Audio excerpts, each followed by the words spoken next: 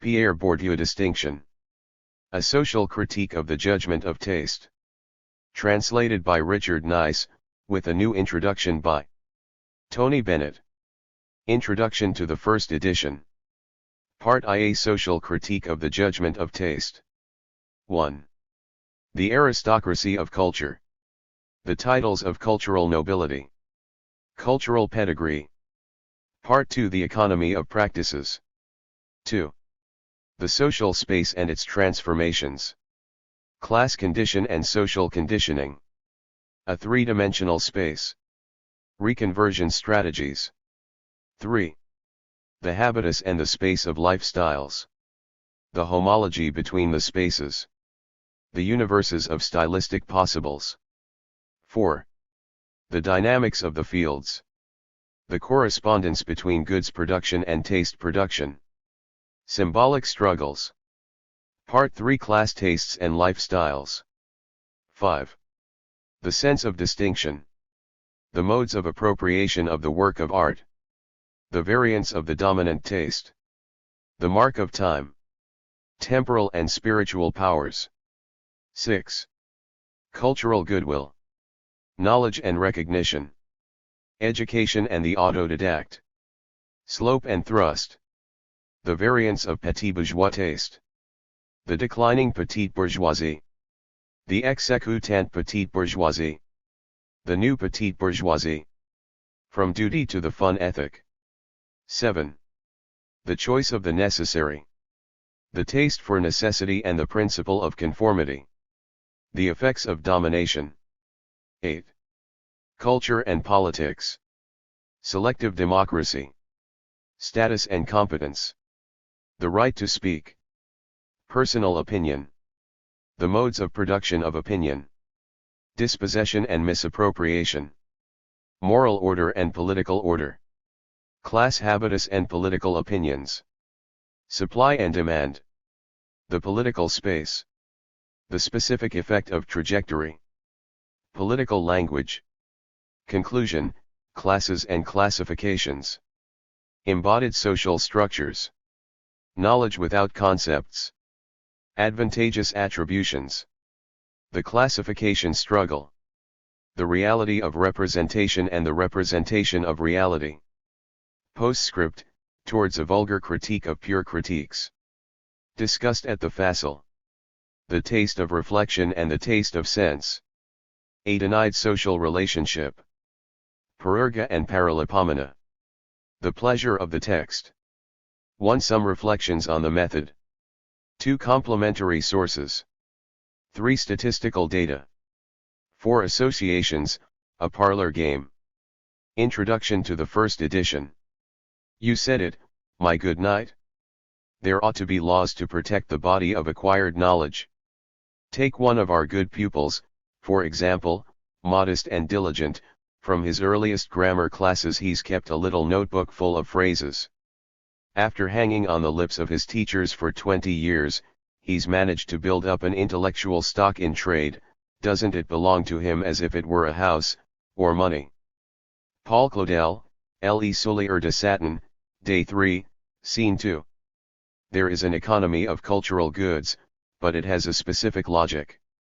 Sociology endeavors to establish the conditions in which the consumers of cultural goods, and their taste for them, are produced, and at the same time to describe the different ways of appropriating such of these objects as are regarded at a particular moment as works of art, and the social conditions of the constitution of the mode of appropriation that is considered legitimate. But one cannot fully understand cultural practices unless culture, in the restricted, normative sense of ordinary usage, is brought back into culture in the anthropological sense, and the elaborated taste for the most refined objects is reconnected with the elementary taste for the flavors of food. Whereas the ideology of charisma regards taste in legitimate culture as a gift of nature, scientific observation shows that cultural needs are the product of upbringing and education. Surveys establish that all cultural practices, museum visits, concert-going, reading etc., and preferences in literature, painting, or music, are closely linked to educational level, measured by qualifications or length of schooling, and secondarily to social origin. Point 1. The relative weight of home background and of formal education, the effectiveness and duration of which are closely dependent on social origin, varies according to the extent to which the different cultural practices are recognized and taught by the educational system, and the influence of social origin is strongest, other things being equal, in extracurricular and avant-garde culture. To the socially recognized hierarchy of the arts, and within each of them, of genres, schools or periods, corresponds a social hierarchy of the consumers. This predisposes tastes to function as markers of class. The manner in which culture has been acquired lives on in the manner of using it. The importance attached to manners can be understood once it is seen that it is these imponderables of practice which distinguish the different and ranked modes of culture acquisition, early or late, domestic or scholastic, and the classes of individuals which they characterize, such as pedants and mondans. Culture also has its titles of nobility awarded by the educational system and its pedigrees, measured by seniority in admission to the nobility. The definition of cultural nobility is the stake in a struggle which has gone on unceasingly, from the 17th century to the present day, between groups differing in their ideas of culture and of the legitimate relation to culture and to works of art, and therefore differing in the conditions of acquisition of which these dispositions are the product. Point 2. Even in the classroom, the dominant definition of the legitimate way of appropriating culture and works of art favors those who have had early access to legitimate culture, in a cultured household, outside of scholastic disciplines, since even within the educational system it devalues scholarly knowledge and interpretation as scholastic or even pedantic in favor of direct experience and simple delight. The logic of what is sometimes called, in typically pedantic language, the reading of a work of art, offers an objective basis for this opposition. Consumption is, in this case, a stage in a process of communication, that is, an act of deciphering, decoding, which presupposes practical or explicit mastery of a cipher or code. In a sense, one can say that the capacity to see, voir, is a function of the knowledge, savoir, or concepts, that is, the words, that are available to name visible things, and which are, as it were, programs for perception. A work of art has meaning and interest only for someone who possesses the cultural competence, that is, the code, into which it is encoded. The conscious or unconscious implementation of explicit or implicit schemes of perception and appreciation which constitutes pictorial or musical culture is the hidden condition for recognizing the styles characteristic of a period, a school, or an author, and, more generally, for the familiarity with the internal logic of works that aesthetic enjoyment presupposes. A beholder who lacks the specific code feels lost in a chaos of sounds and rhythms, colors, and lines, without rhyme or reason. Not having learned to adopt the adequate disposition, he stops short at what Erwin Panofsky calls the sensible properties, perceiving a skin as downy or lacework as delicate, or at the emotional resonances aroused by these properties, referring to austere colors or a joyful melody. He cannot move from the primary stratum of the meaning we can grasp on the basis of our ordinary experience to the stratum of secondary meanings, i.e., the level of the meaning of what is signified, unless he possesses the concepts which go beyond the sensible properties and which identify the specifically stylistic properties of the work. Point 3. Thus the encounter with a work of art is not love at first sight as is generally supposed, and the act of empathy, Einfühlen, which is the art lover's pleasure, presupposes an act of cognition, a decoding operation, which implies the implementation of a cognitive acquirement, a cultural code. Point 4. This typically intellectualist theory of artistic perception directly contradicts the experience of the art lovers closest to the legitimate definition. Acquisition of legitimate culture by insensible familiarization within the family circle tends to favor an enchanted experience of culture which implies forgetting the acquisition. Point 5. The I is a product of history reproduced by education. This is true of the mode of artistic perception now accepted as legitimate, that is, the aesthetic disposition, the capacity to consider in and for themselves, as form rather than function, not only the works designated for such apprehension, i.e., legitimate works of art, but everything in the world, including cultural objects which are not yet consecrated, such as, at one time, primitive arts, or, nowadays, popular photography or kitsch and natural objects. The pure gaze is a historical invention linked to the emergence of an autonomous field of artistic production, that is, a field capable of imposing its own norms on both the production and the consumption of its products. 6 An art which, like all post-impressionist painting, is the product of an artistic intention which asserts the primacy of the mode of representation over the object of representation, demands categorically an attention to form which previous art only demanded conditionally. The pure intention of the artist is that of a producer who aims to be autonomous, that is, entirely the master of his product, who tends to reject not only the programs imposed a priori by scholars and scribes, but also following the old hierarchy of doing and saying, the interpretations superimposed a posteriori on his work. The production of an open work, intrinsically and deliberately polysemic, can thus be understood as the final stage in the conquest of artistic autonomy by poets and, following in their footsteps, by painters, who had long been reliant on writers and their work of showing and illustrating.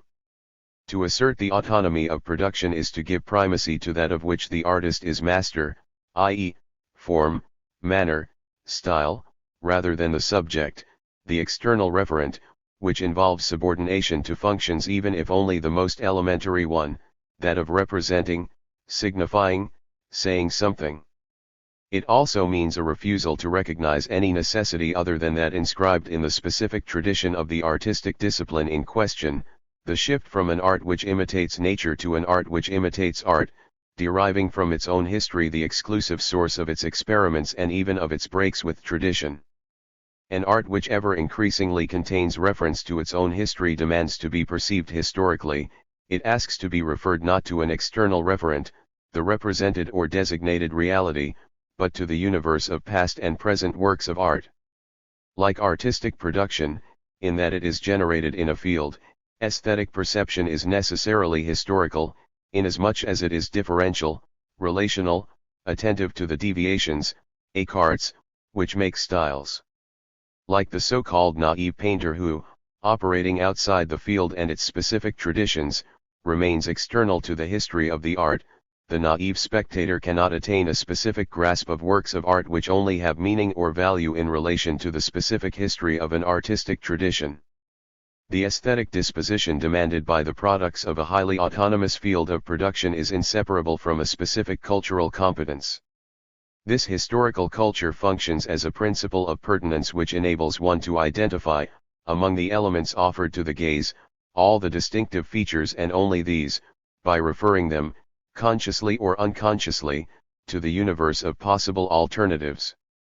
This mastery is, for the most part, acquired simply by contact with works of art, that is, through an implicit learning analogous to that which makes it possible to recognize familiar faces without explicit rules or criteria, and it generally remains at a practical level. It is what makes it possible to identify styles, i.e., modes of expression characteristic of a period, a civilization, or a school, without having to distinguish clearly, or state explicitly, the features which constitute their originality. Everything seems to suggest that even among professional valuers, the criteria which define the stylistic properties of the typical works on which all their judgments are based usually remain implicit. The pure gaze implies a break with the ordinary attitude towards the world, which, given the conditions in which it is performed, is also a social separation. Ortega y Gasset can be believed when he attributes to modern art a systematic refusal of all that is human, i.e., generic, common as opposed to distinctive, or distinguished, namely, the passions, emotions and feelings which ordinary people invest in their ordinary lives. It is as if the popular aesthetic, the quotation marks are there to indicate that this is an aesthetic in itself, not for itself, were based on the affirmation of the continuity between art and life, which implies the subordination of form to function. This is seen clearly in the case of the novel and especially the theater, where the working class audience refuses any sort of formal experimentation and all the effects which, by introducing a distance from the accepted conventions, as regards scenery, plot etc., tend to distance the spectator, preventing him from getting involved and fully identifying with the characters. I am thinking of Brechtian alienation or the disruption of plot in the Nouveau Roman.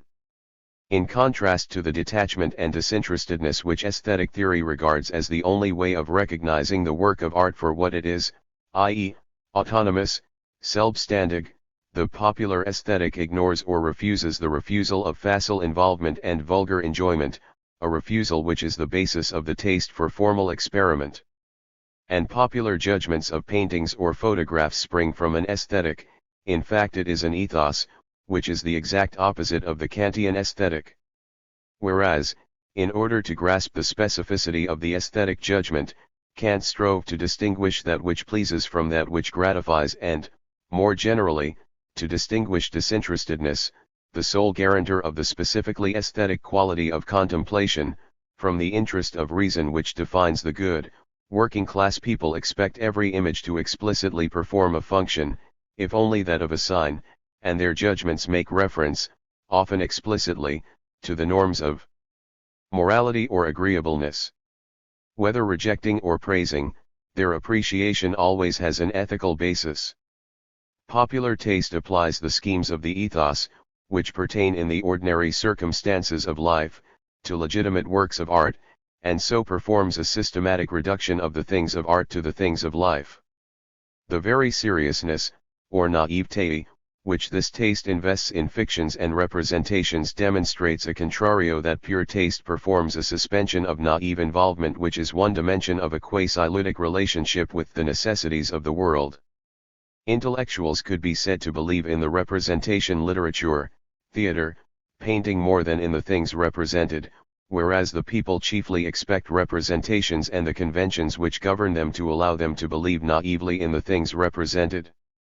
The pure aesthetic is rooted in an ethic, or rather, an ethos of elective distance from the necessities of the natural and social world, which may take the form of moral agnosticism, visible when ethical transgression becomes an artistic parti pris, or of an aestheticism which presents the aesthetic disposition as a universally valid principle and takes the bourgeois denial of the social world to its limit.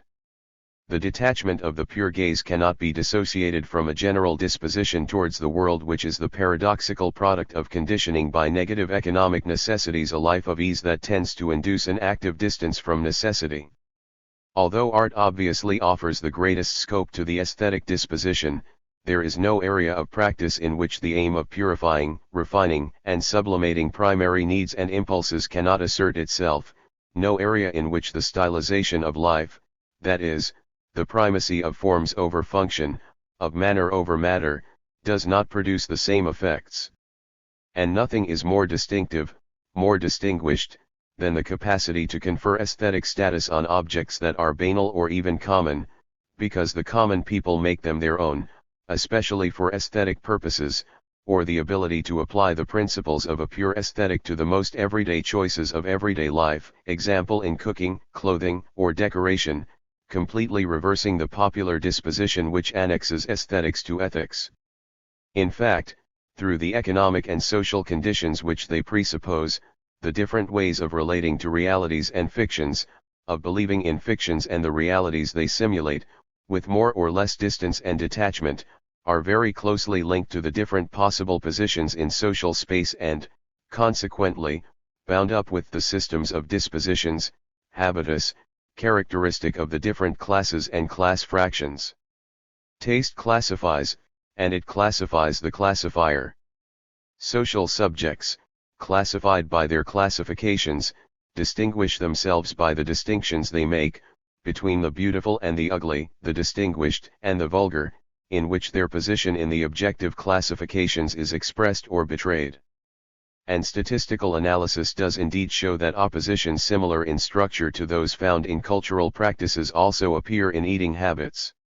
The antithesis between quantity and quality, substance and form, corresponds to the opposition linked to different distances from necessity between the taste of necessity, which favors the most filling and most economical foods, and the taste of liberty or luxury which shifts the emphasis to the manner of presenting, serving, eating etc., and tends to use stylized forms to deny function.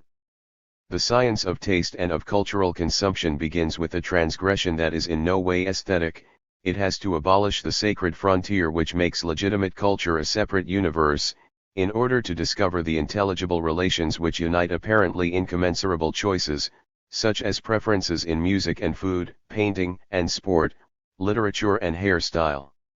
This barbarous reintegration of aesthetic consumption into the world of ordinary consumption abolishes the opposition, which has been the basis of high aesthetics since Kant, between the taste of sense and the taste of reflection, and between facile pleasure, pleasure reduced to a pleasure of the senses, and pure pleasure, pleasure purified of pleasure, which is predisposed to become a symbol of moral excellence and a measure of the capacity for sublimation which defines the truly human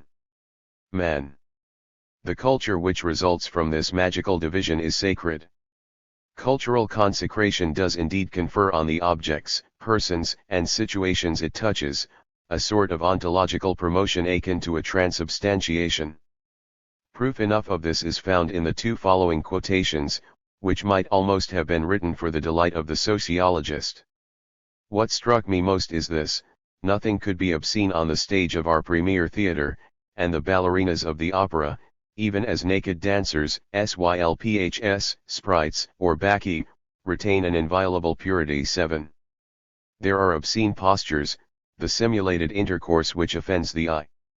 Clearly, it is impossible to approve, although the interpolation of such gestures in dance routines does give them a symbolic and aesthetic quality which is absent from the intimate scenes the cinema daily flaunts before its spectators' eyes.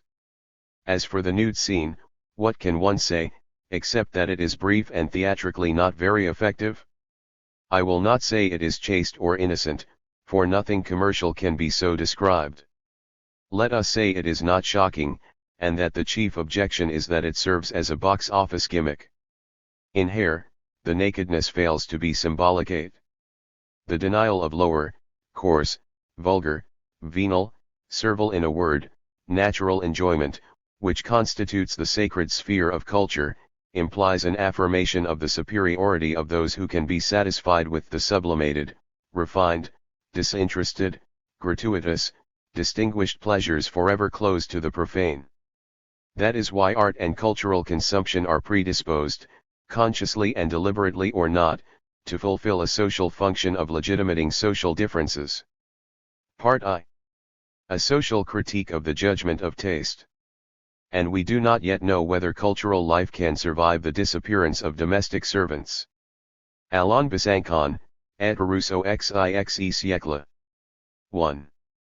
The aristocracy of culture. Sociology is rarely more akin to social psychoanalysis than when it confronts an object like taste, one of the most vital stakes in the struggles fought in the field of the dominant class and the field of cultural production.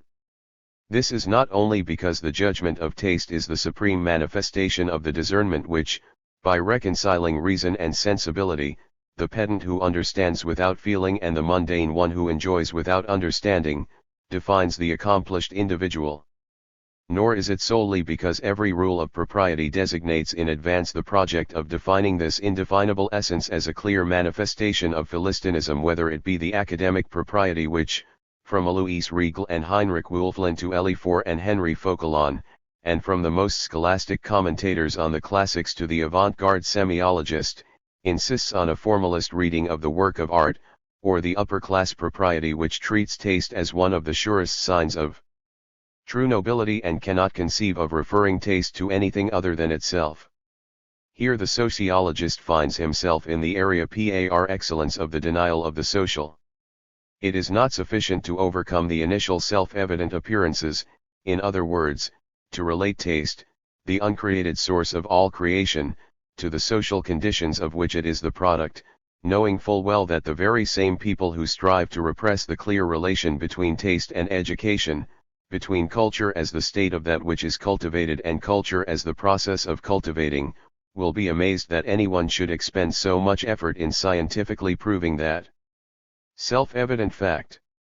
He must also question that relationship, which only appears to be self-explanatory, and unravel the paradox whereby the relationship with educational capital is just as strong in areas which the educational system does not teach.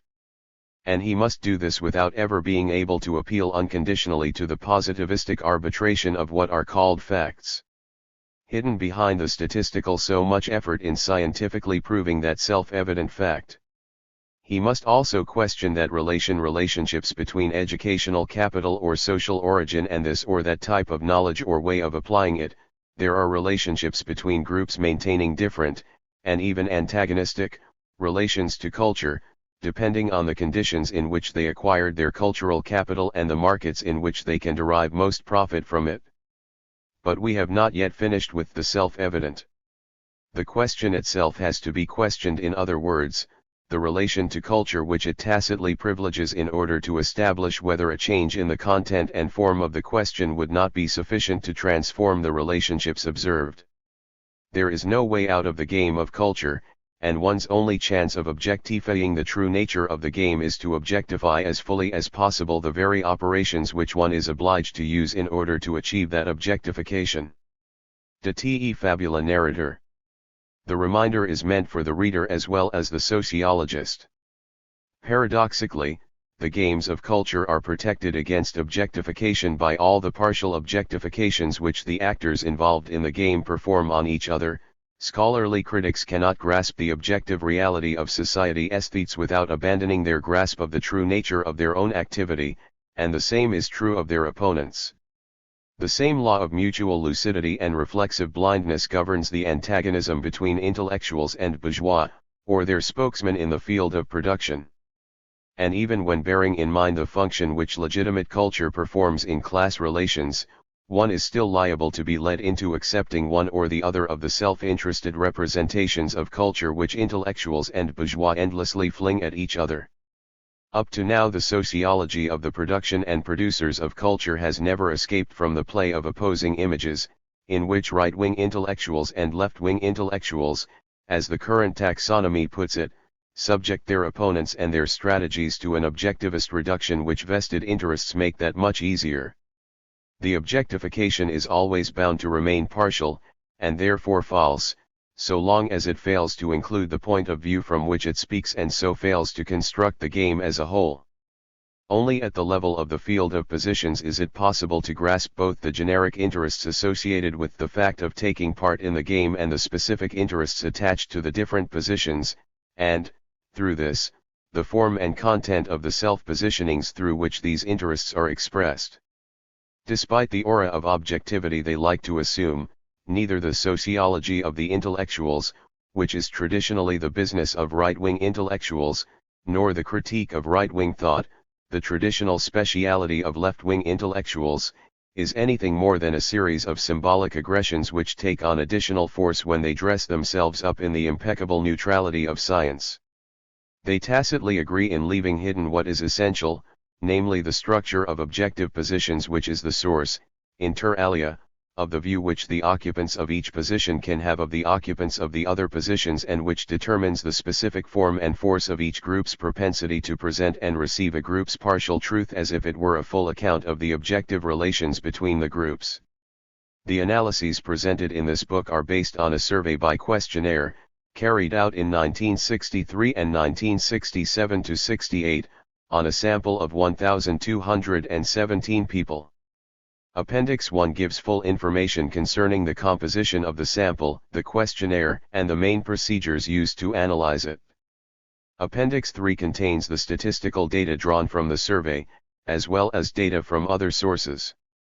The survey sought to determine how the cultivated disposition and cultural competence that are revealed in the nature of the cultural goods consumed, and in the way they are consumed, vary according to the category of agents and the area to which they applied, from the most legitimate areas such as painting or music to the most personal ones such as clothing, furniture, or cookery, and, within the legitimate domains, according to the markets academic and non-academic in which they may be placed. Two basic facts were thus established: on the one hand, the very close relationship linking cultural practices, or the corresponding opinions, to educational capital, measured by qualifications, and, secondarily, to social origin, measured by father's occupation, and, on the other hand, the fact that, at equivalent levels of educational capital, the weight of social origin in the practice and preference explaining system increases as one moves away from the most legitimate areas of culture. The more the competences measured are recognized by the school system, and the more academic the techniques used to measure them, the stronger is the relation between performance and educational qualification. The latter, as a more or less adequate indicator of the number of years of scholastic inculcation, guarantees cultural capital more or less completely, depending on whether it is inherited from the family or acquired at school, and so it is an unequally adequate indicator of this capital. The strongest correlation between performance and educational capital qua cultural capital recognized and guaranteed by the educational system, which is very unequally responsible for its acquisition, is observed when, with the question on the composers of a series of musical works, the survey takes the form of a very scholastic exercise on knowledge very close to that taught by the educational system and strongly recognized in the academic market. The interviewer read out a list of 16 musical works and asked the respondent to name the composer of each. 67% of those with only a SEP or a CAP could not identify more than 2 composers, out of 16 works, compared to 45% of those with a BEPC, 19% of those with the baccalaureate, 17% of those who had gone to a technical college, petite école, or started higher education, and only 7% of those having a qualification equal or superior to a license. 2 Whereas none of the manual or clerical workers questioned was capable of naming 12 or more of the composers of the 16 works, 52% of the artistic producers and the teachers, and 78% of the teachers in higher education, achieved this score. The rate of non-response to the question on favorite painters or pieces of music is also closely correlated with level of education, with a strong opposition between the dominant class on the one hand and the working classes, craftsmen and small tradesmen on the other. However, since in this case whether or not people answered the question doubtless depended as much on their dispositions as on their pure competence, the cultural pretensions of the new petite bourgeoisie junior commercial executives, the medical and social services secretaries and the various cultural intermediaries, see Chapter 6, found an outlet here. Similarly, listening to the most highbrow radio stations, France Musique and France Culture, and to musical or cultural broadcasts, owning a record player, listening to records, without specifying the type, which minimizes the differences, visiting art galleries, and knowledge of painting features which are strongly correlated with one another obey the same logic and, being strongly linked to educational capital, set the various classes and class fractions in a clear hierarchy, with a reverse distribution for listening to variety programs. In the case of activities like the visual arts, or playing a musical instrument, which presupposes a cultural capital generally acquired outside the educational system and, relatively, independent of the level of academic certification, the correlation with social class, which is again strong, is established through social trajectory, which explains the special position of the new petite bourgeoisie. The closer one moves towards the most legitimate areas, such as music or painting, and, within these areas, which can be set in a hierarchy according to their modal degree of legitimacy, towards certain genres or certain works, the more the differences in educational capital are associated with major differences, produced in accordance with the same principles, between genres, such as opera and operetta, or quartets and symphonies, between periods, such as contemporary and classical, between composers and between works. Thus, among works of music, the well-tempered clavier and the concerto for the left hand, which, as will become apparent, are distinguished by the modes of acquisition and consumption which they presuppose, are opposed to the Strauss waltzes and the sabre dance, pieces which are devalued either by belonging to a lower genre, light music, or by their popularization, since the dialectic of distinction and pretension designates as devalued middle-brow art those legitimate works which become popularized. 3 Just as, in the world of song, Georges Brassens and Leo Ferre are opposed to Georges Guattari and Petula Clark, these differences corresponding in each case to differences in educational capital, see Table 1. Table 1 Class preferences for singers and music. A. The table, example first row, is read as follows: out of every 100 working class respondents with either no qualification, a CEP, or a CAP, 33 choose Guattari and 31 Petula Clark among their 3 favorite singers. From a list of 12, 65 choose the Blue Danube and 28 the Saber Dance among their 3 favorite works of music, from a list of 16. In fact, the weight of the secondary factors composition of capital, volume of inherited cultural capital, or social trajectory, age, place of residence varies with the works. Thus, as one moves towards the works that are least legitimate, at the moment in question, factors such as age become increasingly important. In the case of Rhapsody in Blue or the Hungarian Rhapsody, there is a closer correlation with age than with education, father's occupational category, sex, or place of residence. Thus, of all the objects offered for consumers' choice, there are none more classifying than legitimate works of art, which, while distinctive in general, enable the production of distinctions ad infinitum by playing on divisions and subdivisions into genres, periods, styles, authors, etc.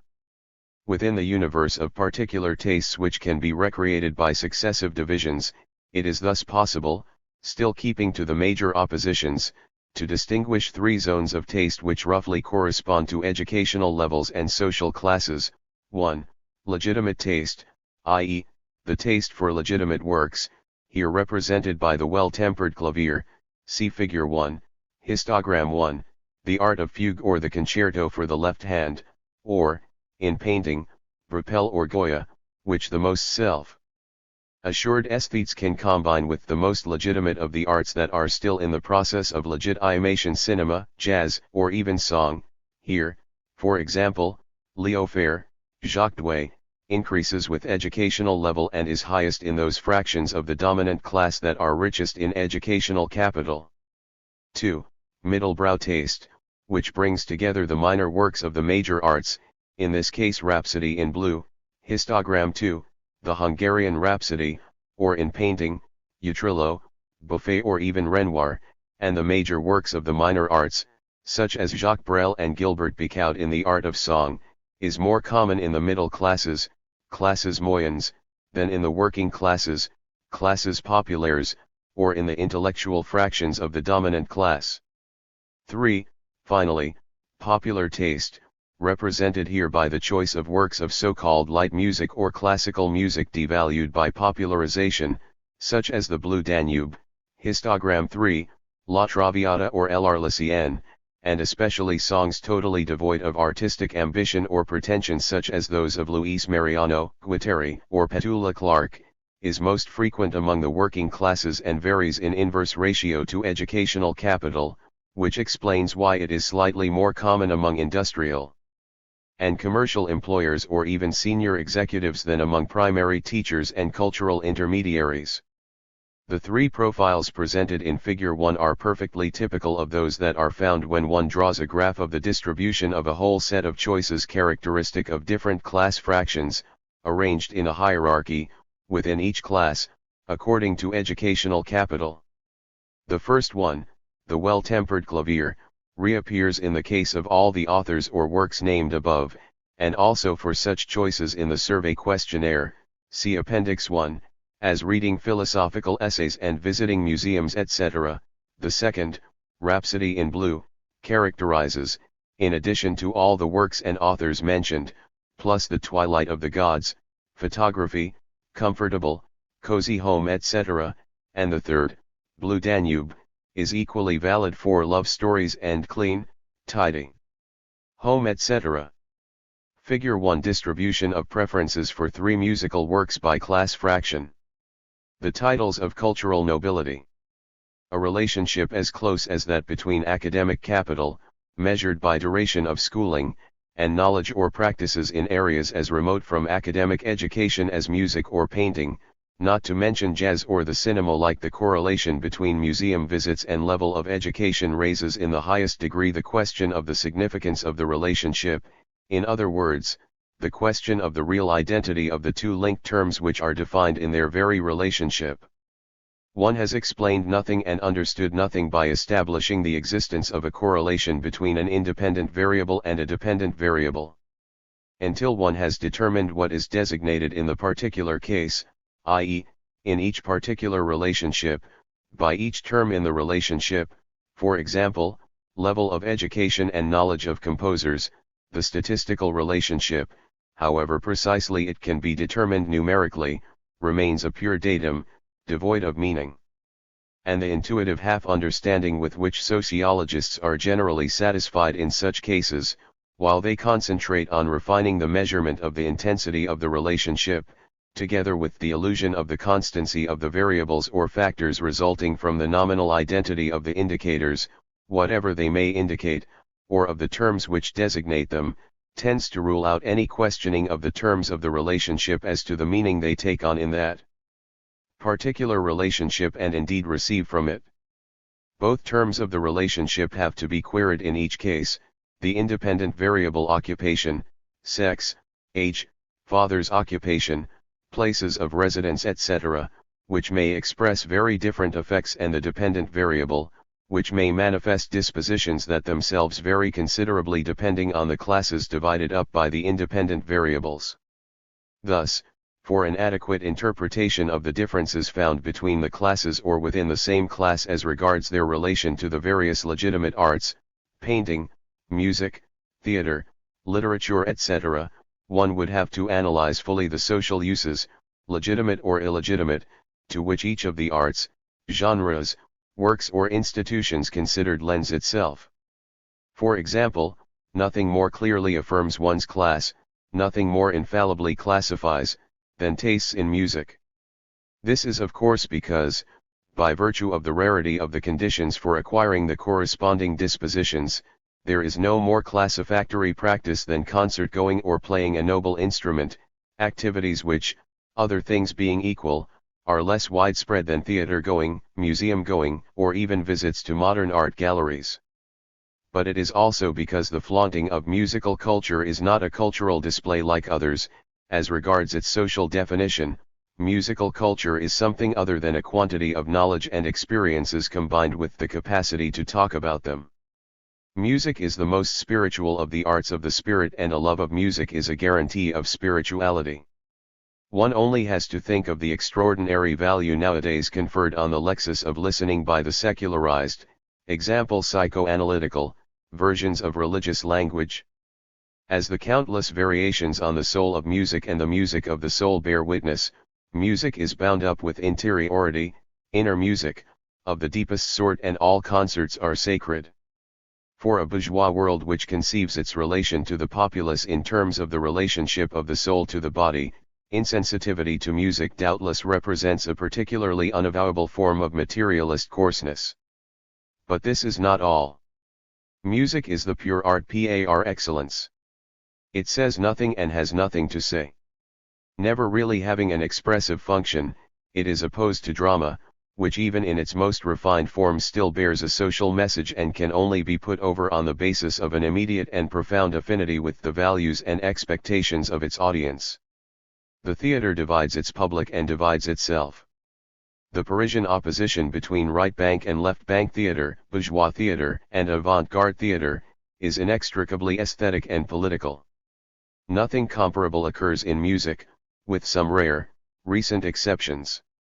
Music represents the most radical and most absolute form of the negation of the world, and especially the social world, which the bourgeois ethos tends to demand of all forms of art. For an adequate interpretation of what would be implied in a table correlating occupation, age, or sex with a preference for the well-tempered clavier or the concerto for the left hand, one has to break both with the blind use of indicators and with spurious, essentialist analyses which are merely the universalizing of a particular experience, in order to make completely explicit the multiple, contradictory meanings which these works take on at a given moment for the totality of social agents. And in particular for the categories of individuals whom they distinguish or who differ with respect to them, in this particular case, the inheritors and the newcomers. One would have to take account, on the one hand, of the socially pertinent properties attached to each of them, that is, the social image of the works, Baroque/modern, harmony/dissonance, rigor/lyricism, etc. The composers, and perhaps especially the corresponding instruments, the sharp, rough timbre of plucked strings/the warm, bourgeois timbre of hammered strings, and, on the other hand, the distributional properties acquired by these works in their relationship, perceived with varying clarity depending on the case, with the different classes or class fractions, ca fate, and with the corresponding conditions of reception, belated knowledge through record/early knowledge through playing the piano, the bourgeois instrument par excellence. The opposition found at the level of distributional properties is generally homologous to that found at the level of stylistic characteristics. This is because homology between the positions of the producers, or the works, in the field of production and the positions of the consumers in social space, i.e., in the overall class structure or in the structure of the dominant class, seems to be the most frequent case. Roughly speaking, the amateur of Mallarmé is likely to be to the amateur of Zola as Mallarmé was to Zola. Differences between works are predisposed to express differences between authors, partly because, in both style and content, they bear the mark of their author's socially constituted dispositions, that is, their social origins, retranslated as a function of the positions in the field of production which these dispositions played a large part in determining, and partly because they remain marked by the social significance which they received from their opposition, and that of their authors, in the field of production, example left/right, clear/obscure, etc., and which is perpetuated by the university tradition. It is also clear what would be required for an adequate interpretation of the bourgeois predilection for the Impressionists, whose simultaneously lyrical and naturalistic adherence to natural or human nature contrasts both with realist or critical representation of the social world, doubtless one dimension of the opposition between Renoir and Goya, not to mention Courbet or Daumier, and with all forms of abstraction.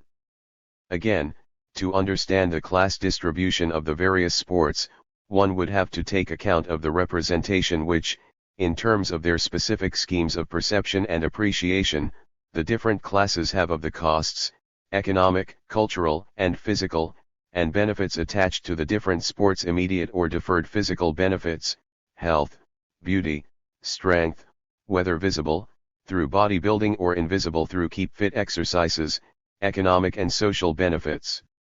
upward mobility, etc., immediate or deferred symbolic benefits linked to the distributional or positional value of each of the sports considered, i.e., all that each of them receives from its greater or lesser rarity, and its more or less clear association with the class, with boxing, football, rugby, or bodybuilding evoking the working classes, tennis and skiing the bourgeoisie and golf the upper bourgeoisie, gains in distinction accruing from the effects on the body itself, example slimness, sun.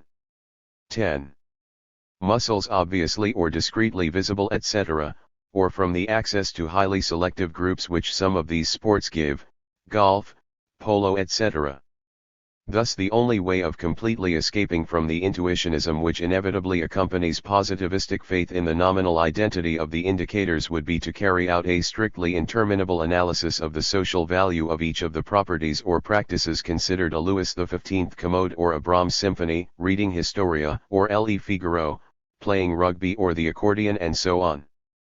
The statistics of the class distribution of newspaper reading would perhaps be interpreted less blindly if sociologists bore in mind Proust's analysis of that abominable, voluptuous act called reading the paper, whereby all the misfortunes and cataclysms suffered by the universe in the last 24 hours, battles which have cost the lives of 50,000 men, murders, strikes, bankruptcies, fires, poisonings, suicides, divorces, the cruel emotions of statesman and actor, transmuted into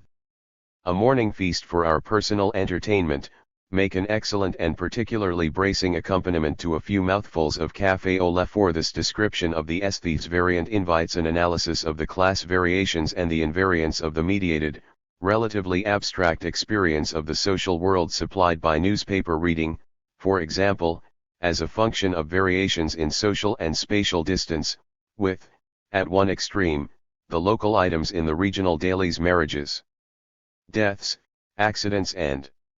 At the other extreme, international news, or, on another scale, the royal engagements and weddings in the glossy magazines, or in political commitment, from the detachment depicted in Proust's text to the activist's outrage or enthusiasm.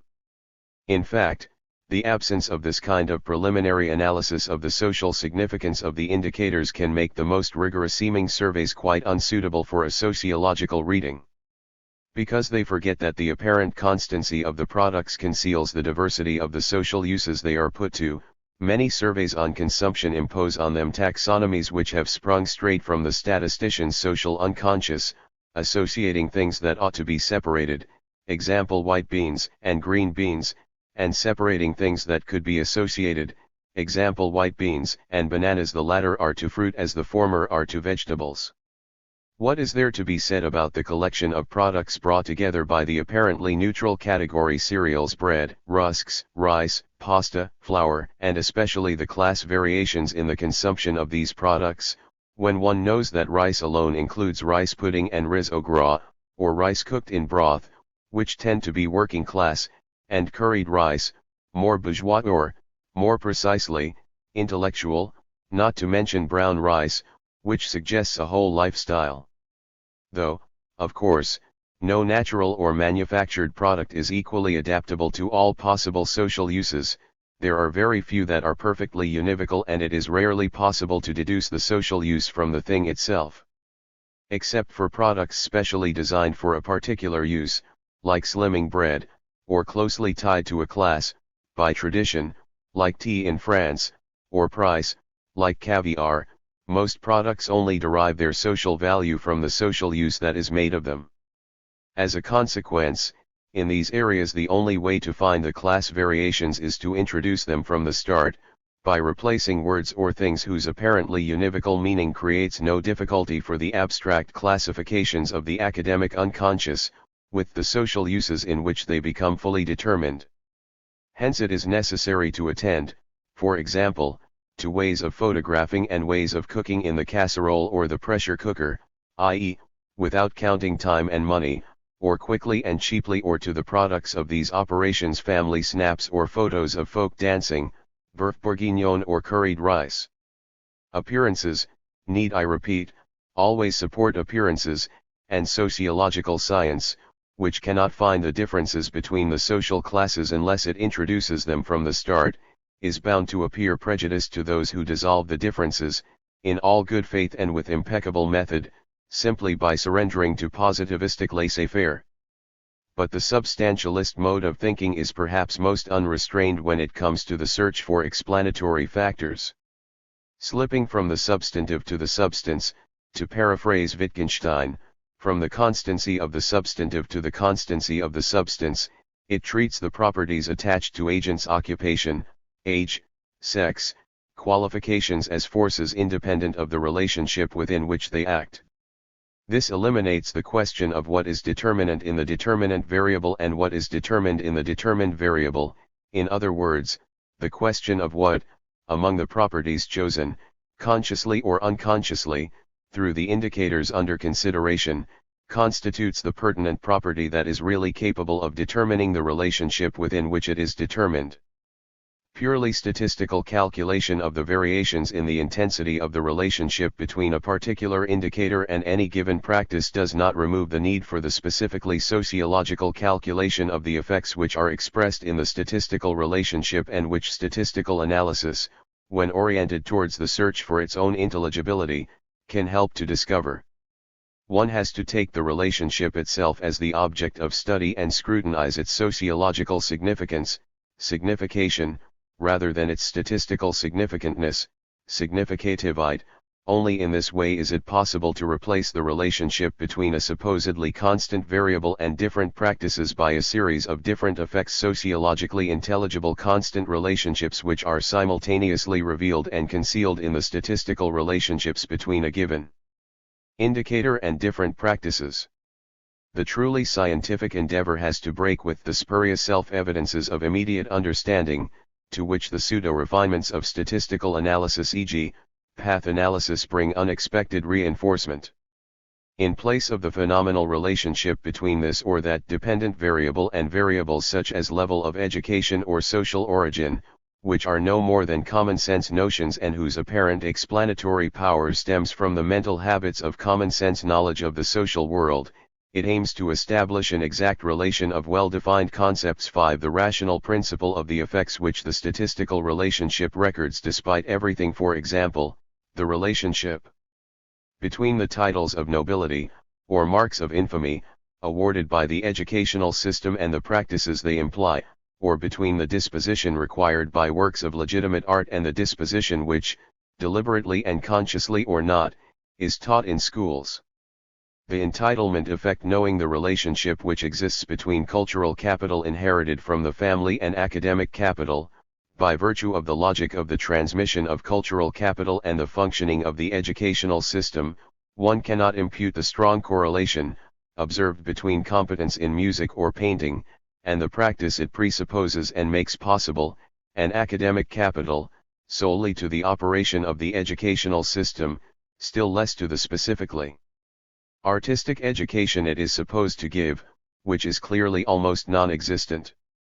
Academic capital is in fact the guaranteed product of the combined effects of cultural transmission by the family and cultural transmission by the school, the efficiency of which depends on the amount of cultural capital directly inherited from the family. Through its value-inculcating and value-imposing operations, the school also helps, to a greater or lesser extent, depending on the initial disposition, i.e., class of origin, to form a general, transposable disposition towards legitimate culture, which is first acquired with respect to scholastically recognized knowledge and practices but tends to be applied beyond the bounds of the curriculum, taking the form of a disinterested propensity to accumulate experience and knowledge which may not be directly profitable in the academic market. The educational system defines non-curricular general culture, la culture libre, negatively at least, by delimiting, within the dominant culture, the area of what it puts into its syllabuses and controls by its examinations. It has been shown that the most scholastic cultural objects are those taught and required at the lowest levels of schooling, the extreme form of the scholastic being the elementary, and that the educational system sets an increasingly high value on general culture and increasingly refuses scholastic measurements of culture, such as direct, closed questions on authors, dates, and events, as one moves towards the highest levels of the system. In fact, the generalizing tendency of the cultivated disposition is only a necessary, not a sufficient, condition for the enterprise of cultural appropriation, which is inscribed, as an objective demand, in membership of the bourgeoisie and in the qualifications giving access to its rights and duties. This is why we must first stop to consider what is perhaps the best hidden effect of the educational system, the one it produces by imposing Title VI, a particular case of the attribution by status, whether positive, ennobling, or negative, stigmatizing, which every group produces by assigning individuals to hierarchically ordered classes. Whereas the holders of educationally uncertified cultural capital can always be required to prove themselves, because they are only what they do, merely a byproduct of their own cultural production, the holders of titles of cultural nobility, like the titular members of an aristocracy, whose being, defined by their fidelity to a lineage, an estate, a race, a past, a fatherland, or a tradition, is irreducible to any doing, to any know-how or function, only have to be what they are, because all their practices derive their value from their authors, being the affirmation and perpetuation of the essence by virtue of which they are performed. Defined by the titles which predispose and legitimate them in being what they are, which make what they do the manifestation of an essence earlier and greater than its manifestations, as in the Platonic dream of a division of functions based on a hierarchy of beings, they are separated by a difference in kind from the commoners of culture, who are consigned to the doubly devalued status of autodidact and stand in point 8. Aristocracies are essentialist. Regarding existence as an emanation of essence, they set no intrinsic value on the deeds and misdeeds enrolled in the records and registries of bureaucratic memory. They prize them only insofar as they clearly manifest, in the nuances of their manner, that their one inspiration is the perpetuating and celebrating of the essence by virtue of which they are accomplished. The same essentialism requires them to impose on themselves what their essence imposes on them, noblesse oblige to ask of themselves what no one else could ask, to live up to their own essence. This effect is one of the mechanisms which, in conditions of crisis, cause the most privileged individuals, who remain most attached to the former state of affairs, to be the slowest to understand the need to change strategy and so to fall victim to their own privilege, for example, ruined nobles who refuse to change their ways, or the heirs of great peasant families who remain celibate rather than marry beneath them. It could be shown, in the same way, that the ethic of noblesse oblige, still found in some fractions of the peasantry and traditional craftsmen, contributes significantly to the self-exploitation characteristic of these classes. This gives us an insight into the effect of academic markers and classifications. However, for a full understanding we have to consider another property of all aristocracies. The essence in which they see themselves refuses to be contained in any definition. Escaping petty rules and regulations, it is, by nature, freedom. Thus, for the academic aristocracy it is one and the same thing to identify with an essence of the cultivated man and to accept the demands implicitly inscribed in it, which increase with the prestige of the title. So there is nothing paradoxical in the fact that in its ends and means the educational system defines the enterprise of legitimate autodidacticism which the acquisition of general culture presupposes, an enterprise that is ever more strongly demanded as one rises in the educational hierarchy, between sections, disciplines, and specialties etc., or between levels. The essentially contradictory phrase legitimate autodidacticism is intended to indicate the difference in kind between the highly valued extracurricular culture of the holder of academic qualifications and the illegitimate extracurricular culture of the autodidact. The reader of the popular Science Monthly Science ETV who talks about the genetic code or the incest taboo exposes himself to ridicule as soon as he ventures outside the circle of his peers, whereas Claude Lévi-Strauss or Jacques Monod can only derive additional prestige from their excursions into the field of music or philosophy. Illegitimate extracurricular culture, whether it be the knowledge accumulated by the self-taught or the experience acquired in and through practice, outside the control of the institution specifically mandated to inculcate it and officially sanction its acquisition, like the art of cooking or herbal medicine, craftsman's skills, or the stand-in's irreplaceable knowledge, is only valorized to the strict extent of its technical efficiency, without any social added value, and is exposed to legal sanctions, like the illegal practice of medicine, whenever it emerges from the domestic universe to compete with authorized competences. Thus, it is written into the tacit definition of the academic qualification formally guaranteeing a specific competence, like an engineering diploma, that it really guarantees possession of a general culture whose breadth is proportionate to the prestige of the qualification. 9. And, conversely, that no real guarantee may be sought of what it guarantees formally and really or, to put it another way, of the extent to which it guarantees what it guarantees. This effect of symbolic imposition is most intense in the case of the diplomas consecrating the cultural elite. The qualifications awarded by the French grandes écoles guarantee, without any other guarantee, a competence extending far beyond what they are supposed to guarantee. This is by virtue of a clause which, though tacit, is firstly binding on the qualification holders themselves, who are called upon really to procure the attributes assigned to them by their status. 10.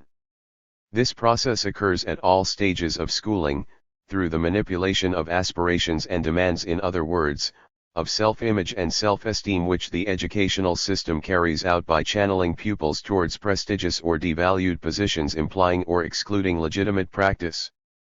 The effect of allocation, i.e., assignment to a section, a discipline, philosophy or geography, mathematics or geology, to take the extremes, or an institution, a grande école that is more or less grande, or a faculty, mainly operates through the social image of the position in question and the prospects objectively inscribed in it, among the foremost of which are a certain type of cultural accumulation and a certain image of cultural accomplishment. 11. The official differences produced by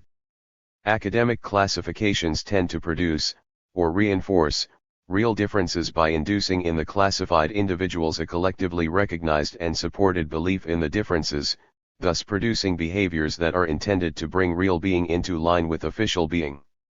Activities as alien to the explicit demands of the institution as keeping a diary, wearing heavy makeup, theater going or going dancing, writing poems or playing rugby can thus find themselves inscribed in the position allotted within the institution as a tacit demand constantly underlined by various mediations. Among the most important of these are teachers' conscious or unconscious expectations and peer group pressure, whose ethical orientation is itself defined by the class values brought into and reinforced by the institution. This allocation effect and the status assignment it entails doubtless play a major role in the fact that the educational institution succeeds in imposing cultural practices that it does not teach and does not even explicitly demand, but which belong to the attributes attached by status to the position it assigns, the qualifications it awards and the social positions to which the latter give access. This logic doubtless helps to explain how the legitimate disposition that is acquired by frequent contact with a particular class of works, namely, the literary and philosophical works recognized by the academic canon, comes to be extended to other, less legitimate works, such as avant-garde literature, or to areas enjoying less academic recognition, such as the cinema. The generalizing tendency is inscribed in the very principle of the disposition to recognize legitimate works, a propensity and capacity to recognize their legitimacy and perceive them as worthy of admiration in themselves, which is inseparable from the capacity to recognize in them something already known, i.e., the stylistic traits appropriate to characterize them in their singularity. It's a Rembrandt, or even it's the helmeted man, or as members of a class of works, it's impressionist. This explains why the propensity and capacity to accumulate gratuitous knowledge, such as the names of film directors, are more closely and exclusively linked to educational capital than is mere cinema-going, which is more dependent on income, place of residence and age. Cinema-going, measured by the number of films seen among the 20 films mentioned in the survey, is lower among the less educated than among the more highly educated, but also lower among provincials, in Lille, than among Parisians, among low-income than among high-income groups, and among old than among young people. And the same relationships are found in the surveys by the Centre d'études de supports de publicité, CESP. The proportion who say they have been to the cinema at least once in the previous week, a more reliable indicator of behavior than a question on cinema going in the course of the year, for which the tendency to overstate is particularly strong, is rather greater among men than women, 7.8% compared to 5.3%, greater in the Paris area, 10.9%, than in towns of over 100,000 people, 7.7%, or in rural areas, 3.6%, greater among senior executives and members of the professions, 11.1%, than among junior executives, 9.5%, or clerical and commercial employees, 9.7%, skilled manual workers and foremen, 7.3%, semi-skilled workers, 6.3%, small employers, 5.2%, and farmers and farm workers, 2.6%. But the greatest contrasts are between the youngest, 22.4% of the 21 to 24-year-olds had been to the cinema at least once in the previous week, and the oldest, only 3.2% of the 35 to 49-year-olds, 1.7% of the 50 to 64-year-olds and 1.1% of the over 65s, and between the most and least highly educated, 18.2% of those who had been through higher education, 9.5% of those who had had secondary education, and 2.2% of those who had had only primary education or none at all had been to the cinema in the previous week. CSXIIIA, point 12. Knowledge of directors is much more closely linked to cultural capital than is mere cinema-going.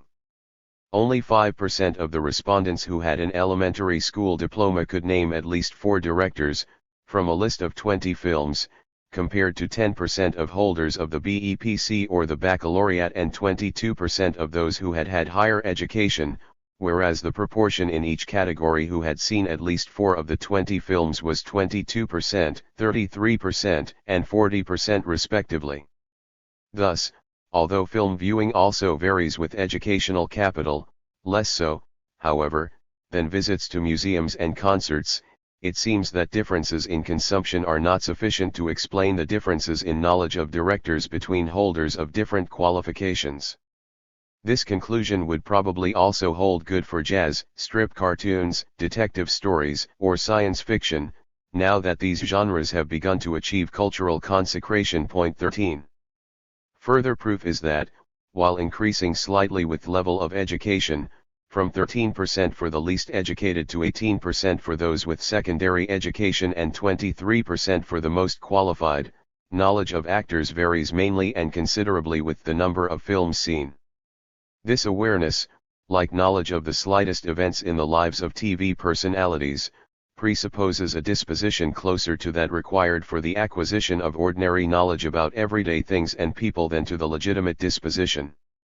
And indeed, these least educated regular cinemagoers knew as many actors' names as the most highly educated. Among those who had seen at least 4 of the films mentioned, 45% of those who had had only a primary education were able to name 4 actors, as against 35% of those who had had a secondary education and 47% of those who had had some higher education.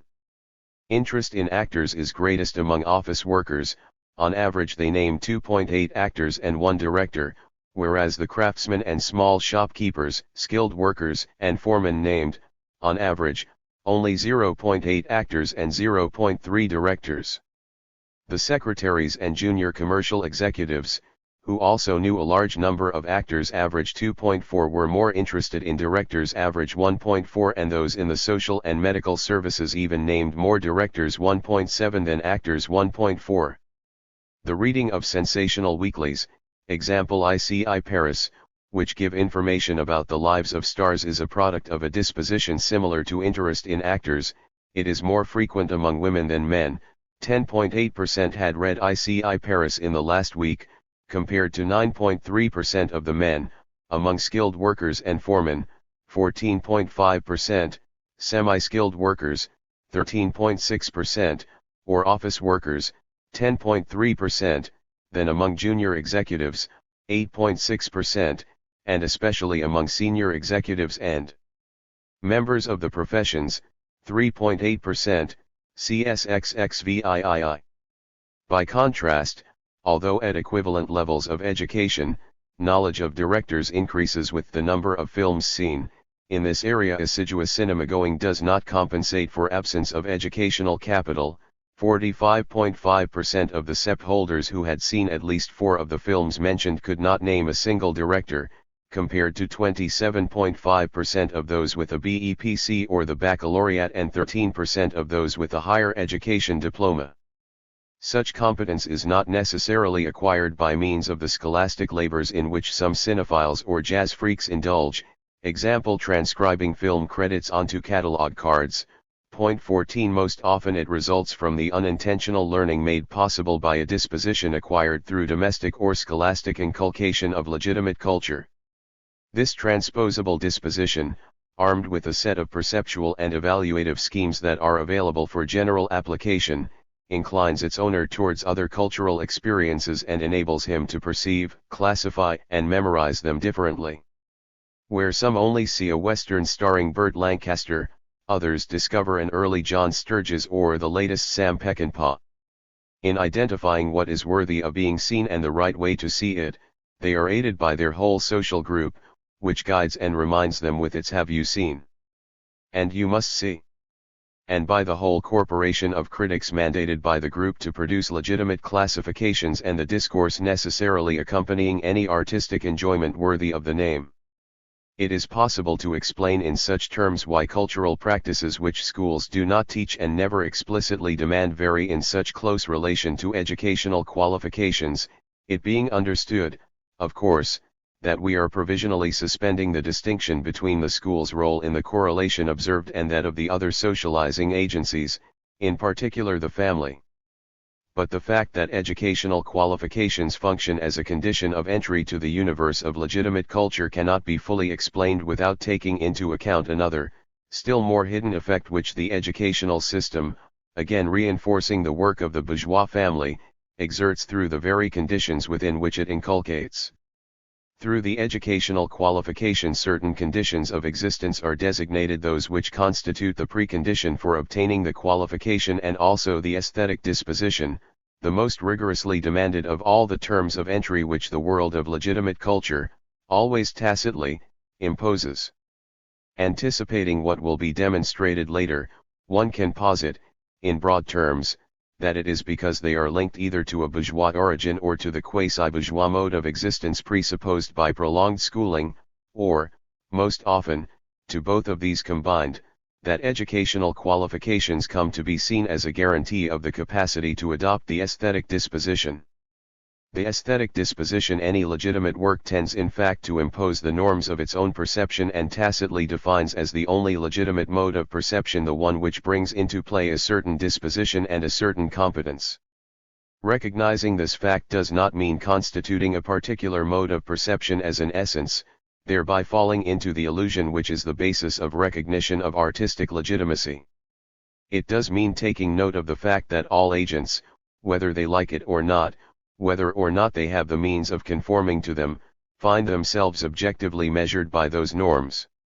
At the same time it becomes possible to establish whether these dispositions and competences are gifts of nature, as the charismatic ideology of the relation to the work of art would have it, or products of learning, and to bring to light the hidden conditions of the miracle of the unequal class distribution of the capacity for inspired encounters with works of art and high culture in general.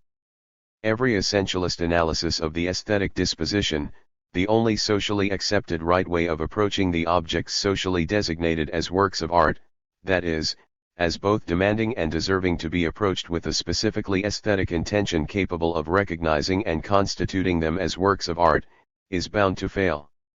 Refusing to take account of the collective and individual genesis of this product of history which must be endlessly reproduced by education, it is unable to reconstruct its sole raison d'être, that is, the historical reason which underlies the arbitrary necessity of the institution.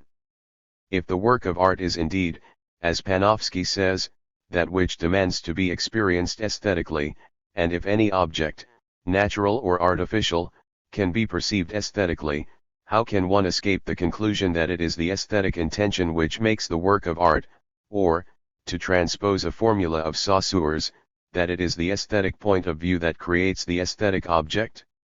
To get out of this vicious circle, Panofsky has to endow the work of art with an intention, in the scholastic sense. A purely practical perception contradicts the subjective intention, just as an aesthetic perception would in a sense be a practical negation of the objective intention of a signal, a red light for example, which requires a practical response, braking.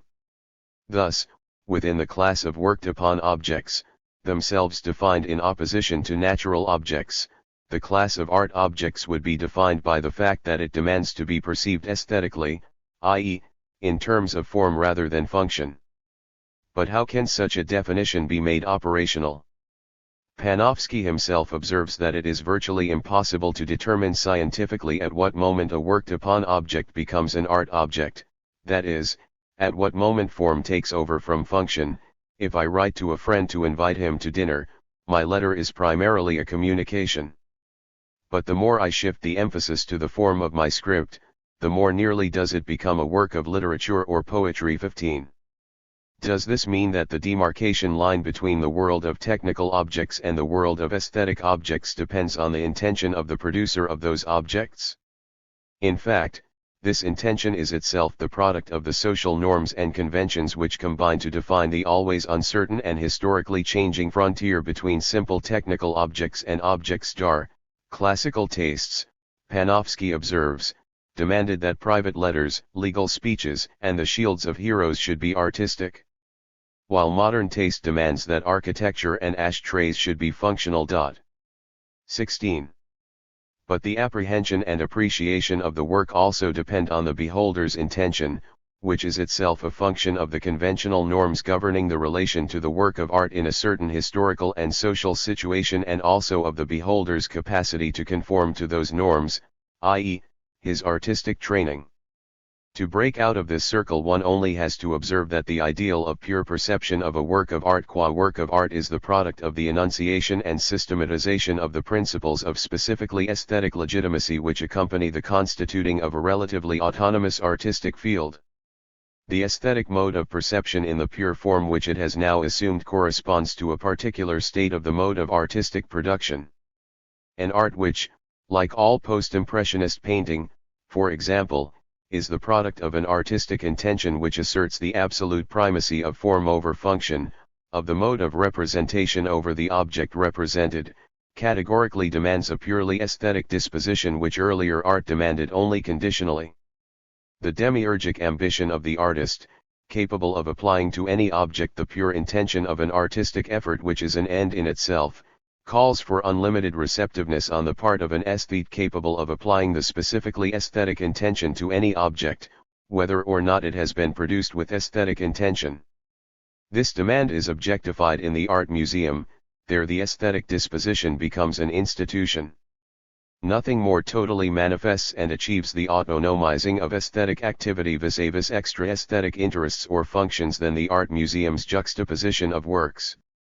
Though originally subordinated to quite different or even incompatible functions, crucifix and fetish, pieta and still life, these juxtaposed works tacitly demand attention to form rather than function, technique rather than theme, and, being constructed in styles that are mutually exclusive but all equally necessary, they are a practical challenge to the expectation of realistic representation as defined by the arbitrary canons of an everyday aesthetic, and so led naturally from stylistic relativism to the neutralization of the very function of representation.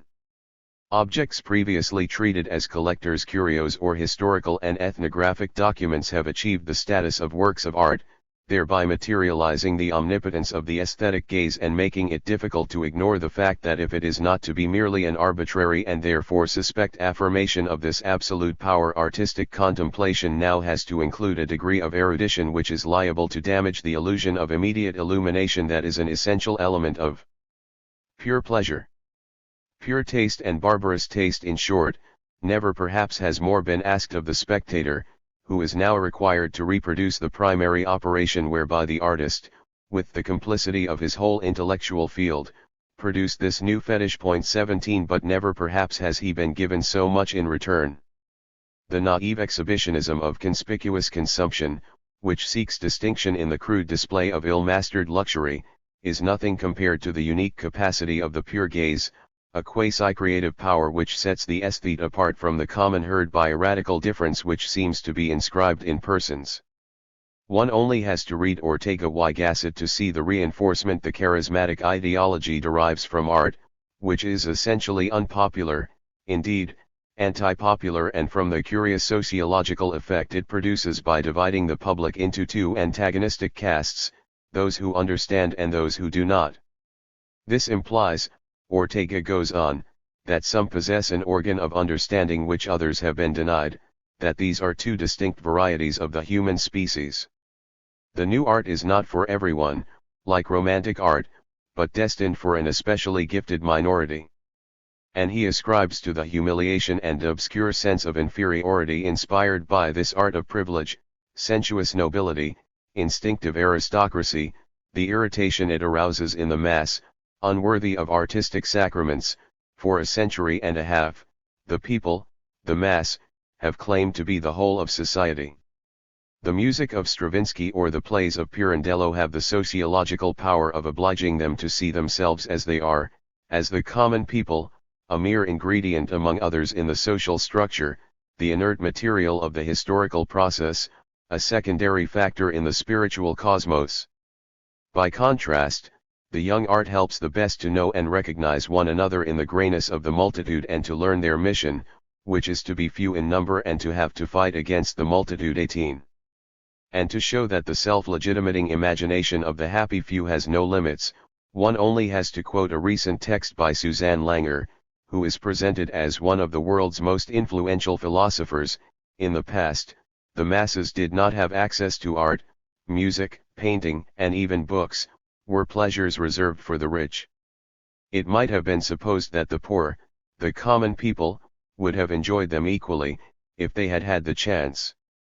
But now that everyone can read, go to museums, listen to great music, at least on the radio, the judgment of the masses about these things has become a reality, and through this it has become clear that great art is not a direct sensuous pleasure.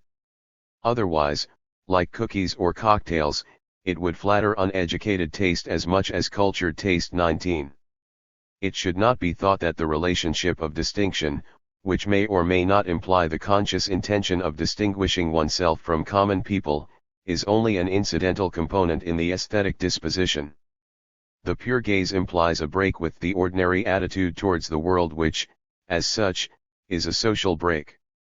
One can agree with Ortega y Gasset when he attributes to modern art, which merely takes to its extreme conclusions, an intention implicit in art since the Renaissance's systematic refusal of all that is human,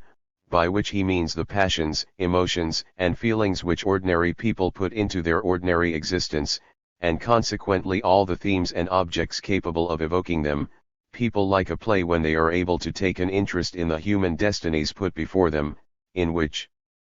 they participate as if they were real-life events. 20. Rejecting the human clearly means rejecting what is generic, i.e., common, easy and immediately accessible, starting with everything that reduces the aesthetic animal to pure and simple animality, to palpable pleasure or sensual desire.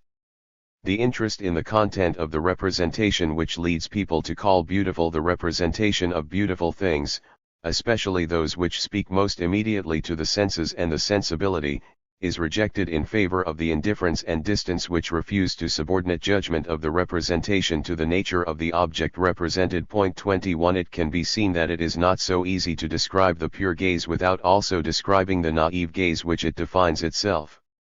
against, and vice versa, and that there is no neutral, impartial, pure description of either of these opposing visions, which does not mean that one has to subscribe to aesthetic relativism, when it is so obvious that the popular aesthetic is defined in relation to high aesthetics, and that reference to legitimate art and its negative judgment on popular taste never ceases to haunt the popular experience of beauty. Refusal or privation. It is as dangerous to attribute the coherence of a systematic aesthetic to the objectively aesthetic commitments of ordinary people as it is to adopt, albeit unconsciously, the strictly negative conception of ordinary vision which is the basis of every high aesthetic. The popular aesthetic, everything takes place as if the popular aesthetic were based on the affirmation of continuity between art and life, which implies the subordination of form to function, or, one might say, on a refusal of the refusal which is the starting point of the high aesthetic, i.e., the clear-cut separation of ordinary dispositions from the specifically aesthetic disposition. The hostility of the working class and of the middle class fractions least rich in cultural capital towards every kind of formal experimentation asserts itself both in the theater and in painting, or still more clearly, because they have less legitimacy, in photography and the cinema. In the theater as in the cinema, the popular audience delights in plots that proceed logically and chronologically towards a happy end, and identifies better with simply drawn situations and characters than with ambiguous and symbolic figures and actions or the enigmatic problems of the theater of cruelty, not to mention the suspended animation of Beckettian heroes or the bland absurdities of Pintoresque dialogue. Their reluctance or refusal springs not just from lack of familiarity but from a deep-rooted demand for participation, which formal experiment systematically disappoints, especially when, refusing to offer the vulgar attractions of an art of illusion, the theatrical fiction denounces itself, as in all forms of play within a play.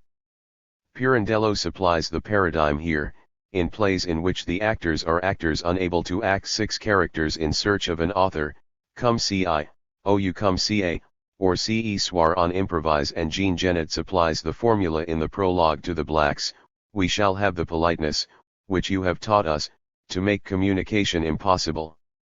The distance initially between us we shall increase, by our splendid gestures, our manners, and our insolence, for we are also actors. The desire to enter into the game, identifying with the characters' joys and sufferings, worrying about their fate, espousing their hopes and ideals, living their life, is based on a form of investment, a sort of deliberate naivete, ingenuousness, good-natured credulity, we're here to enjoy ourselves, which tends to accept formal experiments and specifically artistic effects only to the extent that they can be forgotten and do not get in the way of the substance of the work. The cultural divide which associates each class of works with its public means that it is not easy to obtain working-class people's first-hand judgments on formalist innovations in modern art. However, television, which brings certain performances of high art into the home, or certain cultural institutions, such as the Beaubourg Center or the Maisons de la Culture, which briefly bring a working-class public into contact with high art and sometimes avant-garde works, create what are virtually experimental situations, neither more nor less artificial or unreal than those necessarily produced by any survey on legitimate culture in a working-class milieu. One then observes the confusion, sometimes almost a sort of panic mingled with revolt, that is induced by some exhibits. I am thinking of Ben's heap of coal, on view at Beaubourg shortly after it opened, whose parodic intention, entirely defined in terms of an artistic field and its relatively autonomous history, is seen as a sort of aggression, an affront to common sense and sensible people.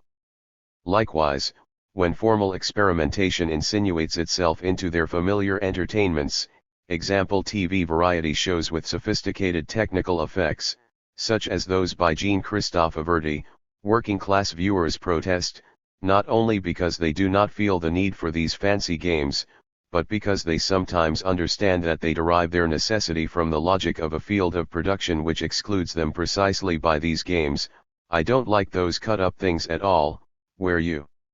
see a head, then a nose, then a leg. First you see a singer all drawn out, 3 meters tall, then the next minute he's got arms 2 meters long. Do you find that funny? Oh, I just don't like it, it's stupid, I don't see the point of distorting things. A baker, Grenoble. Formal refinement which, in literature or the theater, leads to obscurity is, in the eyes of the working-class public, one sign of what is sometimes felt to be a desire to keep the uninitiated at arm's length, or, as one respondent said about certain cultural programs on TV, to speak to other initiates over the viewer's heads. 22 It is part of the paraphernalia which always announces the sacred character, separate and separating, of high culture, the icy solemnity of the great museums, the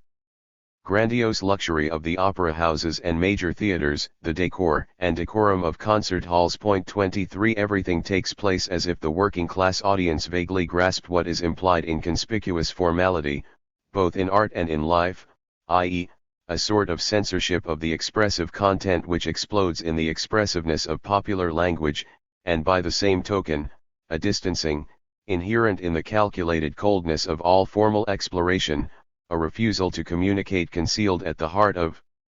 the communication itself. Both in an art which takes back and refuses what it seems to deliver, and in bourgeois politeness, whose impeccable formalism is a permanent warning against the temptation of familiarity. Conversely, popular entertainment secures the spectator's participation in the show and collective participation in the festivity which it occasions.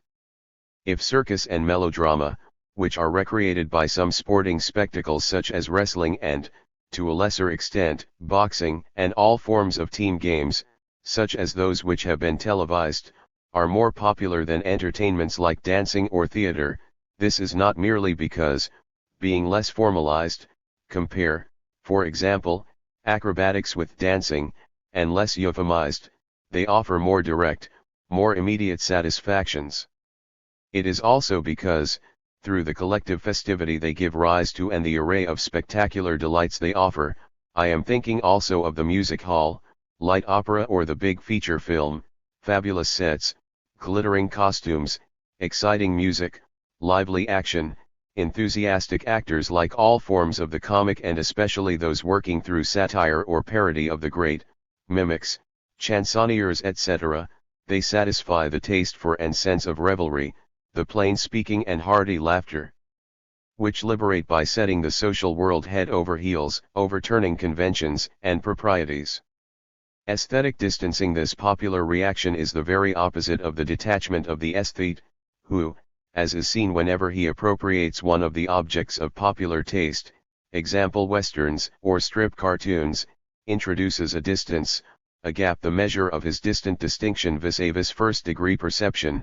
by displacing the interest from the content, characters, plot etc., to the form, to the specifically artistic effects which are only appreciated relationally, through a comparison with other works which is incompatible with immersion in the singularity of the work immediately given. Detachment, disinterestedness, indifference. Aesthetic theory has so often presented these as the only way to recognize the work of art for what it is, autonomous, selbstständig, that one ends up forgetting that they really mean disinvestment, detachment, indifference, in other words, the refusal to invest oneself and take things seriously. Worldly wise readers of Rousseau's Lettres sur les spectacles 24, who have long been aware that there is nothing more naive and vulgar than to invest too much passion in the things of the mind or to expect too much seriousness of them, tending to assume that intellectual creativity is opposed to moral integrity or political consistency, have no answer to Virginia Woolf when she criticizes the novels of Wells, Galsworthy, and Bennett because they leave one with a strange sense of incompleteness and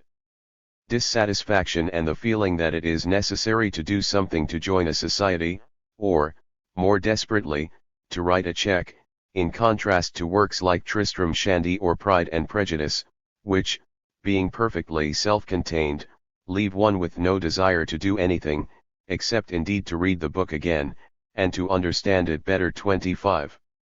But the refusal of any sort of involvement, any vulgar surrender to easy seduction and collective enthusiasm, which is, indirectly at least, the origin of the taste for formal complexity and objectless representations, is perhaps most clearly seen in reactions to paintings. Thus one finds that the higher the level of education 26, the greater is the proportion of respondents who, when asked whether a series of objects would make beautiful photographs, refuse the ordinary objects of popular admiration, a First Communion, a sunset, or a landscape as vulgar or ugly, or reject them as trivial, silly, a bit wet, or, in Ortega y Gasset's terms, naively human, and the greater is the proportion who assert the autonomy of the representation with respect to the thing represented by declaring that a beautiful photograph, and a fortiori a beautiful painting, can be made from objects socially designated as meaningless, a metal frame, the bark of a tree, and especially cabbages, a trivial object par excellence, or as ugly and repulsive such as a car crash, a butcher's stall, chosen for the Rembrandt illusion, or a snake, for the Boileau reference, or as misplaced, e.g., a pregnant woman, see tables 2 and 3. Since it was not possible to set up a genuine experimental situation, we collected the interviewees' statements about the things they consider photogenic and which therefore seem to them capable of being looked at aesthetically, as opposed to things excluded on account of their triviality or ugliness or for ethical reasons. The capacity to adopt the aesthetic attitude is thus measured by the gap, which, in a field of production that evolves through the dialectic of distinction, is also a time lag, a backwardness, between what is constituted as an aesthetic object by the individual or group concerned and what is constituted aesthetically in a given state of the field of production by the holders of aesthetic legitimacy. Table 2, Aesthetic Disposition, by Educational Capital, %. Table 2 continued. A. The respondents had to answer this question, given the following subjects: is a photographer more likely to make a beautiful, interesting, meaningless, or ugly photo, a landscape, a car crash, a little girl playing with a cat, a pregnant woman, a still life, a woman suckling a child, a metal frame, tramps quarreling, cabbages, a sunset over the sea, a weaver at his loom, a folk dance, a rope, the bark of a tree, a butcher's stall, a famous monument, a scrapyard, a First Communion, a wounded man, a snake, an old master. In each column, the italic figures indicate the strongest tendencies. Table 3, Aesthetic Disposition, by Class and Education, %. A. The category BEPC and above, created for the sake of formal comparability, does not have the same content in the different social classes. The proportion of high qualifications within this category rises with social class. This essentially explains why the rarest choices, beautiful for the cabbages or the snake, ugly or trivial for the sunset, become more numerous as one moves up the social scale. The apparent exception in the case of the pregnant woman is due to the absence of women, who are known to be more likely to accept this subject, in this category. The following question was put to the interviewees: given the following subjects, is a photographer more likely to produce a beautiful, interesting, meaningless, or ugly photo, a landscape, a car crash, etc.? In the preliminary survey, the interviewees were shown actual photographs, mostly famous ones, of the objects which were merely named in the full-scale survey: pebbles, a pregnant woman, etc. The reactions evoked by the mere idea of the image were entirely consistent with those produced by the image itself, evidence that the value attributed to the image tends to correspond to the value attributed to the thing. Photographs were used partly to avoid the legitimacy imposing effects of paintings and partly because photography is perceived as a more accessible practice, so that the judgments expressed were likely to be less unreal. Although the test employed was designed to collect statements of artistic intention rather than to measure the ability to put the intention into practice in doing painting or photography or even in the perception of works of art, it enables one to identify the factors which determine the capacity to adopt the posture socially designated as specifically aesthetic. Factorial analysis of judgments on photogenic objects reveals an opposition within each class between the fractions richest in cultural capital and poorest in economic capital and the fractions richest in economic capital and poorest in cultural capital. In the case of the dominant class, higher education teachers and artistic producers, and secondarily, teachers and the professions, are opposed to industrial and commercial employers. Private sector executives and engineers are in an intermediate position. In the petite bourgeoisie, the cultural intermediaries, distinctly separated from the closest fractions, the primary teachers, medical services, and art craftsmen, are opposed to the small shopkeepers or craftsmen and the office workers. In addition to the relationship between cultural capital and the negative and positive indices, refusal of wetness, the capacity to valorize the trivial, of the aesthetic disposition, or, at least, the capacity to operate the arbitrary classification which, within the universe of worked-upon objects, distinguishes the objects socially designated as deserving and demanding an aesthetic approach that can recognize and constitute them as works of art. The statistics establish that the preferred objects of would-be aesthetic photography, example the folk dance, the weaver, or the little girl with her cat, are in an intermediate position. The proportion of respondents who consider that these things can make a beautiful photograph is highest at the levels of the CAP and BEPC, whereas at higher levels they tend to be judged either interesting or meaningless. The proportion of respondents who say a First Communion can make a beautiful photo declines up to the level of the license and then rises again at the highest level. This is because a relatively large proportion of the highest qualified subjects assert their aesthetic disposition by declaring that any object can be perceived aesthetically. Thus, in the dominant class, the proportion who declare that a sunset can make a beautiful photo is greatest at the lowest educational level, declines at intermediate levels, some higher education, a minor engineering school, and grows strongly again among those who have completed several years of higher education and who tend to consider that anything is suitable for beautiful photography. The statistics also show that women are much more likely than men to manifest their repugnance toward repugnant, horrible, or distasteful objects, 44.5% of them, as against 35% of the men, consider that there can only be an ugly photograph of a wounded man, and there are similar differences for the butcher's stall, 33.5 and 27%, the snake, 30.5 and 21.5%, or the pregnant woman, 45 and 33.5%, whereas the gap disappears with the still life, 6 and 6.5%. And the cabbages, 20.5 and 19%. The traditional division of labor between the sexes assigns humane or humanitarian tasks and feelings to women and more readily allows them effusions and tears, in the name of the opposition between reason and sensibility, men are, ex officio, on the side of culture, whereas women, like the working class, are cast on the side of nature.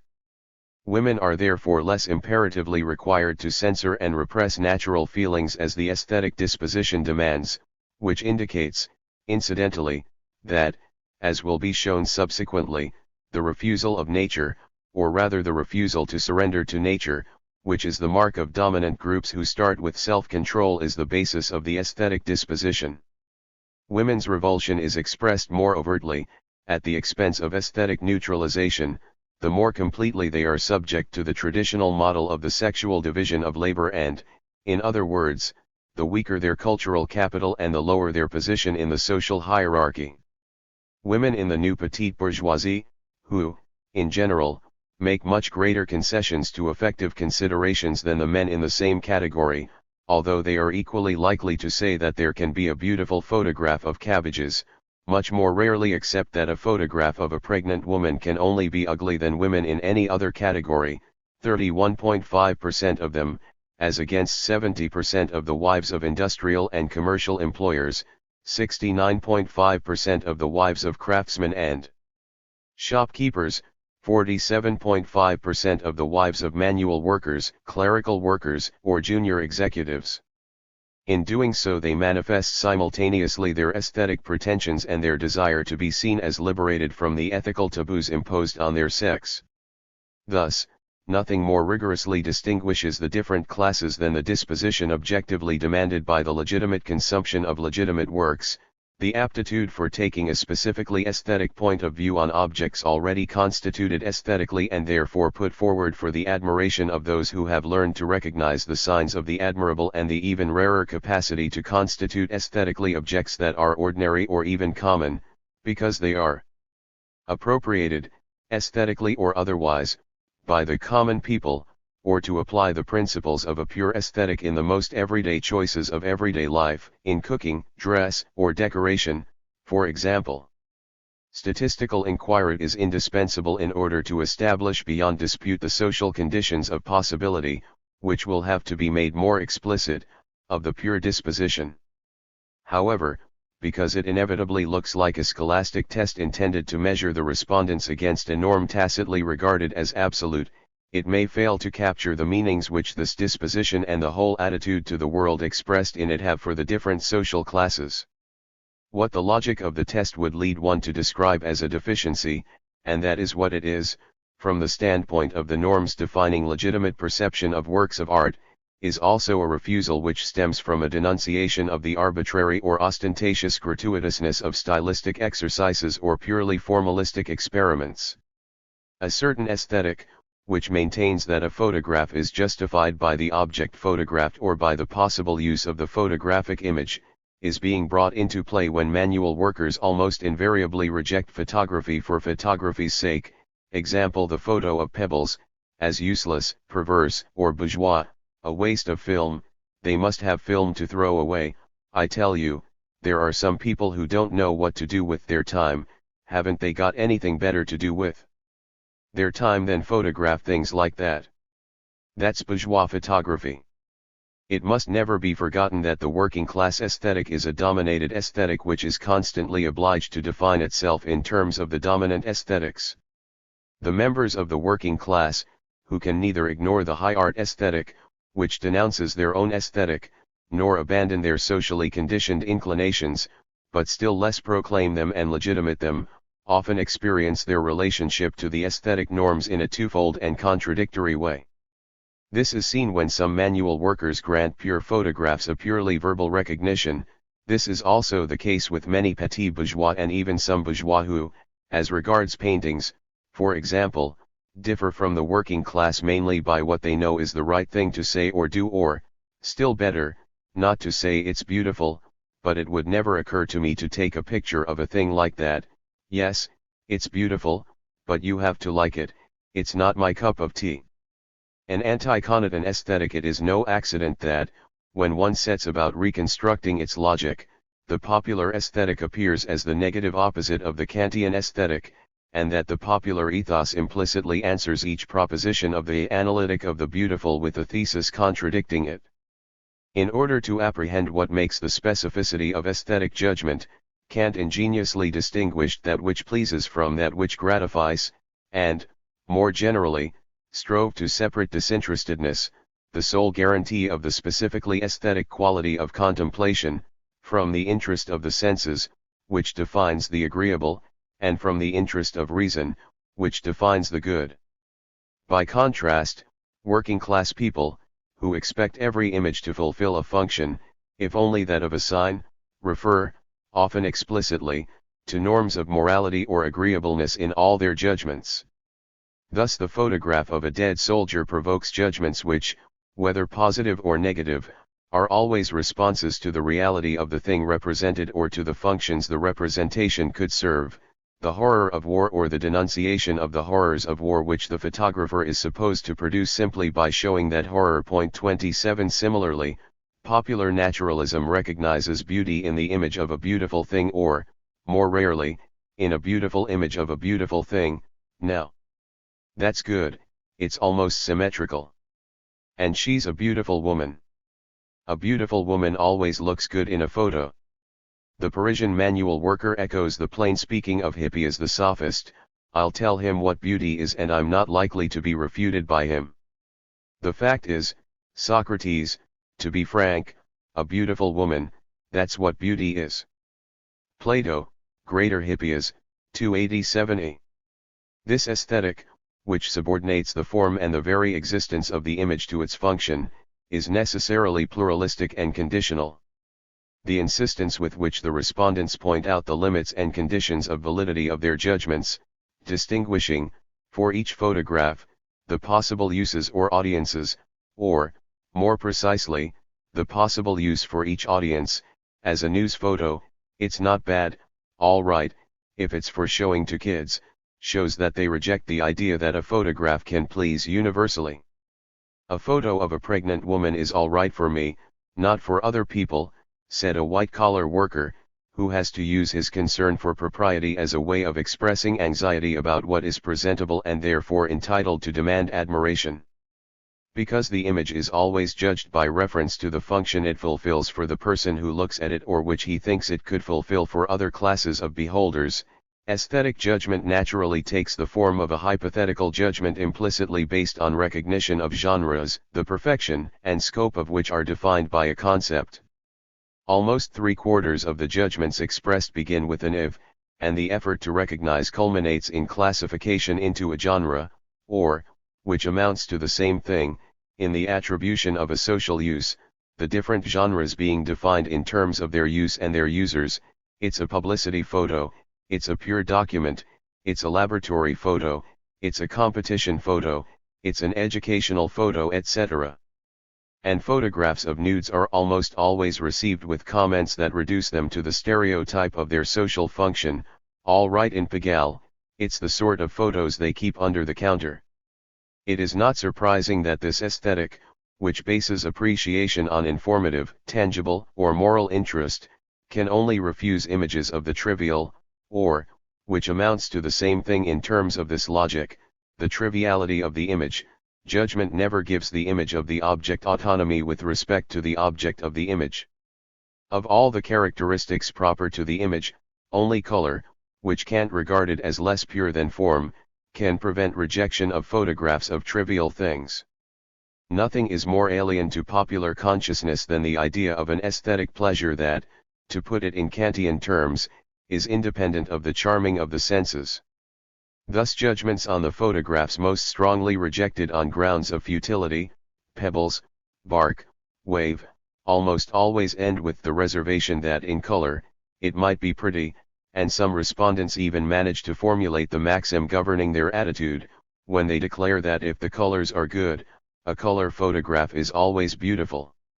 In short, Kant is indeed referring to popular taste when he writes, taste that requires an added element of charm and emotion for its delight, not to speak of adopting this as the measure of its approval, has not yet emerged from barbarism. 28. Refusal of the meaningless, insignifiant, image, which has neither sense nor interest, or of the ambiguous image means refusing to treat it as a finality without purpose, as an image signifying itself, and therefore having no other referent than itself. The value of a photograph is measured by the interest of the information it conveys, and by the clarity with which it fulfills this informative function, in short, its legibility, which itself varies with the legibility of its intention or function, the judgment it provokes being more or less favorable depending on the expressive adequacy of the signifier to the signified. It therefore contains the expectation of the title or caption which, by declaring the signifying intention, makes it possible to judge whether the realization signifies or illustrates it adequately. If formal explorations, in avant-garde theater or non-figurative painting, or simply classical music, are disconcerting to working-class people, this is partly because they feel incapable of understanding what these things must signify, insofar as they are signs. Hence the uninitiated may experience as inadequate and unworthy a satisfaction that cannot be grounded in a meaning transcendent to the object. Not knowing what the intention is, they feel incapable of distinguishing a tour de force from clumsiness, telling a sincere formal device from cynical imposture. The confessions with which manual workers faced with modern pictures betray their exclusion, "I don't understand what it means," or "I like it but I don't understand it," contrast with the knowing silence of the bourgeois, who, though equally disconcerted, at least know that they have to refuse or at least conceal the naive expectation of expressiveness that is betrayed by the concern to understand program music, and the titles foisted on so many sonatas, concertos, and symphonies are sufficient indication that this expectation is not an exclusively popular one. But formal refinement is also that which, by foregrounding form, i.e., the artist, his specific interests, his technical problems, his effects, his illusions and echoes, throws the thing itself into the background and precludes direct communion with the beauty of the world. A beautiful child, a beautiful girl, a beautiful animal, or a beautiful landscape. The representation is expected to be a feast for the eyes and, like still life, to stir up memories and anticipations of feasts enjoyed and feasts to come. 29. Nothing is more opposed to the celebration of the beauty and joy of the world that is looked for in the work of art, a choice which praises, than the devices of cubist or abstract painting, which are perceived and unanimously denounced as aggressions against the thing represented, against the natural order and especially the human form. In short, however perfectly it performs its representative function, the work is only seen as fully justified if the thing represented is worthy of being represented, if the representative function is subordinated to a higher function, such as that of capturing and exalting a reality that is worthy of being made eternal. Such is the basis of the barbarous taste to which the most antithetical forms of the dominant aesthetic always refer negatively, and which only recognizes realist representation, in other words, a respectful, humble, submissive representation of objects designated by their beauty or their social importance. Aesthetics, ethics, and aestheticism, when faced with legitimate works of art, people most lacking the specific competence apply to them the perceptual schemes of their own ethos, the very ones which structure their everyday perception of everyday existence. These schemes, giving rise to products of an unwilled, unself-conscious systematicity, are opposed to the more or less fully stated principles of an aesthetic. 30. The result is a systematic reduction of the things of art to the things of life, a bracketing of form in favor of human content, which is barbarism par excellence from the standpoint of the pure aesthetic. 31. Everything takes place as if the emphasis on form could only be achieved by means of a neutralization of any kind of affective or ethical interest in the object of representation which accompanies, without any necessary cause-effect relation, mastery of the means of grasping the distinctive properties which this particular form takes on in its relations with other forms, i.e., through reference to the universe of works of art and its history. Confronted with a photograph of an old woman's hands, the culturally most deprived express a more or less conventional emotion or an ethical complicity, but never a specifically aesthetic judgment, other than a negative one. "Oh, she's got terribly deformed hands. There's one thing I don't get, the left hand, it's as if her left thumb was about to come away from her hand. Funny way of taking a photo. The old girl must have worked hard. Looks like she's got arthritis. She's definitely crippled, unless she's holding her hands like that, imitates gesture. Yes, that's it, she's got her hand bent like that. Not like a duchess's hands or even a typist's. I really feel sorry seeing that poor old woman's hands, they're all knotted, you might say, manual worker, Paris.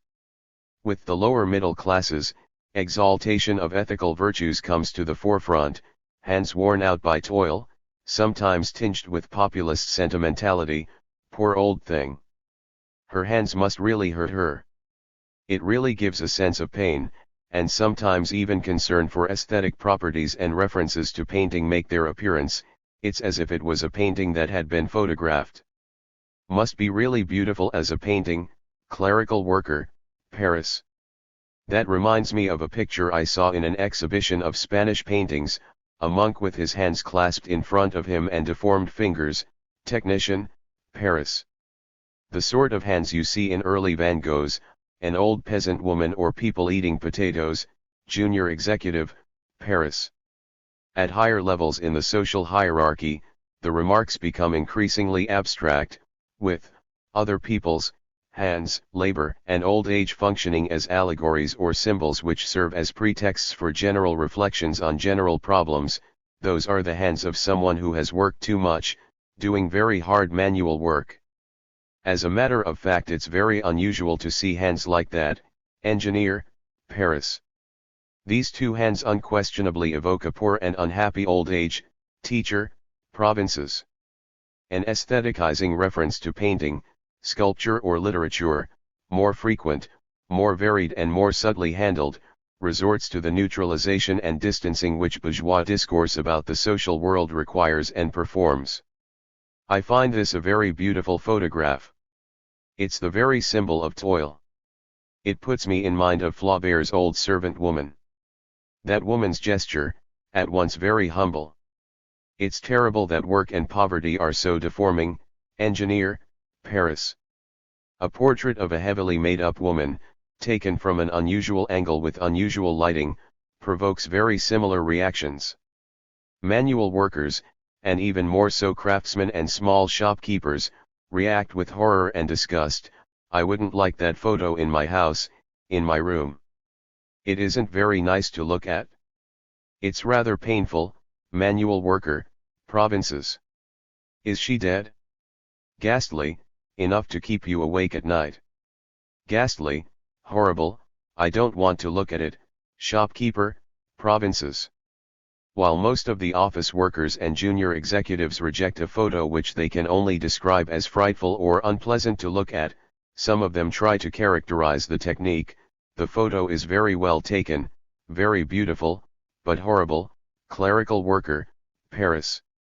What gives the impression of something monstrous is the expression on the face of the man or woman who is the subject of the photo and the angle from which it has been taken, that's to say looking up from below, junior executive, Paris.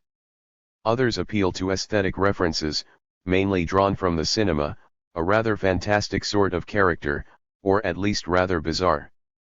It could be a Dreyer character, Bergman at a pinch, or perhaps even Eisenstein, in Ivan the Terrible.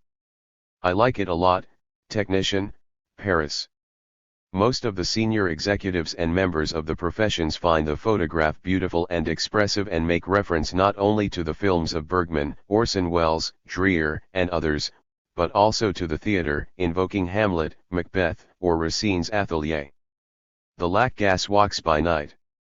When confronted with a photograph of the Lac Gas refinery, which is likely to disconcert realist expectations both by its subject, an industrial complex, normally excluded from the world of legitimate representation, and by the treatment it receives, night photography, manual workers perplexed, hesitate, and eventually, in most cases, admit defeat. At first sight it's a construction in metal, but I can't make head or tail of it. It might be something used in an electric power station. I can't make out what it is, it's a mystery to me, manual worker, provinces. Now, that one really bothers me, I haven't got anything to say about it. I can't see what it could be, apart from the lighting. It isn't car headlights, it wouldn't be all straight lines like that. Down here I can see a railing and a goods lift. No, really, I can't say, manual worker, Paris. That's something to do with electronics, I don't know anything about that, manual worker, Paris. Among small employers, who tend to be hostile to modern art experiments and, more generally, to all art in which they cannot see the marks and traces of work, a sense of confusion often leads to simple refusal, that is of no interest, it may be all very fine, but not for me. It's always the same thing. Personally that stuff leaves me cold, craftsman, provinces. I've tried to work out if it really is a photo. Perhaps it's a reproduction of a drawing done with a few pencil lines. I wouldn't know what to do with a photo like that. Perhaps it suits modern tastes. Up and down with the pencil and they like it? And as for the photo and the photographer, they don't deserve any credit, they've done nothing at all. The artist did it all, he's the one who ought to take the credit, he's the one who drew it, shopkeeper, provinces. Office workers and junior executives, who are just as disconcerted as the manual workers and small employers, but are less inclined to admit it than the former and less inclined than the latter to challenge the legitimacy of what challenges them, less often decline to give a verdict 32 I like it as a photo. Because it's all drawn out, they're just lines, it seems immense to me. A vast piece of scaffolding. It's just light, captured by the camera, clerical worker, Paris. Buffet likes doing things like that, technician, Paris. But only among members of the dominant class, who most often recognize the object represented, does judgment of form take on full autonomy vis-a-vis judgment of content. It's inhuman but aesthetically beautiful because of the contrasts, and the representation is apprehended as such, without reference to anything other than itself or realities of the same class, abstract painting, avant-garde plays etc. The variations in the attitude to a very comparable object, a metal frame, provide a numerical proof of this. The proportion of respondents who think it could make a beautiful photo is 6% among manual workers and domestic servants, 9% among craftsmen and small shopkeepers, 9.5% among the clerical workers and junior administrative executives, 24% among the primary teachers and technicians, 24.5% in the dominant class and 50% among the secondary and higher education teachers. One may assume that the reactions aroused by the architecture of the Beaubourg Center obey the same principles. The aestheticism which makes the artistic intention the basis of the art of living implies a sort of moral agnosticism, the perfect antithesis of the ethical disposition which subordinates art to the values of the art of living. The aesthetic intention can only contradict the dispositions of the ethos or the norms of the ethic which, at each moment, define the legitimate objects and modes of representation for the different social classes, excluding from the universe of the representable certain realities and certain ways of representing them. Thus the easiest, and so the most frequent and most spectacular way to shock, épater, the bourgeois by proving the extent of one's power to confer aesthetic status is to transgress ever more radically the ethical censorships, example in matters of sex, which the other classes accept even within the area which the dominant disposition defines as aesthetic. Or, more subtly, it is done by conferring aesthetic status on objects or ways of representing them that are excluded by the dominant aesthetic of the time, or on objects that are given aesthetic status by dominated aesthetics. One only has to read the Index of Contents recently published by Art Vivant, 1974, a vaguely modern review run by a clique of academics who are vaguely art historians, as an avant-garde painter nicely put it, which occupies a sort of neutral point in the field of avant-garde art criticism between flash art or art press and artitude or opus. In the list of features and titles one finds, Africa, 1 title, Art Must Be for All, Architecture, 2 titles, including Architecture Without an Architect, Comic Strips, 5 titles, 9 pages out of the 46 in the whole index, Kids Art, Kitsch, 3 titles, 5 pages, Photography, 2 titles, 3 pages, Street Art, 15 titles, 23 pages, including Art in the Street, Art in the Street, first episode, Beauty in the Back Streets, You Just Have to Know How to Look, A Suburb Sets the Pace, Science Fiction Utopia, 2 titles, 3 pages, Underground, 1 title, Writing Ideograms Graffiti, 2 titles, 4 pages. The aim of inverting or transgressing, which is clearly manifested by this list, is necessarily contained within the limits assigned to it a contrario by the aesthetic conventions it denounces and by the need to secure recognition of the aesthetic nature of the transgression of the limits, i.e., recognition of its conformity to the norms of the transgressing group. Hence the almost Markovian logic of the choices, with, for the cinema, Antonioni, Chaplin, Cinematheque, Eisenstein, Eroticism Pornography, Fellini, Goddard, Klein, Monroe, Underground, Warhol. This commitment to symbolic transgression, which is often combined with political neutrality or revolutionary aestheticism, is the almost perfect antithesis of petit bourgeois moralism or of what Sartre used to call the revolutionary seriousness. 33 The ethical indifference which the aesthetic disposition implies when it becomes the basis of the art of living is in fact the root of the ethical aversion to artists, or intellectuals, which manifests itself particularly vehemently among the declining and threatened fractions of the petite bourgeoisie, especially independent craftsmen and shopkeepers, who tend to express their regressive and repressive dispositions in all areas of practice, especially in educational matters and vis-a-vis students and student demonstrations, but also among the rising fractions of that class whose striving for virtue and whose deep insecurity render them very receptive to the phantasm of pornocracy. The pure disposition is so universally recognized as legitimate that no voice is heard pointing out that the definition of art, and through it the art of living, is an object of struggle among the classes. Dominated lifestyles, arts de vivre, which have practically never received systematic expression, are almost always perceived, even by their defenders, from the destructive or reductive viewpoint of the dominant aesthetic, so that their only options are degradation or self-destructive rehabilitation, popular culture. This is why it is necessary to look to Proudhon 34 for a naively systematic expression of the petit bourgeois aesthetic, which subordinates art to the core values of the art of living and identifies the cynical perversion of the artist's lifestyle as the source of the absolute primacy given to form. Under the influence of property, the artist, depraved in his reason, dissolute in his morals, venal and without dignity, is the impure image of egoism. The idea of justice and honesty slides over his heart without taking root, and of all the classes of society, the artist class is the poorest in strong souls and noble characters. 35 Art for art's sake, as it has been called, not having its legitimacy within itself, being based on nothing, is nothing. It is debauchery of the heart and dissolution of the mind.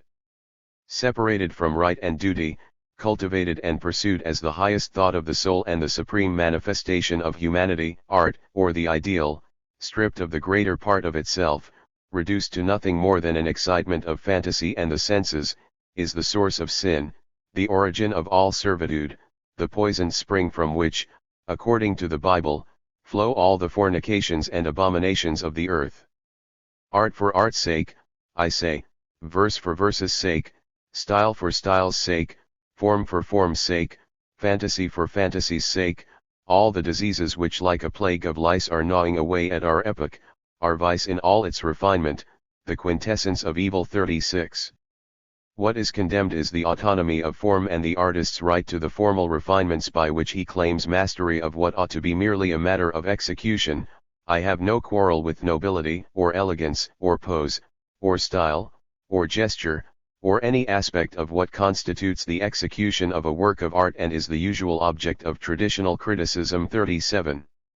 Dependent on demand in the choice of their objects, artists take their revenge in the execution. There are church painters, history painters, genre painters, in other words, painters of anecdotes or farces, portrait painters, landscape painters, animal painters, seascape painters, painters of Venus, painters of fantasy. One specializes in nudes, another in drapery. Then each one endeavors to distinguish himself by one of the means which contribute to the execution. One goes in for sketching, another for color, this one attends to composition, that one to perspective, a third to costume or local color, one shines through sentiment, another through his idealized or realistic figures, yet another redeems the futility of his subject by the fineness of his detail. Each strives to have his own trick, his own je sais quoi, a personal manner, and so, with the help of fashion, reputations are made and unmade. 38. In contrast to this decadent art cut off from social life, respecting neither God nor man, an art worthy of the name must be subordinated to science, morality, and justice. It must aim to arouse the moral sense, to inspire feelings of dignity and delicacy, to idealize reality, to substitute for the thing the ideal of the thing, by painting the true and not the real. In a word, it must educate. To do so, it must transmit not personal impressions, like David in the tennis court oath, or Delacroix, but, like Courbet in Les Paysans de Flaugy, reconstitute the social and historical truth which all may judge. Each of us only has to consult himself to be able, after brief consideration, to state a judgment on any work of art. 39. And it would be a pity to conclude without quoting a eulogy of the small detached house which would surely be massively endorsed by the middle and working classes. I would give the Louvre, the Tuileries, Notre Dame and the Vendôme column into the bargain to live in my own home, in a little house of my own design, where I would live alone, in the middle of a little plot of ground, a quarter of an acre or so, where I'd have water, shade, a lawn, and silence. And if I thought of putting a statue in it, it wouldn't be a Jupiter or an Apollo. Those gentlemen are nothing to me, nor views of London, Rome, Constantinople, or Venice. God preserve me from such places. I'd put there what I lack: mountains, vineyards, meadows, goats, cows, sheep, reapers, and shepherds. 40. Neutralization and the universe of possibles. Unlike non-specific perception, the specifically aesthetic perception of a work of art, in which there are of course degrees of accomplishment, is armed with a pertinence principle which is socially constituted and acquired. This principle of selection enables it to pick out and retain, from among the elements offered to the eye, example leaves or clouds considered merely as indices or signals invested with a denotative function. It's a poplar, there's going to be a storm, all the stylistic traits and only those which, when relocated in the universe of stylistic possibilities, distinguish a particular manner of treating the elements selected, whether clouds or leaves, that is, a style as a mode of representation, expressing the mode of perception and thought that is proper to a period, a class or class fraction, a group of artists or a particular artist. No stylistic characterization of a work of art is possible without presupposing at least implicit reference to the composable alternatives, whether simultaneous to distinguish it from its contemporaries or successive to contrast it with earlier or later works by the same or a different artist. Exhibitions devoted to an artist's whole oeuvre or to a genre, example the still life exhibition in Bordeaux in 1978, are the objective realization of the field of interchangeable stylistic possibilities which is brought into play when one recognizes the singularities of the characteristic style of a work of art. As E. H. Gombrich demonstrates, Pete Mondrian's Broadway boogie-woogie only takes on its full meaning in terms of a previous idea of Mondrian's work and of the expectations it favors. The impression of gay abandon given by the play of bright, strongly contrasting patches of color can only arise in a mind familiar with an art of straight lines and a few primary colors in carefully balanced rectangles and capable of perceiving the relaxed style of popular music in the distance from the severity which is expected. And as soon as one imagines this painting attributed to Gino Severini, who tries to express in some of his paintings the rhythm of dance music in works of brilliant chaos, it is clear that, measured by this stylistic yardstick, Mondrian's picture would rather suggest the first Brandenburg Concerto. 41. Pete Mondrian, Broadway boogie-woogie. Pete Mondrian, painting I. The aesthetic disposition, understood as the aptitude for perceiving and deciphering specifically stylistic characteristics, is thus inseparable from specifically artistic competence. The latter may be acquired by explicit learning or simply by regular contact with works of art, especially those assembled in museums and galleries, where the diversity of their original functions is neutralized by their being displayed in a place consecrated to art, so that they invite pure interest in form. This practical mastery enables its possessor to situate each element of a universe of artistic representations in a class defined in relation to the class composed of all the artistic representations consciously or unconsciously excluded. Thus, an awareness of the stylistic features which make up the stylistic originality of all the works of a period relative to those of another period, or, within this class, of the works of one school relative to another, or of the works of one artist relative to the works of his school or period, or even of an artist's particular period or work relative to his whole oeuvre, is inseparable from an awareness of the stylistic redundancies, i.e., the typical treatments of the pictorial matter, which define a style. In short, a grasp of the resemblances presupposes implicit or explicit reference to the differences, and vice versa. Attribution is always implicitly based on reference to typical works, consciously or unconsciously selected because they present to a particularly high degree the qualities more or less explicitly recognized as pertinent in a given system of classification. Everything suggests that, even among specialists, the criteria of pertinence which define the stylistic properties of typical works generally remain implicit, and that the aesthetic taxonomies implicitly mobilized to distinguish, classify, and order works of art never have the rigor which aesthetic theories sometimes try to lend them. Gino Severini, Dynamic Hieroglyphic of the Bal Tabarin. In fact, the simple placing which the amateur or specialist performs when he undertakes attribution has nothing in common with the genuinely scientific intention of grasping the work's immanent reason and raison d'être by reconstructing the perceived situation, the subjectively experienced problematic, which is nothing other than the space of the positions and self-positionings constituting the field and within which the artistic intention of the artist in question has defined itself, generally. By opposition, the references which this reconstructing operation deploys have nothing to do with the kinds of semantic echo or affective correspondence which adorn celebratory discourse. They are the indispensable means of constructing the field of thematic or stylistic possibilities in relation to which, objectively and to some extent subjectively, the possibility selected by the artist presented itself. Thus, to understand why the early Romantic painters returned to primitive art, one would have to reconstitute the whole universe of reference of the pupils of David, with their long beards and Greek costumes, who, outdoing their master's cult of antiquity, wanted to go back to Homer, the Bible, and Ossian, and condemned the style of classical antiquity itself as Rococo, Van Loo or Pompadour. 42 This would lead one back to the inextricably ethical and aesthetic alternatives such as the identification of the naive with the pure and the natural, in terms of which their choices were made and which have nothing in common with the trans-historical oppositions beloved of formalist aesthetics. 43. But the celebrant's or devotee's intention is not that of understanding, and, in the ordinary routine of the cult of the work of art, the play of academic or urbane references has no other function than to bring the work into an interminable circuit of interlegitimation, so that a reference to Jean Brapel's bouquet of flowers lends dignity to Jean-Michel Picart's bouquet of flowers with parrot, just as, in another context, reference to the latter can, being less common, serve to enhance the former.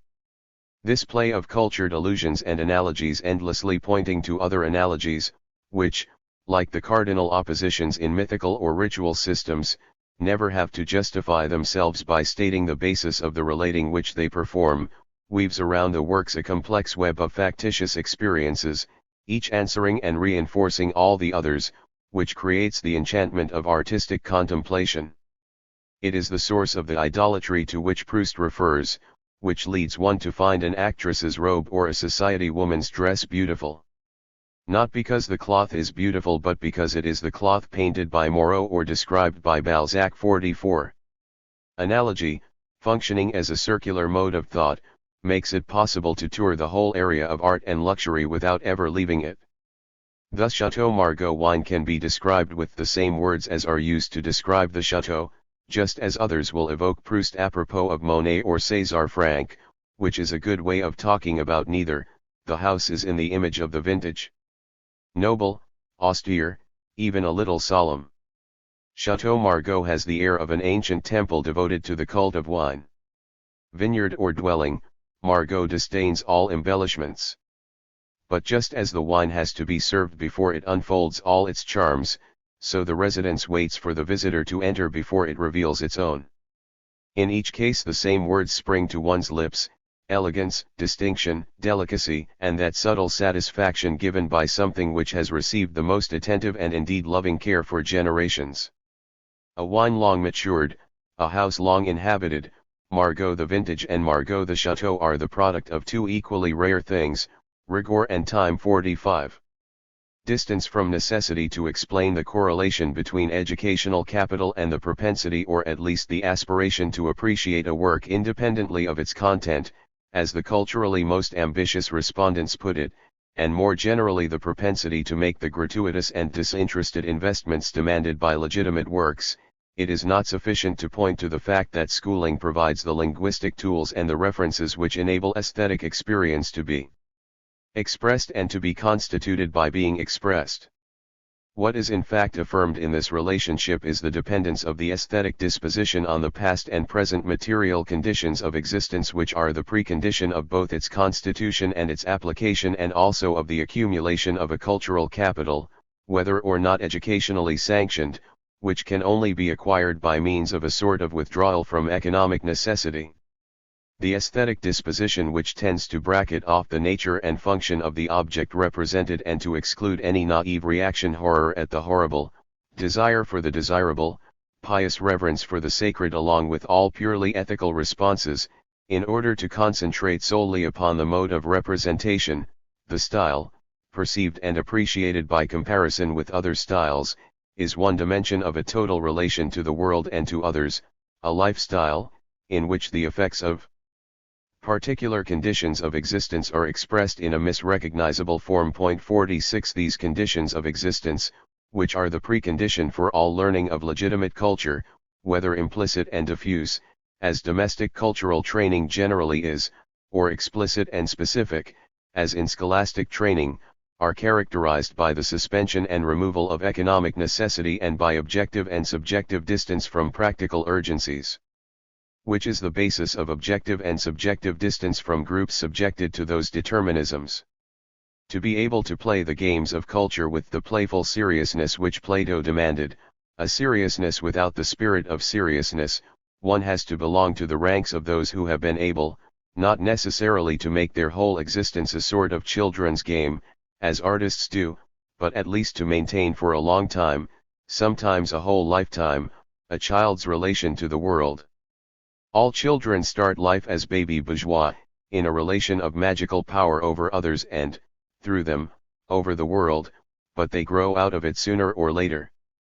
This is clearly seen when, by an accident of social genetics, into the well-policed world of intellectual games there comes one of those people, one thinks of Rousseau or Chernyshevsky, who bring inappropriate stakes and interests into the games of culture, who get so involved in the game that they abandon the margin of neutralizing distance that the illogio, belief in the game, demands, who treat intellectual struggles, the object of so many pathetic manifestos, as a simple question of right and wrong, life and death. This is why the logic of the game has already assigned them roles eccentric or bore which they will play despite themselves in the eyes of those who know how to stay within the bounds of the intellectual illusion and who cannot see them any other way. The aesthetic disposition, a generalized capacity to neutralize ordinary urgencies and to bracket off practical ends, a durable inclination and aptitude for practice without a practical function, can only be constituted within an experience of the world freed from urgency and through the practice of activities which are an end in themselves, such as scholastic exercises or the contemplation of works of art. In other words, it presupposes the distance from the world, of which the role distance brought to light by Irving Goffman is a particular case, which is the basis of the bourgeois experience of the world. Contrary to what certain mechanistic theories would suggest, even in its most specifically artistic dimension. The pedagogic action of the family and the school operates at least as much through the economic and social conditions which are the precondition of its operation as through the contents which it inculcates. Point 47. The scholastic world of regulated games and exercise for exercise sake is, at least in this respect, less remote than it might appear from the bourgeois world and the countless disinterested and gratuitous acts which go to make up its distinctive rarity, such as home maintenance and decoration, occasioning a daily squandering of care, time, and labor, often through the intermediary of servants, walking and tourism, movements without any other aim than physical exercise and the symbolic appropriation of a world reduced to the status of a landscape, or ceremonies and receptions, pretexts for a display of ritual luxuries, decors, conversations, and finery, not to mention, of course, artistic practices and enjoyments. It is not surprising that bourgeois adolescents, who are both economically privileged and, temporarily, excluded from the reality of economic power, sometimes express their distance from the bourgeois world which they cannot really appropriate by a refusal of complicity whose most refined expression is a propensity towards aesthetics and aestheticism. In this respect they share common ground with the women of the bourgeoisie, who, being partially excluded from economic activity, find fulfillment in stage managing the decor of bourgeois existence, when they are not seeking refuge or revenge in aesthetics. Economic power is first and foremost a power to keep economic necessity at arm's length. This is why it universally asserts itself by the destruction of riches, conspicuous consumption, squandering, and every form of gratuitous luxury. Thus, whereas the court aristocracy made the whole of life a continuous spectacle, the bourgeoisie has established the opposition between what is paid for and what is free, the interested and the disinterested, in the form of the opposition, which Weber saw as characterizing it, between place of work and place of residence, working days and holidays, the outside, male, and the inside, female, business and sentiment, industry and art, the world of economic necessity and the world of artistic freedom that is snatched, by economic power, from that necessity.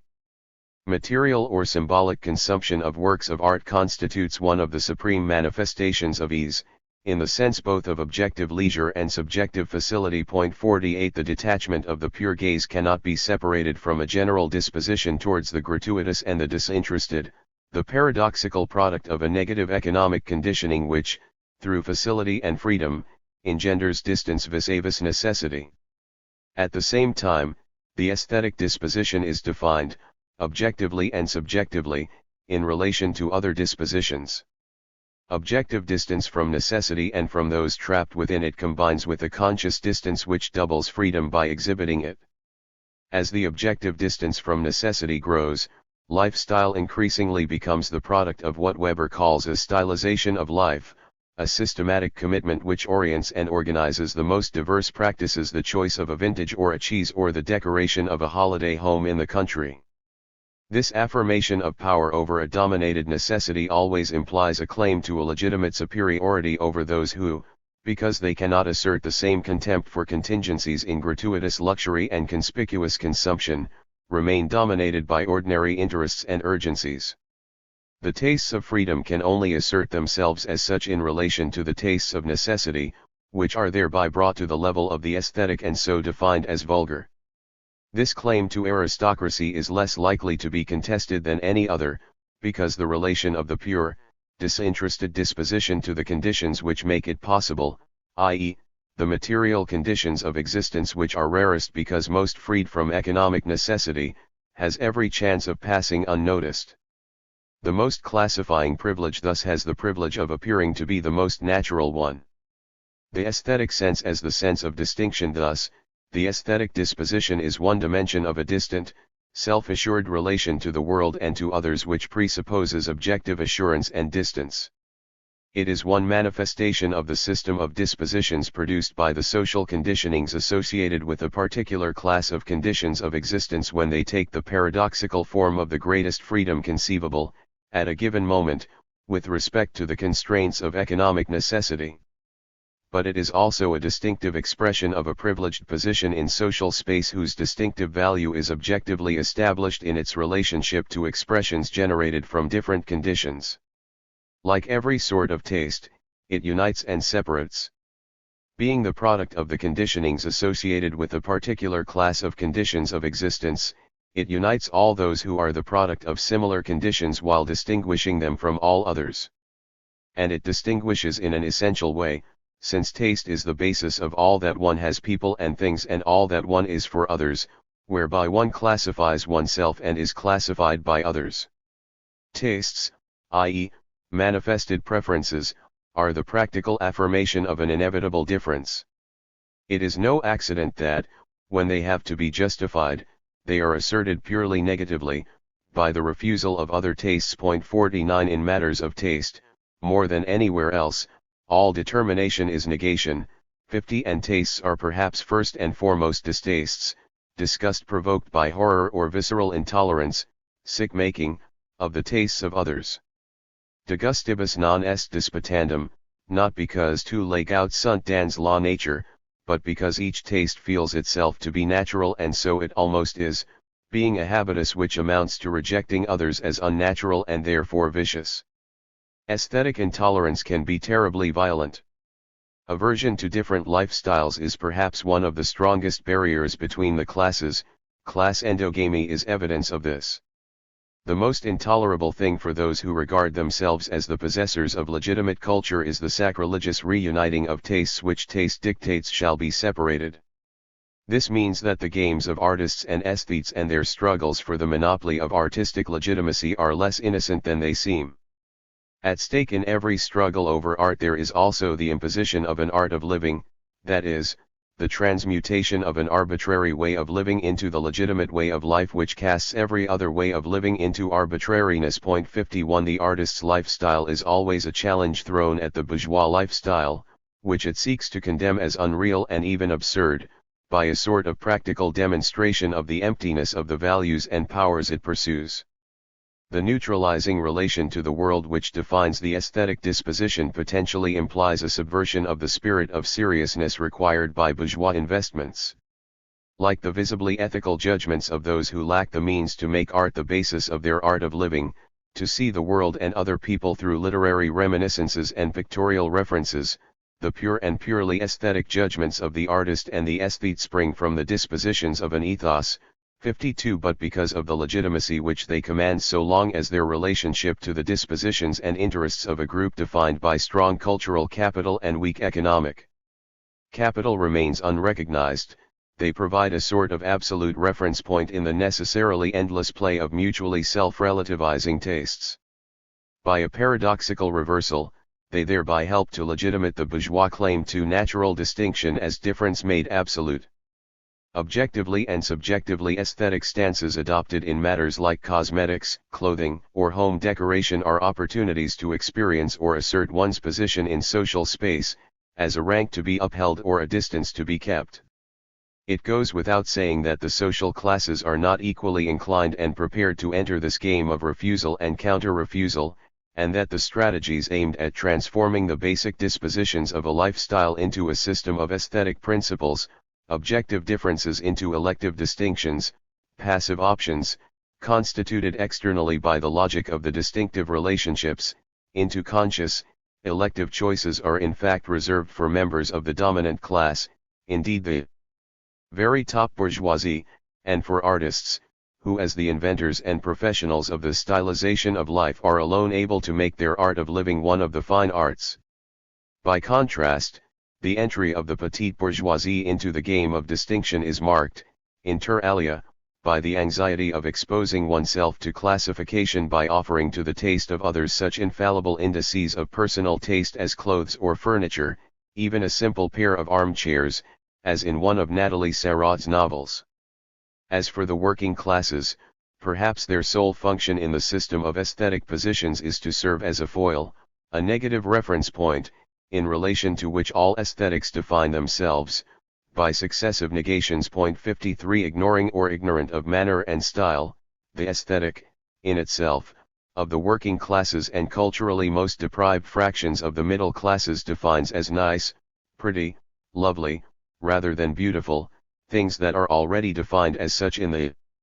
aesthetic of calendars and postcards, a sunset, a little girl playing with a cat, a folk dance, an old master, a first communion, a children's procession. The striving towards distinction comes in with petit bourgeois aestheticism, which delights in all the cheap substitutes for chic objects and practices driftwood and painted pebbles, cane and raffia, art handicrafts and art photography.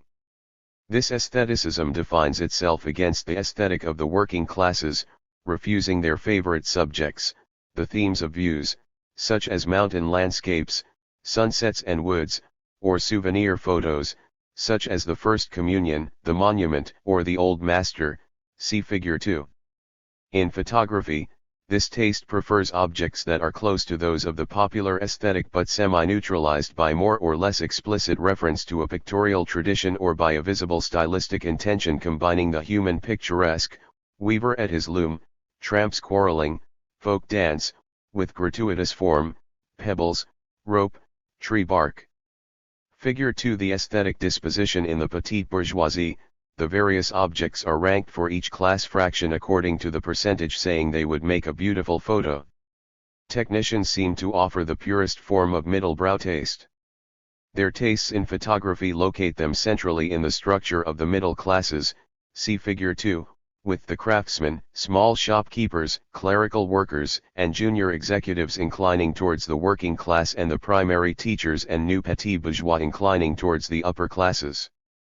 They are particularly drawn to the objects most typical of middle-brow photography, the weaver, the still life, whereas the new petit bourgeois prefer objects which they see as lying outside the repertoire of the traditional aesthetic and therefore more original, rope, cabbages, and also those belonging to the social picturesque, tramps quarreling.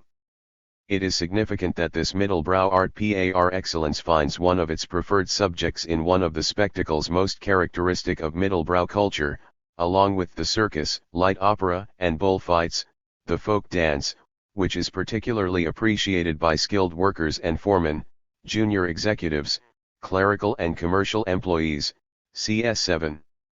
Like the photographic recording of the social picturesque, whose populist objectivism distances the lower classes by constituting them as an object of contemplation or even commiseration or indignation, the spectacle of the people making a spectacle of itself, as in folk dancing, is an opportunity to experience the relationship of distant proximity, in the form of the idealized vision purveyed by aesthetic realism and populist nostalgia, which is a basic element in the relationship of the petite bourgeoisie to the working or peasant classes and their traditions.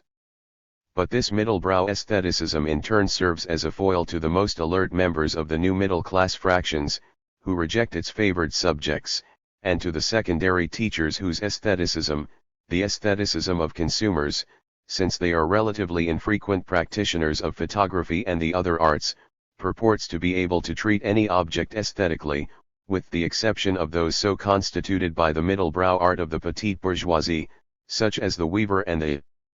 folk dance, which are deemed merely interesting. Point 54. These would-be aesthetes demonstrate by their distinctive refusals that they possess the practical mastery of the relationships between objects and groups, which is the basis of all judgments of the type ca fait, it looks, ca fait petit bourgeois, ca fait nouveau riche, etc., without being able to go so far as to ascribe beauty to the most marked objects of the popular aesthetic, First Communion, or the petit bourgeois aesthetic, mother and child.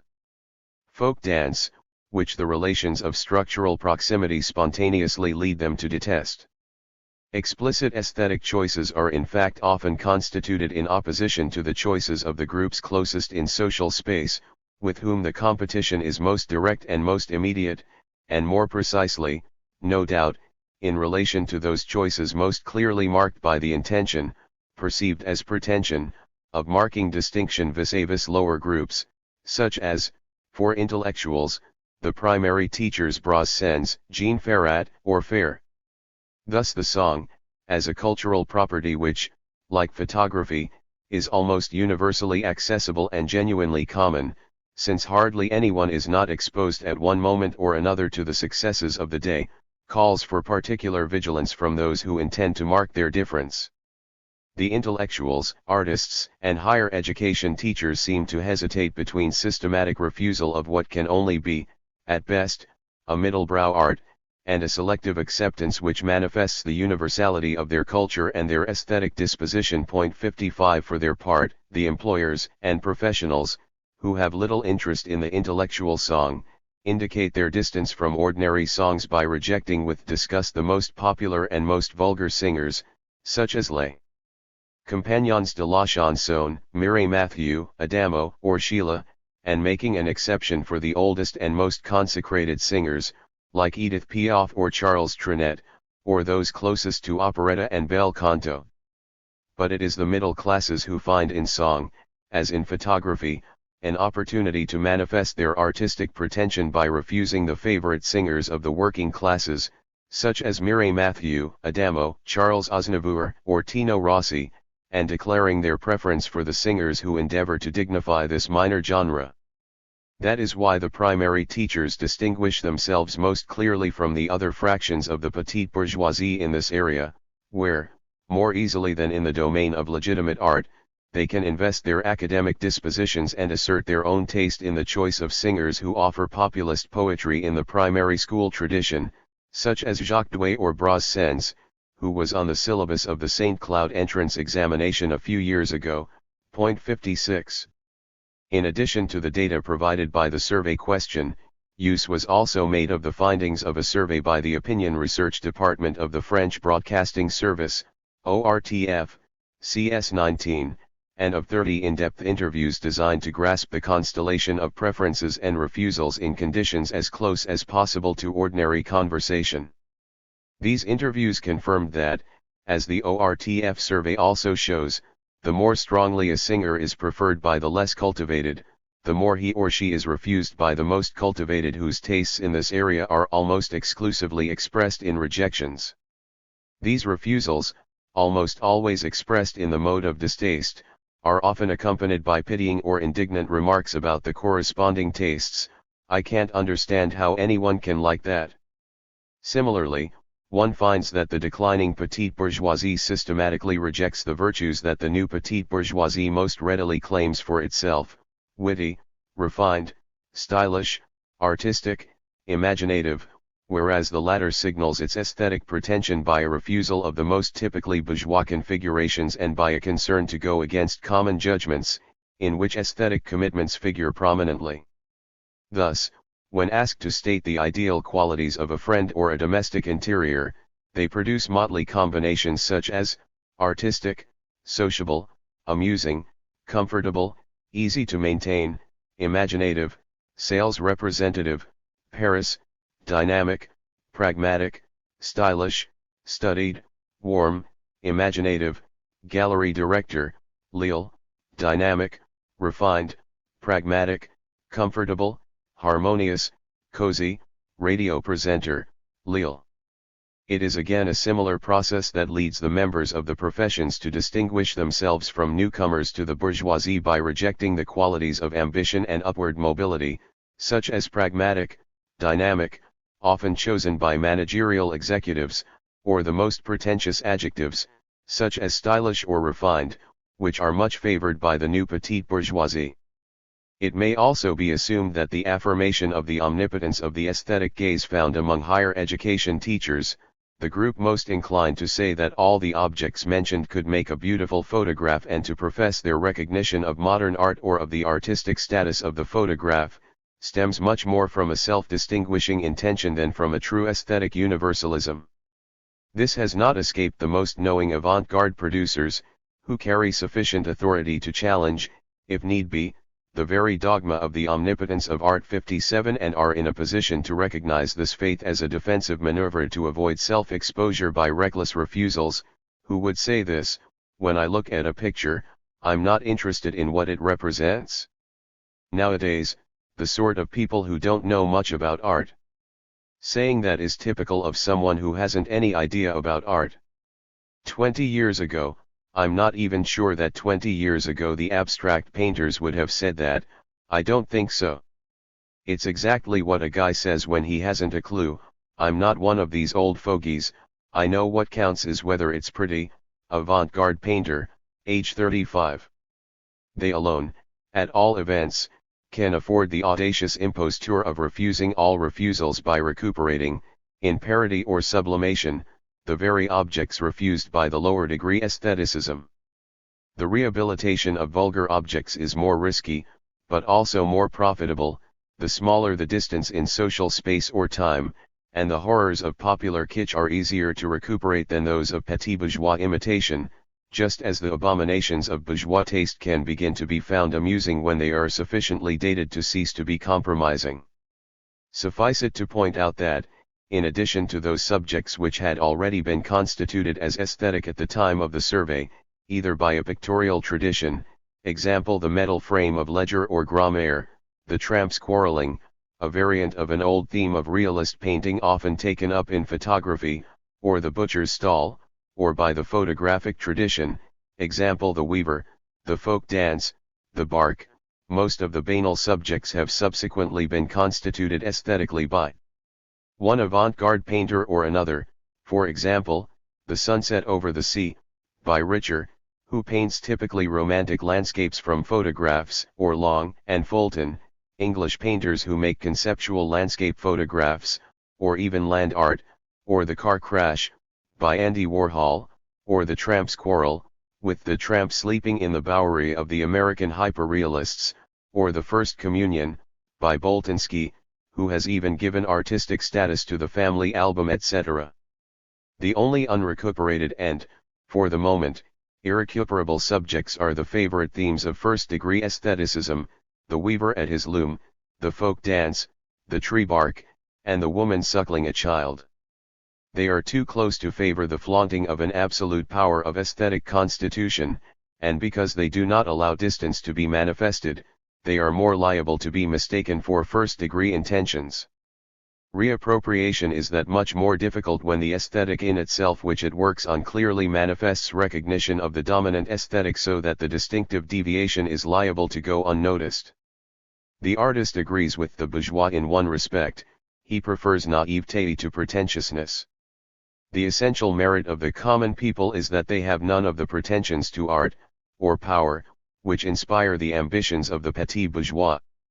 Their indifference tacitly acknowledges the monopoly. That is why, in the mythology of artists and intellectuals, whose outflanking and double-negating strategies sometimes lead them back to popular tastes and opinions, the people so often play a role not unlike that of the peasantry in the conservative ideologies of the declining aristocracy.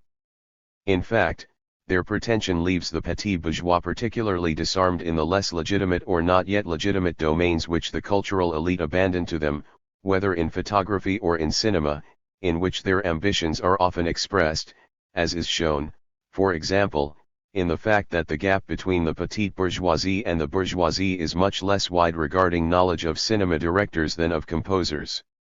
The new style petit bourgeois, who, confronted with objectively ranked judgments, are able to choose the right answer, are almost as disarmed as the working classes when faced with an opportunity for aesthetic constitution of an object. Not a single small art dealer says that a car accident can make a beautiful photo, and the scrapyard arouses similar responses.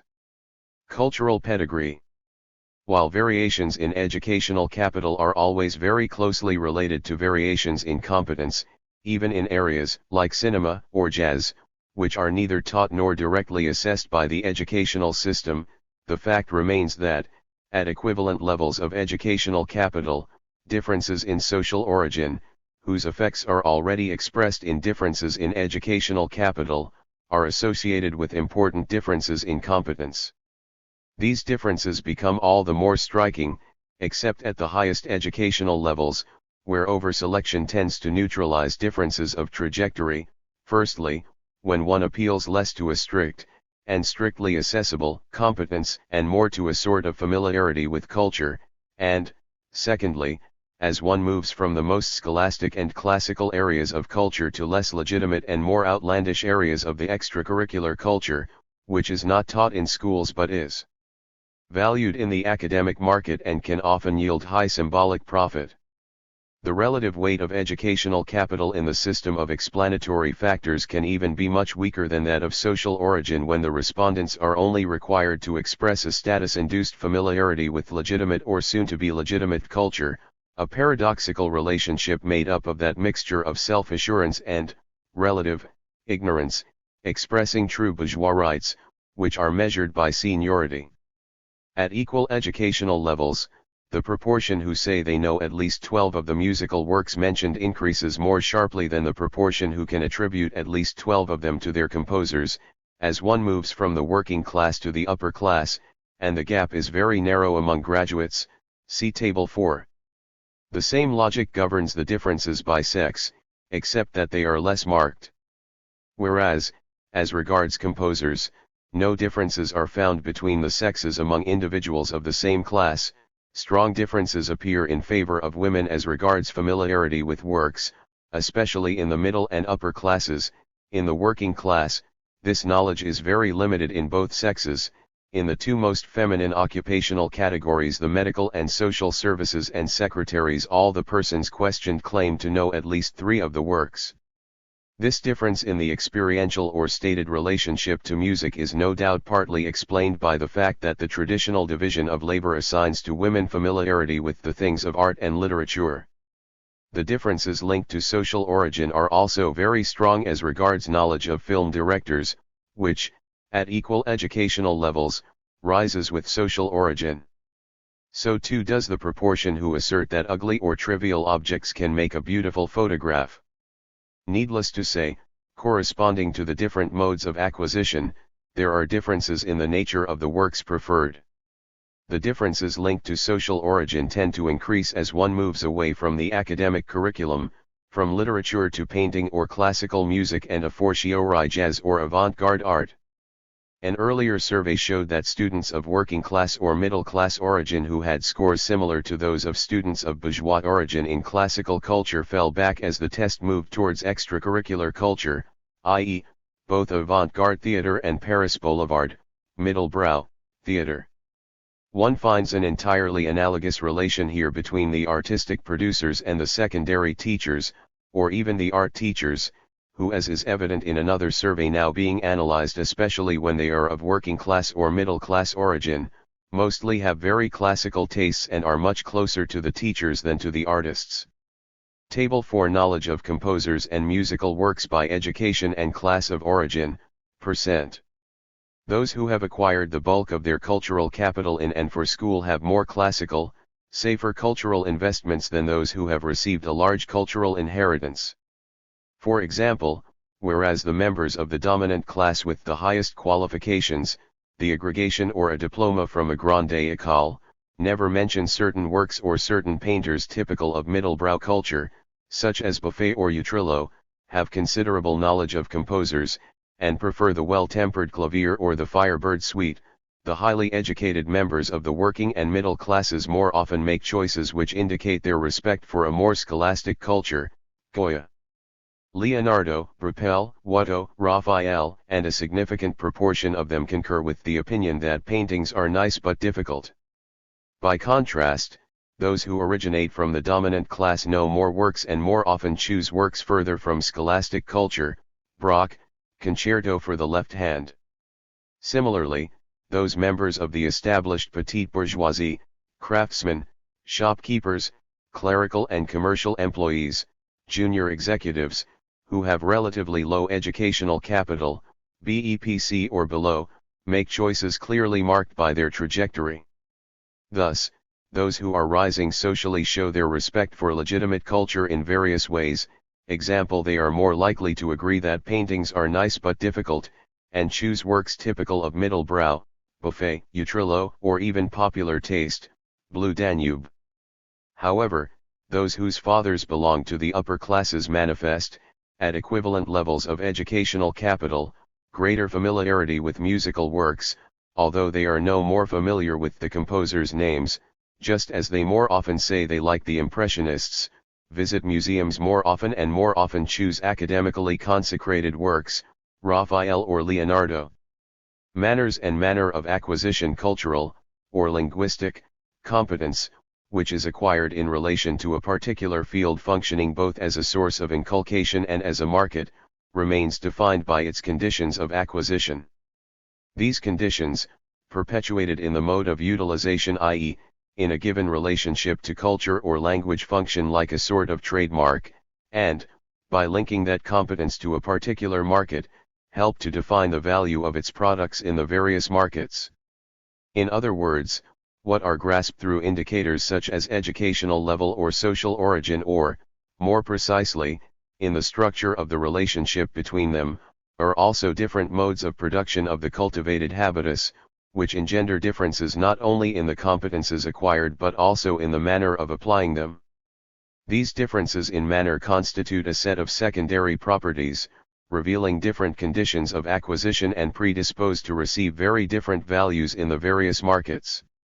Knowing that manner is a symbolic manifestation whose meaning and value depend as much on the perceivers as on the producer, one can see how it is that the manner of using symbolic goods, especially those regarded as the attributes of excellence, constitutes one of the key markers of class and also the ideal weapon in strategies of distinction, that is, as Proust put it, the infinitely varied art of marking distances. The ideology of natural taste contrasts two modalities of cultural competence and its use, and, behind them, two modes of acquisition of culture. 58 Total, early, imperceptible learning, performed within the family from the earliest days of life and extended by a scholastic learning which presupposes and completes it, differs from belated, methodical learning not so much in the depth and durability of its effects as the ideology of cultural veneer would have it, as in the modality of the relationship to language and culture which it simultaneously tends to inculcate. 59 It confers the self-certainty which accompanies the certainty of possessing cultural legitimacy, and the ease which is the touchstone of excellence. It produces the paradoxical relationship to culture made up of self-confidence amid relative ignorance and of casualness amid familiarity, which bourgeois families hand down to their offspring as if it were an heirloom. The competence of the connoisseur, an unconscious mastery of the instruments of appropriation which derives from slow familiarization and is the basis of familiarity with works, is an art, a practical mastery which, like an art of thinking or an art of living, cannot be transmitted solely by precept or prescription. Learning it presupposes the equivalent of the prolonged contact between disciple and master in a traditional education, i.e., repeated contact with cultural works and cultured people. And just as the apprentice or disciple can unconsciously acquire the rules of the art, including those that are not consciously known to the master himself, by means of a self-abandonment, excluding analysis and selection of the elements of the exemplary conduct, so too the art lover, in a sense surrendering himself to the work, can internalize its principles of construction, without these ever being brought to his consciousness and formulated or formulable as such, and this is what makes all the difference between the theory of art and the experience of the connoisseur, who is generally incapable of stating the principles of his judgments. By contrast, all institutionalized learning presupposes a degree of rationalization, which leaves its mark on the relationship to the goods consumed. The sovereign pleasure of the aesthete dispenses with concepts. It is opposed as much to the thoughtless pleasure of the naive, glorified in ideology through the myth of childhood and the innocent eye, as to the supposedly pleasureless thought of the petit bourgeois and the parvenu, who are always exposed to those forms of aesthetic perversion which put knowledge above experience and sacrifice contemplation of the work to discussion of the work, aesthesis to ascesis, like film buffs who know everything there is to know about films they have not seen. 60. Not that the educational system ever entirely fulfills its rational function, the essential part of what schools communicate is again acquired incidentally, such as the system of classification which the school system inculcates through the order in which it inculcates knowledge or through the presuppositions of its own organization, the hierarchy of disciplines, sections, exercises etc., or its operation, mode of assessment, rewards and punishments etc. But, in order to transmit at all, it has to perform a degree of rationalization of what it transmits. Thus, for example, in place of practical schemes of classification, which are always partial and linked to practical contexts, It puts explicit, standardized taxonomies, fixed once and for all in the form of synoptic schemas or dualistic typologies, example classical/romantic, which are expressly inculcated and therefore conserved in the memory as knowledge that can be reproduced in virtually identical form by all the agents subjected to its action. To avoid any absolutization of the culture in relation to which the autodidact's middlebrow culture is objectively defined, it has to be remembered that the higher one rises in the social hierarchy, the more one's tastes are shaped by the organization and operation of the educational system, which is responsible for inculcating the program, syllabus and intellectual schemes, which governs cultivated minds even in their pursuit of the personal touch and their aspiration to originality. Discrepancies between educational qualifications and cultural competence, linked to social trajectory and largely attributable to the domestic transmission of non-scholastic cultural capital, are, however, sufficiently frequent to safeguard the irreducibility, recognized even by academics, of authentic culture to scholastic knowledge, which as such is devalued. By providing the means of expression which enable practical preferences to be brought to the level of quasi-systematic discourse and to be consciously organized around explicit principles, the educational system makes possible a, more or less adequate, symbolic mastery of the practical principles of taste.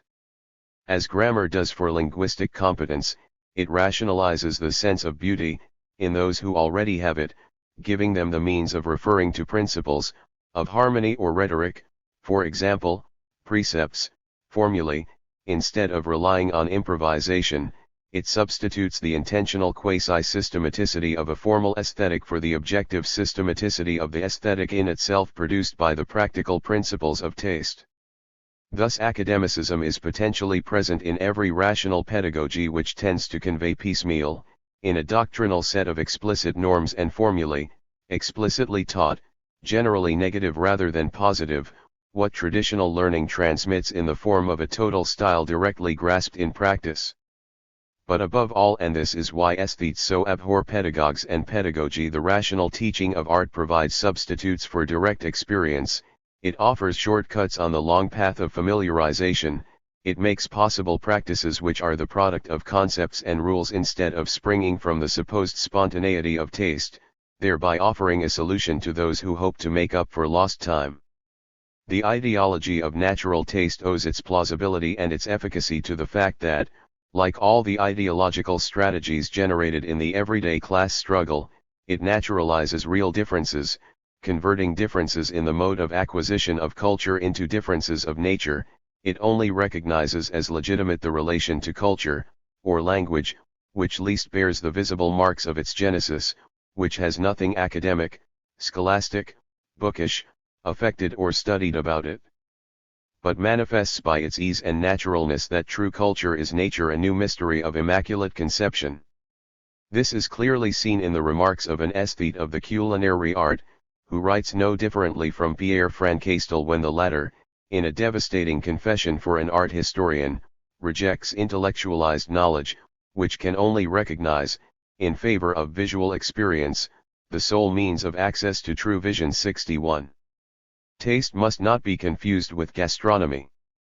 Whereas taste is the natural gift of recognizing and loving perfection, gastronomy is the set of rules which govern the cultivation and education of taste. Gastronomy is to taste as grammar and literature are to the literary sense. And this brings us to the heart of the problem: if the gourmet is a delicate connoisseur, is the gastronome a pedant? The gourmet is his own gastronome, just as the man of taste is his own grammarian. Not everyone is a gourmet, that is why we need gastronomes. We must look upon gastronomes as we look upon pedagogues in general. They are sometimes intolerable pedants, but they have their uses. They belong to the lower, modest order, and it is up to them to improve this rather minor genre by means of tact, restraint and elegant lightness. There is such a thing as bad taste. And persons of refinement know this instinctively. For those who do not, rules are needed. 62. Knowledge by experience, which, like Aquinas's Cognitio Dei Experimentalis, feels and deplores the essential inadequacy of words and concepts to express the reality tasted in mystical union, rejects as unworthy the intellectual love of art, the knowledge which identifies experience of the work with an intellectual operation of deciphering. 63.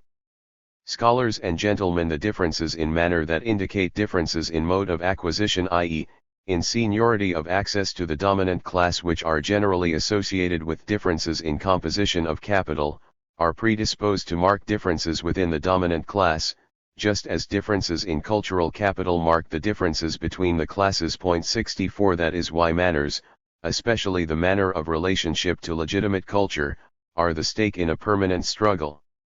There can be no neutral statement in these matters. The terms designating the opposing dispositions can be taken as complimentary or pejorative depending on the point of view.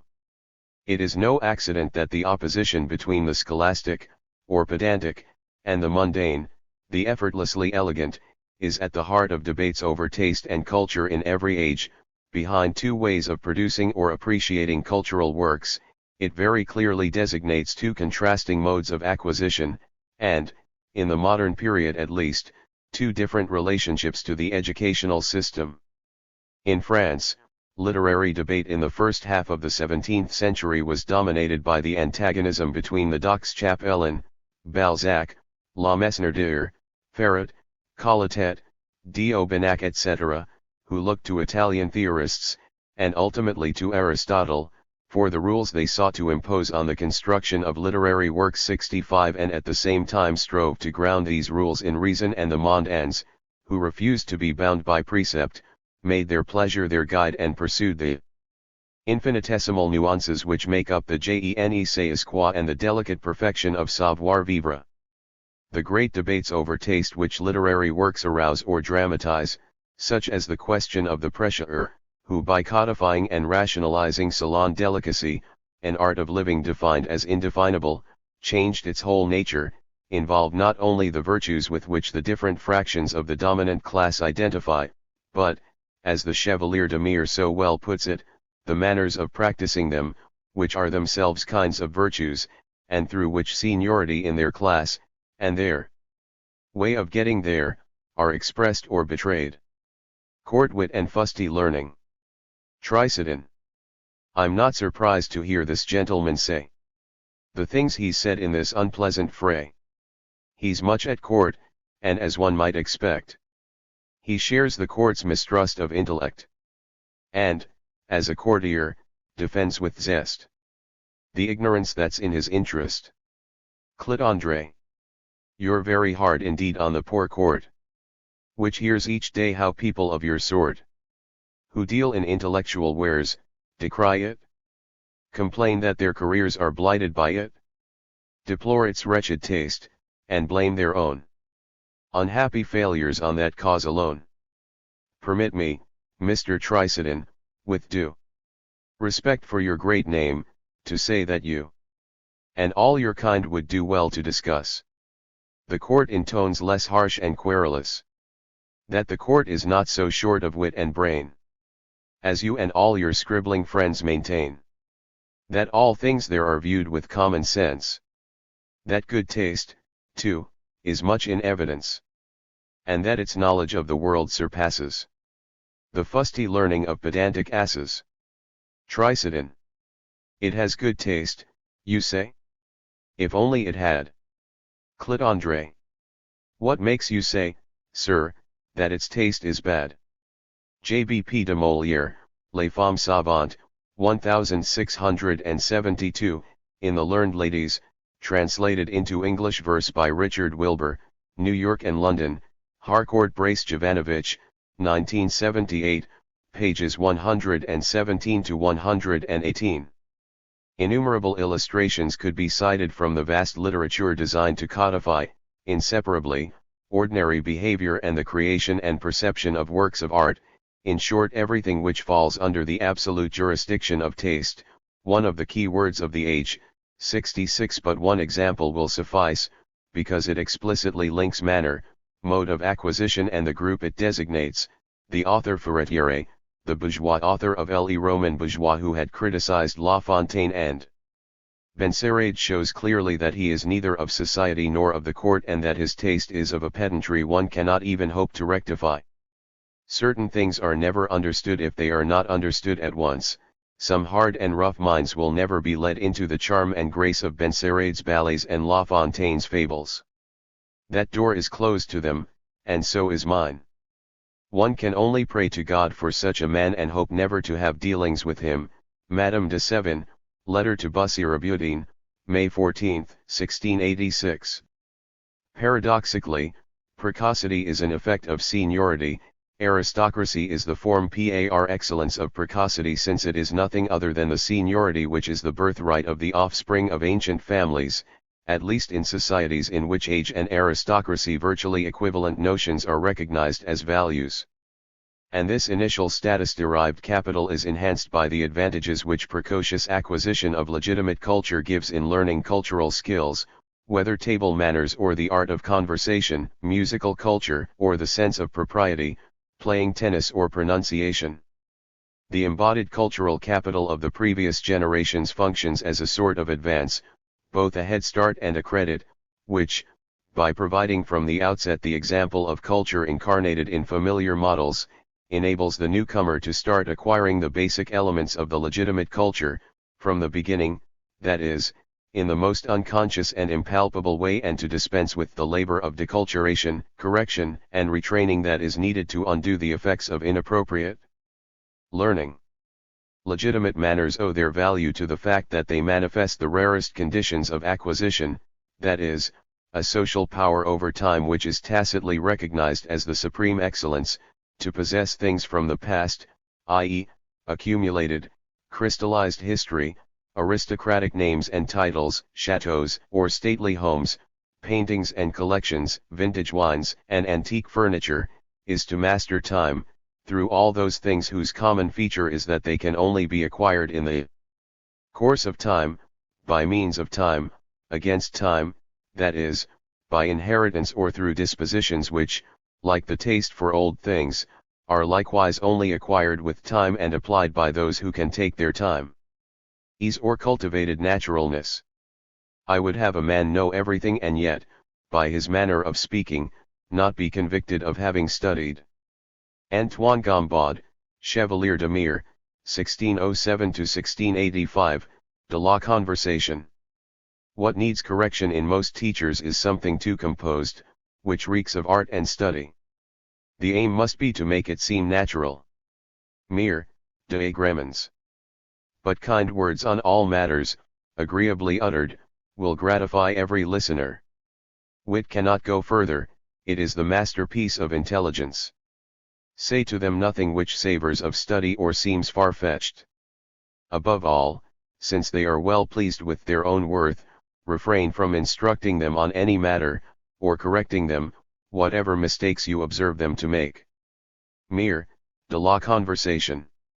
This civility is perceived in the features, the manner, in the slightest actions of the body and mind, and the more one considers it, the more one is charmed by it, without realizing where it comes from. For everything that is done out of constraint or servitude, or has any trace of coarseness, destroys it. And to render a person amiable in his ways, you should please him as much as you can and take care not to burden him with tedious instructions. Mere, de Grammons. Persons of refinement are sometimes obliged to turn a hand to many things, even the things of which they know least. In such a case, they should not behave like professional craftsmen, whose sole concern is to finish their task. A gentleman should seek, not so much to be expert in what he undertakes, as to undertake it like a gentleman. This air of ease which comes from a fortunate birth and an excellent habit is one of the amenities of a gentleman. He should set about even the most difficult task with such detachment that it seems to cost him no effort. Mere, de Grammons.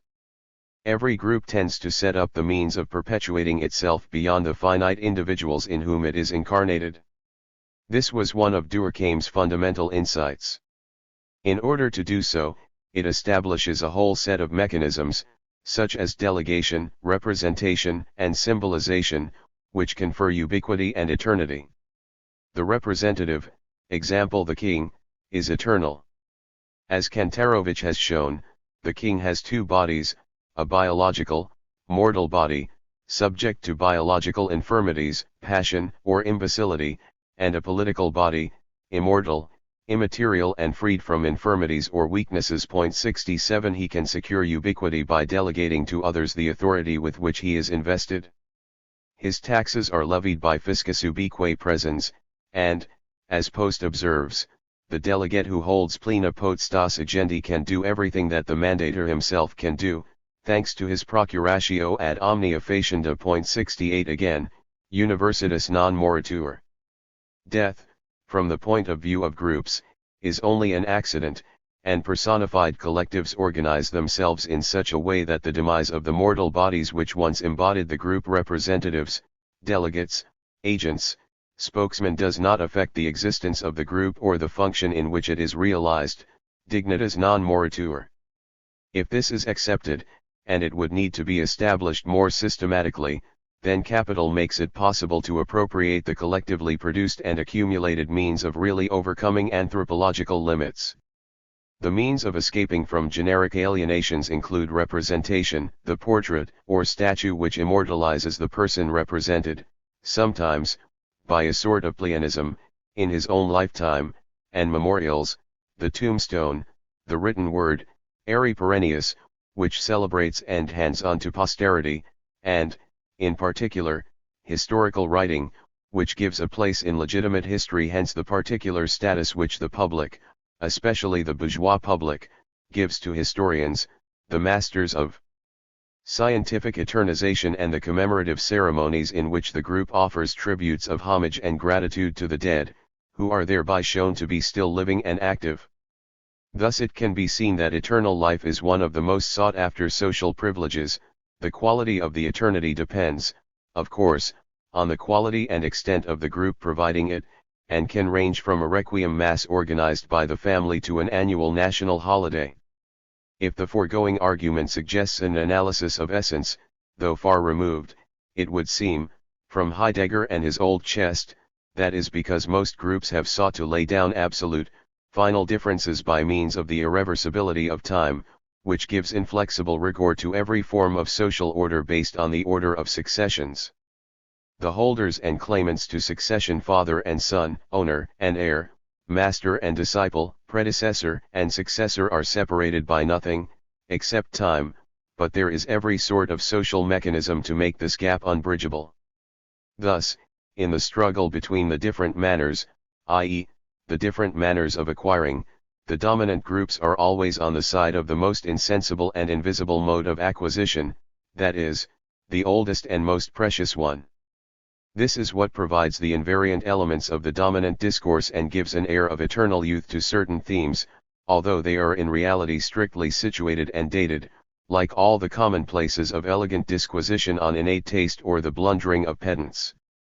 A practical mastery of social significance, based on functional and structural homology, underlies and facilitates everyday reading of the classics, and, even more, since it is a practical use, literary quotation, a quite special use of discourse which is a sort of summons to appear as advocate and witness, addressed to a past author on the basis of a social solidarity disguised as intellectual solidarity.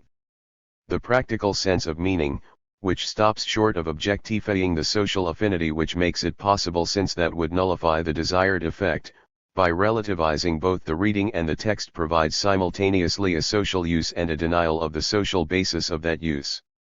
Identifying the invariants must not, however, lead us to treat a particular state of the struggle as eternal, and a true comparative study would have to take account of the specific forms that the struggle and the themes in which it is expressed take on when the objective relations between the class fractions change. It seems, for example, that in the second half of the 17th century the growing authority of the mondains and of the court, combined with the tendency of high society to become more cultivated, reduced the distance between docs and mondains. This led to the rise of a new species of man of letters, typified by the Jesuits Rapin and Bouar's 69 masters of rhetoric, who were themselves both docs and mondains, who frequented artists and aristocrats and helped to produce a synthesis of the demands of the court and the academy, and did so by shifting the center of the debate from the question of worthy subjects to that of the style in which they might be treated.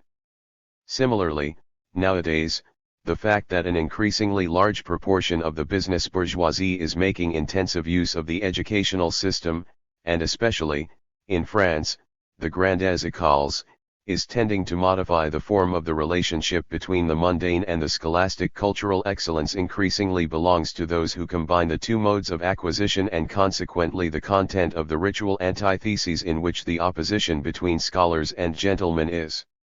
expressed. Point 70. The case of the relations between the 19th-century German universities and the princely courts represents another state of the power relation, resulting in a different configuration of the images of the scholarly virtues and the courtly virtues. As Norbert Elias very clearly shows, bourgeois intellectuals were much earlier and much more completely integrated into the world of the court in France than in Germany. The conventions of style and forms of civility which dominate the educational system and all its products, in particular the attention given to language and to intellectual propriety, derived, in the case of France, from court society, whereas in Germany the intelligentsia, especially in the universities, set itself up in opposition to the court and the French models it was importing, summing up its vision of high society in the antithesis between civilization, characterized by frivolity and superficiality, and culture, defined by seriousness, profundity, and authenticity. Point 71. In other words, there is the same basic opposition between docs and mondans, with identical content, but with the values reversed. Here the docs could not assert their autonomy except by asserting their own virtues and their own manner of practicing them, thereby devaluing high society virtues. The fact remains that the pedant's situation is never entirely comfortable. Against the populace and with the mundane aristocracy who have every reason also to accept it, since they have an interest in birthrights, he is inclined to accept the ideology of innate tastes, since it is the only absolute guarantee of his election, but against the mundane he is forced to assert the value of his acquirements, and, indeed, the value of the work of acquisition, the slow effort to improve the mind, as Kant put it, which is a blemish in the eyes of the mundane, but in his own eyes his supreme merit. The embarrassment of academic minds, indebted and committed to acquisition, surfaces whenever it is a question of the adequate approach to a work of art and the right way to acquire it, and the contradiction is at the heart of all their aesthetic theories, not to mention their attempts to establish a pedagogy of art. The ideology of natural gifts is too potent, even within the educational system, for an expression of faith in the powers of a rational pedagogy aimed at reducing the practical schemes of familiarity to codified rules, despite the fact that this practical affirmation of the natural right to art is the natural weapon of those who appeal to knowledge and ideas and aim to discredit the divine right of the advocates of immediate experience and pleasure. For example, there are all the debates over the teaching of art, more specifically, the teaching of drawing, a contradiction in terms for some, who hold that beauty is neither taught nor learnt, but is a grace transmitted from invested masters to predestined disciples, for others, a field of pedagogy like any other. One thinks, for example, of the polemics between the advocates of rational pedagogy, such as Guillaume, and the champions of the charismatic view, such as Ravizon, over the introduction of drawing lessons into general education in the early years of the Third Republic. Experience and knowledge ideology is an illusion consistent with interest, but a well-grounded illusion. Those who invoke experience against knowledge have a basis for their prejudice in the real opposition between the domestic learning and the scholastic learning of culture. Bourgeois culture and the bourgeois relation to culture owe their inimitable character to the fact that, like popular religion as seen by Grothusen, they are acquired, pre-verbally, by early immersion in a world of cultivated people, practices, and objects. When the child grows up in a household in which music is not only listened to, on hi-fi or radio nowadays, but also performed, the musical mother of bourgeois autobiography, and a fortiori when the child is introduced at an early age to a noble instrument, especially the piano, the effect is at least to produce a more familiar relationship to music, which differs from the always somewhat distant, contemplative, and often verbose relation of those who have come to music through concerts or even only through records, in much the same way as the relation to painting of those who have discovered it belatedly, in the quasi-scholastic atmosphere of the museum, differs from the relation developed by those born into a world filled with art objects, familiar family property, amassed by successive generations, testifying to their wealth and good taste, and sometimes homemade, like jam or embroidered linen. Differences linked to social origin are no doubt most marked in personal production of visual art or the playing of a musical instrument, aptitudes which, both in their acquisition and in their performance, presuppose not only dispositions associated with long establishment in the world of art and culture but also economic means, especially in the case of piano playing, and spare time. At equal educational levels, they vary strongly by social origin. Thus, among holders of the baccalaureate, 11.5% of the respondents who originate from the dominant class say they often play a musical instrument, compared with 5% of those of middle class or working class origin. Among graduates, the corresponding proportions are 22.5% and 5%. Painting and sculpture, relatively neglected by those with the highest qualifications, are also, at equal educational levels, much more common among respondents of dominant class origin.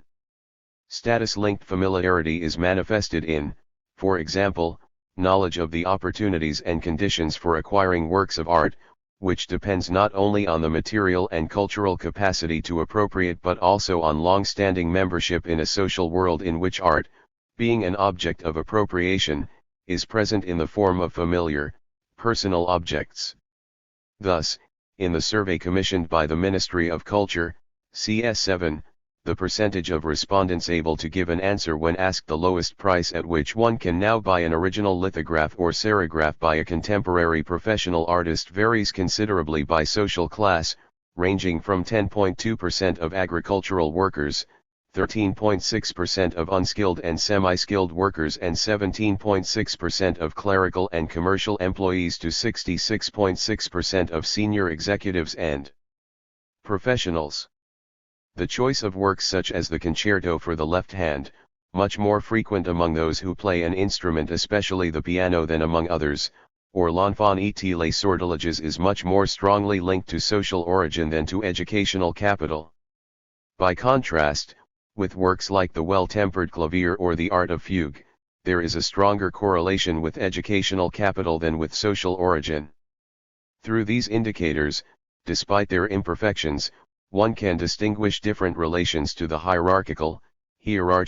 world of cultural works, which are closely linked to a set of interrelated differences and which stem from different modes of acquisition domestic and scholastic, or exclusively scholastic of cultural capital. Thus, when Roland Barthes makes an aesthetic out of a particular relation to music, produced by early, domestic, practical acquaintance, and describes aesthetic enjoyment as a sort of immediate communication between the listener's body and the performer's inner body, present in the grain of the singer's voice or the pad of the pianist's fingers, he is in fact referring to the opposition between two modes of acquisition. On the one hand, there is music for record collectors, linked to a demand arising from the growth of the number of listeners and the disappearance of practitioners, an expressive, dramatic, sentimentally clear art of communication, of understanding. This culture wants art, wants music, provided they be clear, that they translate an emotion and represent a signified, the meaning of a poem, an art that inoculates pleasure, by reducing it to a known, coded emotion, and reconciles the subject to what in music can be said, what is said about it by institution, criticism, opinion. 72. On the other hand, there is an art which prefers the sensible to sense, which hates eloquence, grandiloquence, pathos, and the pathetic, the expressive and the dramatic. This is French melody, Duparc, the later for Debussy, everything that in another age would have been called pure music, the intimism of the piano, the maternal instrument, and the intimacy of the bourgeois salon.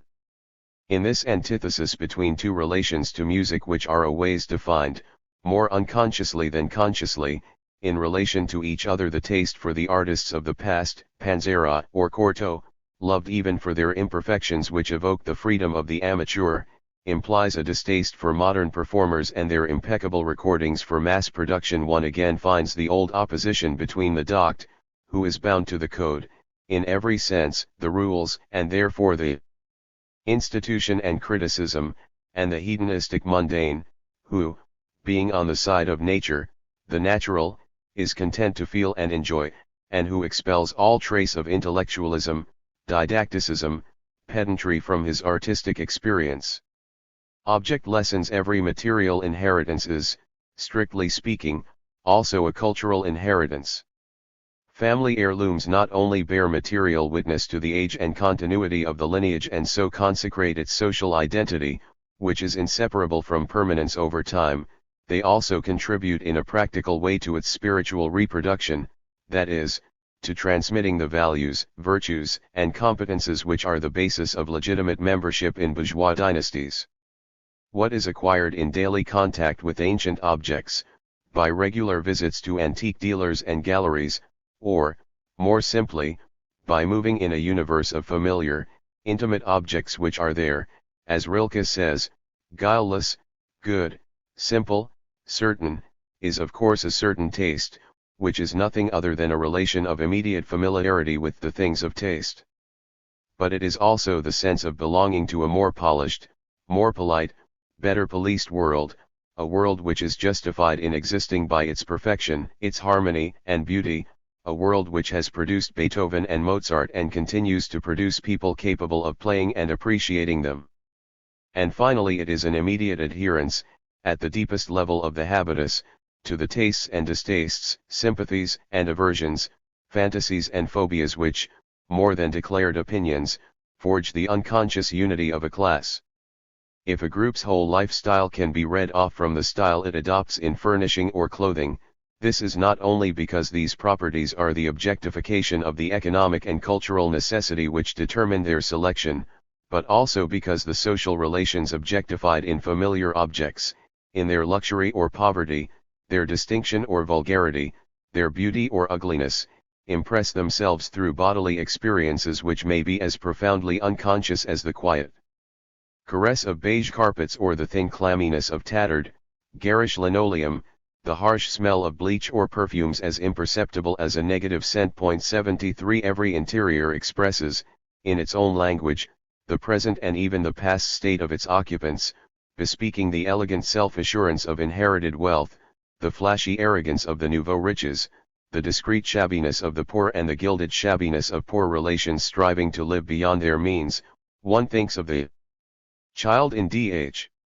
Lawrence's story, the rocking horse winner who hears throughout the house and even in his bedroom, full of expensive toys, an incessant whispering, "There must be more money." Experiences of this sort would be the material of a social psychoanalysis which set out to grasp the logic whereby the social relations objectified in things and also, of course, in people are insensibly internalized, taking their place in a lasting relation to the world and to others, which manifests itself, for example, in thresholds of tolerance of the natural and social world, of noise, overcrowding, physical or verbal violence, and of which the mode of appropriation of cultural goods is one dimension. 74. The effect of mode of acquisition is most marked in the ordinary choices of everyday existence, such as furniture, clothing, or cooking, which are particularly revealing of deep-rooted and long-standing dispositions because, lying outside the scope of the educational system, they have to be confronted, as it were, by naked taste, without any explicit prescription or proscription, other than from semi-legitimate legitimizing agencies such as women's weeklies or ideal home magazines. This means that, however imperfect it may be, given the present state of functioning of the educational system, the minimal rationalization implied by every institutionalized pedagogy, in particular the transformation of class sense, functioning in practical form, into partially codified knowledge, example literary history, with its classifications by periods, genres, and styles, has the effect of reducing, at least among the most over-selected survivors, the weight of what is abandoned to inherited senses and, consequently, the differences linked to economic and cultural inheritance. It is also true that these differences continue to function in other areas, and that they recover their full force as soon as the logic of the struggle for distinction moves its real stakes into these areas, which it of course always tends to do. The adjectives the respondents have chosen to describe an interior, and the source of their furniture, are more closely linked to their social origin than to their educational qualifications, unlike their judgment on photographs or their knowledge of composers, because nothing, perhaps, more directly depends on early learning, especially the learning which takes place without any express intention to teach, than the dispositions and knowledge that are invested in clothing, furnishing and cooking, or, more precisely, in the way clothes, furniture, and food are bought. Thus, the mode of acquisition of furniture, department store, antique dealer, shop or flea market, depends at least as much on social origin as on schooling. At equal educational levels, those members of the dominant class who were also born into that class who, more often than the others, inherited some of their furniture acquired their furniture, especially those living in Paris, from an antique dealer more often than those born into other classes, who tended to buy from a department store, a specialized shop or the flea market. The last is especially frequented on the one hand by the rising members of the dominant class who have most educational capital, and on the other hand by members of the dominant class, born into that class, who have less educational capital than their origin promised, i.e., those who have had 1 or 2 years of higher education, see Table 5. And it is probably in tastes in food that one would find the strongest and most indelible mark of infant learning, the lessons which longest withstand the distancing or collapse of the native world and most durably maintain nostalgia for it. The native world is, above all, the maternal world, the world of primordial tastes and basic foods, of the archetypal relation to the archetypal cultural good, in which pleasure-giving is an integral part of pleasure, and of the selective disposition towards pleasure which is acquired through pleasure.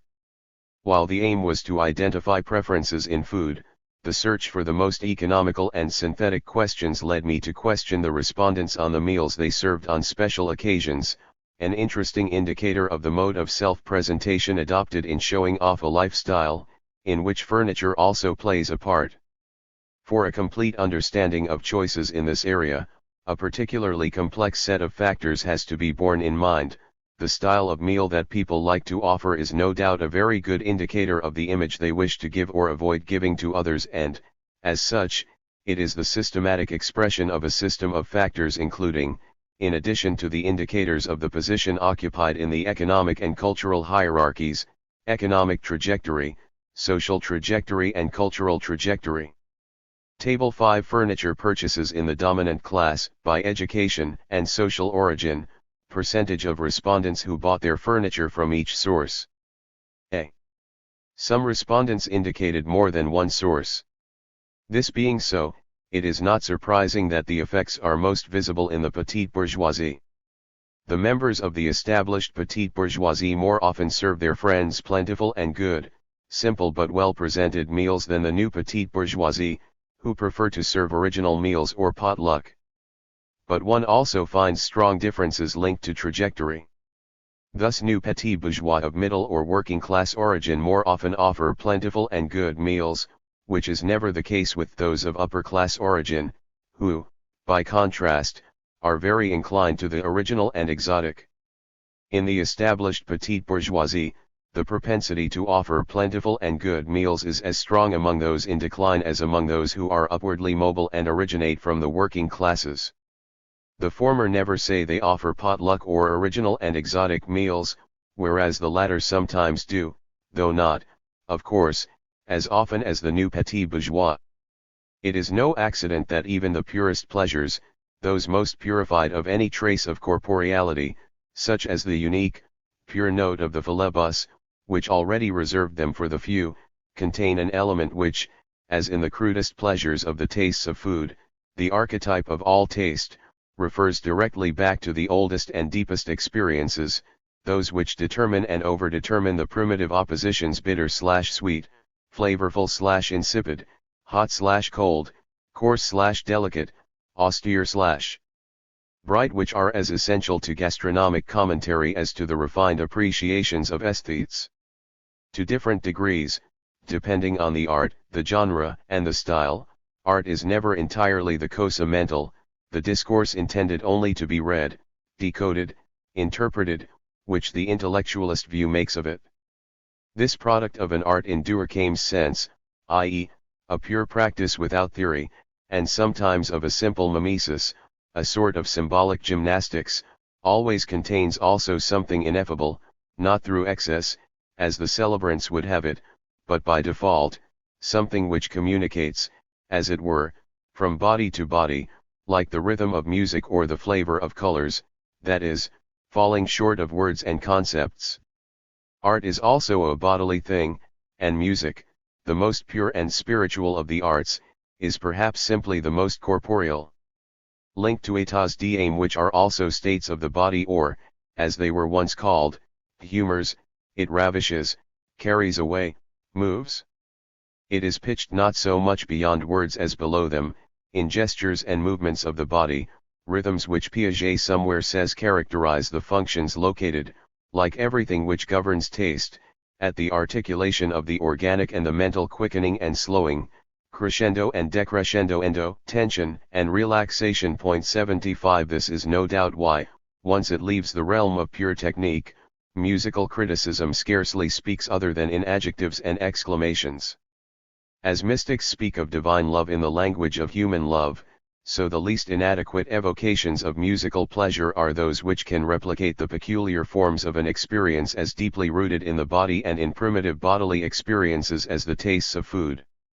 Inherited capital and acquired capital. Thus, the differences which the relationship to educational capital leaves unexplained, and which mainly appear in the relationship with social origin, may be due to differences in the mode of acquisition of the cultural capital now possessed.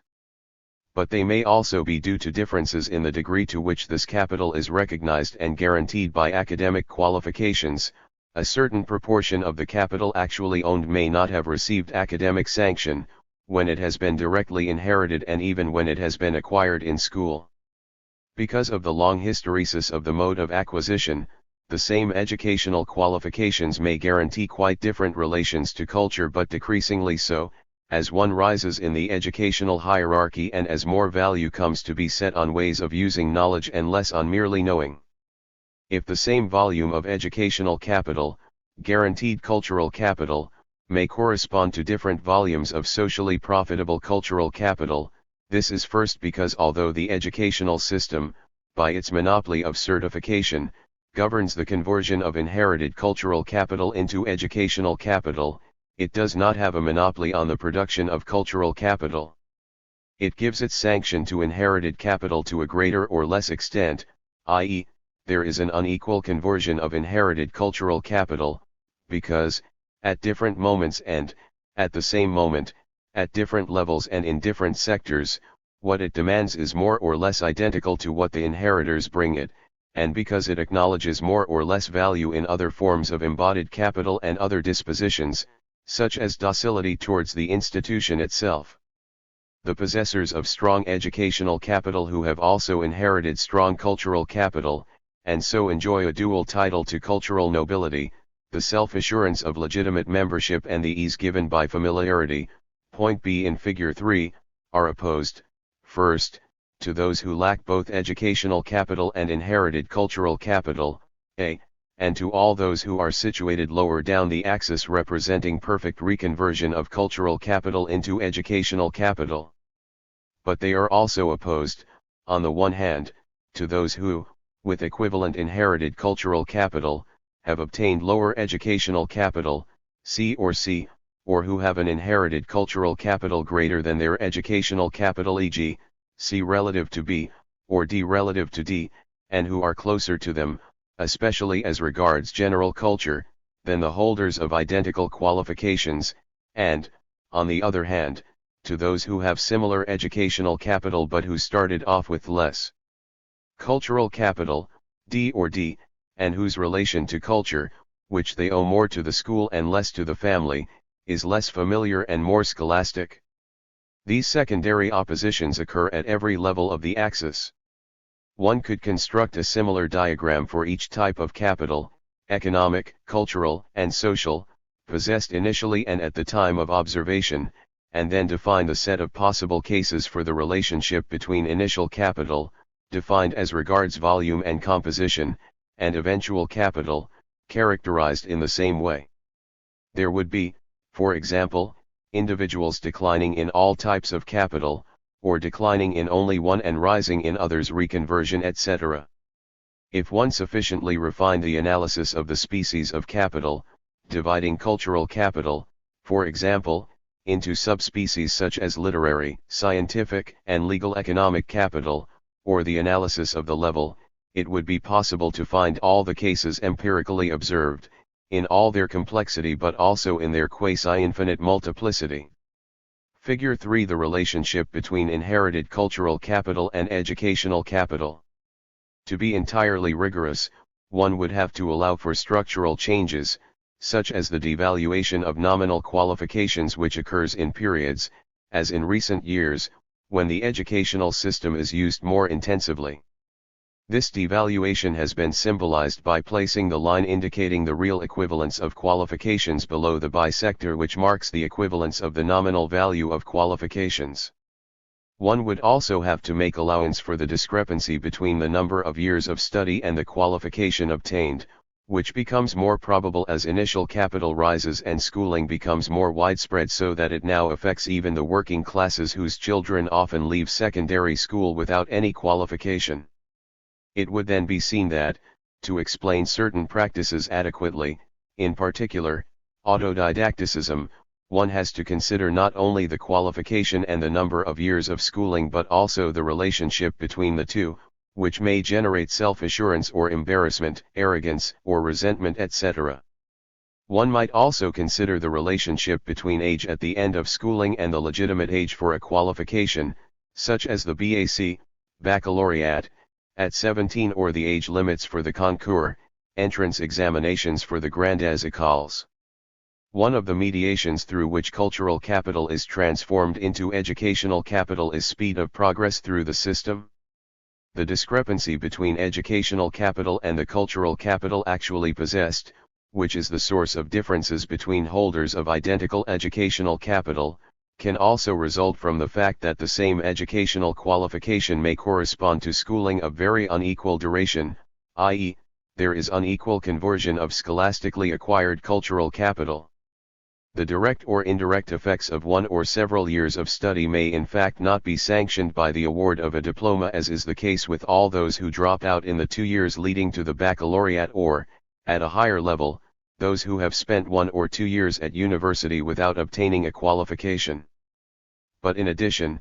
because the frequency of this discrepancy has risen with the chances of access of the different classes to secondary and higher education, agents belonging to different generations, as identified by age groups, are likely to have devoted a very different number of years of study, with all the related effects, including greater non-certified competence, of course, but also the acquisition of a different relation to culture, studentification effect, etc., in educational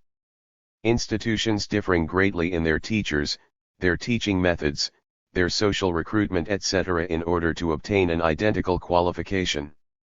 It follows from this that the differences connected with social trajectory and the volume of inherited cultural capital are reinforced by differences, mainly visible among members of the petite bourgeoisie who are themselves born into the petite bourgeoisie or drawn from the working classes, and particularly represented in the established petite bourgeoisie, which reflect changes in the state of the relations between the educational system and the class structure.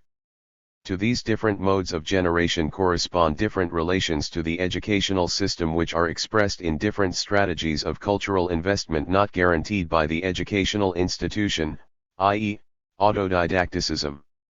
In the absence of more precise indicators of the overall style of cultural consumption, example the opposition between the satirical weeklies Le Canard and Chain and Charlie Hebdo, or, in the area of popular science, between Science ETV and Psychology, one can study the information the survey provides on favorite singers. It might be thought that the fact that, at all levels of educational capital, the youngest respondents choose the singers of the younger generation, Françoise Hardy or Johnny Hallyday, more often than the older respondents, who more often choose older singers, Guattari or Mariano, is adequately explained by the dates of the singer's first appearance in the field of cultural production.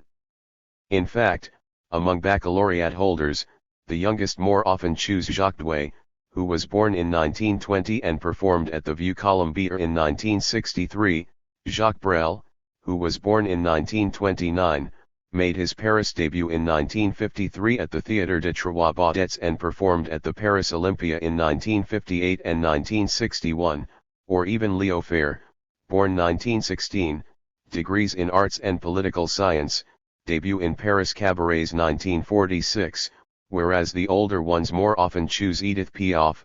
born 1915, died 1963, debut at the ABC in 1937, Luis Mariano, born 1920, first success at Casino Montparnasse, 1945, Gilbert Bécaud, born 1927, first became known in right bank cabarets and then at Olympia, consecrated in 1954, the Bécaud year, or even Petula Clark, born 1933, top of the bill at Olympia 1960. Voted most likable and popular star in 1963, .76. It can be seen that to make sense of these relationships one has to take into account not only the singers' ages or the dates when they made their breakthroughs or even the places where they were performing at the time of the survey, but also and especially the degree of affinity between the style of their songs, more intellectual in one case, closer to petit bourgeois taste for light opera and realist song in the other, and the cultural dispositions of two educational generations produced by two very different states of the school system. There are similar differences between educational generations within the technician fraction of the class. The younger differ from the older not so much in their overall competence as in the extent and freedom of their investments. Like their elders, they read scientific and technical works, but they are slightly more interested in philosophical essays or poetry. They go no more frequently to museums, but when they do, they go more often to the modern art museum. These tendencies are particularly pronounced amongst those of them, relatively more numerous than among the older ones, who originate from the middle or upper classes and who know a, relatively, very high number of musical works and composers, are interested in modern art and philosophy and often go to the cinema. But what perhaps most distinguish the two generations of technicians are the external signs: dress and hairstyle, in particular, and also their declared preferences. The younger ones, who seek to draw close to the student style, say they follow fashion and like clothes which suit their personality, whereas the older ones more often choose sober and correct or classically cut clothes, choices characteristic of established petit bourgeois. The old-style autodidact was fundamentally defined by a reverence for culture which was induced by abrupt and early exclusion, and which led to an exalted, misplaced piety, inevitably perceived by the possessors of legitimate culture as a sort of grotesque homage. The recognition of incompetence and cultural unworthiness which characterizes old-style autodidacticism is especially seen among members of the established petite bourgeoisie originating from the working or middle classes, who say very frequently, 70% of them, compared with 31% of the new petite bourgeoisie originating from the same classes, that paintings are nice but difficult. The clearest manifestation of the cultural alienation of old-style autodidacts is their readiness to offer proof of their culture even when it is not asked for, betraying their exclusion by their eagerness to prove their membership, in contrast to the well-born, who mask their ignorance by ignoring questions or situations which might expose it. In these outsiders, who seek to use a deeply orthodox self-teaching as a way of continuing a brutally foreshortened trajectory by their own initiative, the whole relation to culture and cultural authorities bears the stamp of exclusion by a system that can get the excluded to recognize their exclusion. By contrast, new-style autodidacts have often kept a place in the educational system up to a relatively high level, and in the course of this long, ill-rewarded association have acquired a relation to legitimate culture that is at once liberated and disabused, familiar and disenchanted. It has nothing in common with the distant reverence of the old-style autodidact, although it leads to equally intense and passionate investments, but in quite different areas, disclaimed or abandoned by the educational system, strip cartoons or jazz rather than history or astronomy, psychology, even parapsychology, or ecology rather than archaeology or geology. 77 These are the categories which provide the audience for all the productions of the counterculture, Charlie Hebdo, El Echo de Savanes, Sexpal etc., which offer the products of the intellectual avant-garde in journalistic form, as others popularize, i.e., transmit beyond the group of legitimate receivers, the products of the academic rearguard, Historia, for example, or the consecrated avant-garde, Le Nouvel Observateur. The holders of the monopoly of manipulation of the sacred, the literati of every church, never have much time for those who claim to discover within themselves the sources of traditional authority and to have direct access to the treasure of which they are the guardians. As Gershom Scholem shows, they usually do their best to place obstacles in the path of the mystic. They give him no encouragement, and if in the end the obstacles frighten the mystic and bring him back to the old accustomed ways, so much the better from the standpoint of authority. 78 But preventive censorship by the institution can take place without anyone having to apply controls or constraints. Whereas traditional autodidacts still expect the academic institution to indicate and open the shortcuts of popularization and the vulgate, which are always, directly or indirectly, dominated by the institution. 79 The most liberated of the new autodidacts seek their gurus among the heresy arches who still perform the function traditionally fulfilled by the authorities, namely, as Scholem also says, that of showing exactly what the novice has to expect at every step and providing the symbols with which this experience can be described or interpreted. The two markets, the family and the school, function as sites in which the competences deemed necessary at a given time are constituted by usage itself, and, simultaneously, as sites in which the price of those competences is determined, i.e., as markets which, by their positive or negative sanctions, evaluate performance, reinforcing what is acceptable, discouraging what is not, condemning valueless dispositions to extinction, jokes which fall flat or, though acceptable in another context, in another market, here seem out of place and only provoke embarrassment or disapproval, quotations in Latin, for example, which sound pedantic or labourd. In other words, the acquisition of cultural competence is inseparable from insensible acquisition of a sense for sound cultural investment. This investment sense, being the product of adjustment to the objective chances of turning competence to good account, facilitates forward adjustment to these chances, and is itself a dimension of a relation to culture close or distant, offhand or reverential, hedonistic or academic, which is the internalized form of the objective relationship between the site of acquisition and the center of cultural values. The use of the phrase sense of investment, as in sense of propriety or sense of balance, is intended to indicate that, when, for the purposes of objectification, terms are borrowed from the language of economics, it is in no way suggested that the corresponding behavior is guided by rational calculation of maximum profit, as the ordinary usage of these concepts, no doubt mistakenly, implies. Culture is the site, par excellence, of misrecognition, because, in generating strategies objectively adapted to the objective chances of profit of which it is the product, the sense of investment secures profits which do not need to be pursued as profits, and so it brings to those who have legitimate culture as a second nature the supplementary profit of being seen, and seeing themselves, as perfectly disinterested, unblemished by any cynical or mercenary use of culture. This means that the term investment, for example, must be understood in the dual sense of economic investment which it objectively always is, though misrecognized, and the sense of effective investment which it has in psychoanalysis, or, more exactly, in the sense of illugio, belief, and involvement in the game which produces the game. The art lover knows no other guide than his love of art, and when he moves, as if by instinct, towards what is, at each moment, the thing to be loved, like some businessmen who make money even when they are not trying to, he is not pursuing a cynical calculation, but his own pleasure, the sincere enthusiasm which, in such matters, is one of the preconditions of successful investment. So, for example, it is true that the effect of the hierarchies of legitimacy, the hierarchy of the arts, of genres etc., can be described as a particular case of the labeling effect well known to social psychologists.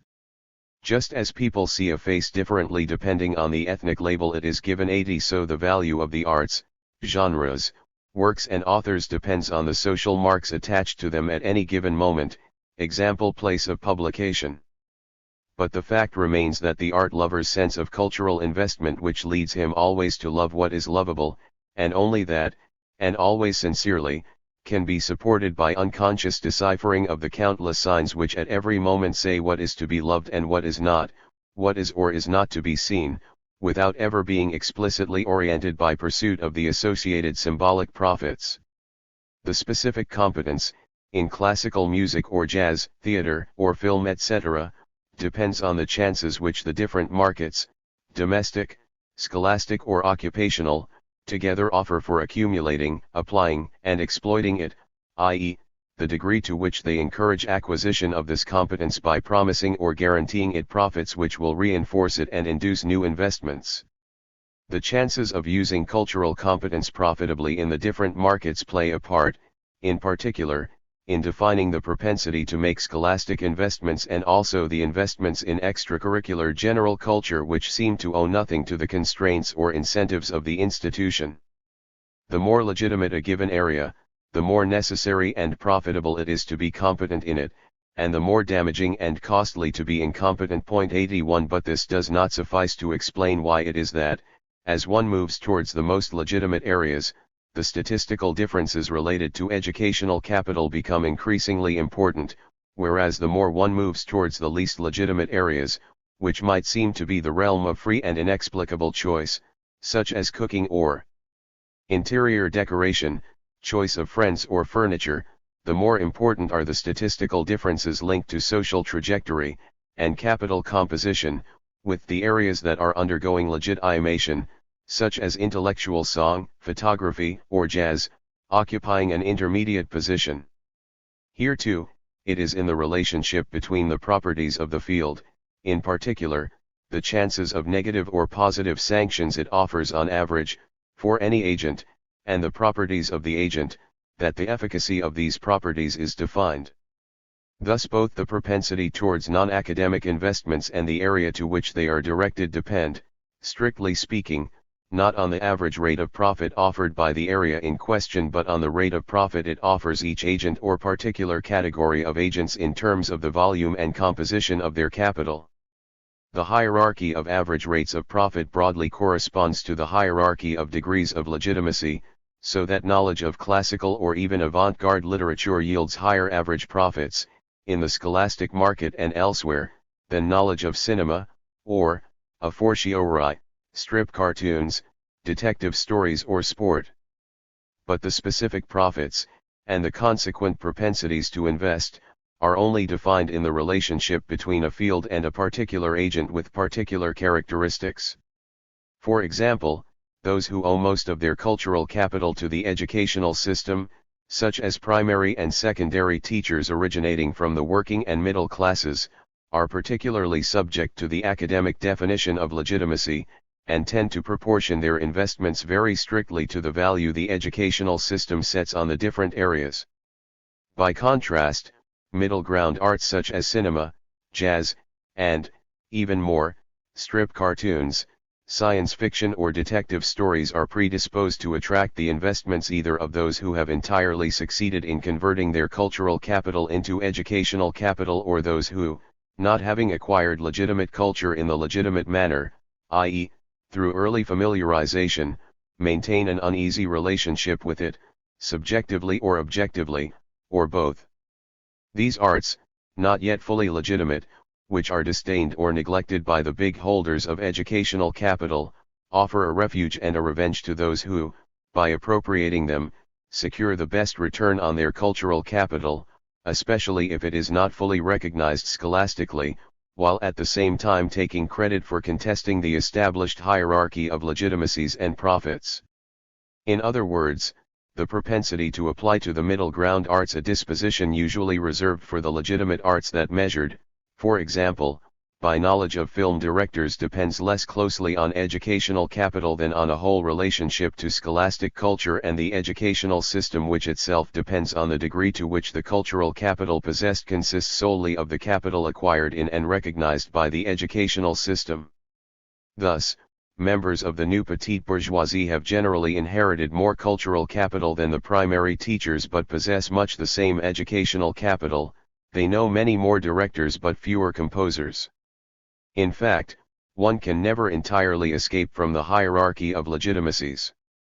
Because the very meaning and value of a cultural object varies according to the system of objects in which it is placed, detective stories, science fiction or strip cartoons may be entirely prestigious cultural assets or be reduced to their ordinary value, depending on whether they are associated with avant-garde literature or music, in which case they appear as manifestations of daring and freedom, or combine to form a constellation typical of middle-brow taste when they appear as what they are: simple substitutes for legitimate assets. Given that each social space, family or school, for example, functions both as one of the sites where competence is produced and as one of the sites where it is given its price, one might expect each field to set the highest price on the products created within it. Thus one might expect the scholastic field to give the highest value to scholastically certified cultural capital and the scholastic modality, whereas the markets dominated by extra-scholastic values, society salons and dinners, or all the occasions of professional life, appointment interviews, board meetings, conferences, etc., or even academic life, oral examinations at ENA or Sciences Po, for example, in which the whole person is evaluated, would set the highest value on the familiar relation to culture, devaluing all the dispositions and competences which bear the mark of scholastic acquisition. But this would be to ignore the effects of domination, whereby the products of the scholastic mode of production may be devalued as scholastic in the scholastic market itself. 82 Indeed, the clearest sign of the heteronomy of the scholastic market is seen in its ambivalent treatment of the products of the scholastic habitus, which varies inversely with the autonomy of the educational system as a whole, variable at different times and in different countries, and of its constituent institutions. With respect to the demands of the dominant fraction of the dominant class. 83. What is certain is that there exists an immediate affinity between the dispositions that are acquired by familiarization with legitimate culture and the high society market, or the most high society sectors of the educational market. The ordinary occasions of social life exclude tests as brutal as a closed questionnaire, the limiting case of the scholastic examination, which the scholastic institution itself refuses whenever, implicitly accepting the high society depreciation of the scholastic, it turns an examination intended to verify and measure competence into a variant of high society conversation. In contrast to the most scholastic of scholastic situations, which aim to disarm and discourage strategies of bluff, high society occasions give unlimited scope to an art of playing with competence, which is to competence what play is to the hand in card games. The accomplished socialite chooses his terrain, sidesteps difficulties, turns questions of knowledge into questions of preference, ignorance into disdainful refusal, a whole set of strategies which may manifest self-assurance or insecurity, ease or embarrassment, and which depend as much on mode of acquisition and the corresponding familiarity or distance as on educational capital. In other words, the lack of deep, methodical, systematic knowledge in a particular area of legitimate culture in no way prevents him from satisfying the cultural demands entailed by most social situations, even in the quasi-scholastic situation of a survey. 84. In asking questions about painters in such a way that the knowledge claimed could not be verified in any way, the aim was not so much to measure the specific competence, which, one may assume, depends on the same factors as knowledge of composers, as to grasp indirectly the relationship to legitimate culture and the differential effects of the survey situation. Thus, respondents whose knowledge was not equal to their familiarity may have felt entitled to use strategies of bluff which are highly successful in the ordinary uses of culture. This is particularly the case with the new petite bourgeoisie. But bluff itself is only profitable if it is guided by the vague knowledge given by familiarity. Thus, while the room for maneuver in this question allowed the least competent to fasten on proper names which correspond neither to knowledge nor preference, such as Picasso, mentioned by 21% of the unskilled and semi-skilled workers, or Brock, 10%, who was being celebrated in various ways at the time of the survey. It also functioned as a trap with Rousseau, 10%, who was practically never mentioned by the other classes and was probably confused with the writer. Breupel, by contrast, was never mentioned by the unskilled and semi-skilled, no doubt because they would not risk pronouncing a name they were not likely to have heard. To bring to light this society sense, generally associated with strong inherited cultural capital but irreducible to a sum of strictly verifiable knowledge, one only has to compare the variations in two dimensions of cultural capital possession of specific knowledge of composers and the flair which is needed to make it profitable, measured by the capacity to recognize what Flaubert would have called the smart opinions among the statements offered. Figure 4 correlates the proportion of individuals in each category who know the composers of at least 12 of the musical works with the proportion who claim that abstract painting interests them as much as the classical schools. On the one hand there are the fractions whose strict competence is greater than their sense of the right answer, secondary and higher education teachers, and on the other, those whose sense of the legitimate posture is incommensurate with their specific competence, new petite bourgeoisie, new bourgeoisie, artistic producers. The gap is smallest among the rising petit bourgeois or bourgeois, primary teachers, junior administrative executives, engineers, senior public sector executives. Figure 4 specific competence and talk about art. It was not possible to use the opinions selected on music because unlike the set of statements on painting, which offered an intermediate opinion, I love the Impressionists, the range of possible judgments presented too great a discontinuity between the typically middle-brow opinion, I like the Strauss waltzes, and the chic opinion, all music of quality interests me, so that the choice of the most legitimate judgment became more tempting for all those who refused to make do with the too visibly naive judgment. The distaste which bourgeois agents, especially those in decline, manifest for everything scholastic is no doubt partly explained by the devaluation which the scholastic market inflicts, nonetheless, on the approximate knowledge and confused intuitions of familiarity. For example, the rejection of academic routine which underlies most of the innovations of the new cultural intermediaries, youth organizers, play leaders etc., is more easily understood if one knows that the established petite bourgeoisie has relatively high educational capital and a relatively weak cultural inheritance, whereas the new petite bourgeoisie, of which artists are the limiting case, has a strong cultural inheritance and relatively low educational capital. The Parisian or even provincial primary teacher, who can beat the small employer, the provincial doctor or the Parisian antique dealer in the tests of pure knowledge, is likely to appear incomparably inferior to them in all the situations which demand self-assurance or flair, or even the bluff which can cover lacunae, rather than the prudence, discretion, and awareness of limits that are associated with scholastic acquisition. One can confuse Bernard Buffet with Jean Dubuffet and yet be quite capable of hiding one's ignorance under the commonplaces of celebration or the knowing silence of a pout, a nod, or an inspired pose. One can identify philosophy with Saint-Exupéry, Teilhard de Chardin or even Le Prince Ringot, and still hold one's own in today's most prestigious marketplaces, receptions, conferences, interviews, debates, seminars, committees, commissions, so long as one possesses the set of distinctive features: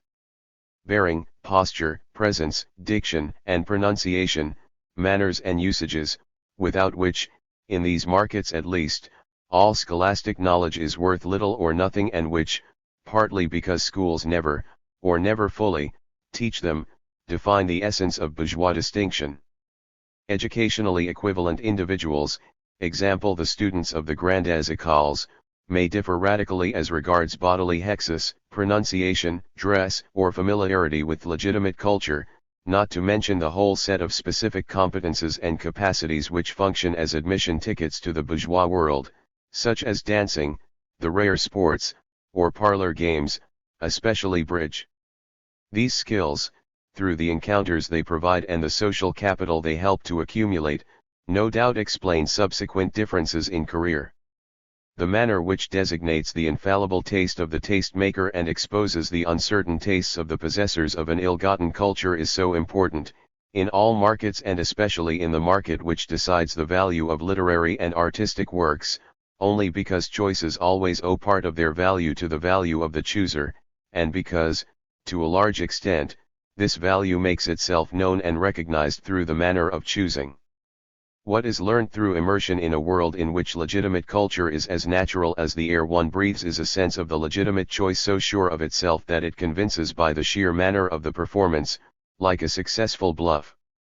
It is not only a sense of the right area to invest in, directors rather than actors, the avant-garde more than the classical or, which amounts to the same thing, a sense of the right moment to invest or disinvest, to move into other fields, when the gains in distinction become too uncertain. It is, ultimately, the self-assurance, confidence, arrogance, which, normally being the monopoly of the individuals most assured of profit from their investments, has every likelihood in a world in which everything is a matter of belief of imposing the absolute legitimacy, and therefore the maximum profitability, of their investments. The paradox of the imposition of legitimacy is that it makes it impossible ever to determine whether the dominant feature appears as distinguished or noble because it is dominant, i.e., because it has the privilege of defining, by its very existence, what is noble or distinguished as being exactly what itself is, a privilege which is expressed precisely in its self-assurance, or whether it is only because it is dominant that it appears as endowed with these qualities and uniquely entitled to define them. It is no accident that, to designate the legitimate manners or taste, ordinary language is content to say manners or taste, in the absolute sense, as grammarians say. The properties attached to the dominant Paris or Oxford accents, bourgeois distinction etc. have the power to discourage the intention of discerning what they are in reality, in and for themselves, and the distinctive value they derive from unconscious reference to their class distribution. Factors and powers. It is now clear that the difficulty of the analysis was due to the fact that what the very tools of analysis, educational level and social origin, designate is being fought out in struggles which have the object of analysis, art, and the relation to the work of art as their prize in reality itself. These struggles are fought between those who are identified with the scholastic definition of culture and the scholastic mode of acquisition, and those who defend a non-institutional culture and relation to culture.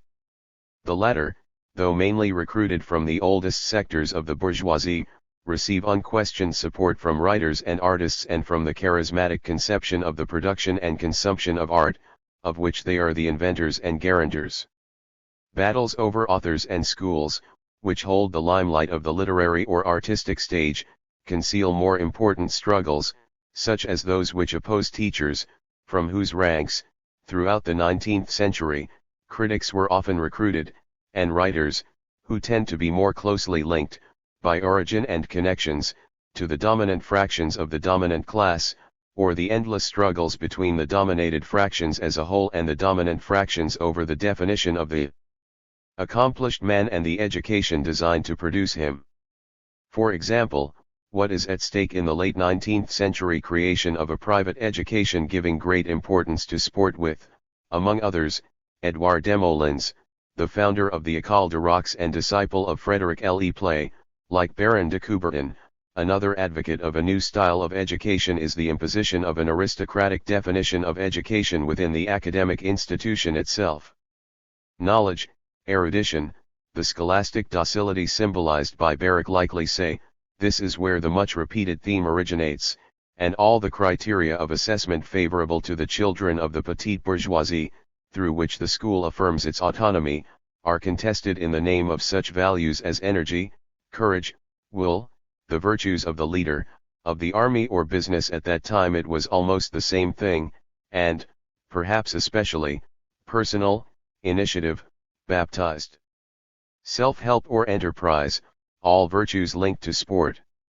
To put education before instruction, character before intelligence, sport before culture is to assert, within the scholastic world itself, the existence of a hierarchy irreducible to the specifically academic hierarchy which privileges the second term in each of these oppositions. 85.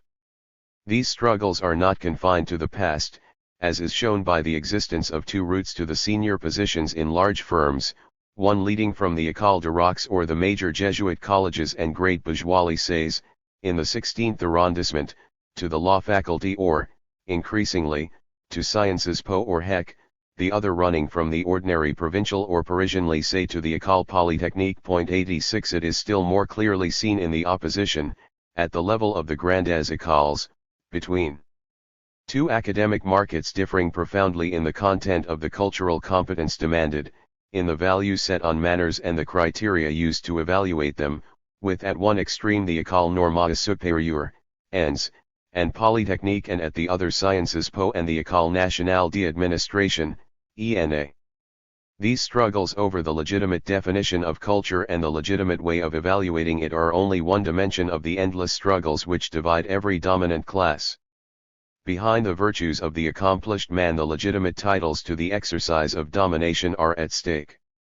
Thus the glorification of character-building sport and the valorization of economic and political culture, at the expense of literary or artistic culture, are just two of the strategies through which the dominant fractions of the dominant class aim to discredit the values recognized by the intellectual fractions of the dominant class and the petite bourgeoisie, whose children compete dangerously with the children of the bourgeoisie on the terrain of the most academically defined academic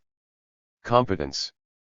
But more profoundly, these manifestations of anti-intellectualism are only one aspect of an antagonism which, far beyond the question of the legitimate uses of the body or culture, touches on every dimension of existence. The dominant fractions always tend to conceive their relationship to the dominated fractions in terms of the opposition between the male and the female, the serious and the frivolous, the responsible and the irresponsible, the useful and the futile, the realistic and the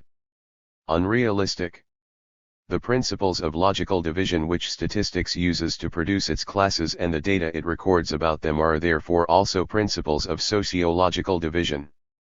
The statistical variations associated with the, naively defined, two main variables educational level and social origin can only be correctly interpreted so long as it is remembered that they are bound up with antagonistic definitions of legitimate culture and of the legitimate relation to culture, or, more precisely, with different markets, in which the characteristics associated with one or the other are given different prices.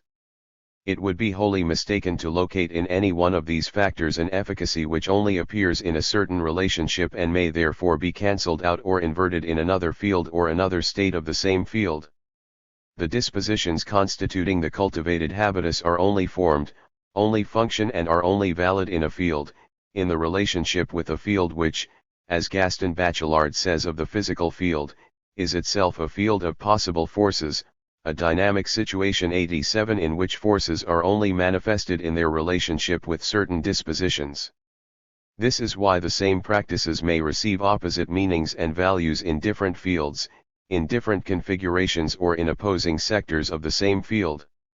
So reflective analysis of the tools of analysis is not an epistemological scruple but an indispensable precondition of scientific knowledge of the object.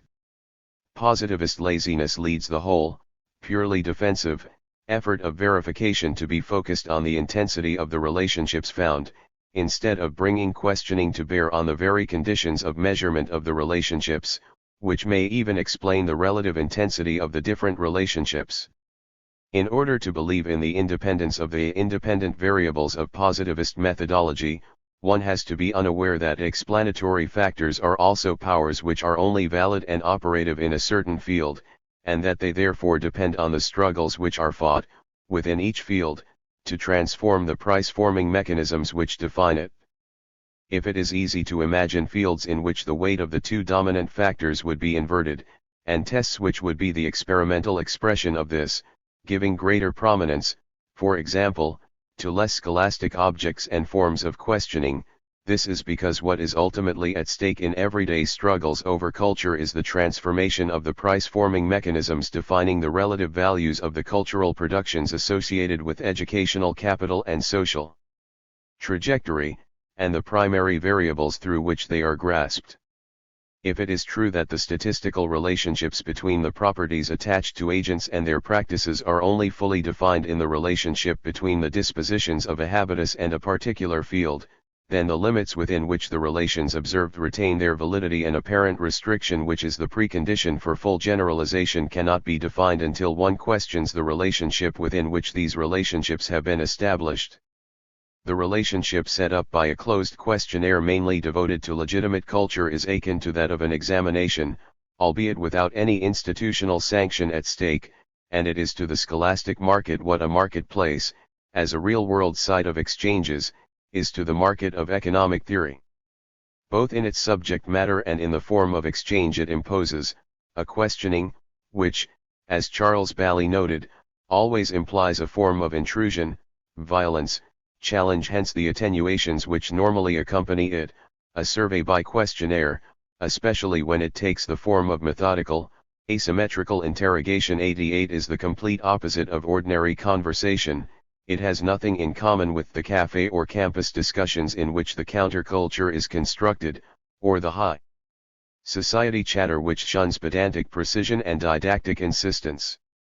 The variations one observes in the relative weight of educational qualification and inherited cultural capital as one moves, within this quasi-scholastic situation, from what is more academic in form and content to what is less academic either in form, questions measuring familiarity without testing knowledge, or in content, questions on knowledge of the cinema or preferences in cooking, give some idea of this relationship between factors and markets.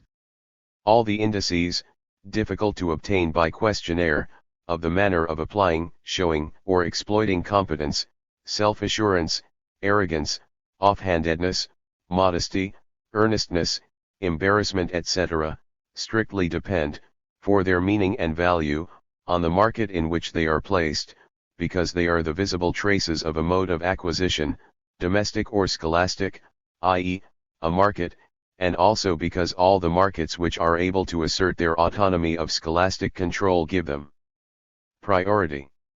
The emphasis on manners, and through them on mode of acquisition, enables seniority within a class to be made the basis of the hierarchy within the class. 89. It also gives the recognized possessors of the legitimate manner an absolute, arbitrary power to recognize or exclude.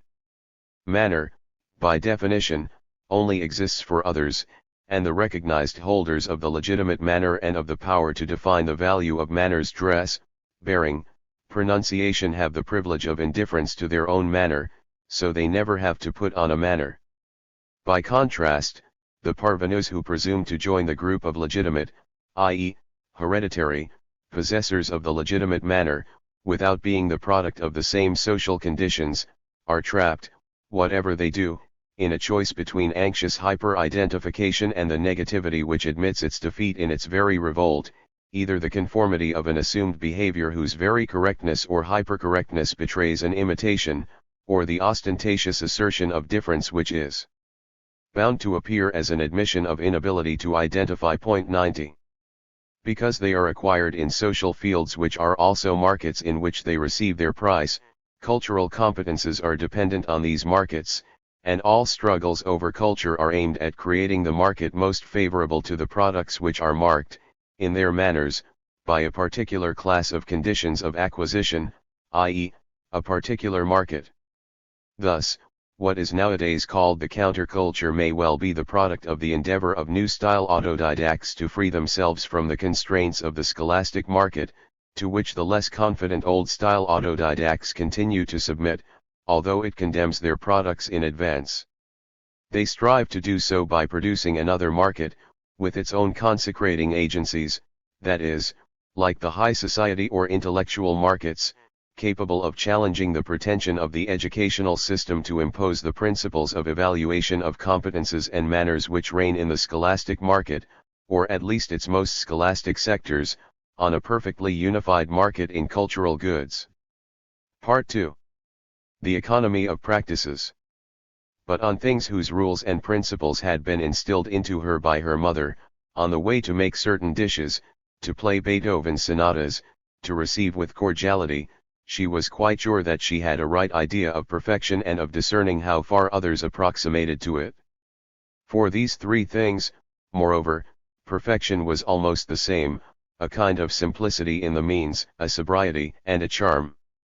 She repudiated with horror the introduction of spices in dishes that did not absolutely require them, affectation and abuse of the pedals in piano playing, departure from perfect naturalness, and exaggerated talking of oneself in receiving. From the first mouthful, from the first notes, from a simple letter she preened herself on knowing if she had to deal with a good cook, a real musician, a woman properly brought up. She may have many more fingers than I, but she lacks taste, playing that very simple andante with so much emphasis. No doubt a most brilliant woman full of parts, but it is a want of tact to speak of oneself in such a case. Possibly a very knowing cook, but she does not know how to do steak and fried potatoes. Steak and fried potatoes, an ideal competition piece, a kind of culinary pathetic sonata, a gastronomic equivalent to what is in social life the visit of a lady who comes for a servant's character and who, in an act as simple as that, can sufficiently display the presence or absence of tact and education. Marcel Proust, Days of Reading. 2. The social space and its transformations.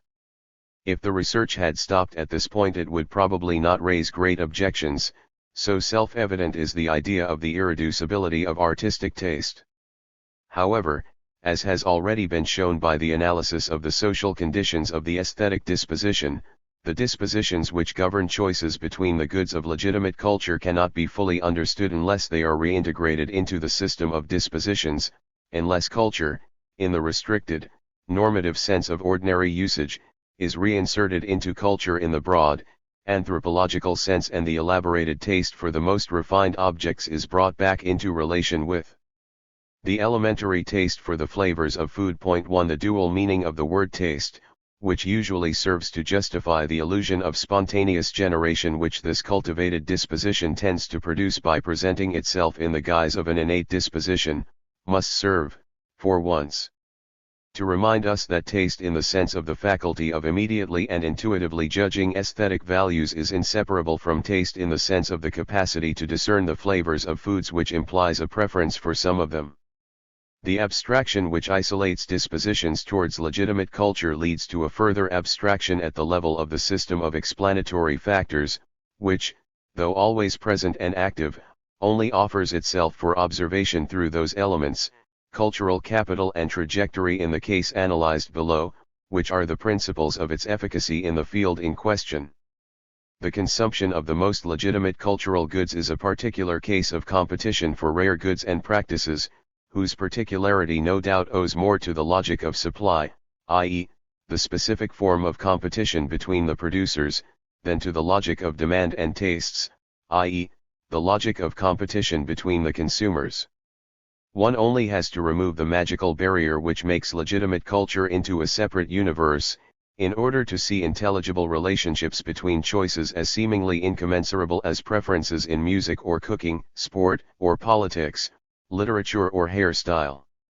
This barbarous reintegration of aesthetic consumption into the world of ordinary consumption, against which it endlessly defines itself, has, inter alia, the virtue of reminding us that the consumption of goods no doubt always presupposes a labor of appropriation, to different degrees depending on the goods and the consumers, or, more precisely, that the consumer helps to produce the product he consumes, by a labor of identification and decoding which, in the case of a work of art, may constitute the whole of the consumption and gratification, and which requires time and dispositions acquired over time. Economists, who never jib at an abstraction, can ignore what happens to products in the relationship with the consumers, that is, with the dispositions which define their useful properties and real uses.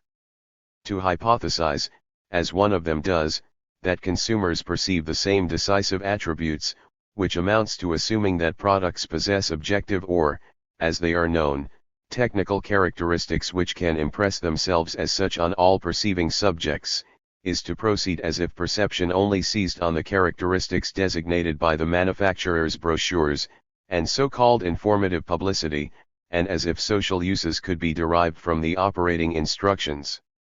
Objects, even industrial products, are not objective in the ordinary sense of the word, i.e., independent of the interest and tastes of those who perceive them, and they do not impose the self-evidence of a universal, unanimously approved meaning. The sociologist's task would be much easier if, when faced with each relationship between an independent variable and a dependent variable, he did not have to determine how the perception and appreciation of what is designated by the dependent variable vary according to the classes determined by the independent variable, or, in other words, identify the system of pertinent features on the basis of which each of the classes of agents was really determined. Point 2. What science has to establish is the objectivity of the object, which is established in the relationship between an object defined by the possibilities and impossibilities it offers, which are only revealed in the world of social uses, including, in the case of a technical object, the use or function for which it was designed, and the dispositions of an agent or class of agents, that is, the schemes of perception, appreciation, and action which constitute its objective utility in a practical usage. Point 3. The aim is not, of course, to reintroduce any form of what is called lived experience, which is most often merely a thinly disguised projection of the researcher's lived experience, but to move beyond the abstract relationship between consumers with interchangeable tastes and products with uniformly perceived and appreciated properties to the relationship between tastes which vary in a necessary way according to their social and economic conditions of production, and the products on which they confer their different social identities.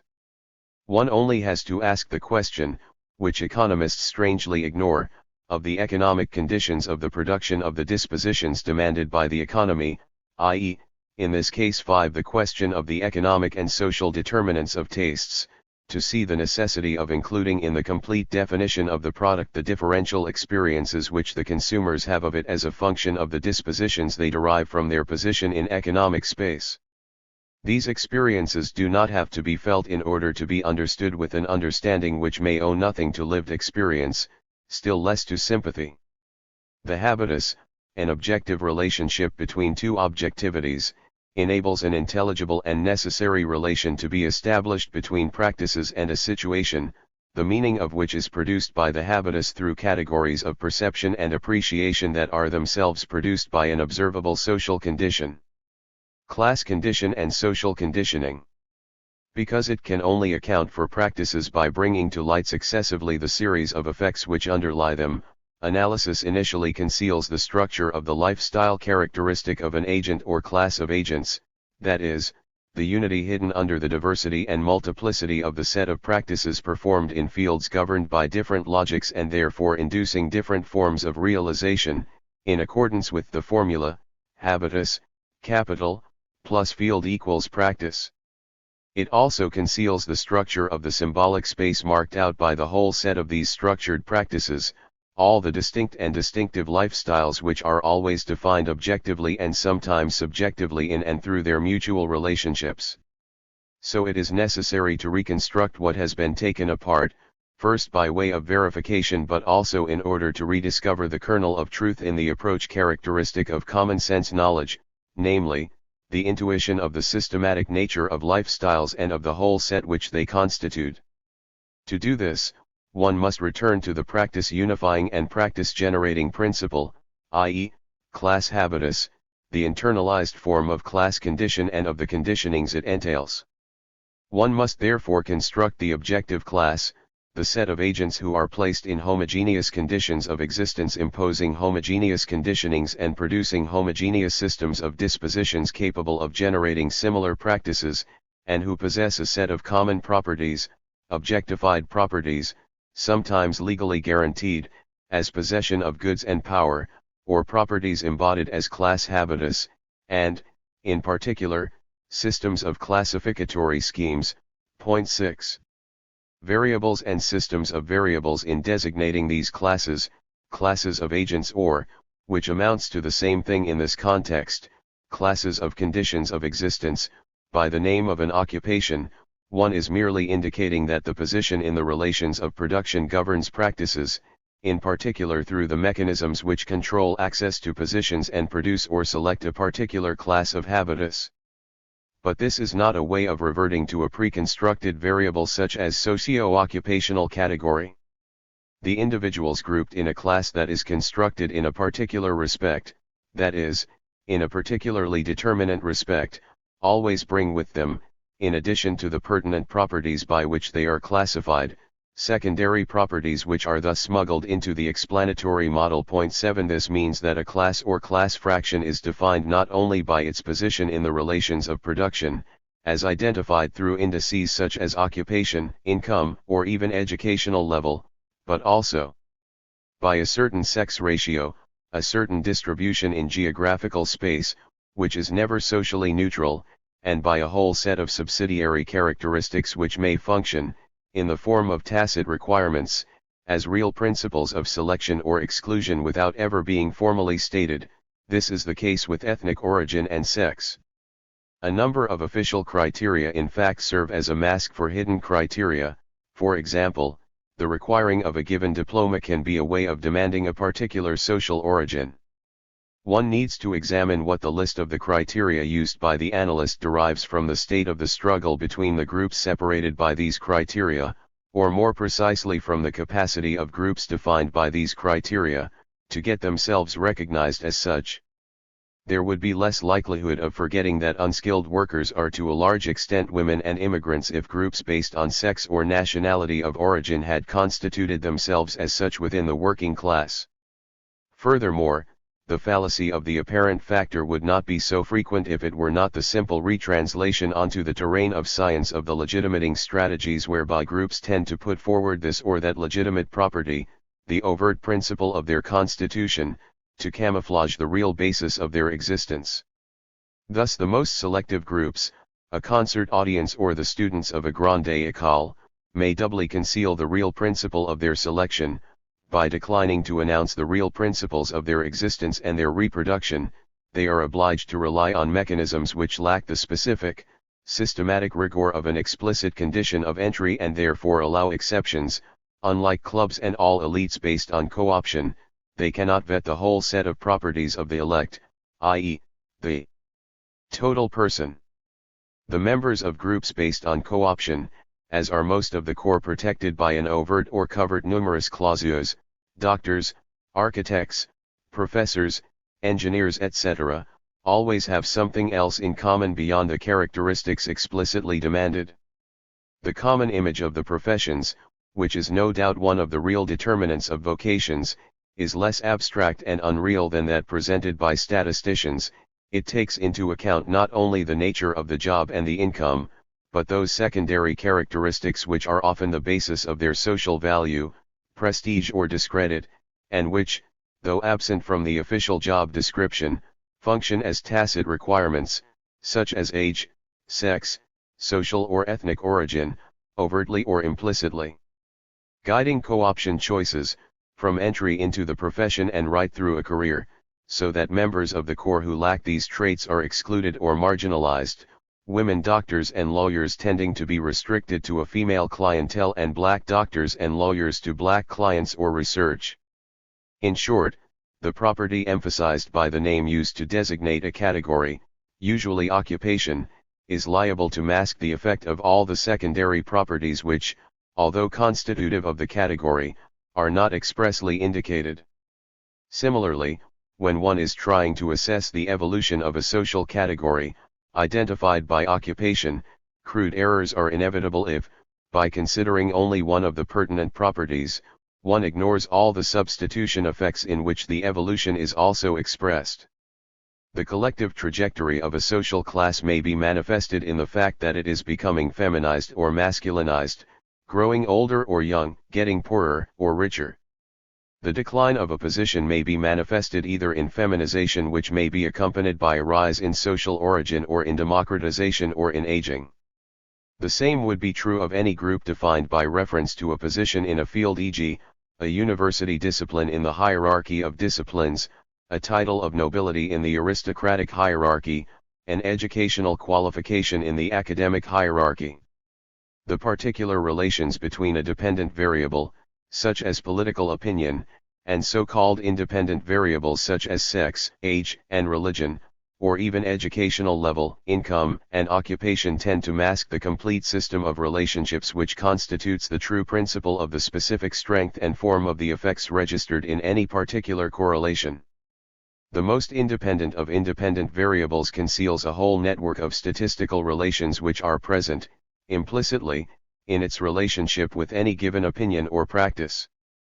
Here too, instead of asking statistical technology to solve a problem which it can only displace, it is necessary to analyze the divisions and variations which the different secondary variables, sex, age etc., bring into the class defined by the main variable, and consider everything which, though present in the real definition of the class, is not consciously taken into account in the nominal definition, the one summed up in the name used to designate it, or therefore in interpreting the relationship in which it is placed. Typical of the false independence between so-called independent variables is the relationship between educational qualification and occupation. This is not only because, at least in some areas of social space, to which educational qualifications give some degree of access, occupation depends on qualification, but also because the cultural capital which the qualification is supposed to guarantee depends on the holder's occupation, which may presuppose maintenance or increase of the capital acquired within the family or at school, by and for promotion, or a diminishing of this capital, by deskilling or dequalification. To this effect of occupational condition in which one has to distinguish the specific effect of the work which, by its very nature, may demand a more or less great, more or less constant investment of cultural capital, and therefore more or less continuous maintenance of this capital, and the effect of the possible career which encourages or excludes cultural investments likely to assist or legitimate promotion must be added the effect of occupational milieu, i.e., the reinforcement of dispositions, especially cultural, religious, or political dispositions, by a group that is homogeneous in most of the respects which define it. Thus one would have to examine in each case to what extent occupational conditions of existence assist or hinder this effect, which would mean taking into account the characteristics of the work, unpleasantness etc., the conditions in which it is performed, noise, or silence permitting conversation etc., the temporal rhythms it imposes, the spare time it allows, and especially the form of the horizontal or vertical relations it encourages at the workplace during work or in rest periods or outside. This effect no doubt explains a number of differences between office workers, ledger clerks, bank clerks, agency clerks, typists, and commercial employees, mainly shop assistants, which are not entirely accounted for either by differences linked to class fraction of origin. Office workers are rather more often the children of farmers, commercial employees the children of small employers, or by differences in educational capital, the first more often have the BEPC, the second a cap. The commercial employees and the office workers, who are distributed in much the same way as regards sex, age, and income, are separated by important differences in dispositions and practices. Office workers are more ascetic, they more often expect their friends to be conscientious or well brought up, more often prefer a neat, clean, and tidy interior, and like Brel, Guattari, Mariano, the Hungarian Rhapsody, L'Arlésienne, Raphael, Watteau, and Leonardo. By contrast, commercial employees more often look for friends who are sociable, bons vivants, amusing and stylish, for a comfortable, cozy interior, and prefer Brassens, Fair, Françoise Hardy, The Twilight of the Gods, The Four Seasons, Rhapsody in Blue, Utrillo or Van Gogh. Among the effects which the relationship between class fraction and practices simultaneously reveals and conceals, there is also the effect of the position in the distribution of the secondary properties attached to a class. Thus, members of the class who do not possess all the modal properties, e.g., men in a strongly feminized occupation or a worker's son at ENA, have their social identity deeply marked by this membership and the social image which it imposes and which they have to situate themselves in relation to, whether by acceptance or rejection. Similarly, relationships such as those between educational capital, or age, and income mask the relationship linking the two apparently independent variables. Age determines income to an extent which varies according to educational capital and occupation, which is itself partly determined by educational capital and also by other, more hidden factors such as sex and inherited cultural or social capital. In another case, one of the variables is to a degree merely a transformed form of the other. Thus, scholastic age, i.e., age at a given educational level, is a transformed form of inherited cultural capital, and lost years are a step towards relegation or elimination. More generally, the educational capital held at a given moment expresses, among other things, the economic and social level of the family of origin. This results from a long process which is no way a mechanical relationship, since initial cultural capital may be only partially converted into educational capital or may produce effects irreducible to those of educational qualification, as one finds whenever social origin distinguishes individuals whose qualifications are identical. Likewise, in every relationship between educational capital and a given practice, one sees the effect of the dispositions associated with gender which help to determine the logic of the reconversion of inherited capital into educational capital, that is, the choice of the type of educational capital which will be obtained from the same initial capital, more often literary for girls, more often scientific for boys. Again, the relationship of a given practice to age may conceal a relationship to educational capital when age is in fact the key to different modes of access to the position by qualification or internal promotion and different school generations and different chances of access to the educational system. The oldest agents have lower educational capital than the youngest, or to social class, by virtue of the different social definitions of precociousness or backwardness in the various areas. Particularly in schooling. In fact, the change in chances of access is only one aspect of a more systematic change which also involves the very definition of competence, and tends to make comparisons between the generations increasingly difficult.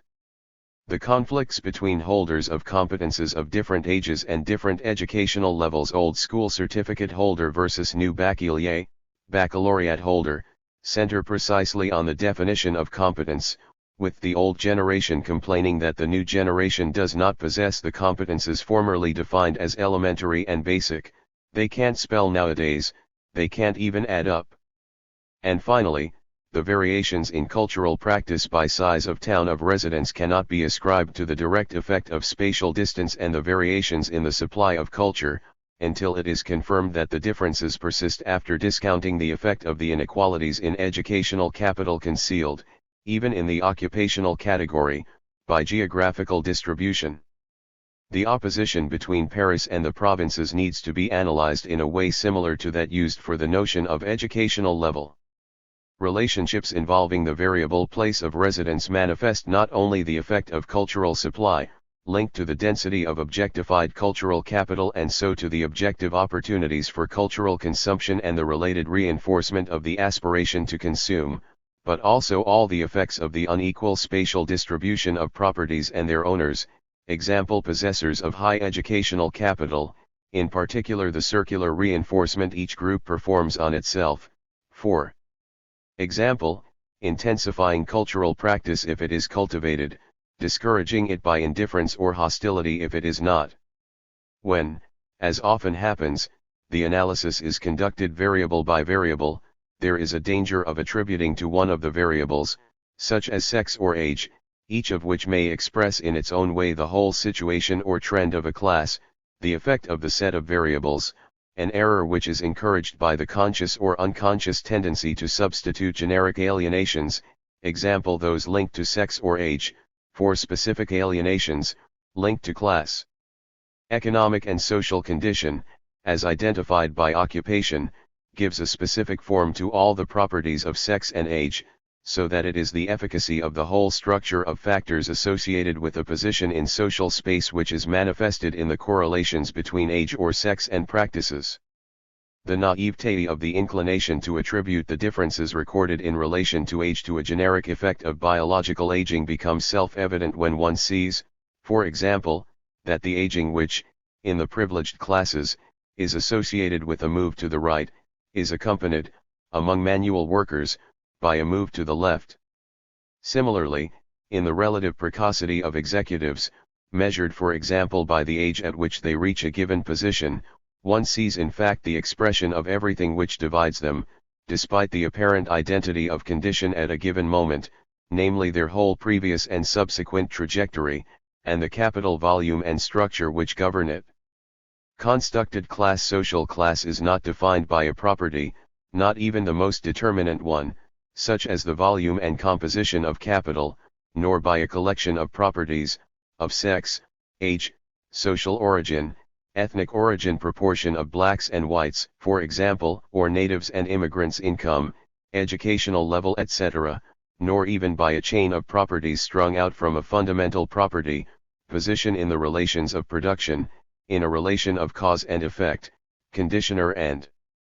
conditioned, but by the structure of relations between all the pertinent properties which gives its specific value to each of them and to the effects they exert on practices. Point 8. Constructing, as we have here, classes as homogeneous as possible with respect to the fundamental determinants of the material conditions of existence and the conditionings they impose, therefore means that even in constructing the classes and in interpreting the variations of the distribution of properties and practices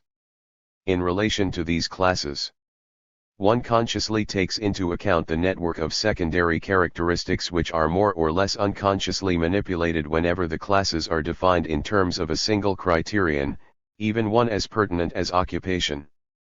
It also means grasping the principle of the objective divisions, i.e., divisions internalized or objectified in distinctive properties, on the basis of which the agents are most likely to divide and come together in reality in their ordinary practices, and also to mobilize themselves or be mobilized, in accordance with the specific logic, linked to a specific history, of the mobilizing organizations, by and for individual or collective political action. The principles of logical division which are used to produce the classes are of course very unequally constituted socially in pre-existing social classifications. At one extreme, there is the simple existence of the name of a trade or a social category, the product of classification by a governmental agency, such as INSEE, Institut National de la Statistique et d'études économiques, or of the social bargaining which leads to industrial collective agreements, and at the other extreme, there are groups possessing a real social identity, recognized spokesmen, and institutionalized channels for expressing and defending their interests, etc. The secondary principles of division, such as country of origin or sex, which are likely to be ignored by an ordinary analysis until they serve as a basis for some form of mobilization, indicate potential lines of division along which a group socially perceived as unitary may split, more or less deeply and permanently. Because the different factors in the system of determinations constituting a class condition, which can function as real principles of division between objectively separate or actually mobilized groups, vary greatly in their functional weights and therefore in their structuring force, these principles of division are themselves set in a hierarchy. Groups mobilized on the basis of a secondary criterion, such as sex or age, are likely to be bound together less permanently and less deeply than those mobilized on the basis of the fundamental determinants of their condition.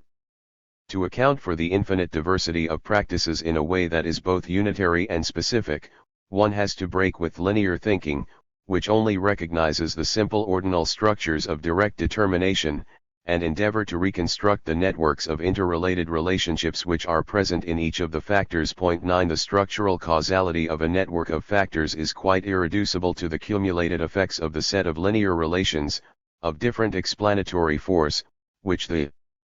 necessities of analysis oblige one to isolate, those which are established between the different factors, taken one by one, and the practice in question. Through each of the factors is exerted the efficacy of all the others, and the multiplicity of determinations leads not to indeterminacy but to overdetermination.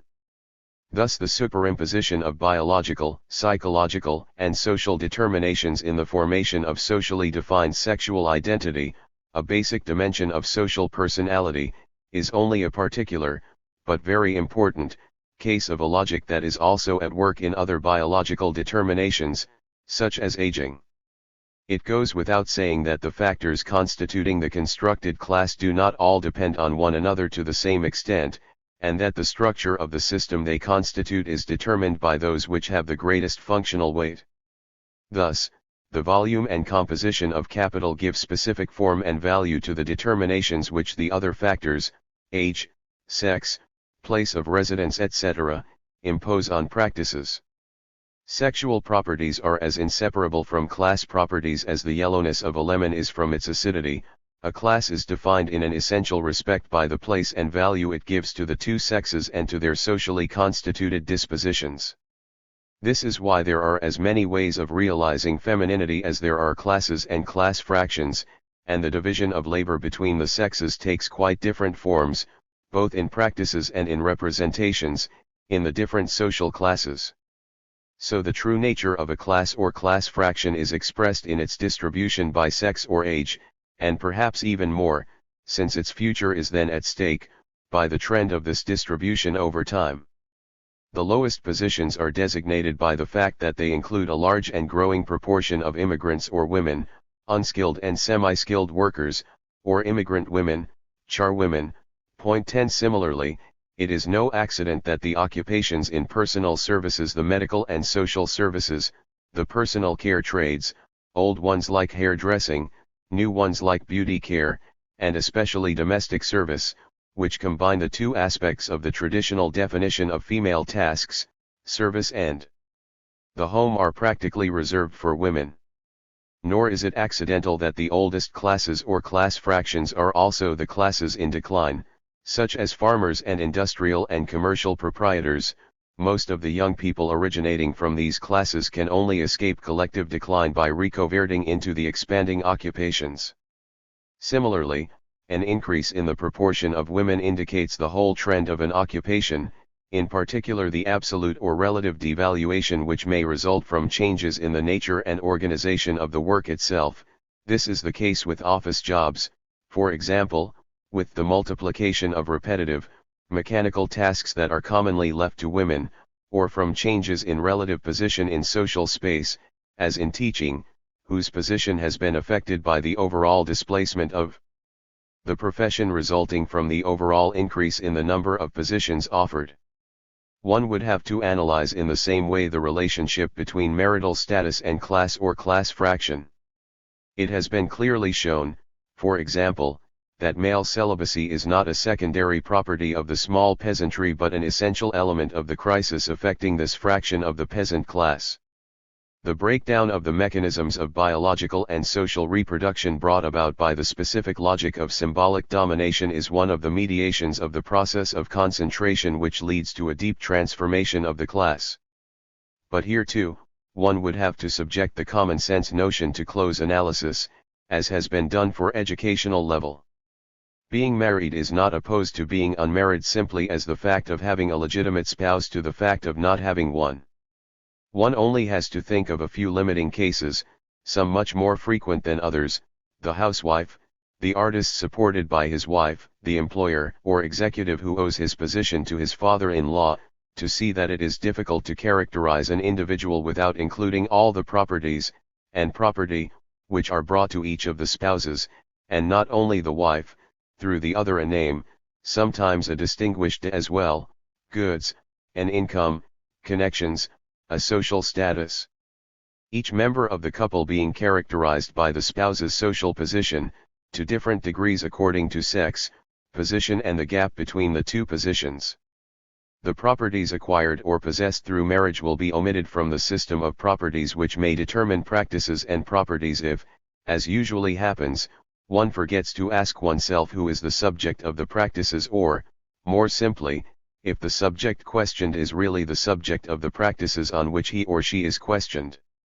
As soon as the question is raised, it can be seen that a number of strategies are concretely defined only in the relationship between the members of a domestic group, a household or, sometimes, an extended family, which itself depends on the relationship between the two systems of properties associated with the two spouses.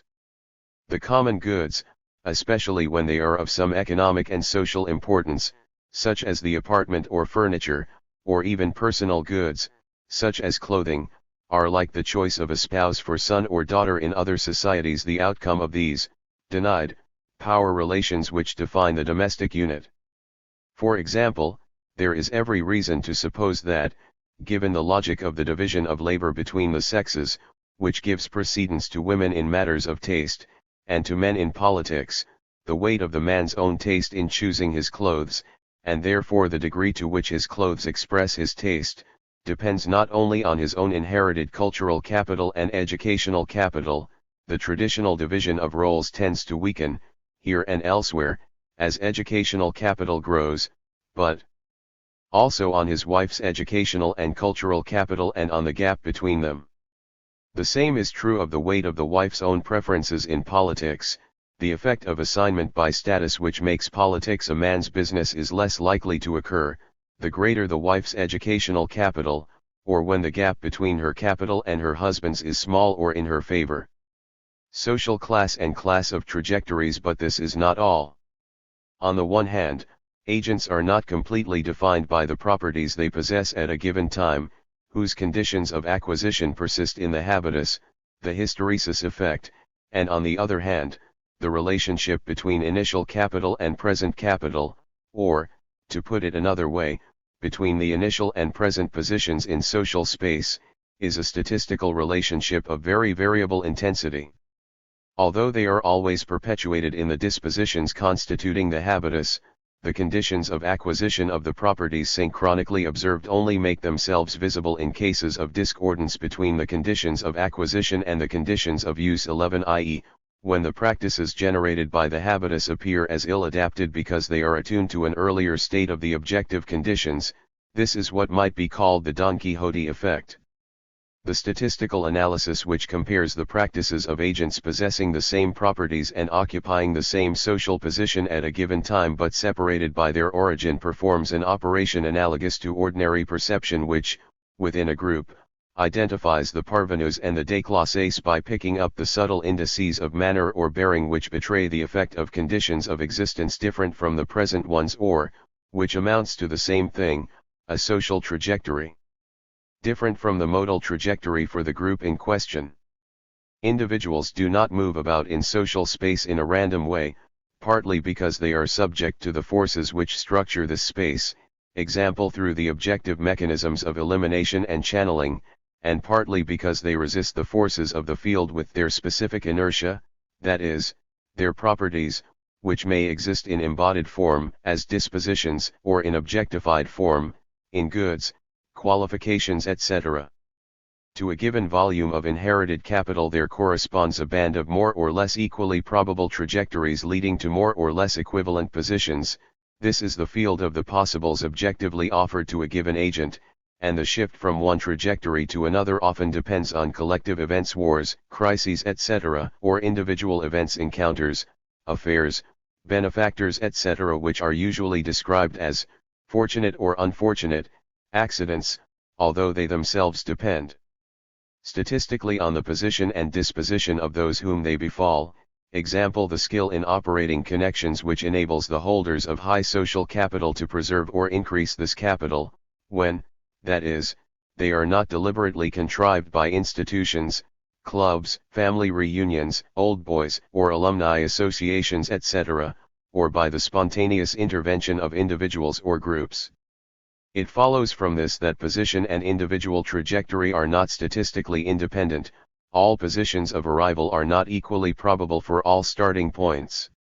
This implies that there is a strong correlation between social positions and the dispositions of the agents who occupy them, or, which amounts to the same thing, the trajectories which have led them to occupy them, and consequently that the modal trajectory is an integral part of the system of factors constituting the class. The more dispersed the trajectories are, as in the petite bourgeoisie, the less are practices reducible to the effect of synchronically defined position.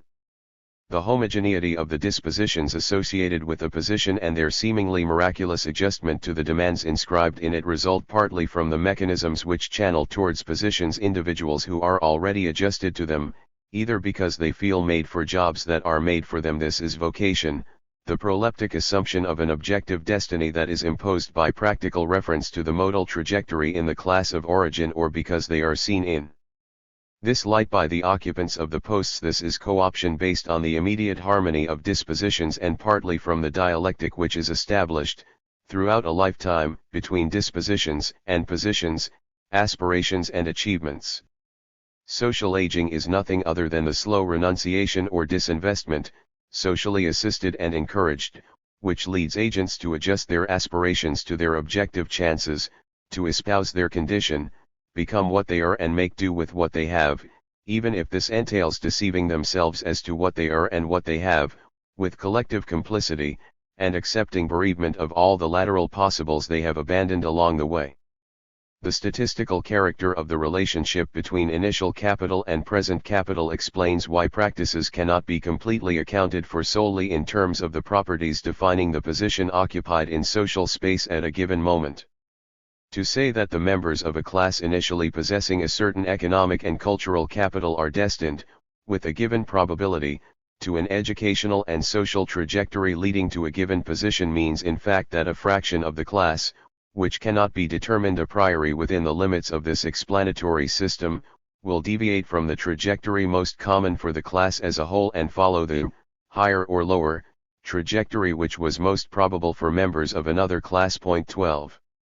The trajectory effect which then manifests itself, as it does whenever individuals occupying similar positions at a given time are separated by differences associated with the evolution over time of the volume and structure of their capital, i.e., by their individual trajectories, is very likely to be wrongly interpreted.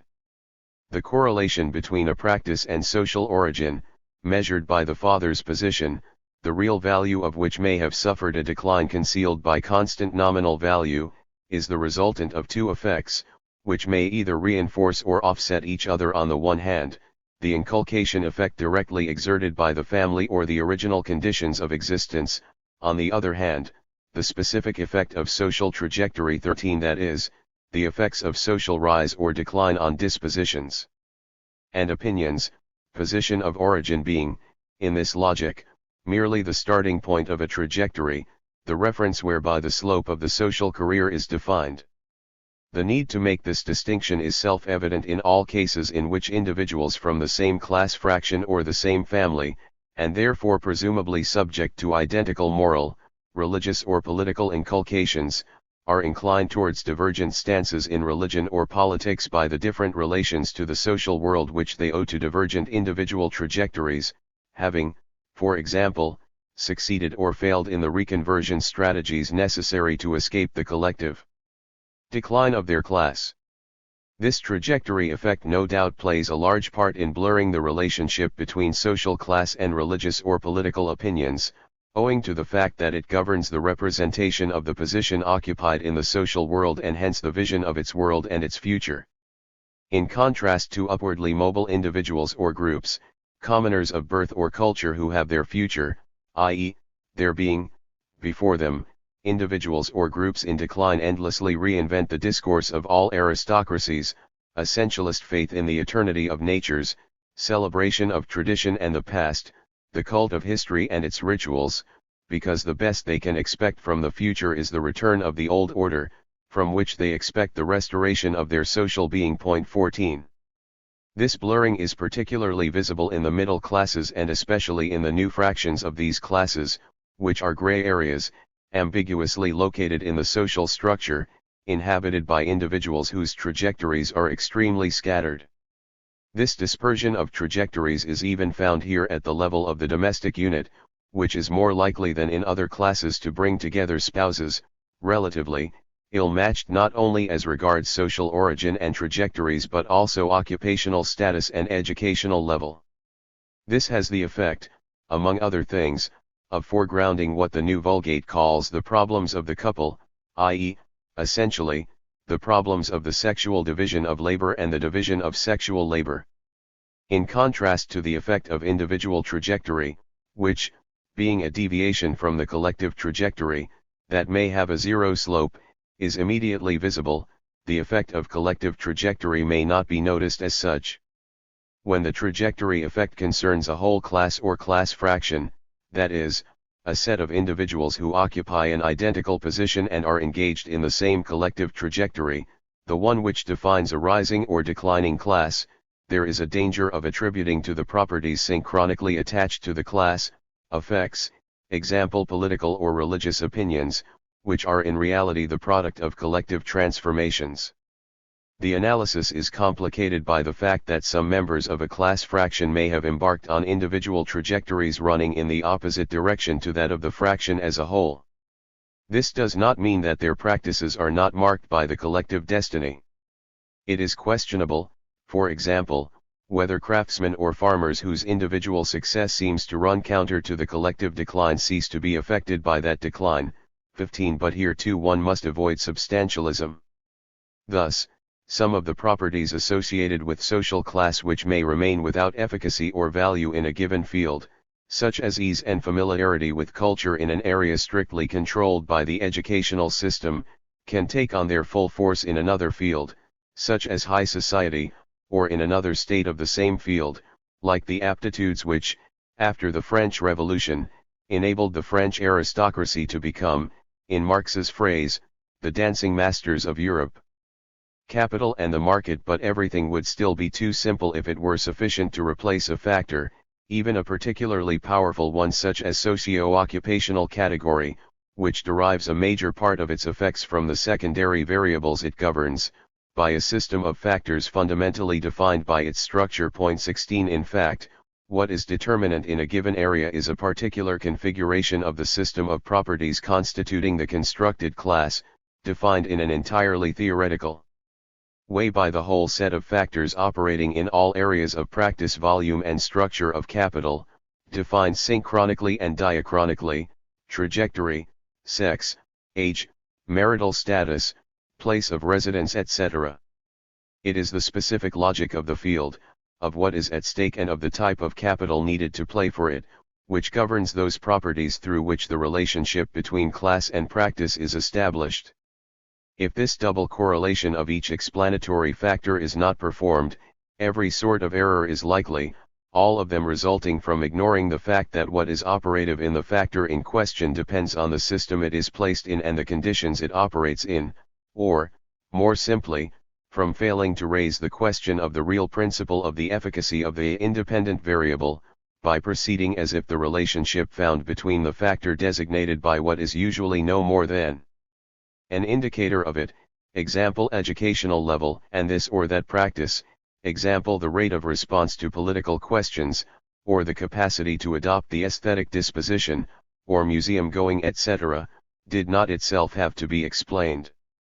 To understand why the same system of properties, which determines and is determined by the position occupied in the field of class struggles, always has the greatest explanatory power, whatever the area in question: eating habits, use of credit, fertility, political opinion, religion, etc., and why, simultaneously, the relative weight of the factors which constitute it varies from one field to another, educational capital being most important in one area, economic capital in another, and so on. One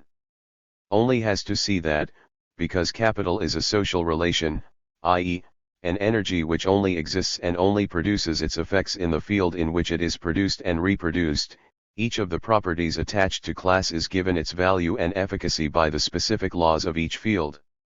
In practice, that is, in a particular field, the properties, internalized in dispositions or objectified in economic or cultural goods, which are attached to agents are not all simultaneously operative. The specific logic of the field determines those which are valid in this market, which are pertinent and active in the game in question, and which, in the relationship with this field, function as specific capital and, consequently, as a factor explaining practices.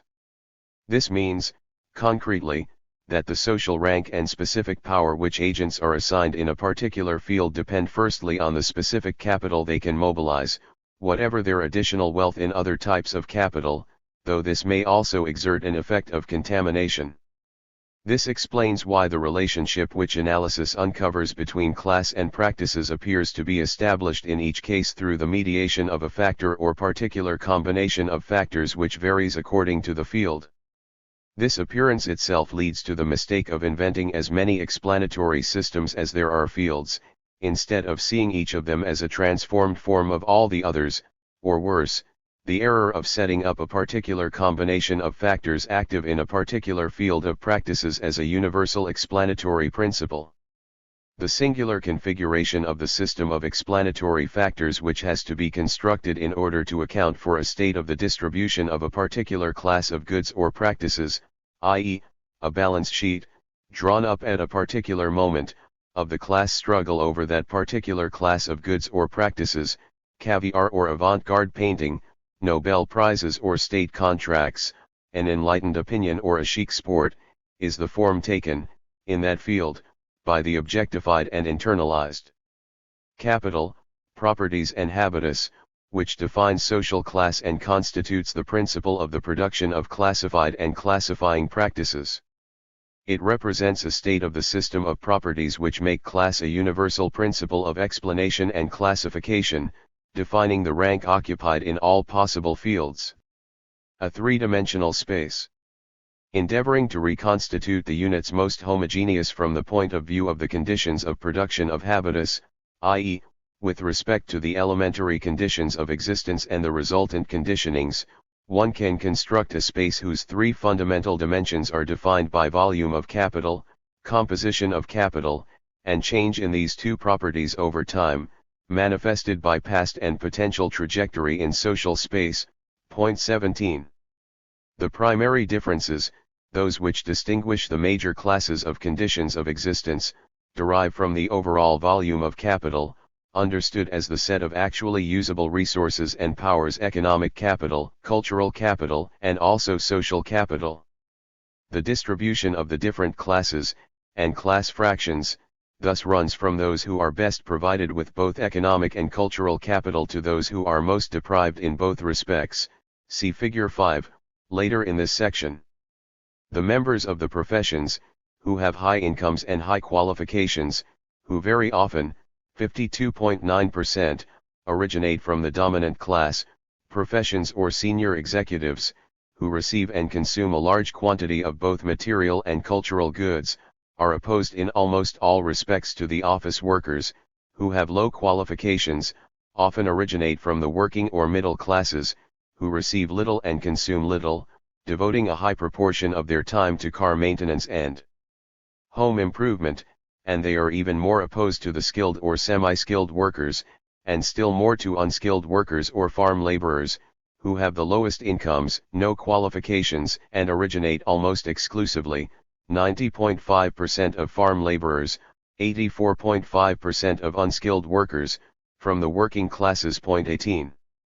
The differences stemming from the total volume of capital almost always conceal, both from common awareness and also from scientific knowledge, the secondary differences which, within each of the classes defined by overall volume of capital, separate class fractions, defined by different asset structures, i.e., different distributions of their total capital among the different kinds of capital.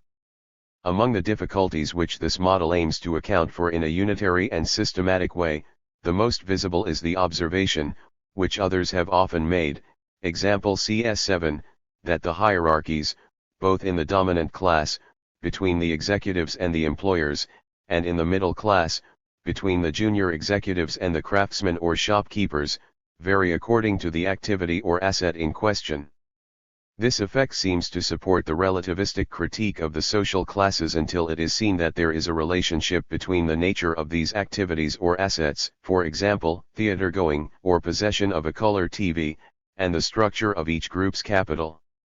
Once one takes account of the structure of total assets and not only, as has always been done implicitly, of the dominant kind in a given structure, birth, fortune, or talents, as the 19th century put it, one has the means of making more precise divisions and also of observing the specific effects of the structure of distribution between the different kinds of capital.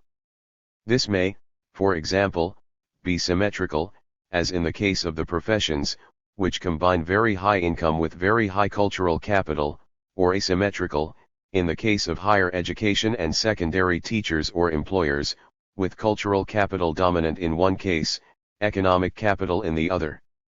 One thus discovers two sets of homologous positions. The fractions whose reproduction depends on economic capital, usually inherited industrial and commercial employers at the higher level, craftsmen and shopkeepers at the intermediate level, are opposed to the fractions which are least endowed, relatively, of course, with economic capital, and whose reproduction mainly depends on cultural capital, higher education and secondary teachers at the higher level, primary teachers at the intermediate level. The industrialists, who are grouped with the commercial employers in surveys by representative sample because of their small number, declare considerably higher incomes than the latter. 33.6% say they earn more than 100,000 French francs, as against 14.5% of the commercial employers. Those classified as industrialists in the INSEE survey, CSI, are much closer to the new bourgeoisie than are the commercial employers. Many more of them declare salaries and investment income, many fewer declare industrial, commercial, or non-commercial profits. For the working classes, who are strongly ranked by overall capital volume, the data available do not enable one to grasp the differences in the second dimension, composition of capital. However, differences such as those between semi-skilled, educationally unqualified, provincial factory workers of rural origin, living in an inherited farmhouse, and skilled workers in the Paris region who have been in the working class for generations, who possess a trade or technical qualifications, must be the source of differences in lifestyle and religious and political opinion. Given that, as one moves from the artists to the industrial and commercial employers, volume of economic capital rises and volume of cultural capital falls, it can be seen that the dominant class is organized in a chiastic structure. To establish this, it is necessary to use various indicators borrowed from a survey which has the advantage of distinguishing between public sector and private sector executives, CSV, to examine, successively, the distribution of economic capital and the distribution of cultural capital among the fractions. The structures of these distributions must then be correlated. Although it is self-evident when one considers indicators of wealth, as will be done later, the hierarchy of the class fractions as regards possession of economic capital, running from industrial and commercial employers to teachers, is already less visible when, as here, one is only dealing with indices of consumption, cars, boats, hotels, which are neither entirely adequate nor entirely unambiguous. See Table 6. The first, cars, also depends on the type of professional activity, and the other two depend on spare time, which, as one learns in other ways, varies inversely with economic capital. Home ownership also depends on stability in the same place of residence, lower among executives, engineers, and teachers. Incomes are very unevenly underestimated. The rate of non-declaration may be considered an indicator of the tendency to underdeclare, and very unequally accompanied by fringe benefits such as expense account meals and business trips, which are known to rise as one moves from teachers to private sector executives and employers. As regards cultural capital, except for a few inversions, which reflect secondary variables such as place of residence, with the corresponding supply of culture, and income, with the means it provides, the different fractions are organized in an opposite hierarchy. See Table 7. Differentiation according to the type of capital possessed, literary, scientific or economic and political, is mainly seen in the fact that engineers show more interest in music and intellectual games such as bridge or chess than in literary activities, theater going or reading Le Figaro littéraire. These indicators no doubt tend to minimize the gaps between the different fractions. Most cultural consumption also entails an economic cost. Theater going, for example, depends on income as well as education. Moreover, equipment such as FM radios or hi-fi systems can be used in very different ways, example classical music or dance music, whose values, in terms of the dominant hierarchy of possible uses, may vary as much as the different types of reading matter or theater. In fact, the position of the different fractions ranked according to their interest in the different types of reading matter tends to correspond to their position when ranked according to volume of cultural capital as one moves towards the rarer types of reading, which are known to be those most linked to educational level and highest in the hierarchy of cultural legitimacy. See Table 8. Table 6. Some indicators of economic capital in different fractions of the dominant class, 1966.A. Source, CS. V. 1966. A. In each row the italic figures indicate the strongest tendency. Table 7 Some indicators of cultural practice in different fractions of the dominant class, 1966.A. Source, CS. V. 1966. A. In each row the italic figures indicate the strongest tendency. B. 15 hours or more per week. C. At least once every 2 or 3 months. D. Per thousand. One also finds, CS 14, Table 215A, that the overrepresentation of teachers and students in the audience of the different theaters steadily declines, and the overrepresentation of the other fractions, employers, senior executives, and members of the professions, unfortunately not distinguished in the statistics, increases as one moves from avant-garde or reputedly avant-garde theater to classical theater, and especially from classical to boulevard theater, which draws between a third and a quarter of its audience from the least intellectual fractions of the dominant class. Having established that the structure of the distribution of economic capital is symmetrical and opposite to that of cultural capital, we can turn to the question of the hierarchy of the two principles of hierarchization, without forgetting that this hierarchy is at all times a stake in struggles, and that, in certain conjunctures, as in present-day France, cultural capital may be one of the conditions for access to control of economic capital. We may take as an indicator of the state of the power relation between these two principles of domination the frequency of intergenerational movements between the fractions. If we use as indices of the rarity of a position, or, which amounts to the same thing, its degree of closure, the proportion of its occupants who originate from the dominant class as a whole and from the fraction in question, we find that the resulting hierarchy corresponds fairly exactly, for both indices, to the hierarchy by volume of economic capital, see Table 9. The proportion of members of each fraction who originated from the dominant class, and the proportion of individuals who originated from the fraction to which they now belong, decline in parallel as one moves from the industrial employers to the teachers, with a clear break between the three higher-ranking fractions, industrial and commercial employers and the professions, and the three lower-ranking fractions, engineers, public sector executives, and teachers. The use of these indicators may be contested on the grounds that the different fractions have very unequal control over the conditions of their social reproduction, so that the high proportion of endogenous employers may express nothing other than the capacity of these fractions, or at least of a proportion of their members, to transmit their powers and privileges without mediation or control. Indeed, this capacity is itself one of the rarest privileges, which, by giving greater freedom vis-a-vis academic verdicts, reduces the necessity or urgency of making the cultural investments which cannot be avoided by those who depend entirely on the education system for their reproduction. The fractions richest in cultural capital do in fact tend to invest in their children's education as well as in the cultural practices likely to maintain and increase their specific rarity. The fractions richest in economic capital set aside cultural and educational investments in favor of economic investments, industrial and commercial employers more so, however, than the new bourgeoisie of private sector executives, who manifest the same concern for rational investment both in economic and in educational matters.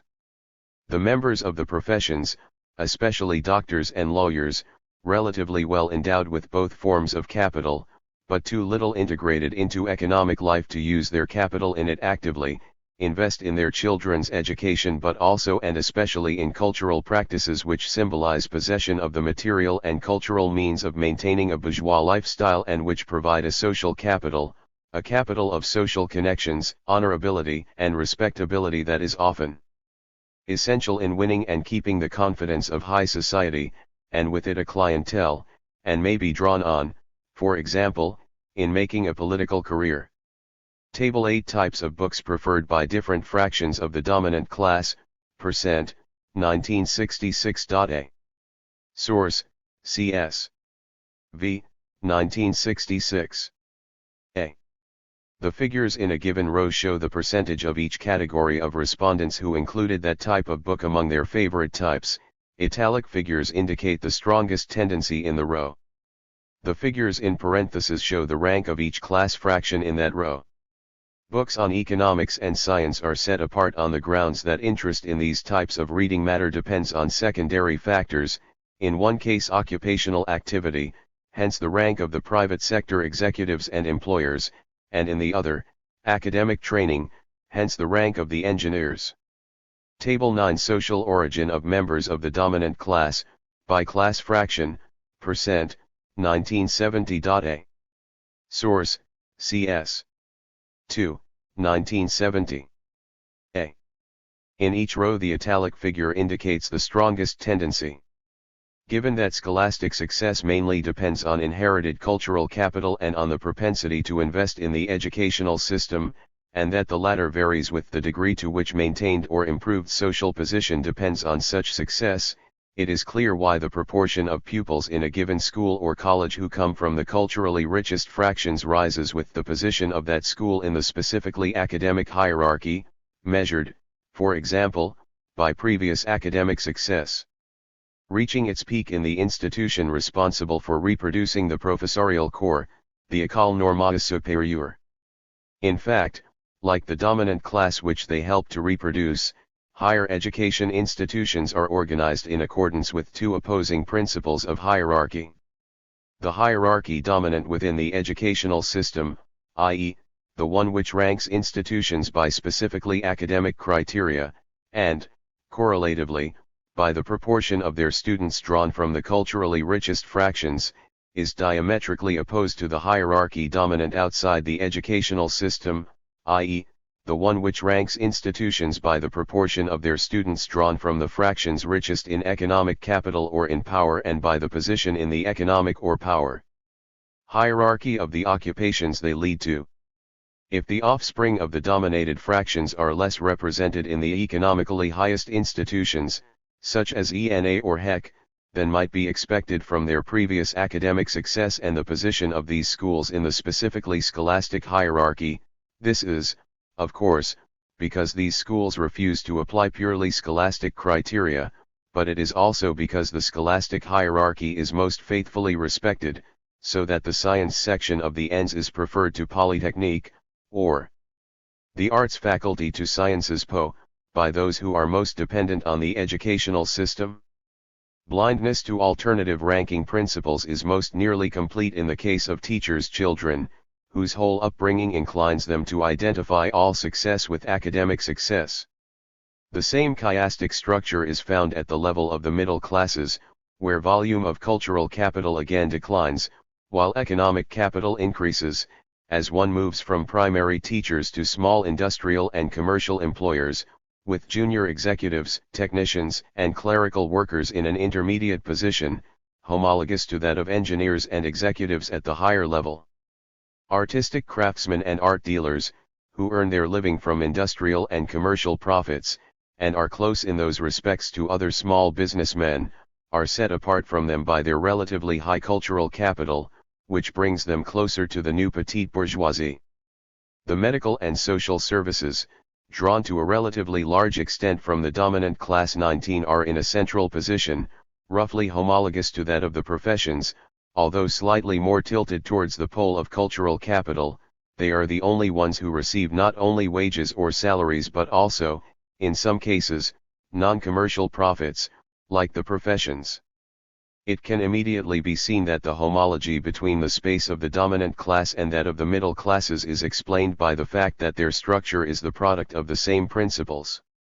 In each case, there is an opposition between owners, of their own home, of rural or urban property, of stocks and shares, often older, with little spare time, often the children of industrial or agricultural employers, and non-owners, chiefly endowed with educational capital and spare time, originating from the wage-earning fractions of the middle and upper classes or from the working class. The occupants of homologous positions, primary teachers and professors, for example, or small shopkeepers and commercial entrepreneurs, are mainly separated by the volume of the kind of capital that is dominant in the structure of their assets, i.e., by differences of degree which separate individuals unequally endowed with the same scarce resources. The lower positions and, correlatively, the dispositions of their occupants derive some of their characteristics from the fact that they are objectively related to the corresponding positions at the higher level, towards which they tend and pretend. This is clearly seen in the case of the wage-earning petite bourgeoisie, whose ascetic virtues and cultural good intentions, which it manifests in all sorts of ways, taking evening classes, enrolling in libraries, collecting stamps etc., very clearly express the aspiration to rise to the higher position, the objective destiny of the occupants of the lower position who manifest such dispositions. To reconstruct the social conditions of production of the habitus as fully as possible, one also has to consider the social trajectory of the class or class fraction the agent belongs to, which, through the probable slope of the collective future, engenders progressive or regressive dispositions towards the future, and the evolution, over several generations, of the asset structure of each lineage, which is perpetuated in the habitus and introduces divisions even within groups that are as homogeneous as the fractions. To give an idea of the range of possibilities, it need only be pointed out that an individual's social trajectory represents the combination of the lifelong evolution of the volume of his capital, which can be described, very approximately, as increasing, decreasing or stationary, the volume of each sort of capital, amenable to the same distinctions, and therefore the composition of his capital, since constant volume can conceal a change in structure, and, in the same way, the father's and mother's asset volume and structure and their respective weights in the different kinds of capital, example father stronger in economic capital and mother in cultural capital, or vice versa, or equivalence, and therefore the volume and structure of the capital of both sets of grandparents. To account more fully for the differences in lifestyle between the different fractions, especially as regards culture, one would have to take account of their distribution in a socially ranked geographical space.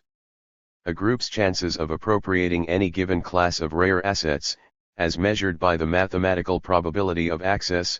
depend partly on its capacity for the specific appropriation, defined by the economic, cultural, and social capital it can deploy in order to appropriate materially or symbolically the assets in question, that is, its position in social space, and partly on the relationship between its distribution in geographical space and the distribution of the scarce assets in that space. Point 20. This relationship can be measured in average distances from goods or facilities, or in traveling time which involves access to private or public transport. In other words, a group's real social distance from certain assets must integrate the geographical distance, which itself depends on the group's spatial distribution and, more precisely, its distribution with respect to the focal point of economic and cultural values, i.e., Paris, or the major regional centers, in some careers e.g. in the postal banking system employment or promotion entails a period of exile. Point 21. Thus, the distance of farm workers from legitimate culture would not be so vast if the specifically cultural distance implied by their low cultural capital were not compounded by their spatial dispersion.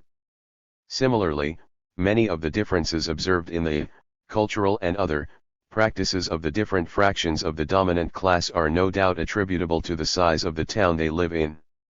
Consequently, the opposition between engineers and private sector executives on the one hand, and industrial and commercial employers on the other, partly stems from the fact that the former mostly live in Paris and work for relatively large firms. Only 7% of private sector executives work in firms employing from 1 to 5 people, as against 34% in medium-sized firms and 40% in firms employing more than 50 people, whereas the latter mainly run small firms, in the 1966 survey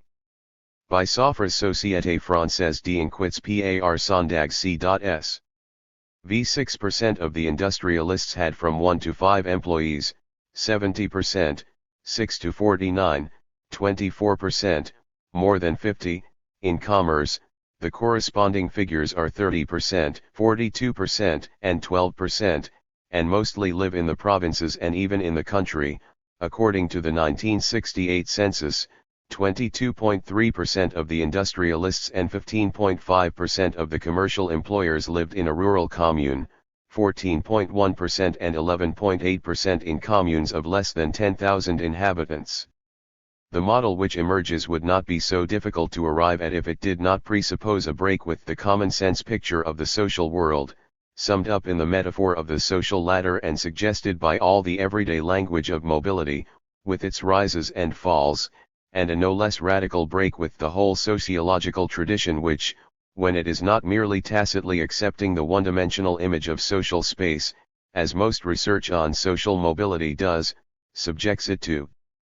a pseudo-scientific elaboration, reducing the social universe to a continuum of abstract strata, upper middle class, lower middle class etc., 22 obtained by aggregating different forms of capital, thanks to the construction of indices, which are, par excellence, the destroyers of structures, point 23 projection onto a single axis, in order to construct the continuous, linear, homogeneous, one-dimensional series with which the social hierarchy is normally identified, implies an extremely difficult and, if it is unwitting, extremely dangerous, operation, whereby the different types of capital are reduced to a single standard. This abstract operation has an objective basis in the possibility, which is always available, of converting one type of capital into another. However, the exchange rates vary in accordance with the power relation between the holders of the different forms of capital. By obliging one to formulate the principle of the convertibility of the different kinds of capital, which is the precondition for reducing the space to one dimension, the construction of a two-dimensional space makes it clear that the exchange rate of the different kinds of capital is one of the fundamental stakes in the struggles between class fractions whose power and privileges are linked to one or the other of these types.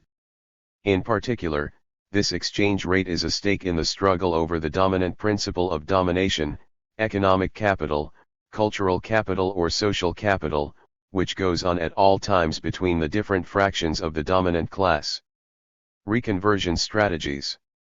Reproduction strategies, the set of outwardly very different practices whereby individuals or families tend, unconsciously and consciously, to maintain or increase their assets and consequently to maintain or improve their position in the class structure, constitute a system which, being the product of a single unifying, generative principle, tends to function and change in a systematic way.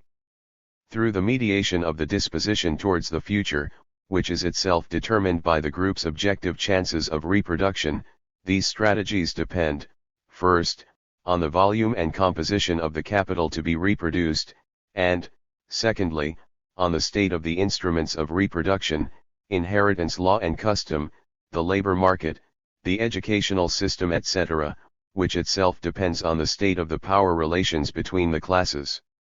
Any change in either the instruments of reproduction or the state of the capital to be reproduced therefore leads to a restructuring of the system of reproduction strategies. The reconversion of capital held in one form to another, more accessible, more profitable or more legitimate form tends to induce a transformation of asset structure. One of the difficulties of sociological discourse lies in the fact that, like all language, it unfolds in strictly linear fashion, whereas, to escape oversimplification and one-sidedness, one ought to be able to recall at every point the whole network of relationships found there.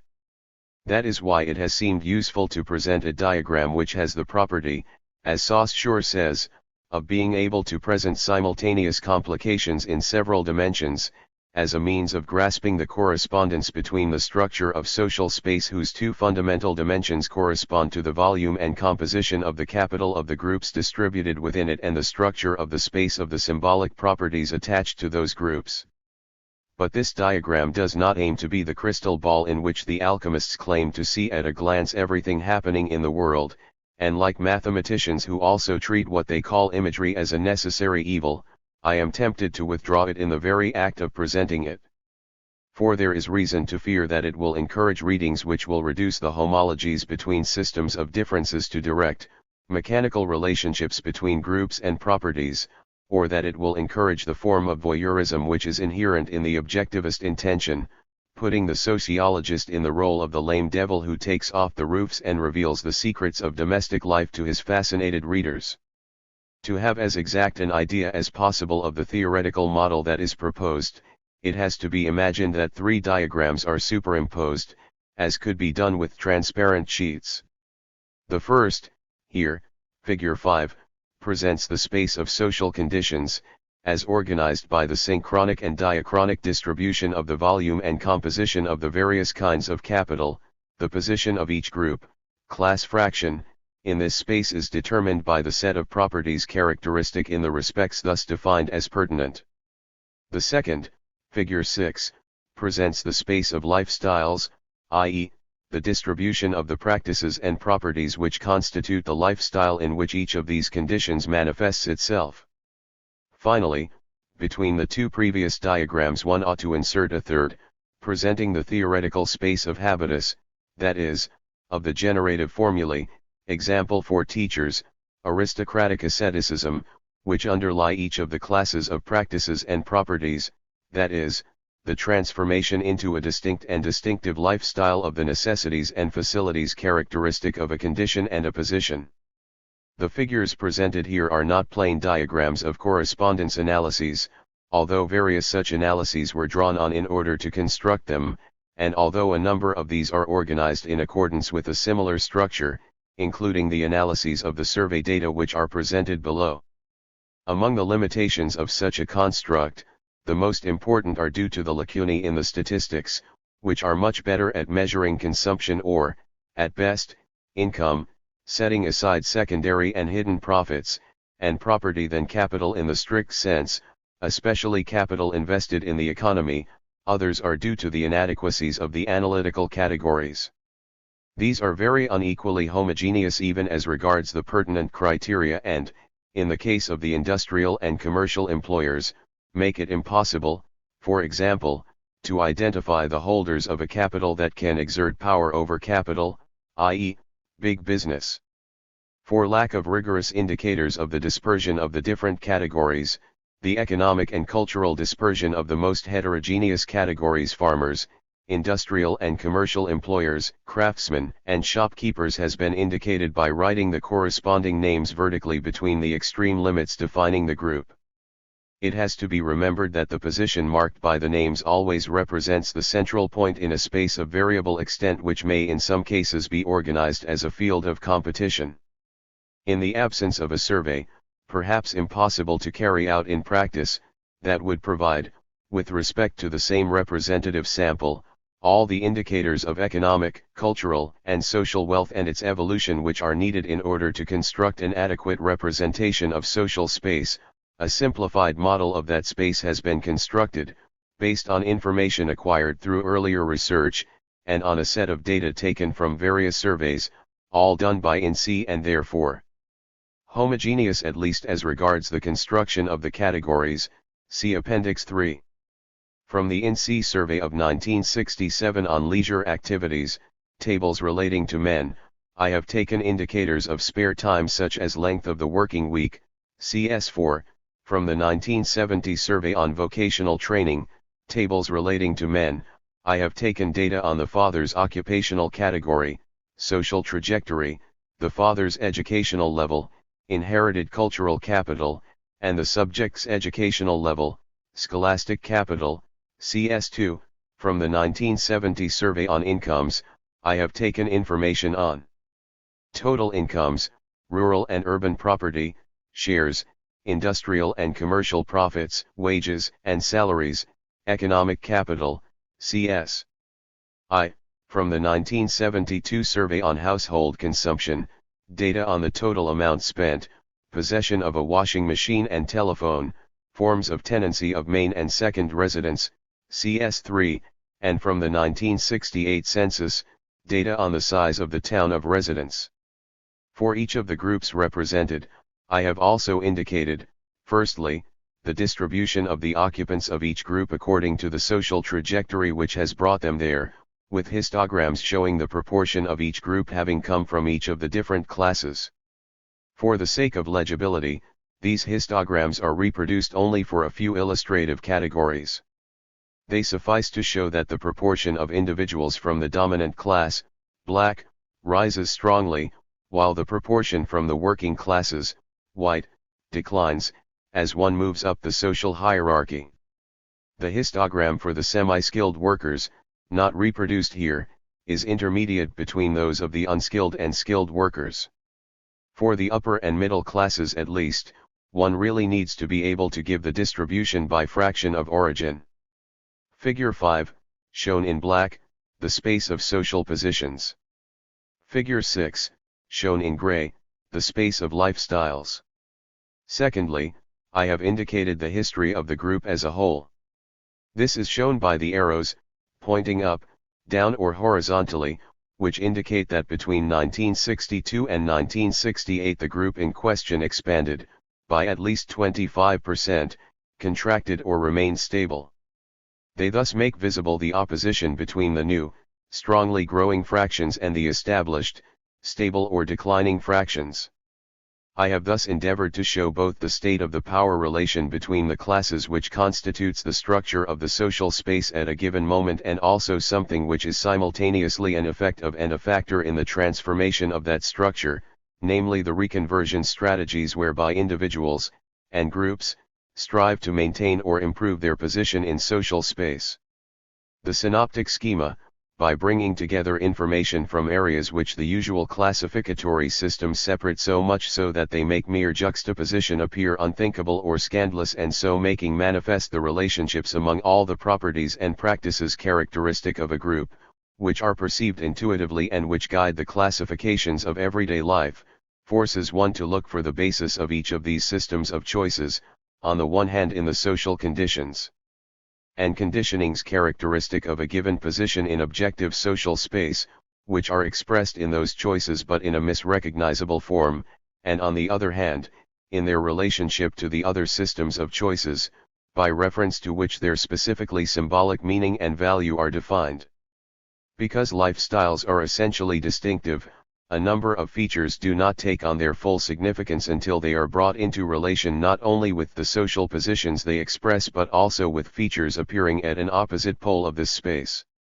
This is the case, for example, with the oppositions which are established primordially between the positions most remote from each other in one or both of the fundamental dimensions of social space, i.e., with respect to volume and composition of Capital Goya and Renoir, avant-garde theatre and boulevard theatre, Jacques Brel and Tino Rossi, France Musique and France Inter or Radio Luxembourg, cinema clubs and variety shows and so forth. In addition to the information gathered directly by the survey, I have used a number of indices of cultural consumption, such as possession of a piano or records, TV viewing, visits to museums, exhibitions, variety shows and the cinema, membership in a library, evening classes, collections, sports, all taken from the 1967 INSEE Survey on Leisure Activities, CS4, information on the consumption and lifestyles of members of the dominant class, hi-fi equipment, sailing, cruises, bridge, picture collections, champagne, whiskey, sports etc., from surveys by the SOFRES and CESP, CSV and 6, information on theatre going from a survey by CIMA, Société d'économie et de mathématiques appliquées, CS14, on favorite actors, from the surveys by IFOP, Institut Français de l'Opinion Publique, CS14, on the reading of daily and weekly newspapers and magazines, from the surveys by the CSE, Centre de Sociologie Européenne, and CESP, CSXXVIII, and on various cultural activities, ceramics, pottery, funfairs etc., from the survey by the Ministry of Culture, CS7. In the resulting figure, each pertinent item appears only once and is therefore valid for a whole zone, of varying extent depending on the case, of social space, although it most strongly characterizes the category to which it is closest. Thus the item wages/salaries, marked halfway up the left-hand side of figure 5 and opposed to industrial and commercial profits, is valid for the whole of the left-hand side of the social space, i.e., for the university and secondary teachers, senior executives and engineers, and also the primary teachers, junior executives, technicians, clerical workers and manual workers. Similarly, the item stocks and shares top right applies to employers, the professions, private sector executives, and engineers. It can be seen immediately that possession of a piano and the choice of the concerto for the left hand are most typical of members of the professions, that walking and mountaineering are particularly characteristic of secondary teachers and public sector executives, or that swimming, placed halfway between the new petite bourgeoisie and the private sector executives or the engineers, belongs to the lifestyle of both these sets of occupations. Thus, grouped around the name of each class fraction are those features of its lifestyle which are the most pertinent because they are the most distinctive, though it may in fact share them with other groups. This is the case, for example, with the use of a library, which appears in the area of the junior executives, primary teachers, and technicians, although it is at least as frequent among secondary and university teachers, but the latter are less marked by the practice since it is part of their occupational role. These reconversions correspond to movements in a social space which has nothing in common with the unreal and yet naively realistic space of so-called social mobility studies. The same positivistic naivete which sees upward mobility in the morphological transformations of different classes or fractions is also unaware that the reproduction of the social structure may, in certain conditions, demand very little occupational heredity. This is true whenever agents can only maintain their position in the social structure by means of a shift into a new condition, example the shift from small landowner to junior civil servant, or from small craftsman to office worker or commercial employee. The social space, being structured in two dimensions, overall capital volume and dominant/dominated capital, allows two types of movement which traditional mobility studies confuse, although they are in no way equivalent and are unequally probable: vertical movements, upwards or downwards, in the same vertical sector, that is, in the same field, example from schoolteacher to professor, or from small businessman to big businessman, and transverse movements, from one field to another, which may occur either horizontally, a schoolteacher, or his son, becomes a small shopkeeper, or between different levels, a shopkeeper, or his son, becomes an industrialist. Vertical movements, the most frequent ones, only require an increase in the volume of the type of capital already dominant in the asset structure, and therefore a movement in the structure of the distribution of total capital which takes the form of a movement within a field, business field, academic field, administrative field, medical field, etc. Transverse movements entail a shift into another field and the reconversion of one type of capital into another or of one subtype into another subtype, example from landowning to industrial capital or from literature to economics, and therefore a transformation of asset structure which protects overall capital volume and maintains position in the vertical dimension. The probability of entering a given fraction of the dominant class from another class is, as we have seen, in inverse ratio to the position of that fraction in the hierarchy of economic capital. The only exception is the liberal professions, which tend to transmit both economic and cultural capital and have the highest rate of endogenous recruitment. Similarly, major sideways movements within the class, industrialist sons becoming secondary or higher education teachers, or vice versa, are extremely rare. Thus, in 1970, the probability of becoming an industrial or commercial employer was 1.9% for a professor's son, and the probability of becoming a teacher was 0.8% for an industrialist's son and 1.5% for a commercial entrepreneur's son. The probability of becoming a craftsman or shopkeeper was 1.2% for a primary teacher's son, and the probability of becoming a primary teacher was 2.4% for a craftsman's son and 1.4% for a small shopkeeper's son. CS2, Secondary Analysis. Class mobility and mobile classes. The recent changes in the relationship between the different classes and the educational system with the schooling boom and the accompanying changes in the system itself, and also the changes in the social structure resulting from the new relationship between qualifications and jobs, are the consequences of intensified competition for academic qualifications. One important factor in intensifying this competition has doubtless been the fact that those fractions of the dominant class and middle class who are richest in economic capital, i.e., industrial and commercial employers, craftsmen and tradesmen, have had to make greatly increased use of the educational system in order to ensure their social reproduction. The disparity between the scholastic capital of the adults of a class or class fraction, measured by the proportion who have a qualification equal or superior to the BEPC, and the schooling rate of the corresponding adolescents is much more pronounced among craftsmen, shopkeepers, and industrialists than among office workers and junior executives. This break in the usual correspondence between the children's educational participation rates and the parents' cultural capital indicates a profound change in dispositions towards scholastic investment.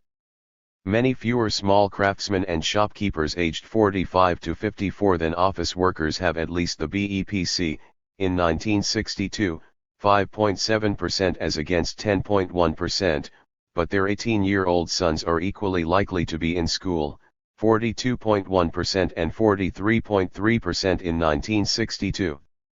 Similarly, industrialists and commercial entrepreneurs have less educational capital than technicians and junior executives, 20% and 28.9% respectively have at least the BEPC, but their sons are equally likely to be in school, 65.8% and 64.2%.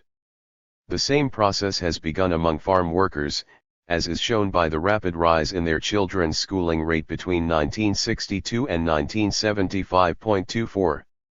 When class fractions who previously made little use of the school system enter the race for academic qualifications, the effect is to force the groups whose reproduction was mainly or exclusively achieved through education to step up their investments so as to maintain the relative scarcity of their qualifications and, consequently, their position in the class structure. Academic qualifications and the school system which awards them thus become one of the key stakes in an interclass competition which generates a general and continuous growth in the demand for education and an inflation of academic qualifications.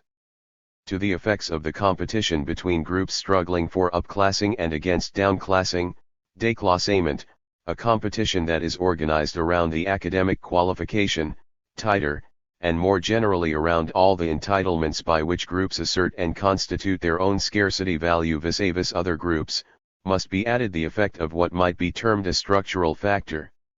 Generally, increased schooling has the effect of increasing the mass of cultural capital which, at every moment, exists in an embodied state. Since the success of the school's educative action and the durability of its effects depend on how much cultural capital has been directly transmitted by the family, it can be presumed that the efficiency of school-based educative action tends to rise constantly, other things being equal. In short, the same scholastic investment becomes more profitable, a fact which no doubt contributes to inflation by bringing diplomas within reach of a greater number of people. Bearing in mind that the volume of corresponding jobs may also have varied over the same period, one may assume that a qualification is likely to have undergone devaluation if the number of diploma holders has grown more rapidly than the number of suitable positions. Everything seems to suggest that the baccalaureate and lower qualifications are the ones most affected by such devaluation. To this must be added the less obvious devaluation resulting from the fact that if the number of corresponding jobs does keep pace, the positions themselves are likely to lose some of their scarcity value. This is what has happened, for example, to jobs at all levels of the teaching profession. The very rapid growth in girls' and women's education has been a significant factor in the devaluing of academic qualifications. Because the image of the division of labor between the sexes has also changed, more women now bring academic qualifications onto the labor market which previously were partly held in reserve, and were invested only in the marriage market, and the higher the diploma, the more marked this growth has been, see Table 10. Just as all segregation, by sex or any other criterion, tends to slow down devaluation by its numerous clauses effect, so all desegregation tends to restore full strength to the devaluing mechanisms, and, as an American study of the effects of racial desegregation has shown, the least qualified are the ones who feel the effects most directly. Indeed, it presents no paradox to suggest that the chief victims of the devaluing of academic qualifications are those who enter the labor market without such qualifications. The devaluation of diplomas is accompanied by the gradual extension of the monopoly held by academic qualification holders over positions previously open to the academically unqualified, which has the effect of limiting the devaluation of qualifications by limiting the competition, but only at the cost of restricting the career openings available to the unqualified and of reinforcing the academic predetermination of occupational opportunity.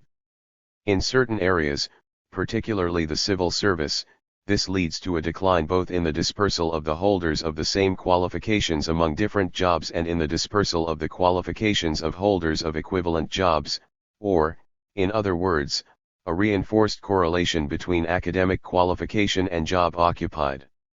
Table 10 Rate of employment of women aged 25 to 34, by education, 1962 and 1968. A. Source, 1968 Census. A. It was not possible to isolate women without qualifications.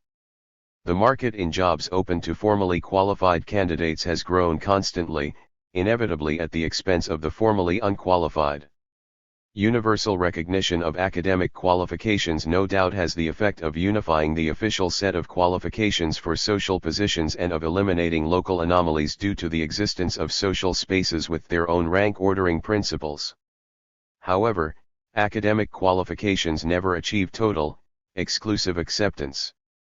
Outside the specifically scholastic market, a diploma is worth what its holder is worth, economically and socially. The rate of return on educational capital is a function of the economic and social capital that can be devoted to exploiting it.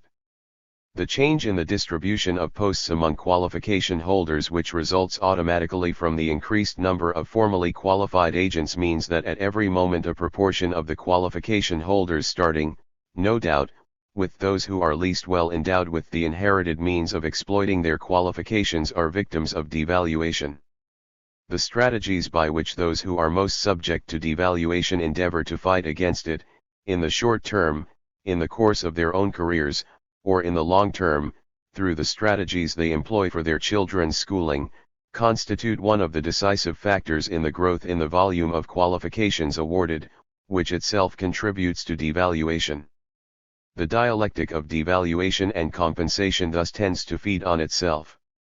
Reconversion strategies and morphological transformations, the strategies which individuals and families employ with a view to safeguarding or improving their position in social space, are reflected in transformations which modify both the volume of the different class fractions and the structure of their assets. Table 11 has been constructed so as to give at least an approximate idea of these transformations. Since it was not possible, though it would have been desirable, to establish in narrowly defined categories the changes in total income and income structure for the period 1954 to 1975, instead, Table 12 indicates these changes, in broad categories. For the period 1954 to 1968, I have indicated the distribution by source of income and the total income declared to the tax authorities, the source used by INSEE. It is known, however, that the degree of underestimation varies greatly.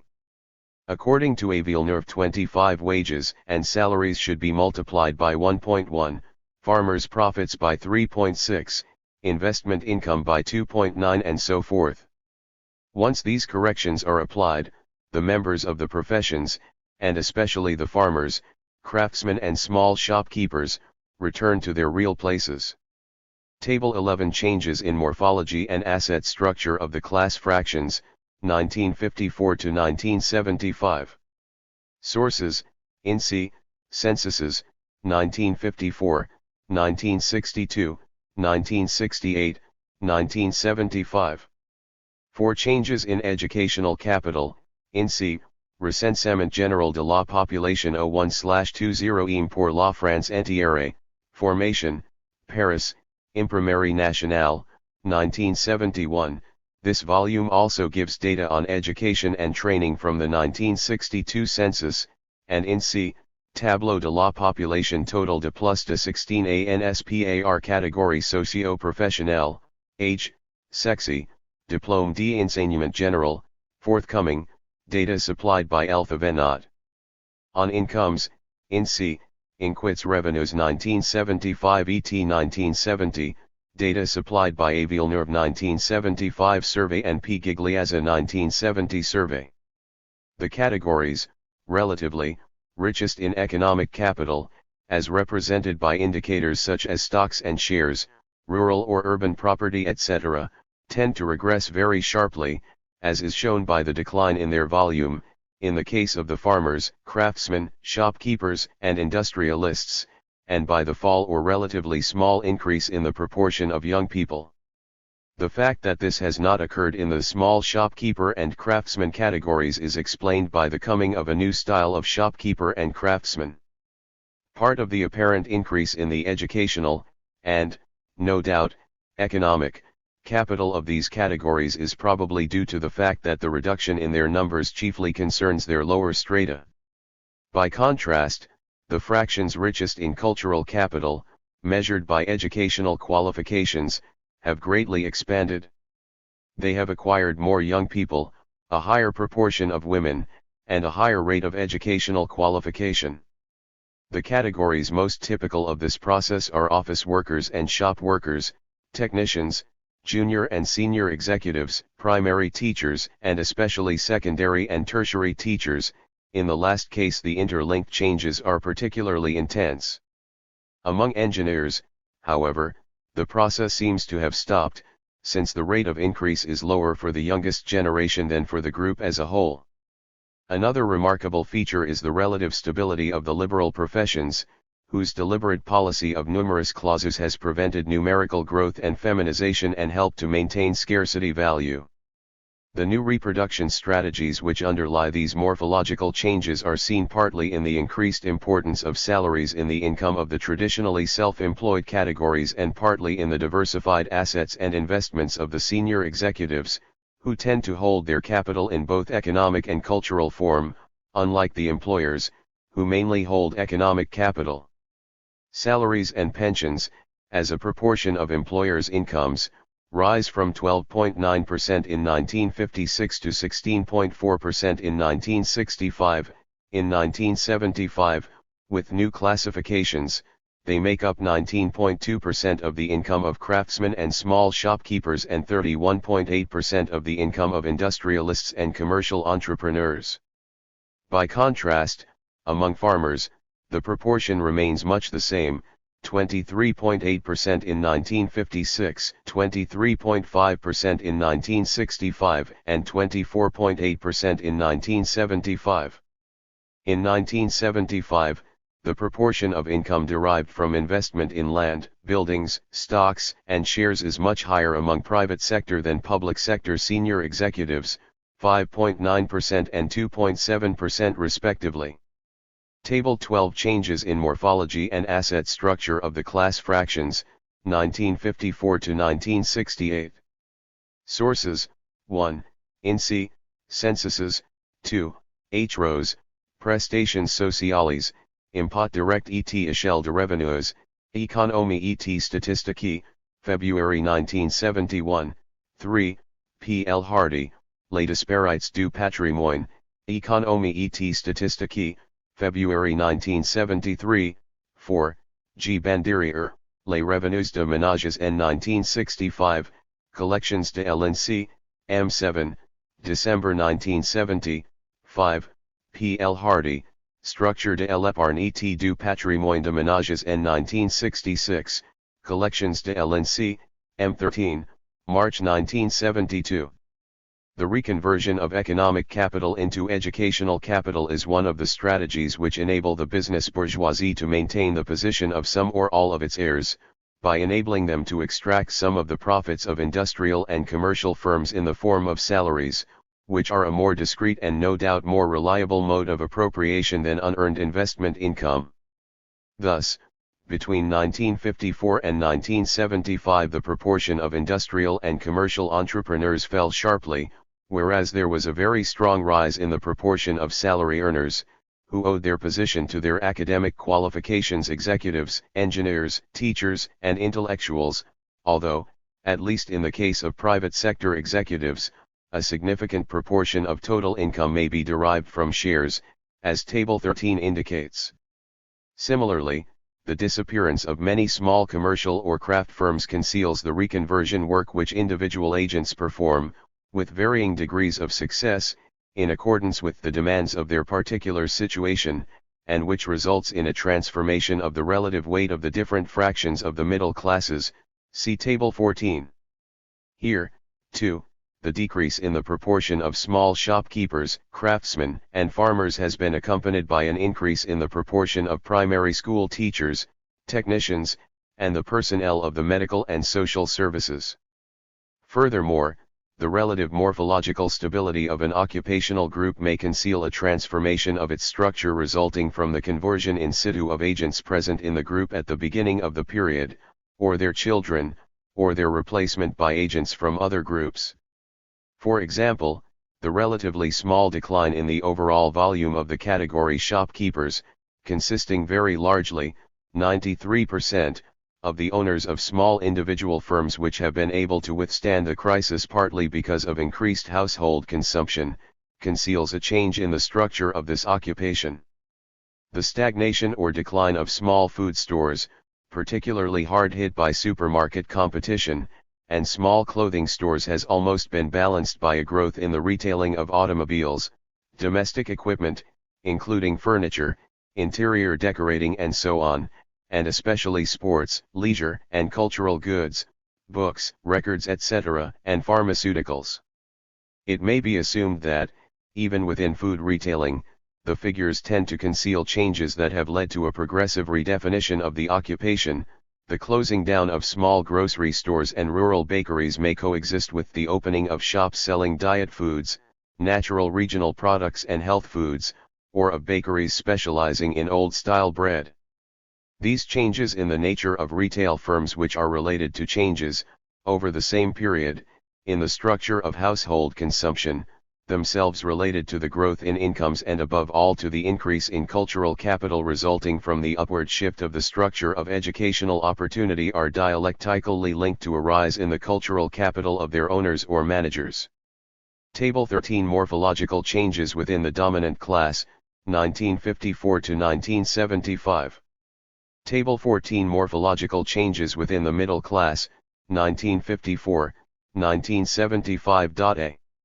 Source, Elphavenot, Les Catégories Sociales en 1975, L'extension du salariat, Économie et Statistique, 91, July, August 1977, 4-5. A. It is known that the structure of the working population changed considerably between 1954 and 1975. The proportion of agricultural workers, farmers and wage earners, fell from 26.7% to 9.3% and the proportion of industrial manual workers rose very slightly, from 33.8% to 37.7%, whereas the middle class as a whole increased considerably, from 27% to 37% of the working population, as a result of the growth of the wage-earning sections of the class, as this table shows, and the dominant class rose from 4.3% to 7.8%. B. Includes social and medical services. C. Included under primary teachers. Everything suggests that the craftsman category has undergone changes very similar to the shopkeeper category, with the decline of the most exposed strata of traditional craftsmanship being offset by the boom in luxury and aesthetic crafts, which require economic assets but also cultural capital. This would explain why the fall in the volume of these middle-class categories is accompanied by a rise in cultural capital as measured by educational level. Craftsmen and tradesmen specializing in luxury, cultural or artistic items, managers of fashion boutiques, retailers of famous maker clothes, traders in exotic garments and jewels or rustic objects, record dealers, antique dealers, interior decorators, designers, photographers, restaurateurs, managers of trendy bistros, Provençal potters, avant-garde booksellers, all those vendors of cultural goods and service seeking to prolong the fusion of leisure and work, militancy and dilettantism that characterizes the student lifestyle, use their ambiguous occupations, in which success depends at least as much on the subtly casual distinction of the salesman as on the nature and quality of his wares, as a way of obtaining the best return on a cultural capital in which technical competence is less important than familiarity with the culture of the dominant class and a mastery of the signs and emblems of distinction and taste. Because this new type of culture-intensive craftsmanship and commerce enables profit to be drawn from the cultural heritage transmitted directly by the family, it is predisposed to serve as a refuge for those sons and daughters of the dominant class who are eliminated by the educational system. Time to understand among the effects of the inflation of qualifications and their associated devaluation. Undoubtedly the most important are the set of strategies whereby the holders of devalued qualifications have sought to maintain their inherited positions or to obtain from their qualifications the real equivalent of what they guaranteed in an earlier state of the relationship between diplomas and jobs. It is clear that what an academic qualification guarantees is much more than, and different from, the right to occupy a position and the capacity to perform the corresponding job. In this respect the diploma, titre scolaire, is more like a patent of nobility, titre de noblesse, than the title to property, titre de propriété, which strictly technical definitions make of it. So one can well understand that the victims of devaluation are disinclined to perceive and acknowledge the devaluing of qualifications with which they are closely identified. Both objectively, they constitute an important part of these people's social identity, and subjectively. But the concern to preserve self-esteem, which encourages attachment to the nominal value of qualifications and jobs, would not be sufficient to maintain a misperception of this devaluation, if there were not also some complicity from objective mechanisms. The most important of these are, first, the hysteresis of habitus, which causes previously appropriate categories of perception and appreciation to be applied to a new state of the qualification market, and, second, the existence of relatively autonomous markets in which the value of qualifications declines at a slower rate.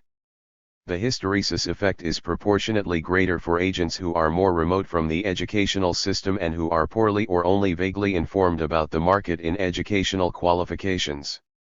One of the most valuable sorts of information constituting inherited cultural capital is practical or theoretical knowledge of the fluctuations of the market in academic qualifications, the sense of investment which enables one to get the best return on inherited cultural capital in the scholastic market or on scholastic capital in the labor market, for example, by knowing the right moment to pull out of devalued disciplines and careers and to switch into those with a future, rather than clinging to the scholastic values which secured the highest profits in an earlier state of the market.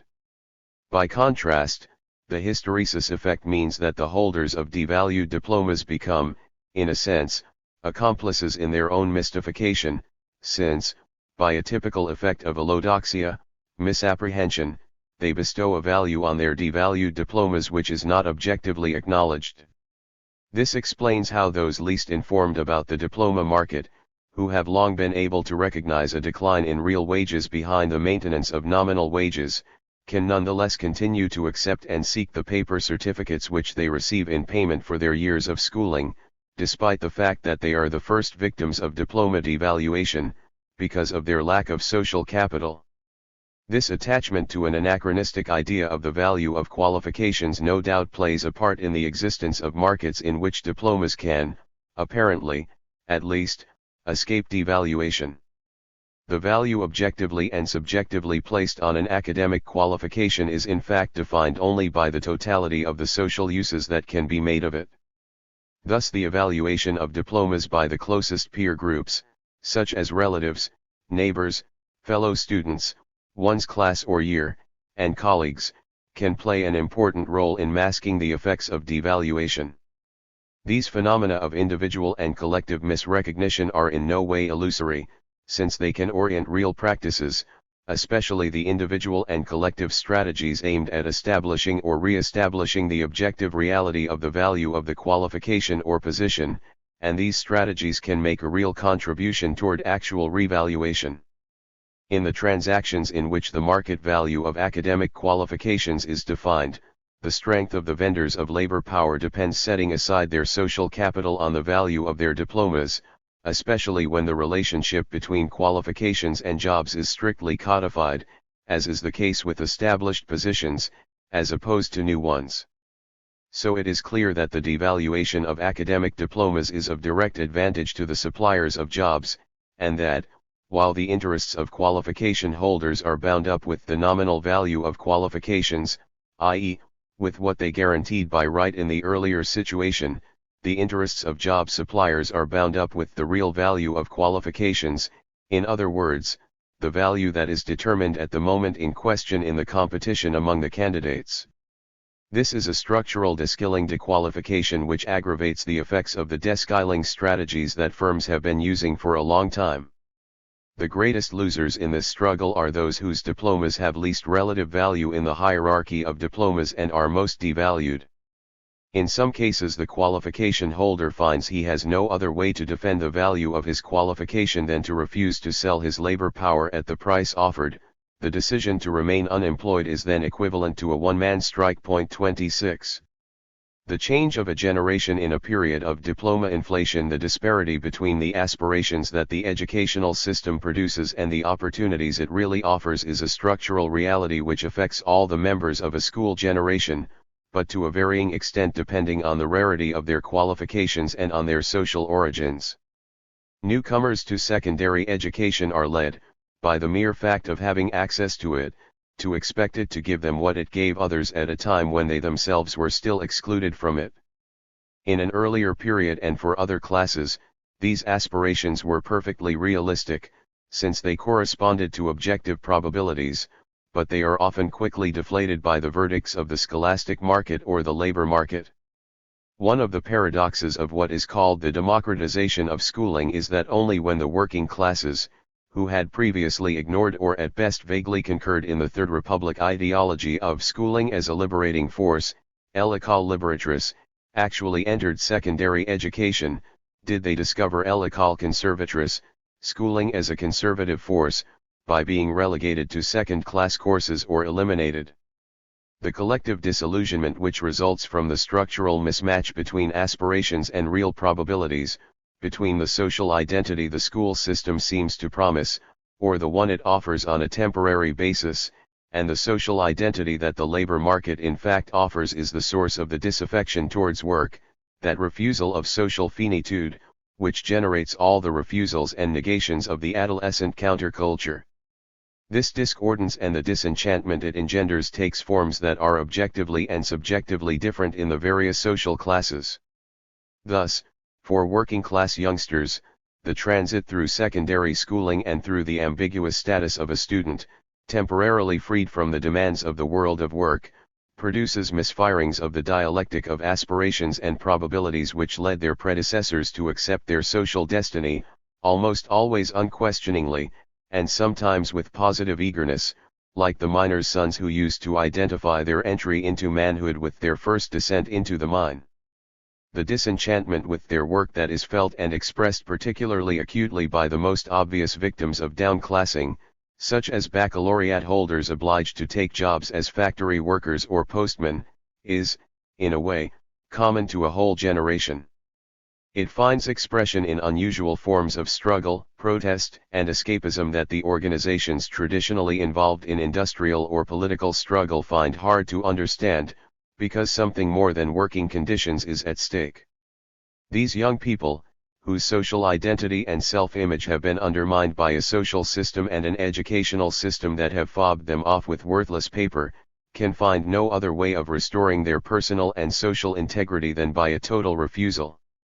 It is as if they felt that what is at stake is no longer just personal failure, as the educational system encourages them to believe, but rather the whole logic of the academic institution. The structural deskilling of a whole generation, who are bound to get less out of their qualifications than the previous generation would have obtained, engenders a sort of collective disillusionment. A whole generation, finding it has been taken for a ride, is inclined to extend to all institutions the mixture of revolt and resentment it feels towards the educational system. This anti-institutional cast of mind, which draws strength from ideological and scientific critiques, points towards a denunciation of the tacit assumptions of the social order, a practical suspension of doxic adherence to the prizes it offers and the values it professes, and a withholding of the investments which are a necessary condition of its functioning. So it is understandable that, not only within families but also in educational institutions and political or union organizations, and above all in the work situation, whenever old-style autodidacts, who started out 30 years earlier with a certificat d'études, CEP, or a BEPC and boundless respect for culture, come into contact with young bacheliers or new-style autodidacts, who bring their anti-institutional stance with them into the institution, the clash of generations often takes the form of a showdown over the very foundations of the social order. More radical, less self-confident than the usual form of political contestation, and reminiscent of the mood of the first Romantic generation, this disenchanted temperament attacks the fundamental dogmas of the petit bourgeois order: career, status, promotion, and getting on.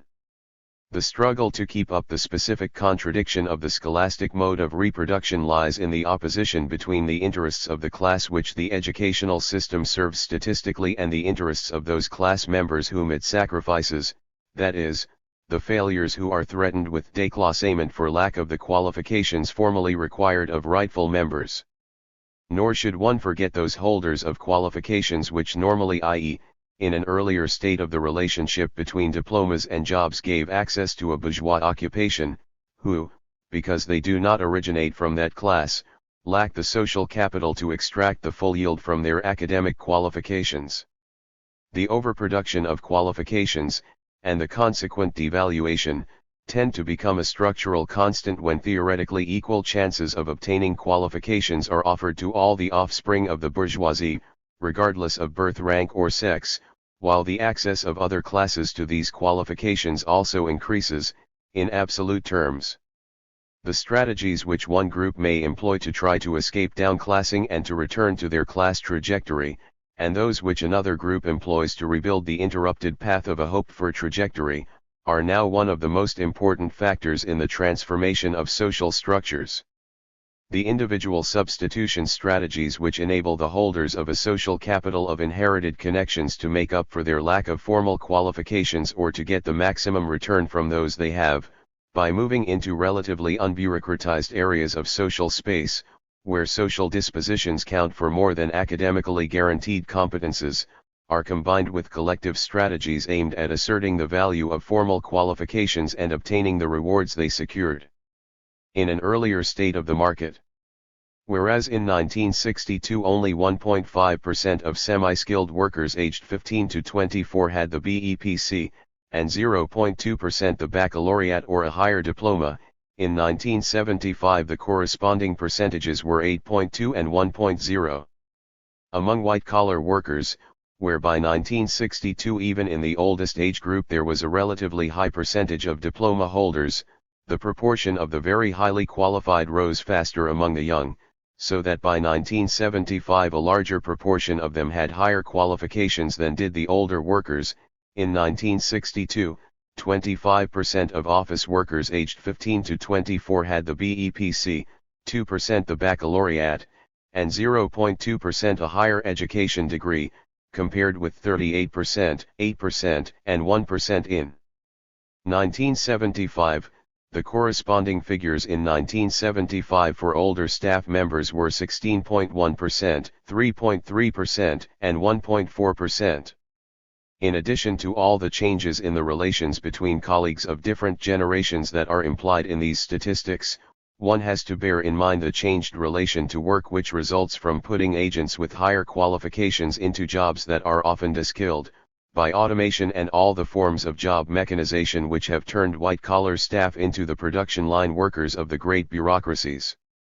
There is every reason to think that the opposition between the somewhat strict and even stuffy rigor of the older staff and the casual style of the younger workers, which is doubtless perceived as sloppiness, especially when it includes long hair and a beard, the traditional emblems of the bohemian artist or intellectual, expresses rather more than a simple generation gap. The new production lines. Disenchanted. First I did market research surveys. I had a friend in L who was into that. I got a list of all the research firms in Paris. After 2 months phoning and writing, finally I got something. Then, several months later, they still hadn't got in touch with me. They weren't doing any more surveys. I was entitled to unemployment benefit, 1,000 francs a month. We lived on that for 7 months, then we did 2 months grape picking. Then I went back to surveys for 7 months, working freelance. Then I quit. The place was full of lesbians and they gave out the work to their favorites, so I got out. Anyway, we each work a bit in turns. In this sort of society, work isn't the main thing in life. Now, if things were run the way they are in China, I might want to work 10 hours a day,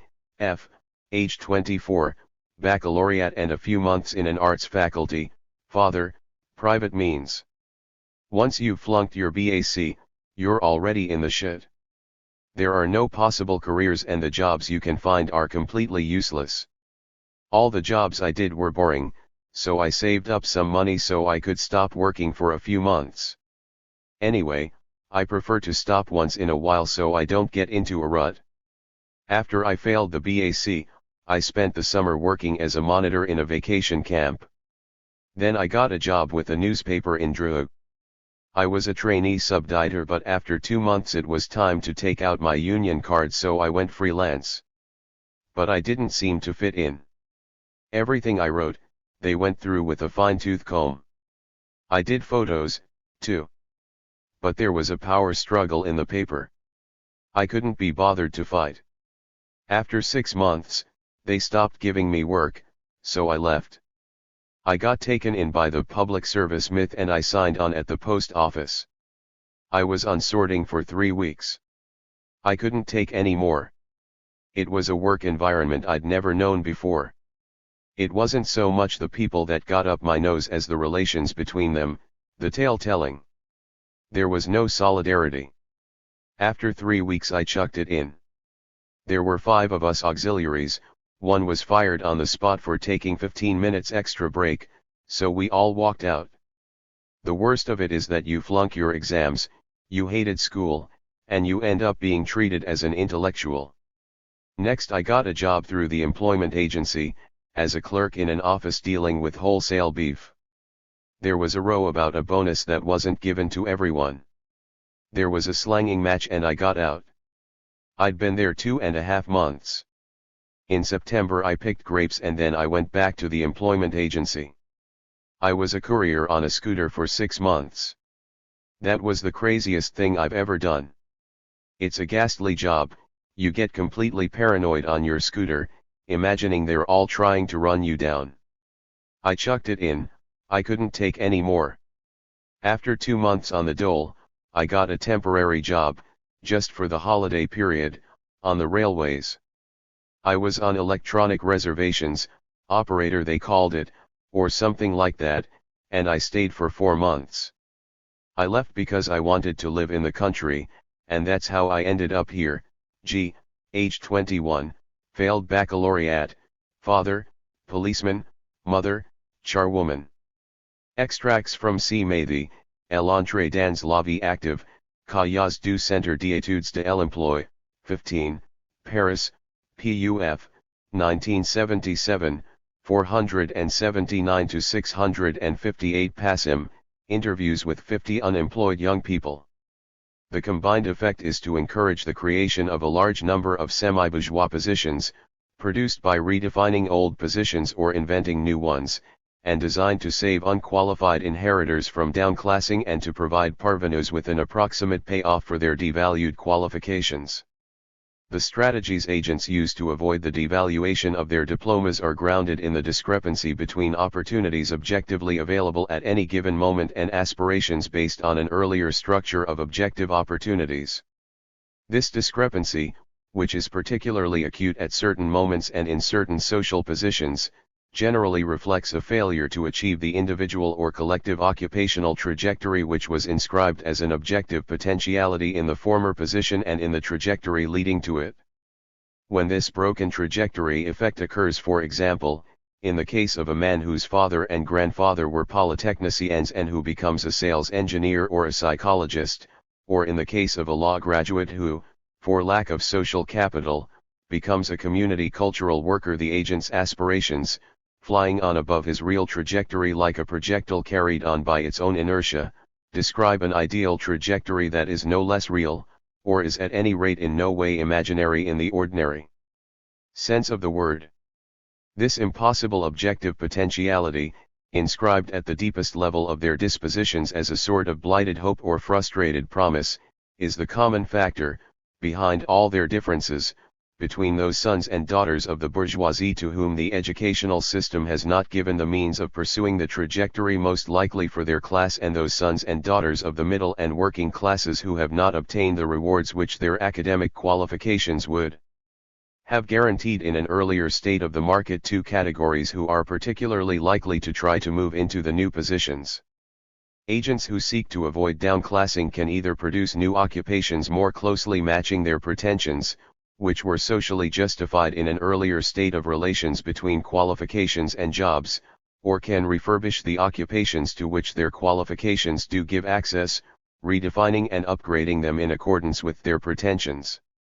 When agents start to arrive in a job who possess qualifications different from those of the usual occupants, they bring hitherto unknown aptitudes, dispositions, and demands with them into their relation with that job, in terms of both its technical and social definition, and this necessarily causes changes in the job itself. Among the most visible changes observed when the newcomers have high qualifications are an intensified division of labor, with autonomous status being given to some of the tasks previously performed, in principle or in practice, by less qualified jacks of all trades, example the diversification of the education and social welfare fields, and, often, a redefinition of careers, related to the emergence of expectations and demands that are new in both form and content. To make clear the break with the realist, static model implied in certain traditions of the sociology of work, it has to be emphasized that the post cannot be reduced either to the theoretical post, i.e., as described in regulations, circulars, or organization charts, or to the real post, i.e., as described on the basis of observation of the occupant's real function, or even to the relationship between the two.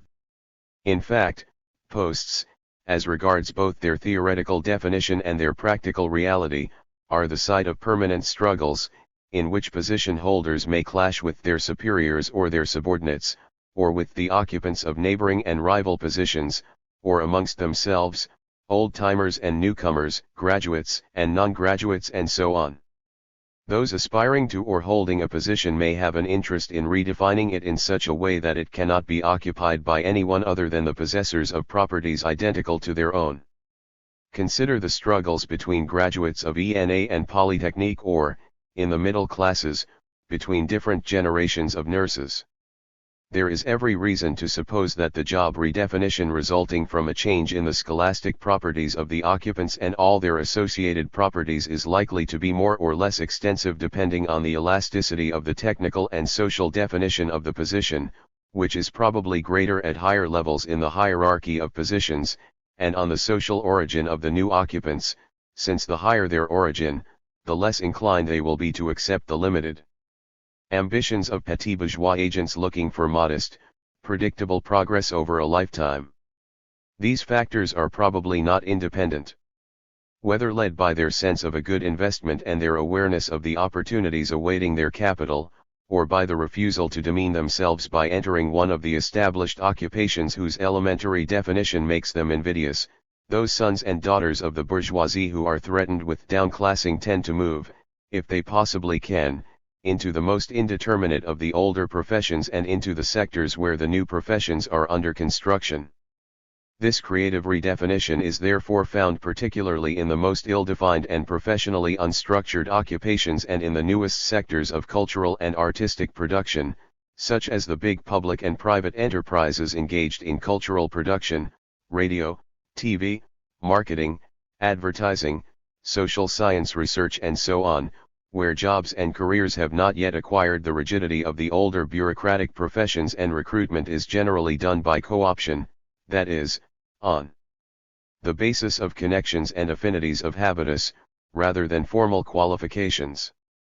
This means that the sons and daughters of the Paris bourgeoisie, rather than directly entering a well-defined and lifelong profession, example teaching, are more likely to enter and to succeed in positions, halfway between studenthood and a profession, that are offered by the big cultural bureaucracies, occupations for which the specific qualifications, example a diploma in photography or filmmaking, or a sociology or psychology degree, are a genuine ticket of entry only for those who are able to supplement the official qualifications with the real social qualifications. Point 27. The relative weight of the different categories involved in the cultural production system has radically changed in the last 2 decades.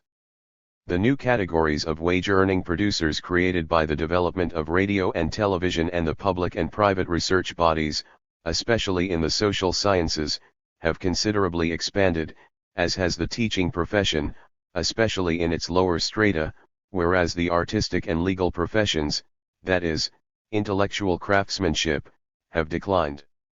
These changes, together with new ways of organizing intellectual life, research committees, brain trusts, think tanks etc., and new institutionalized modes of communication, conferences, debates, etc., tend to encourage the emergence of intellectual producers more directly subordinated to economic and political demands, bringing new modes of thought and expression, new themes, and new ways of conceiving intellectual work and the role of the intellectual. The main effect of these developments, together with the considerable growth in the student population, placed in the position of apprentice intellectuals, and the emergence of a whole set of semi-intellectual occupations, may well be to have provided intellectual production with something once reserved for bourgeois art, namely, an audience sufficiently large to justify the existence of specific agencies for production and distribution, and the appearance, on the edges of the university field and intellectual field, of a sort of superior popularization of which the nouveau philosophes are an extreme case. Point 28. But the side par excellence of this type of transformation is to be found in the group of occupations whose common factor is that they ensure a maximum return on the cultural capital most directly transmitted by the family, good manners, good taste, or physical charm.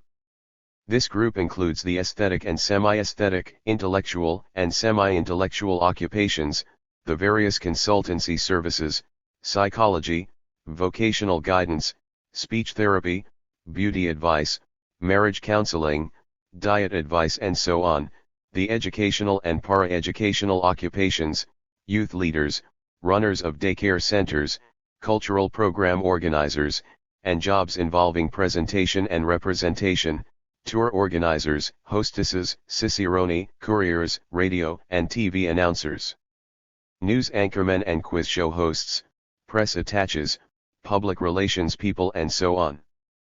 Public and, especially, private bureaucracies are now obliged to perform representational and hosting functions which are very different in both scale and style from those traditionally entrusted to men, diplomats, ministerial attaches, and so on, often drawn from those fractions of the dominant class, the aristocracy and the old bourgeoisie, who were richest in social capital and in the socializing techniques essential to the maintenance of that capital.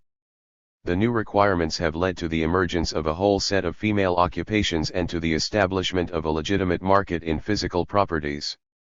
The fact that certain women derive occupational profit from their charm, and that beauty thus acquires a value on the labor market, has doubtless helped to produce not only a number of changes in the norms of clothing and cosmetics, but also a whole set of changes in ethics and a redefinition of the legitimate image of femininity.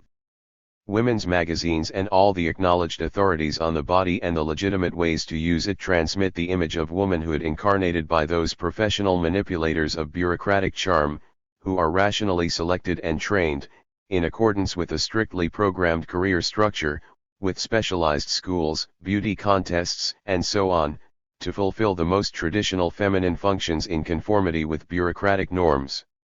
The most indeterminate sectors of the social structure offer the most favorable ground for the operations which, by transforming old positions or creating new ones ex nihilo, aim to produce areas of specialist expertise, particularly in the field of consultancy, the performance of which requires no more than a rationalized form of competence in a class culture.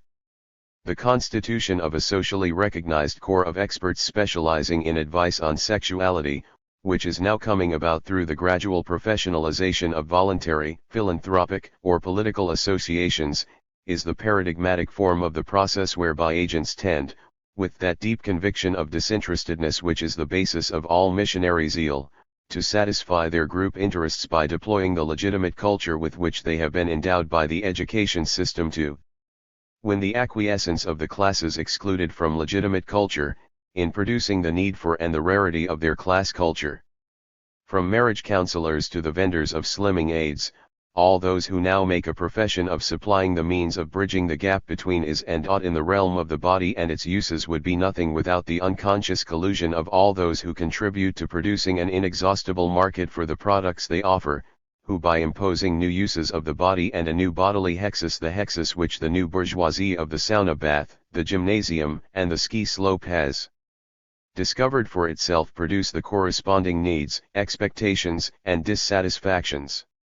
Doctors and diet experts armed with the authority of science, who impose their definition of normality with height-weight tables, balanced diets or models of sexual adequacy, couturiers who confer the sanction of good taste on the unattainable measurements of fashion models, advertisers for whom the new obligatory uses of the body provide scope for countless warnings and reminders, watch your weight.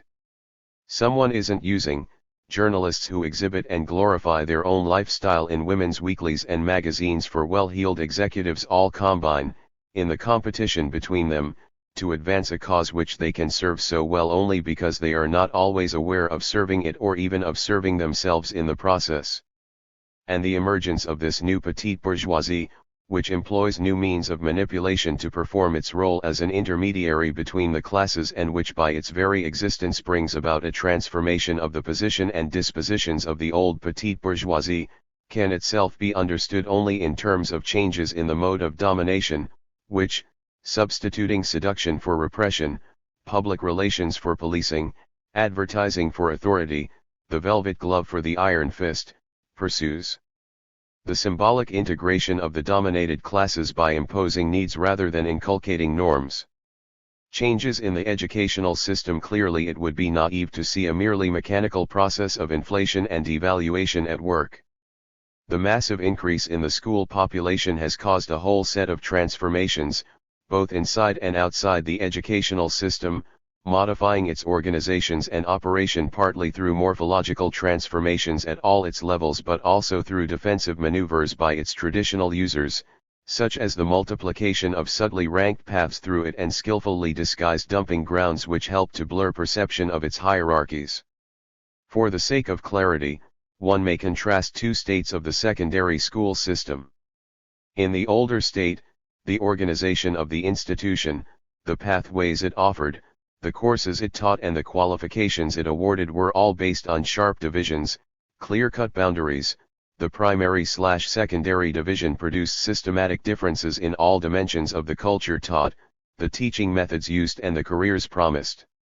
It is significant that the division has been maintained or even strengthened at the points where access to the dominant class is now decided, that is, at the point of streaming for the baccalaureate, and in higher education, with the division between the grandes écoles and the rest. In the present state of the system, the exclusion of the great mass of working class and middle class children takes place not at the end of primary schooling but steadily and impalpably, all through the early years of secondary schooling, through hidden forms of elimination such as repeated years, equivalent to a deferred elimination, relegation into second-class courses, entailing a stigma that tends to induce proleptic recognition of scholastic and social destiny, and finally, the awarding of devalued certificates. It is remarkable that just when the division into two streams strictly speaking, there were always three, with higher primary education and the whole set of internal training courses and competitions offered by all the major government departments was tending to disappear and to be reconstituted at another level. Christian Baudillat and Roger Esteblet discovered this dichotomy, which no one would have thought of denying since it was the clearest manifestation of the scholastic mechanisms of reproduction. 29. Whereas the old system with its strongly marked boundaries led to the internalizing of scholastic divisions clearly corresponding to social divisions, the new system with its fuzzy classifications and blurred edges encourages and entertains, at least among the new intermediaries in social space, aspirations that are themselves blurred and fuzzy. Aspiration levels are now adjusted to scholastic hurdles and standards in a less strict and also a less harsh manner than under the old system, which was characterized by the remorseless rigor of the national competitive examination. It is true that the new system fobs off a good number of its users with devalued qualifications, playing on the faulty perceptions that are encouraged by the anarchic profusion of courses and diplomas which are difficult to compare and yet subtly ranked in prestige. However, it does not force them into such abrupt disinvestment as the old system. The blurring of hierarchies and boundaries between the elected and the rejected, between true and false qualifications, plays a part in cooling out and in calm acquiescence in being cooled out. The new system favors the development of a less realistic, less resigned relationship to the future than the old sense of proper limits, which was the basis of an acute sense of hierarchy. The allodoxia which the new system encourages in innumerable ways is the reason why relegated agents collaborate in their own relegation by overestimating the studies on which they embark, overvaluing their qualifications, and banking on possible futures which do not really exist for them, but it is also the reason why they do not truly accept the objective reality of their position and qualifications. And the reason for the attractiveness of the new or renewable positions lies in the fact that, being vague and ill-defined, uncertainly located in social space, often offering, like the occupations of artist or intellectual in the past, none of the material or symbolic criteria promotion, benefits, increments whereby social time, and also social hierarchies, are experienced and measured, they leave aspirations considerable room for maneuver. They thus make it possible to avoid the sudden, final disinvestment imposed by occupations that are clearly delimited and defined from recruitment to retirement. The indeterminate future which they offer, a privilege hitherto reserved for artists and intellectuals, makes it possible to treat the present as a sort of endlessly renewed provisional status and to regard one's station as an accidental detour, like the painter who works in advertising but continues to consider himself a true artist and insists that this mercenary trade is only a temporary expedient that will be abandoned as soon as he has put by enough money to be independent. 30 These ambiguous occupations exempt their practitioners from the work of disinvestment and reinvestment that is implied, for example, in switching from a vocation as a philosopher to a vocation as a philosophy teacher, or from artist to publicity designer or art teacher, or at least allow them to defer their transfer indefinitely. It is not surprising that such people should be drawn to schemes of continuing education, education permanente, a perpetual studenthood which offers an open, unlimited future and contrasts diametrically with the system of national competitions designed to demonstrate, once and for all, and as early as possible, that what is done cannot be undone. 31. Again, it is understandable that, like artists, they should so readily embrace the aesthetic and ethical modes and models of youth. It is a way of showing to oneself and others that one is not finite, finished, defined. In place of abrupt, all or nothing breaks, between study and work, between work and retirement, there is an impalpable, infinitesimal slippage. Consider all the temporary or semi-permanent occupations, often taken by students approaching the end of their course, which cluster around the established positions in scientific research or higher education, or, at another level, consider the phased retirement now offered by the most advanced firms. Everything takes place as if the new logic of the educational system and economic system encouraged people to defer for as long as possible the moment of ultimate crystallization toward which all the infinitesimal changes point, in other words, the final balance sheet, which sometimes takes the form of a personal crisis. It goes without saying that the adjustment between objective chances and subjective aspirations that is thereby established is both more subtle and more subtly extorted, but also more risky and unstable. Maintaining vagueness in the images of the present and future of one's position is a way of accepting limits, but it is also a way to avoid acknowledging them, or to put it another way, a way of refusing them. But it is a refusal in bad faith, the product of an ambiguous cult of revolution which springs from resentment at the disappointment of unrealistic expectations.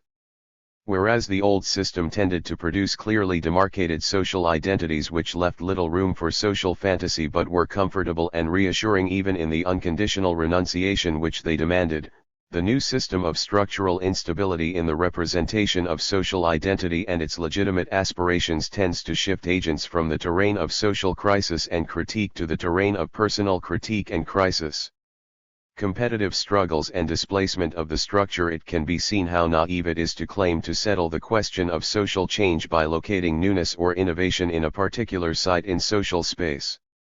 For some, this site is at the top, for others, at the bottom, and it is always elsewhere, in all the new, marginal, excluded or dropped out groups, for all those sociologists whose chief concern is to bring newness into the discussion at all costs.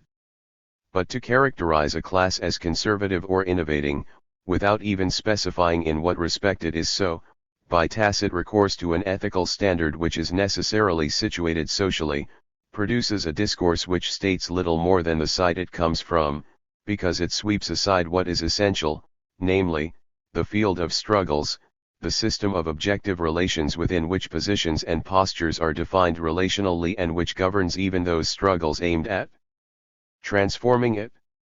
Only by reference to the space in the game which defines them and which they seek to maintain or redefine, can one understand the strategies, individual or collective, spontaneous or organized, which are aimed at conserving, transforming, or transforming so as to conserve.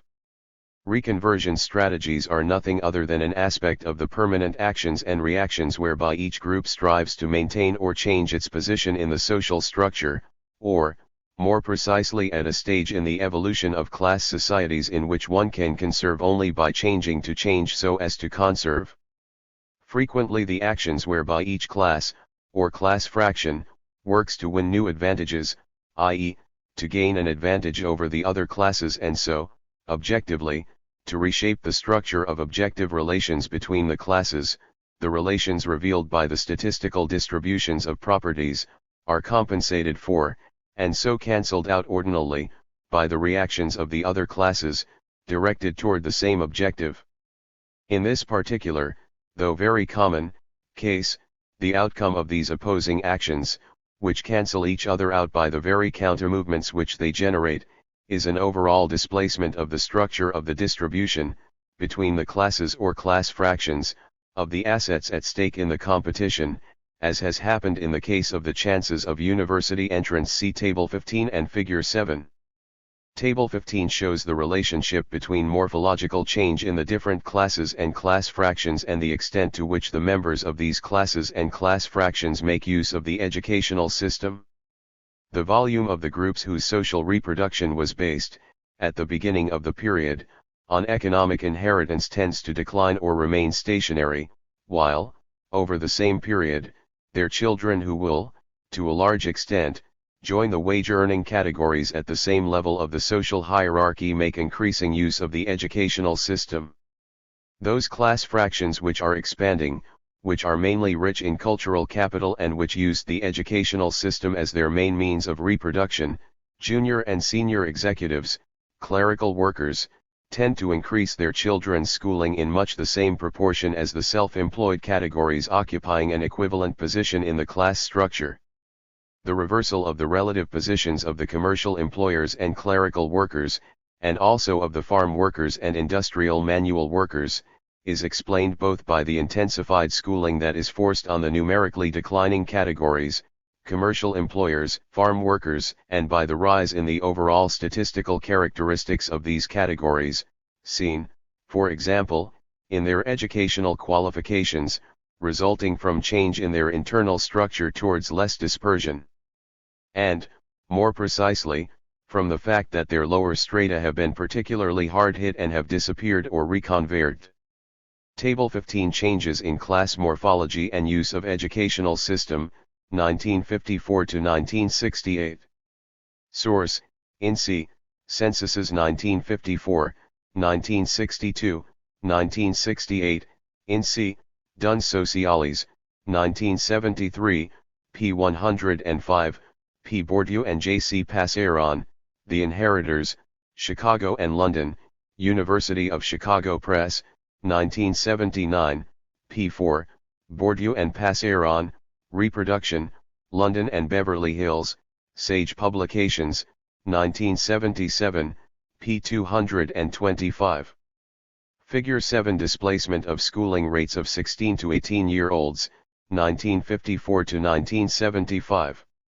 Sources: INSEE, Censuses 1954, 1962, 1968, 1975, INSEE, Duns Sociales, 1973, p. 105, p. Bourdieu and J.C. Passeron, The Inheritors, Chicago and London, University of Chicago Press, 1979, p. 4, Bourdieu and Passeron, Reproduction, London and Beverly Hills, Sage Publications, 1977, p. 225. The schooling rates shown in the graph are probably overestimates, since the statistics only take account of young people living at home, more especially, no doubt, at lower levels of the social hierarchy. The slight narrowing of the range which is apparent in the most recent period is due partly to a saturation effect in the highest categories and partly to the fact that the statistics ignore the distribution of adolescents from different classes between academic courses that are themselves strongly ranked. Between 1968 and 1977, the proportion of industrial workers' children, who made up to 40.7% of the 17-year-old age groups in 1977, in the 5th grade of state secondary schooling remained constant, 25.7% and 25.9% respectively, whereas the proportion of senior executives and professionals' children rose from 15.4% to 16.8%. Moreover, in 1977, in this grade, 57.6% of the senior executives and professionals' children were in Section C, scientific, compared to 20.6% of the farm workers' children and 23.5% of the industrial workers' children. Conversely, only 9.8% of the senior executives and professionals' children were in a technical section, as against 24.6% of the farm workers' children and 28.7% of the industrial workers' children. Similar tendencies are found in higher education, where students of working-class origin are increasingly relegated to the arts and science faculties or to short technical courses, whereas the upper-class students tend to be in the grandes écoles, the medical faculties or, if academically less successful, in the minor business schools. In the case of the social sciences, scientific discourse cannot ignore the conditions of its own reception. This depends at all times on the state of the prevailing social problematic, which is itself at least partly defined by the reactions to an earlier form of that discourse. Those who oversimplify the arguments of my earlier works, The Inheritors and Reproduction, which subsequent research has shown to err on the side of simplification, share with those who criticize them without understanding them a taste for simple truths and an inability to think relationally. Ideological stubbornness is not a sufficient explanation for naivete such as that of referring to a rise in middle-class recruitment to universities between 1950 and 1960 and concluding that the bourgeois university had been transformed into one dominated by the middle classes. 32 One only has to look at the position of the faculties, especially those of arts and science, in the hierarchy of higher education institutions by social origin of their students to know what to think of such a statistical analysis, highly praised by Alain Peyrefitte, who regrets that it has not had the success it deserves, thereby giving further proof of his great knowledge of university matters. 33 These faculties, which are situated at the lowest point of a field naturally dominated by the grandes écoles and now even lower, to judge from the economic and social value of their diplomas, then the least prestigious and most recent of the business schools that have proliferated in recent years have all the characteristics of dumping grounds, not least their level of democratization and feminization. It is as if the democratization of secondary education were to be measured in a technical high school in an industrial suburb. Nor could anyone speak of a middle-class dominated university unless he had, consciously or unconsciously, confused the level of representation of the middle classes in the faculty student population with the chances of faculty entrance for the middle classes. In other words, confused change in the social composition of the faculties with change in the structure of probabilities of schooling, a structure which has been shifted upwards without real transformation.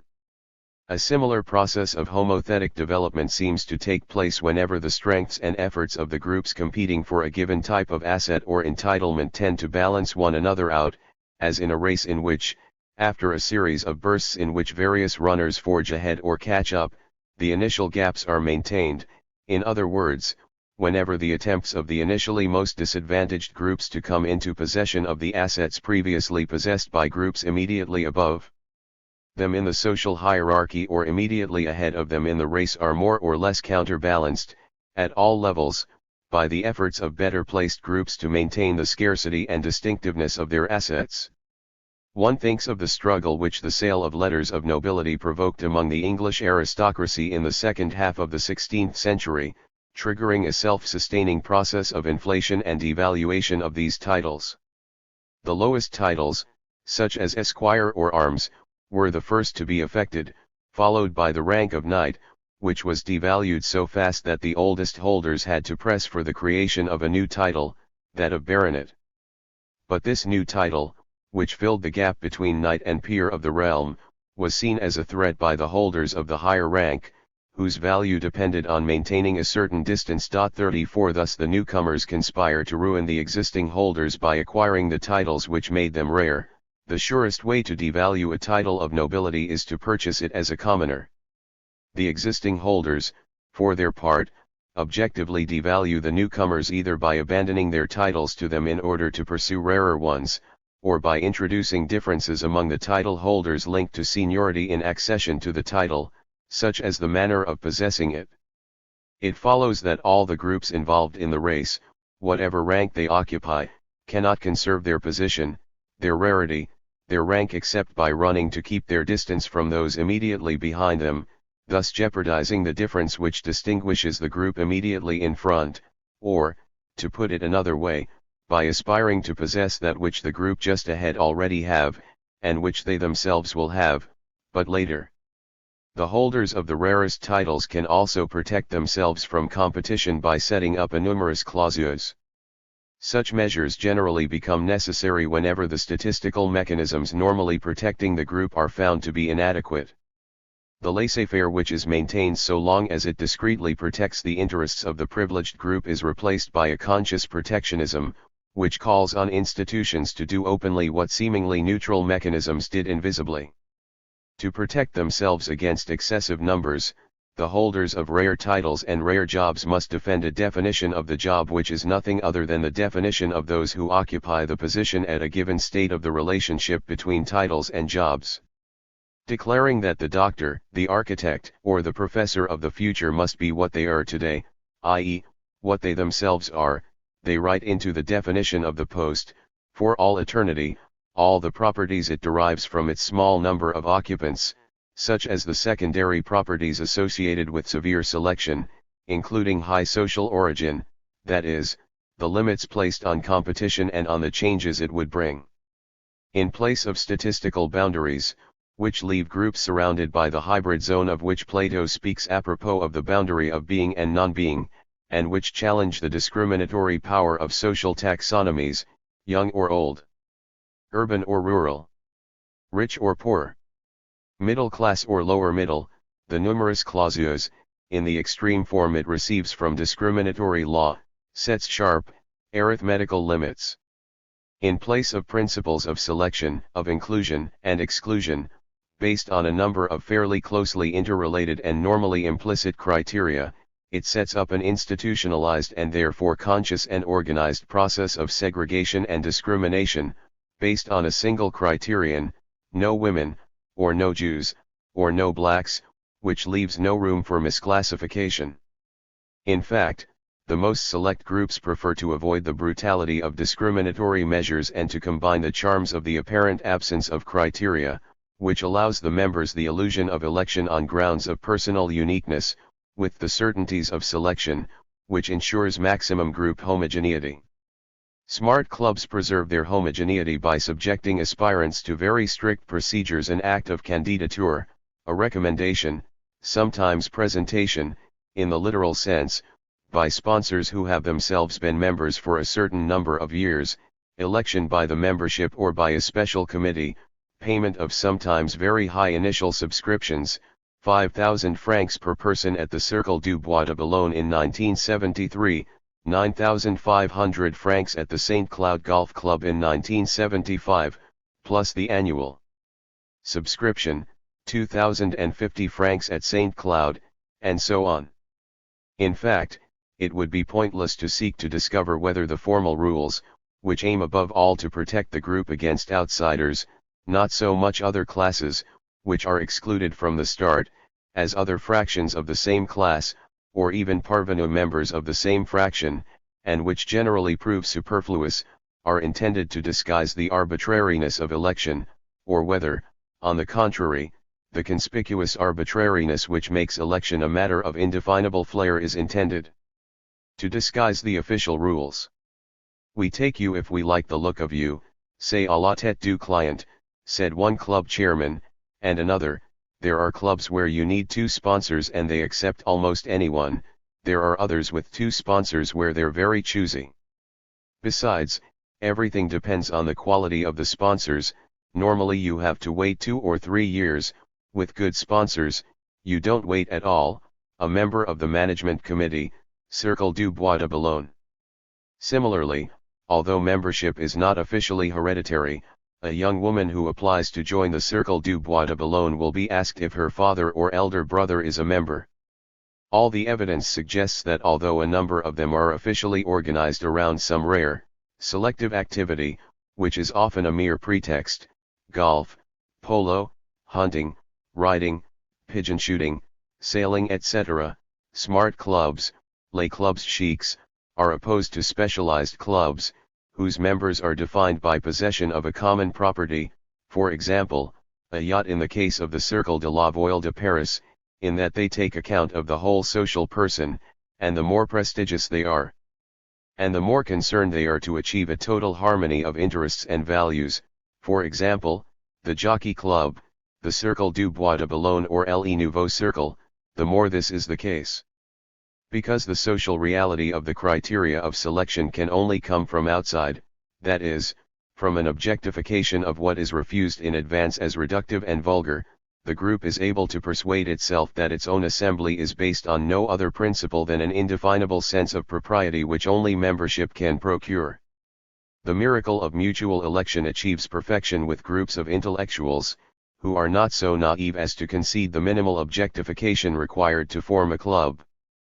Because they place their trust in the quasi-mystical sense of participation which does indeed define the participants, the excluded outsiders, who cannot even prove the existence of the exclusive group except involuntarily, through their denunciations of it, end up tilting against windmills when they attempt to point out the invisible barriers which separate them from the elect. Intellectual groups, particularly the most prestigious ones, are extraordinarily immune to objectification.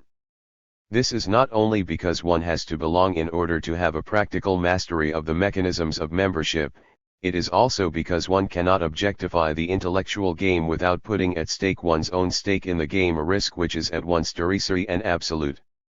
The dialectic of downclassing and upclassing which underlies a whole set of social processes presupposes and entails that all the groups concerned run in the same direction, toward the same objectives, the same properties, those which are designated by the leading group and which, by definition, are unavailable to the groups following, since, whatever these properties may be intrinsically, they are modified and qualified by their distinctive rarity and will no longer be what they are once they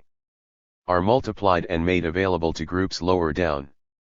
Thus, by an apparent paradox, the maintenance of order, that is, of the whole set of gaps, differences, differentials, ranks, precedences, priorities, exclusions, distinctions, ordinal properties, and thus of the relations of order which give a social formation its structure, is provided by an unceasing change in substantial, i.e., non-relational, properties. This implies that the social order established at any given moment is also necessarily a temporal order, an order of successions, as Leibniz put it, each group having as its past the group immediately below and for its future the group immediately above, One sees the attraction of evolutionist models. The competing groups are separated by differences which are essentially located in the order of time. It is no accident that credit is so important in this system. The imposition of legitimacy which occurs through the competitive struggle and is enhanced by the gentle violence of cultural missionary work tends to produce pretension, in the sense of a need which pre-exists the means of adequately satisfying. And in a social order which acknowledges that even the most deprived have the right to every satisfaction, but only in the long run, the only alternatives are credit, which allows immediate enjoyment of the promised goods but implies acceptance of a future which is merely the continuation of the past, or the imitation mock luxury cars, mock luxury holidays and so on. But the dialectic of downclassing and upclassing is predisposed to function also as an ideological mechanism, whose effects conservative discourse strives to intensify. Especially when they compare their present conditions with their past, the dominated groups are exposed to the illusion that they have only to wait in order to receive advantages which, in reality, they will obtain only by struggle. By situating the difference between the classes in the order of successions, the competitive struggle establishes a difference which, like that which separates predecessor from successor in a social order governed by well-defined rules of succession, is not only the most absolute and unbridgeable, since there is nothing to do but wait, sometimes a whole lifetime, like the petits bourgeois who acquire their own houses at the moment of retirement, sometimes several generations, like the petits bourgeois who extend their own foreshortened trajectories through their children, but also the most unreal and evanescent, since a person knows that if he can wait, he will in any case get what he is promised by the ineluctable laws of evolution. In short, what the competitive struggle makes everlasting is not different conditions, but the difference between conditions. Collective and individual delay has social consequences which further complicate this process. Relatively late arrival not only reduces the duration of enjoyment, it also implies a less familiar, less easy relationship to the activity or asset in question, which may have technical consequences, e.g., in the use of a car, or symbolic ones in the case of cultural goods. It may also represent the disguised equivalent of pure and simple privation when the value of the asset or activity lies in its distinguishing power, which is clearly linked to exclusive or priority access, rather than in the intrinsic satisfactions it gives. The vendors of goods and services, who have an interest in these effects of allodoxia, exploit these lags, offering, out of season, example in the case of holidays, or when they are out of fashion, clothes, activities, things which have their full value only at the right time. Once this mechanism is understood, one perceives the futility of the abstract debates which arise from the opposition of permanence and change, structure and history, reproduction and the production of society. The real basis of such debates is the refusal to acknowledge that social contradictions and struggles are not all, or always, in contradiction with the perpetuation of the established order, that, beyond the antitheses of thinking in pairs, permanence can be ensured by change and the structure perpetuated by movement, that the frustrated expectations which are created by the time lag between the imposition of legitimate needs, musts, as the marketing men put it, and access to the means of satisfying them, do not necessarily threaten the survival of the system, that the structural gap and the corresponding frustrations are the very source of the reproduction through displacement which perpetuates the structure of positions while transforming the nature of conditions. It also becomes clear that those who point to what might be called cardinal properties and speak of the embourgeoisement of the working class, and those who try to refute them by pointing to ordinal properties, are equally unaware that the contradictory aspects of reality which they isolate are in fact indissoluble dimensions of a single process. The reproduction of the social structure can take place in and through a competitive struggle leading to a simple displacement of the structure of distributions, so long and only so long as the members of the dominated classes enter the struggle in extended order, that is, through actions and reactions which are compounded only statistically, by the external effects which the actions of some exert on the actions of others, in the absence of any interaction or transaction, and consequently in conditions of objectivity, without collective or individual control and generally against the agent's individual and collective interests. The limiting case of these processes of statistical action is panic or rout, in which each agent helps to produce what he fears by performing actions inspired by the feared effect, as in financial panics. In all these cases, the collective action, the mere statistical sum of uncoordinated individual actions, leads to a collective result irreducible or hostile to the collective interests and even to the particular interests pursued by the individual actions. This is seen clearly when the demoralization produced by a pessimistic picture of the future of a class contributes to the decline of that class. In a number of ways, the members of a declining class contribute to the collective decline, like the craftsmen who push their children through school while complaining that the educational system discourages young people from entering the trade. Competitive struggle is the form of class struggle which the dominated classes allow to be imposed on them when they accept the stakes offered by the dominant classes. It is an integrative struggle and, by virtue of the initial handicaps, a reproductive struggle, since those who enter this chase, in which they are beaten before they start, as the constancy of the gaps testifies, implicitly recognize the legitimacy of the goals pursued by those whom they pursue, by the mere fact of taking part. Having established the logic of the processes of competition, or rout, which condemn each agent to react in isolation to the effect of the countless reactions of other agents, or, more precisely, to the result of the statistical aggregation of their isolated actions, and which reduce the class to the state of a mass dominated by its own number, one can pose the question, much debated at present among historians, 35 of the conditions, economic crisis following a period of expansion and so on, in which the dialectic of mutually self-reproducing objective chances and subjective aspirations may break down. Everything suggests that an abrupt slump in objective chances relative to subjective aspirations is likely to produce a break in the tacit acceptance which the dominated classes now abruptly excluded from the race, objectively and subjectively previously granted to the dominant goals, and so to make possible a genuine inversion of the table of values. 3. The habitus and the space of lifestyles. The mere fact that the social space described here can be presented as a diagram indicates that it is an abstract representation, deliberately constructed, like a map, to give a bird's-eye view, a point of view on the whole set of points from which ordinary agents, including the sociologist and his reader, in their ordinary behavior, see the social world.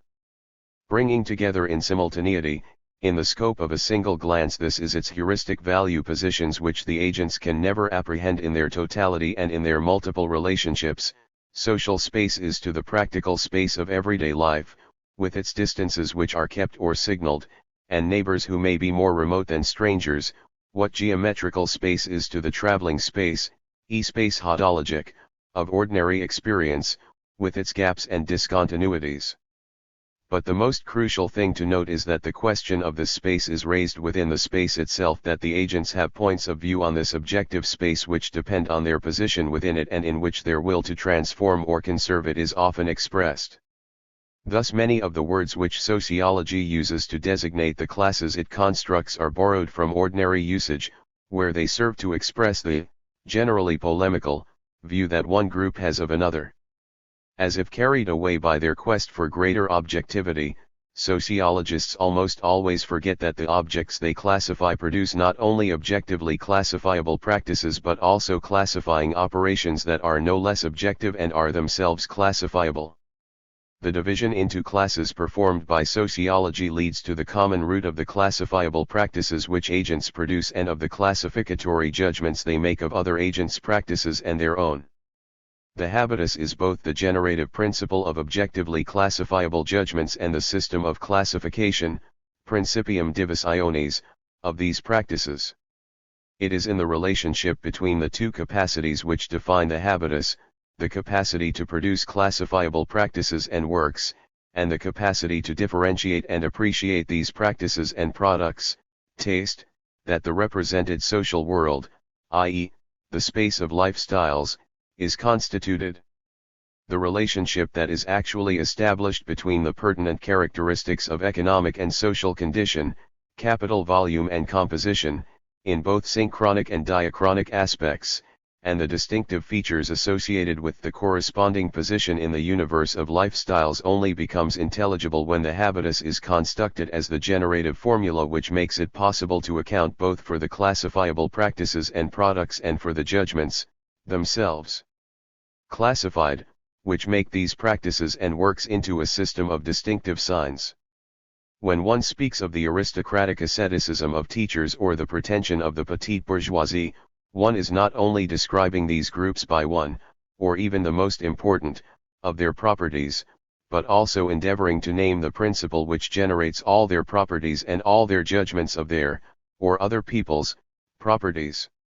The habitus is necessity internalized and converted into a disposition that generates meaningful practices and meaning-giving perceptions. It is a general, transposable disposition which carries out a systematic, universal application beyond the limits of what has been directly learnt of the necessity inherent in the learning conditions.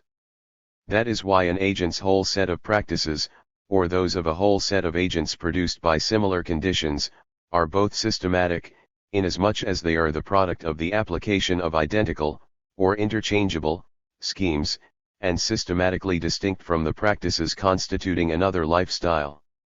Because different conditions of existence produce different habitus systems of generative schemes applicable, by simple transfer, to the most varied areas of practice, the practices engendered by the different habitus appear as systematic configurations of properties expressing the differences objectively inscribed in conditions of existence in the form of systems of differential deviations which, when perceived by agents endowed with the schemes of perception and appreciation necessary in order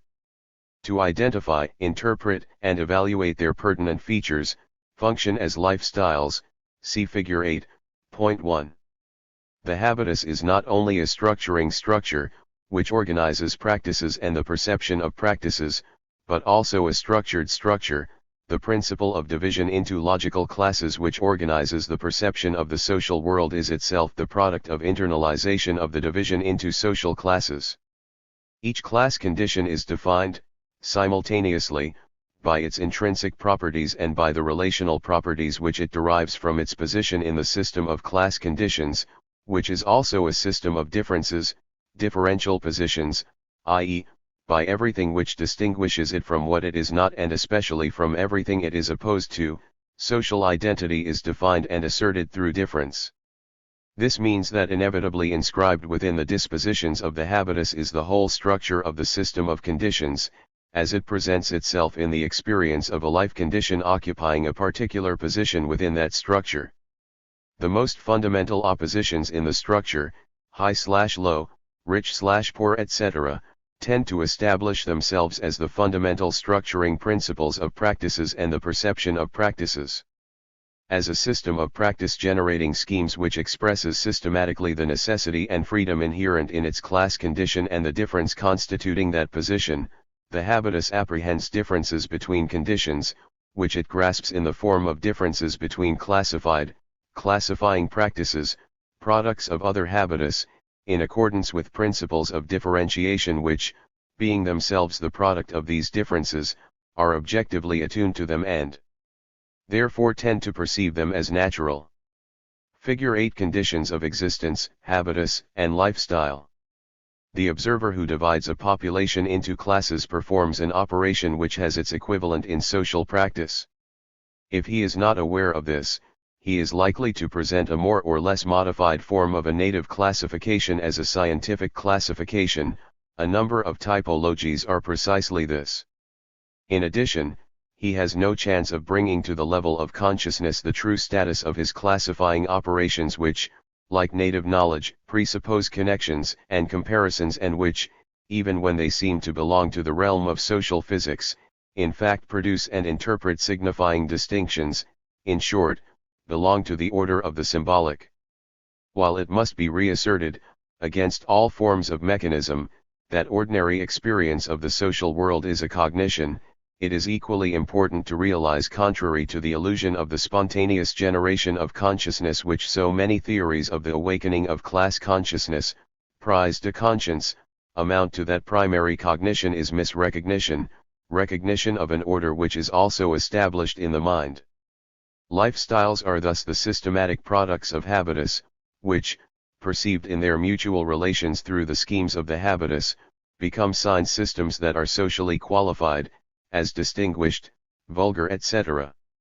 The dialectic of conditions and habitus is the basis of an alchemy which transforms the distribution of capital, the balance sheet of a power relation, into a system of perceived differences, distinctive properties, that is, a distribution of symbolic capital, legitimate capital, whose objective truth is misrecognized.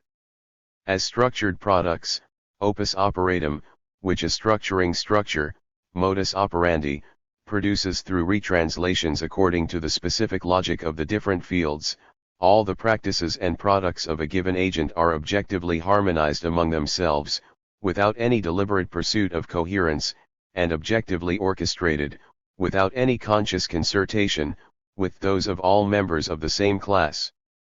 The habitus continuously generates practical metaphors, that is to say, transfers, of which the transfer of motor habits is only one example, or, more precisely, systematic transpositions required by the particular conditions in which the habitus is put into practice, so that, for example, the ascetic ethos which might be expected always to express itself in saving may, in a given context, express itself in a particular way of using credit. The practices of the same agent, and, more generally, the practices of all agents of the same class, owe the stylistic affinity which makes each of them a metaphor of any of the others to the fact that they are the product of transfers of the same schemes of action from one field to another. An obvious paradigm would be the disposition called handwriting, a singular way of tracing letters which always produces the same writing, i.e., graphic forms which, in spite of all the differences of size, material, or color due to the surface, paper or blackboard, or the instrument, pen or chalk, in spite, therefore, of the different use of muscles present an immediately perceptible family resemblance, like all the features of style or manner whereby a painter or writer can be recognized as infallibly as a man by his walk. True pastiche, as Proust does it, for example, reproduces not the most striking features of a style like parody or caricature but the habitus, which Jacques Rivière calls the hearth of mental activity, in which the original discourse is generated. We are amused to see each writer resurrected with his whole personality and, faced with an event he has never experienced, react just as he did to those which life brought him. The hearth of his mental activity is rekindled, the lamp relit in his brain too.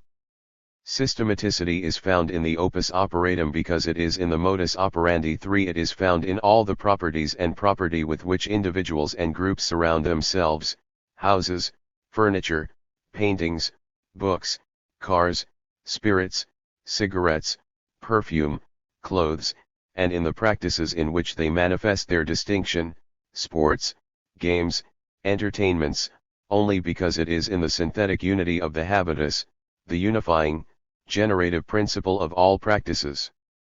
Taste, the propensity and capacity to appropriate, materially or symbolically, a given class of classifying objects or practices, is the generative formula of lifestyle, a unitary set of distinctive preferences which express the same expressive intention in the specific logic of each of the symbolic subspaces, furniture, clothing, language, or body hexes. Each dimension of lifestyle symbolizes with the others, in Leibniz's phrase, and symbolizes them. An old cabinet maker's worldview, the way he manages his budget, his time or his body, his use of language and choice of clothing are fully present in his ethic of scrupulous, impeccable craftsmanship and in the aesthetic of work for work's sake, which leads him to measure the beauty of his products by the care and patience that have gone into them.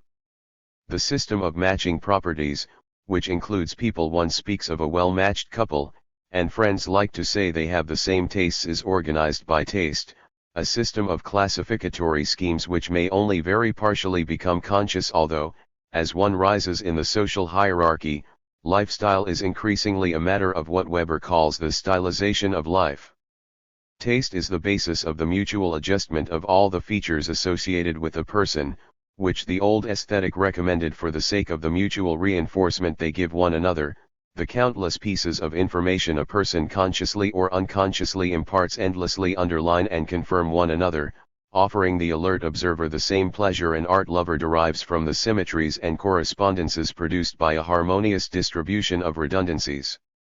The overdetermination that results from these redundancies is felt the more strongly because the different features which have to be isolated for observation or measurement strongly interpenetrate in ordinary perception. Each item of information imparted in practice, example a judgment of a painting, is contaminated and, if it deviates from the probable feature, corrected by the effect of the whole set of features previously or simultaneously perceived.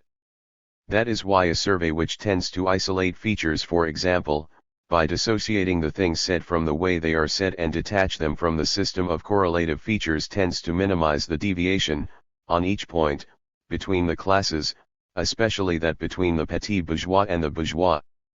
In the ordinary situations of bourgeois life, banalities about art, literature, or cinema are inseparable from the steady tone, the slow, casual diction, the distant or self-assured smile, the measured gesture, the well-tailored suit and the bourgeois salon of the person who pronounces them. Thus, lacunae can turn into disdainful refusals and confusion into absent-mindedness. Bourgeois respondents particularly distinguish themselves by their ability to control the survey situation, and any analysis of survey data should take this into account. Control over the social situation in which culture operates is given to them by the very unequally distributed capacity to adopt the relation to language which is called for in all situations of polite conversation, example chatter about cinema or travel, and which presupposes an art of skimming, sliding, and masking, making abundant use of all the hinges, fillers and qualifiers identified by linguists as characteristic of bourgeois language.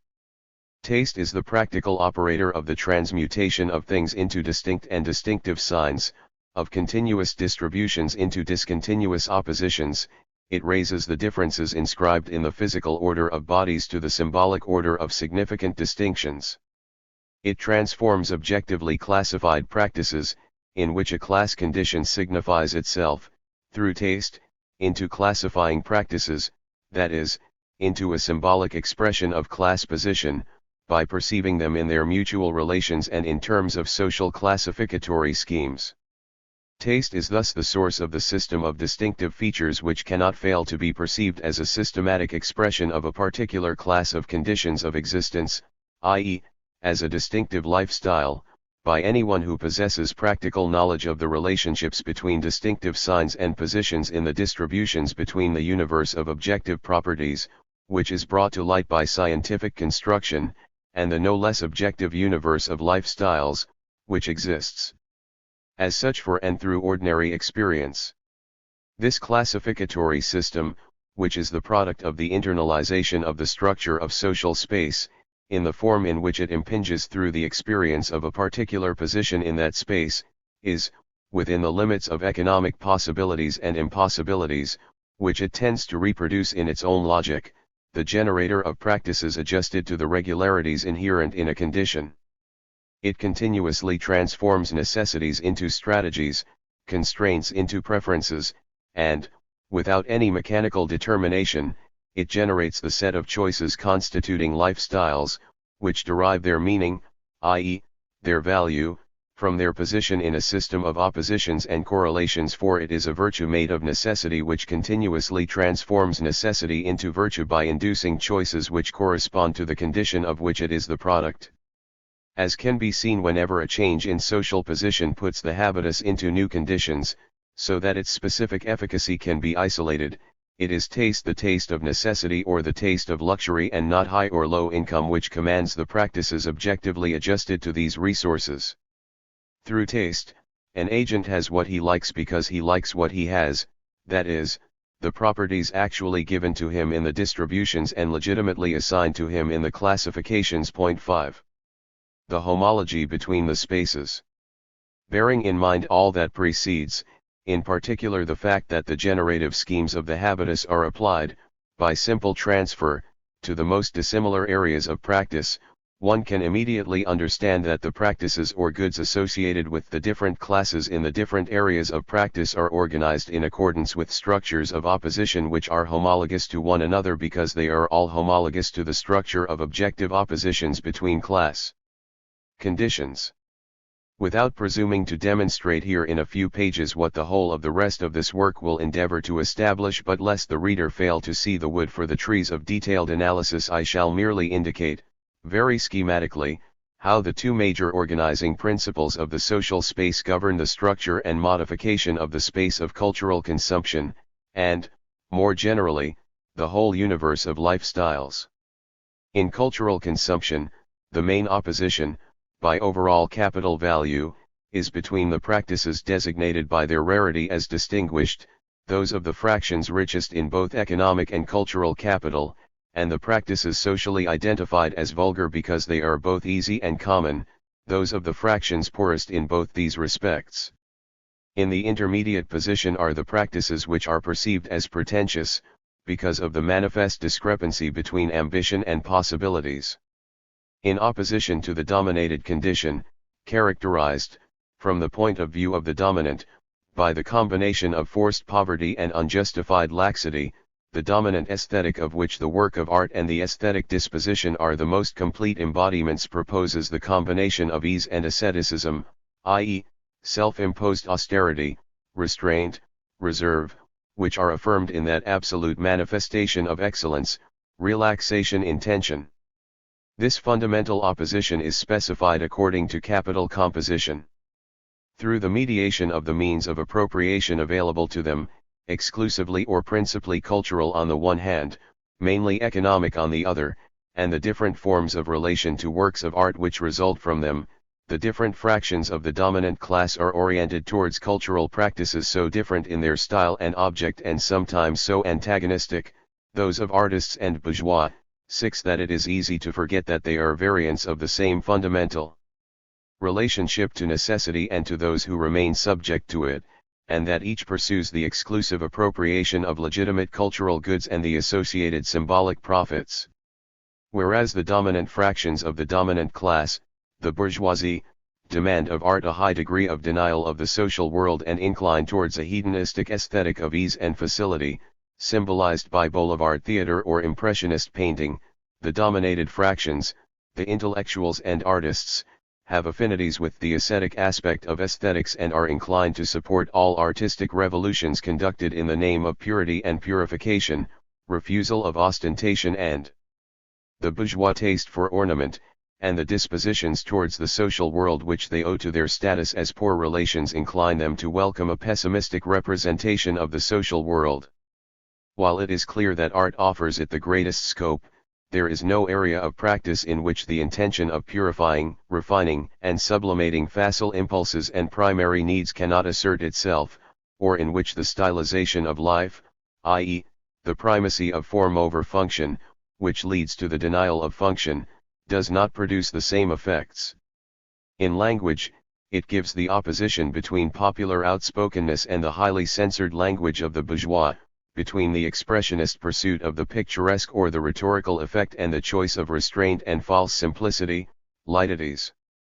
The same economy of means is found in body language. Here too, agitation and haste, grimaces and gesticulation are opposed to slowness, the slow gestures, the slow glance of nobility, according to Nietzsche 7, to the restraint and impassivity which signify elevation. Even the field of primary tastes is organized according to the fundamental opposition, with the antithesis between quantity and quality, belly and palate, matter and manners, substance and form. Form and substance. The fact that in the realm of food the main opposition broadly corresponds to differences in income has masked the secondary opposition which exists, both within the middle classes and within the dominant class, between the fractions richer in cultural capital and less rich in economic capital and those whose assets are structured in the opposite way. Observers tend to see a simple effect of income in the fact that, as one rises in the social hierarchy, the proportion of income spent on food diminishes, or that, within the food budget, the proportion spent on heavy, fatty, fattening foods, which are also cheap, pasta, potatoes, beans, bacon, pork, declines, CSXXXIII, as does that spent on wine, whereas an increasing proportion is spent on leaner, lighter, more digestible, non-fattening foods, beef, veal, mutton, lamb, and especially fresh fruit and vegetables, Point 8 Because the real principle of preferences is taste, a virtue made of necessity, the theory which makes consumption a simple function of income has all the appearances to support it, since income plays an important part in determining distance from necessity. However, it cannot account for cases in which the same income is associated with totally different consumption patterns. Thus, foremen remain attached to popular taste although they earn more than clerical and commercial employees, whose taste differs radically from that of manual workers and is closer to that of teachers. For a real explanation of the variations which J.F. Engels' law merely records, one has to take account of all the characteristics of social condition which are, statistically, associated from earliest childhood with possession of high or low income and which tend to shape tastes adjusted to these conditions. Point 9 The true basis of the differences found in the area of consumption, and far beyond it, is the opposition between the tastes of luxury, or freedom, and the tastes of necessity. The former are the tastes of individuals who are the product of material conditions of existence defined by distance from necessity, by the freedoms or facilities stemming from possession of capital. The latter express, precisely in their adjustment, the necessities of which they are the product. Thus it is possible to deduce popular tastes for the foods that are simultaneously most filling and most economical 10 from the necessity of reproducing labor power at the lowest cost which is forced on the proletariat as its very definition. The idea of taste, typically bourgeois, since it presupposes absolute freedom of choice, is so closely associated with the idea of freedom that many people find it hard to grasp the paradoxes of the taste of necessity. Some simply sweep it aside, making practice a direct product of economic necessity. Workers eat beans because they cannot afford anything else, failing to realize that necessity can only be fulfilled, most of the time, because the agents are inclined to fulfill it, because they have a taste for what they are anyway condemned to. Others turn it into a taste of freedom, forgetting the conditionings of which it is the product, and so reduce it to pathological or morbid preference for basic essentials, a sort of congenital coarseness, the pretext for a class racism which associates the populace with everything heavy, thick, and fat. 11 Taste is amor fati, the choice of destiny, but a forced choice, produced by conditions of existence which rule out all alternatives as mere daydreams and leave no choice but the taste for the necessary. One only has to describe the tastes of necessity as if they were tastes of luxury, which inevitably happens whenever one ignores the modality of practices. 12 To produce false coincidences between the two extreme positions in social space, fertility or celibacy, or which amounts to the same thing, late marriage, is an elective luxury in one case, an effect of privation in the other.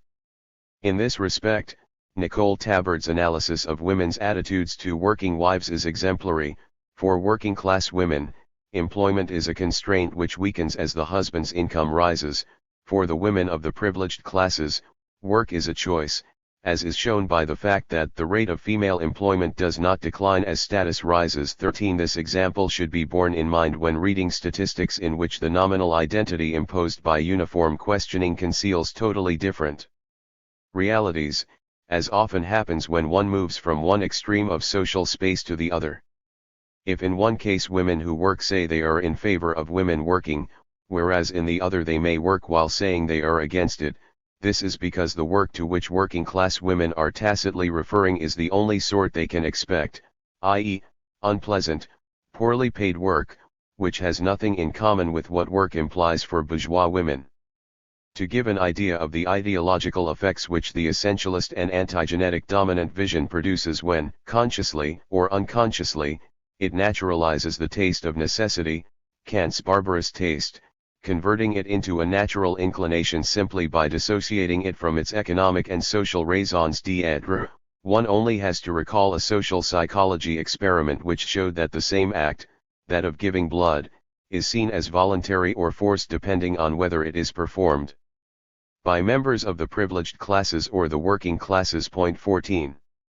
The taste of necessity can only be the basis of a lifestyle in itself, which is defined as such only negatively, by an absence, by the relationship of privation between itself and the other lifestyles. For some, there are elective emblems, for others stigmata which they bear in their very bodies.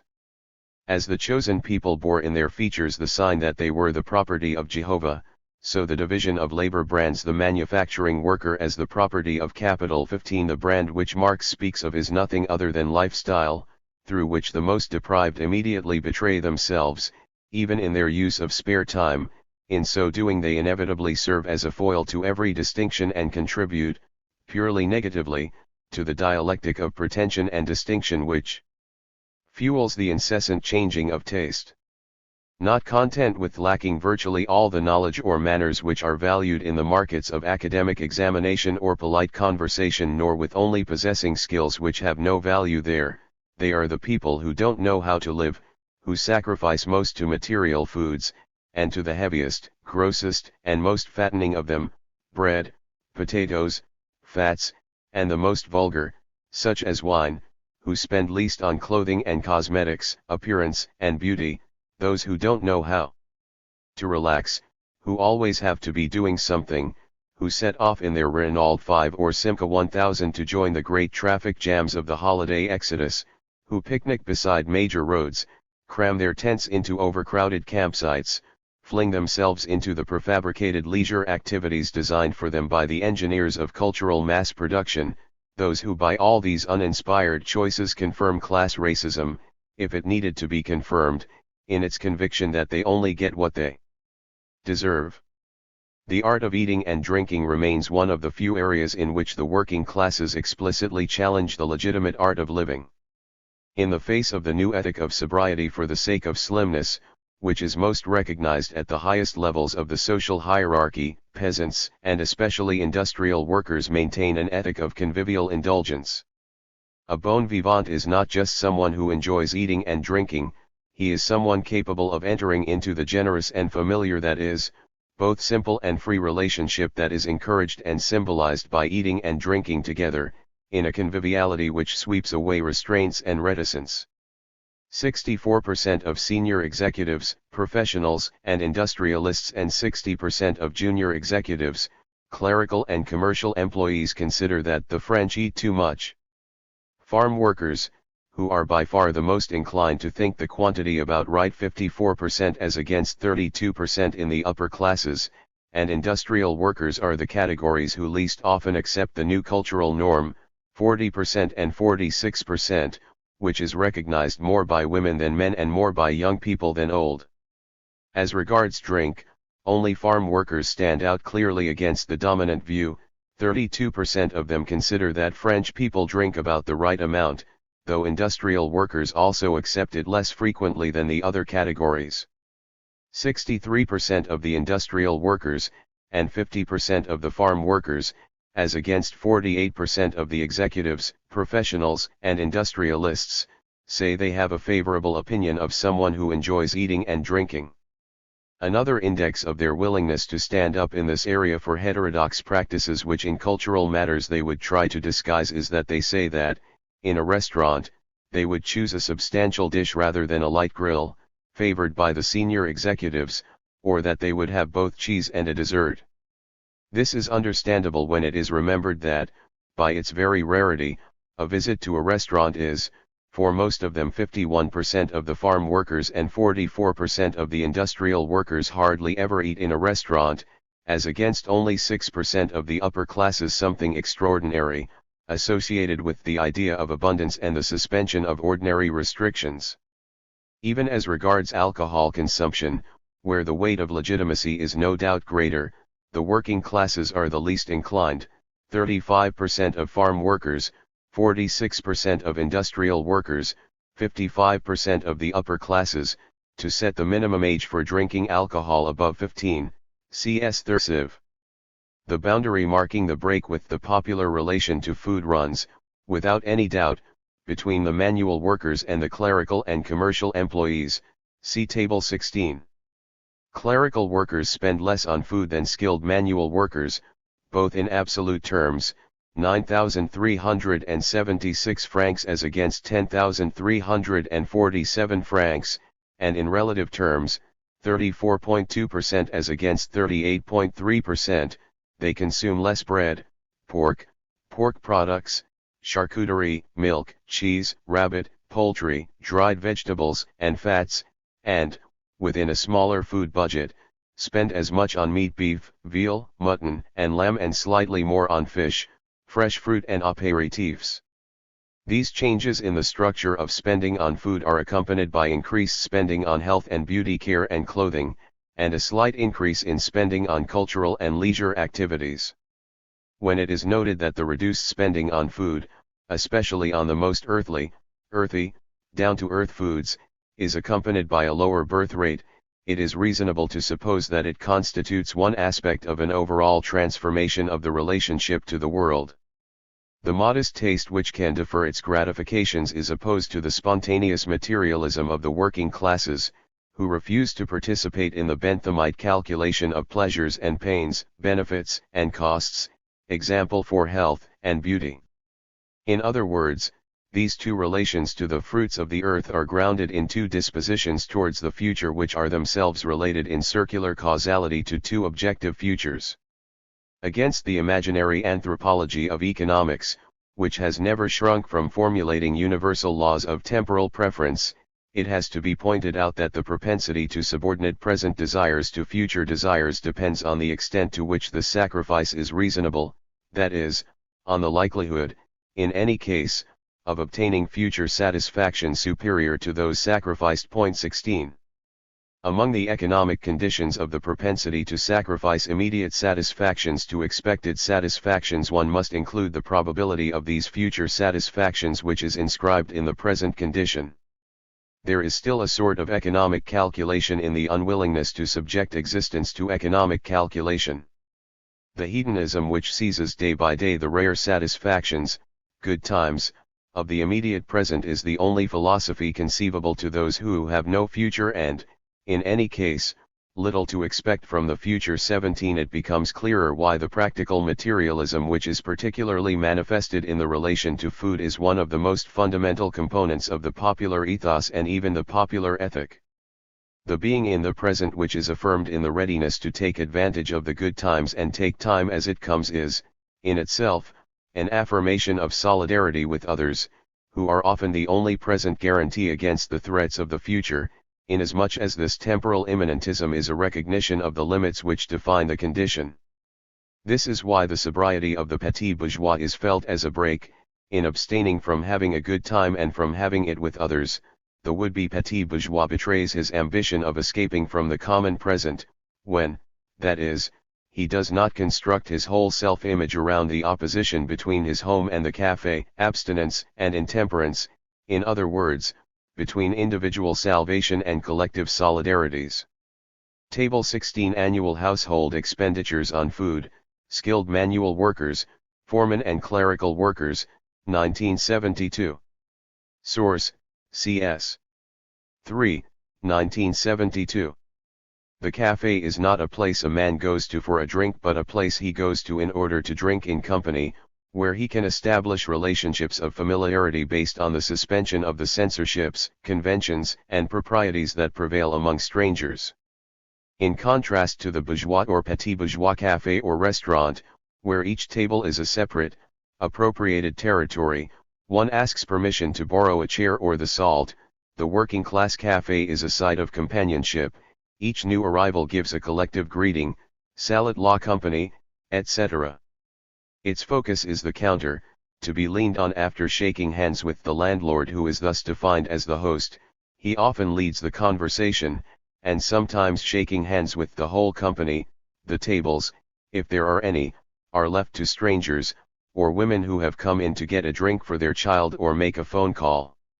In the café, free rein is given to the typically popular art of the joke, the art of seeing everything as a joke, hence the reiterated joking apart or no joke, which mark a return to serious matters or prelude a second-degree joke, but also the art of making or playing jokes, often at the expense of the fat man. He is always good for a laugh, because, in the popular code, his fatness is more a picturesque peculiarity than a defect, and because the good nature he is presumed to have predisposes him to take it in good heart and see the funny side. The joke, in other words, is the art of making fun without raising anger, by means of ritual mockery or insults which are neutralized by their very excess and which, presupposing a great familiarity, both in the knowledge they use and the freedom with which they use it, are in fact tokens of attention or affection, ways of building up while seeming to run down, of accepting while seeming to condemn, although they may also be used to test out those who show signs of standoffishness. Point 18. 3. Style of distinction. The basic opposition between the tastes of luxury and the tastes of necessity is specified in as many oppositions as there are different ways of asserting one's distinction vis-a-vis the working class and its primary needs, or which amounts to the same thing, different powers whereby necessity can be kept at a distance. Thus, within the dominant class, one can, for the sake of simplicity, distinguish three structures of the consumption distributed under three items: food, culture and presentation, clothing, beauty care, toiletries, domestic servants. These structures take strictly opposite forms, like the structures of their capital among the teachers as against the industrial and commercial employers, see Table 17. Whereas the latter have exceptionally high expenditure on food, 37% of the budget, low cultural costs and medium spending on presentation and representation, the former, whose total spending is lower on average, have low expenditure on food, relatively less than manual workers, limited expenditure on presentation, though their expenditure on health is one of the highest, and relatively high expenditure on culture, books, papers, entertainments, sport, toys, music, radio, and record player. Opposed to both these groups are the members of the professions, who devote the same proportion of their budget to food as the teachers, 24.4%, but out of much greater total expenditure, 57,122 francs as against 40,884 francs, and who spend much more on presentation and representation than all other fractions, especially if the costs of domestic service are included, whereas their cultural expenditure is lower than that of the teachers, or even the engineers and senior executives, who are situated between the teachers and the professionals, though nearer the latter, for almost all items. Table 17. Yearly spending by teachers, professionals, and industrial and commercial employers, 1972. Source: CS. 3, 1972. A. Includes restaurant or canteen meals. B. Clothes, shoes, repairs and cleaning, toiletries, hairdressing, domestic servants. C. Books, newspapers and magazines, stationery, records, sport, toys, music, entertainments. The system of differences becomes clearer when one looks more closely at the patterns of spending on food. In this respect, the industrial and commercial employers differ markedly from the professionals, and a fortiori from the teachers, by virtue of the importance they give to cereal-based products, especially cakes and pastries, wine, meat preserves, foie gras, etc., and game, and their relatively low spending on meat, fresh fruit, and vegetables. The teachers, whose food purchases are almost identically structured to those of office workers, spend more than all other fractions on bread, milk products, sugar, fruit preserves and non-alcoholic drinks, less on wine and spirits, and distinctly less than the professions on expensive products such as meat, especially the most expensive meats, such as mutton and lamb, and fresh fruit and vegetables. The members of the professions are mainly distinguished by the high proportion of their spending which goes on expensive products, particularly meat, 18.3% of their food budget, and especially the most expensive meat, veal, lamb, mutton, fresh fruit and vegetables, fish and shellfish, cheese and apéritifs. 19. Thus, when one moves from the manual workers to the industrial and commercial employers, through foremen, craftsmen and small shopkeepers, economic constraints tend to relax without any fundamental change in the pattern of spending, see Figure 9. The opposition between the two extremes is here established between the poor and the rich, nouveau riche, between la bouffe and la grande bouffe. 20. The food consumed is increasingly rich, both in cost and in calories, and increasingly heavy, game, foie gras. By contrast, the taste of the professionals or senior executives defines the popular taste, by negation, as the taste for the heavy, the fat, and the coarse, by tending towards the light, the refined and the delicate, see Table 18. The disappearance of economic constraints is accompanied by a strengthening of the social censorships which forbid coarseness and fatness, in favor of slimness and distinction. The taste for rare, aristocratic foods points to a traditional cuisine, rich in expensive or rare products, fresh vegetables, meat.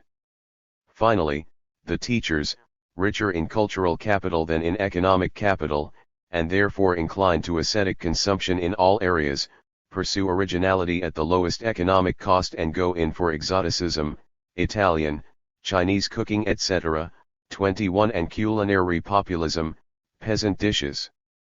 They are thus almost consciously opposed to the new, rich with their rich food, the buyers and sellers of gros bouffe, the fat cats 22 gross in body and mind, who have the economic means to flaunt, with an arrogance perceived as vulgar, a lifestyle which remains very close to that of the working classes as regards economic and cultural consumption. Figure 9. The food space. Eating habits, especially when represented solely by the produce consumed, cannot of course be considered independently of the whole lifestyle. The most obvious reason for this is that the taste for particular dishes, of which the statistical shopping basket gives only the vaguest idea, is associated, through preparation and cooking, with the whole conception of the domestic economy and of the division of labor between the sexes. A taste for elaborate casserole dishes, pot au feu, blanquette, daube, which demand a big investment of time and interest, is linked to a traditional conception of woman's role. Thus there is a particularly strong opposition in this respect between the working classes and the dominated fractions of the dominant class, in which the women, whose labor has a high market value, and who, perhaps as a result, have a higher sense of their own value, tend to devote their spare time rather to childcare and the transmission of cultural capital, and to contest the traditional division of domestic labor. The aim of saving time and labor in preparation combines with the search for light, low-calorie products and points towards grilled meat and fish, raw vegetables, salads, composes, frozen foods, yogurt, and other milk products, all of which are diametrically opposed to popular dishes, the most typical of which is pot au feu, made with cheap meat that is boiled, as opposed to grilled or roasted, a method of cooking that chiefly demands time. It is no accident that this form of cooking symbolizes one state of female existence and of the sexual division of labor. A woman entirely devoted to housework is called pot au feu, just as the slippers put on before dinner symbolize the complementary male role. Small industrial and commercial employers, the incarnation of the grocer traditionally execrated by artists, are the category who most often, 60%, say they change into their carpet slippers every day before dinner, whereas the professions and the senior executives are most inclined to reject this petit bourgeois symbol, 35% say they never do it. The particularly high consumption of carpet slippers by working class women, both urban and rural, no doubt reflects the relation to the body and to self-presentation entailed by confinement to the home and to domestic life. The wives of craftsmen, shopkeepers, and manual workers are those who most often say that their choice of clothes is mainly guided by a concern to please their husbands. Table 18. Annual household expenditures on food, fractions of the dominant class, 1972. Source, CS. 3, 1972. It is among manual workers that most time and interest is devoted to cooking. 69% of those questioned say they like doing elaborate cooking, la grande cuisine, as against 59% of the junior executives, 52% of the small shopkeepers and 51% of the senior executives, professionals and industrialists, CSXXXIBA. Another indirect index of these differences as regards the sexual division of labor is that whereas the teachers and senior executives seem to give priority to a washing machine and a dishwasher, for the professionals and industrial or commercial employers priority seems to go rather to a TV set and a car. C.S. 3. Finally, when invited to choose their two favorite dishes from a list of 7, the farm workers and manual workers, who, like all other categories, give the highest rank to roast leg of lamb, are the most inclined, 45% and 34%, as against 28% of the clerical workers, 20% of the senior executives and 19% of the small employers, to choose pot au feu. The farm workers are almost the only ones who choose andouillette pork tripe sausage, 14% of them. As against 4% of the manual workers, clerical workers, and junior executives, 3% of the senior executives and 0% of the small employers. Manual workers and small employers also favor coq au vin, 50% and 48%, a dish typical of small restaurants aiming to be posh, and perhaps for this reason associated with the idea of eating out, compared with 42% of the clerical workers, 39% of the senior executives and 37% of the farm workers. The executives, professionals, and big employers clearly distinguish themselves solely by choosing from a list which for them is particularly narrow, the dish which is both relatively light and symbolically marked, in contrast to the ordinary routine of petit bourgeois cooking, bouillabaisse, 31%, as against 22% of the clerical workers, 17% of the small employers, 10% of the manual workers, 7% of the farm workers, in which the opposition between fish and meat, especially the pork in sauerkraut or cassolette, is clearly strengthened by regionalist and touristic connotations, C.S. Thursiv. It is obvious that the imprecise classifications used in this survey prevent one from seeing the effects of the secondary opposition between the fractions, and that the tendencies observed would have been more marked if, for example, it had been possible to isolate the teachers, or if the list of dishes had been more diversified in the sociologically pertinent respects. Tastes in food also depend on the idea each class has of the body and of the effects of food on the body, that is, on its strength, health, and beauty, and on the categories it uses to evaluate these effects, some of which may be important for one class and ignored by another, and which the different classes may rank in very different ways. Thus, whereas the working classes are more attentive to the strength of the male body than its shape, and tend to go for products that are both cheap and nutritious, the professions prefer products that are tasty, health-giving, light, and not fattening. Taste, a class culture turned into nature, that is, embodied, helps to shape the class body. It is an incorporated principle of classification which governs all forms of incorporation, choosing and modifying everything that the body ingests and digests and assimilates, physiologically and psychologically. It follows that the body is the most indisputable materialization of class taste, which it manifests in several ways.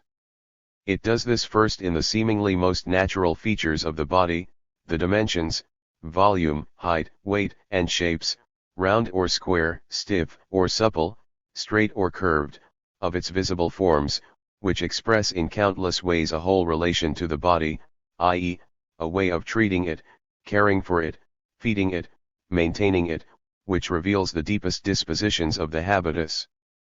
It is in fact through preferences with regard to food which may be perpetuated beyond their social conditions of production, as, in other areas, an accent, a walk etc., 23, and also, of course, through the uses of the body in work and leisure which are bound up with them, that the class distribution of bodily properties is determined.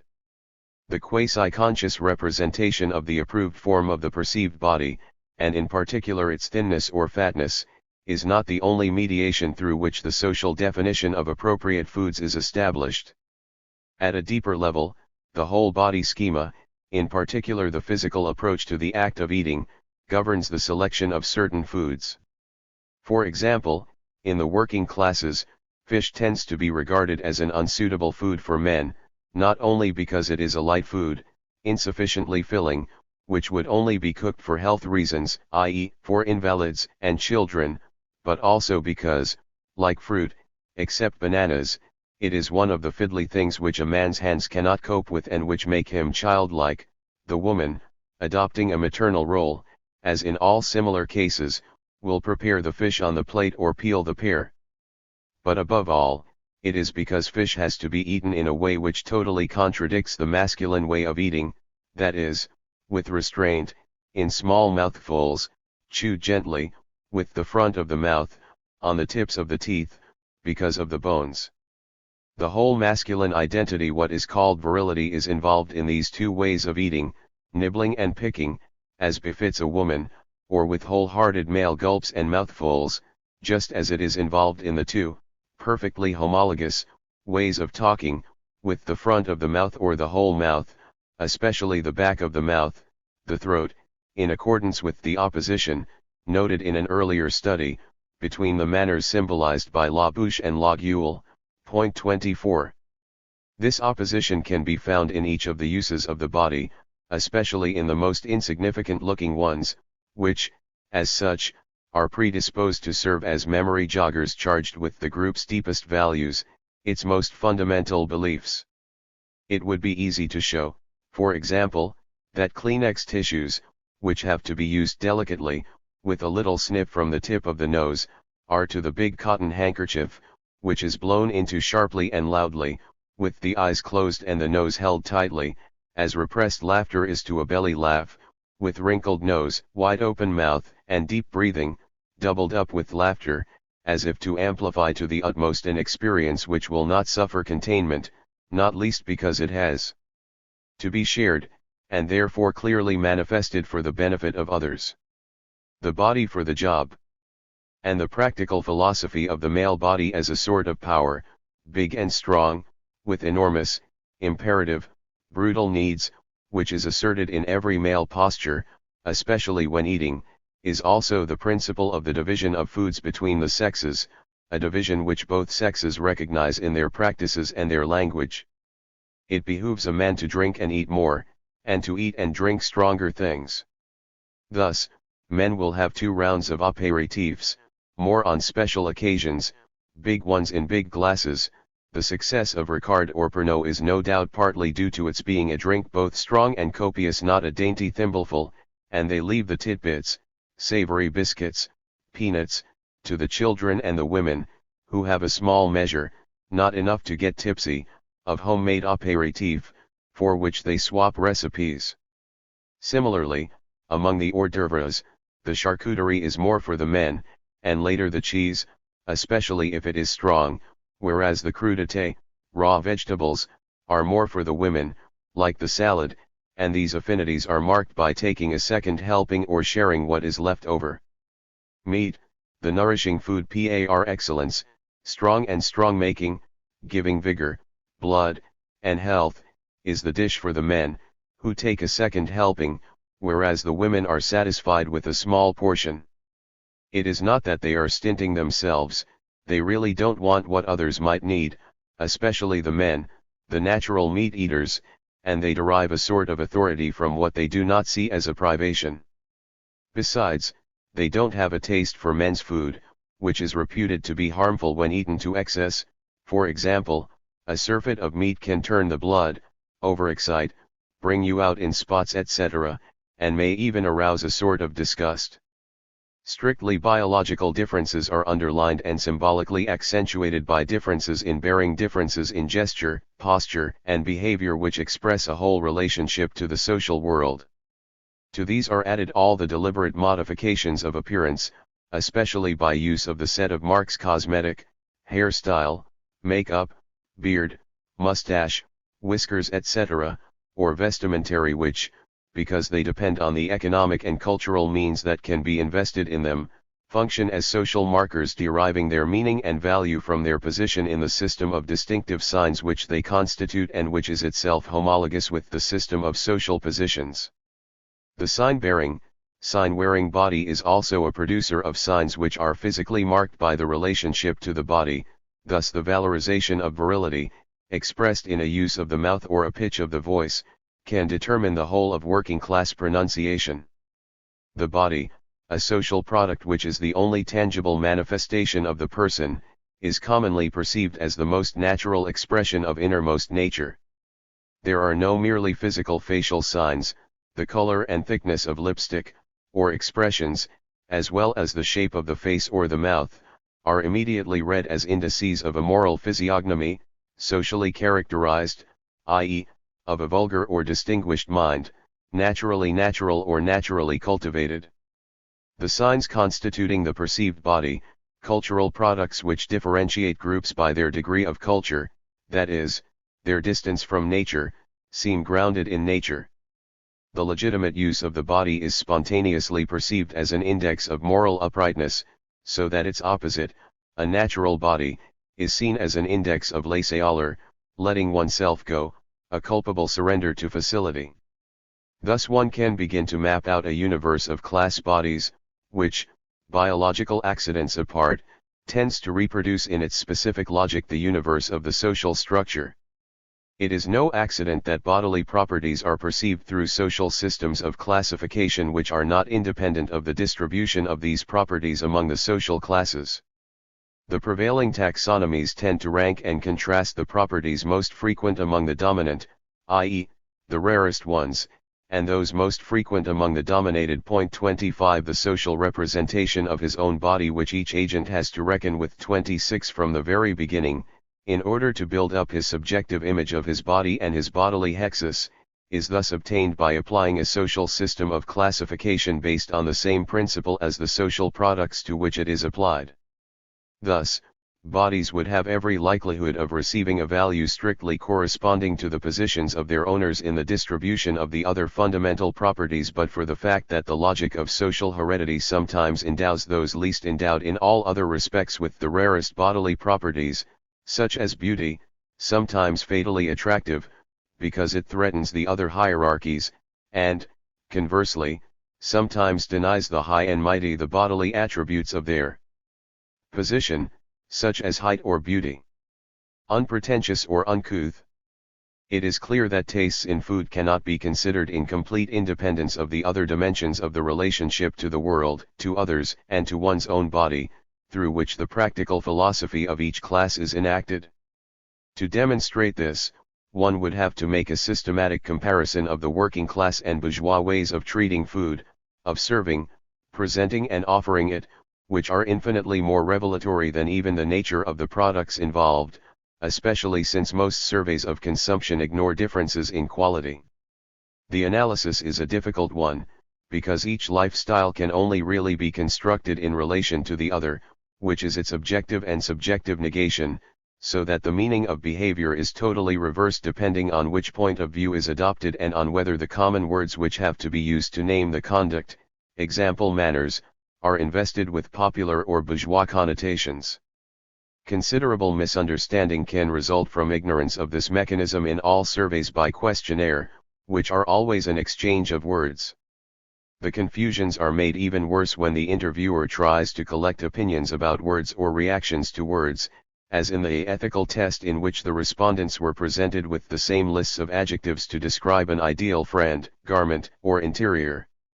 The responses he records in this case have in fact been defined in relation to stimuli which, beyond their nominal identity, that of the words offered, vary in their perceived reality, and therefore their practical efficacy, in accordance with the very principles of variation, and firstly, social class, whose effects one is seeking to measure, which can lead to literally meaningless encounters between opposing classes.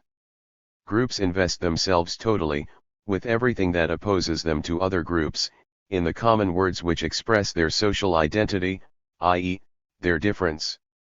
Behind their apparent neutrality, words as ordinary as practical, sober, clean, functional, amusing, delicate, cozy, distinguished are thus divided against themselves, because the different classes either give them different meanings, or give them the same meaning but attribute opposite values to the things named.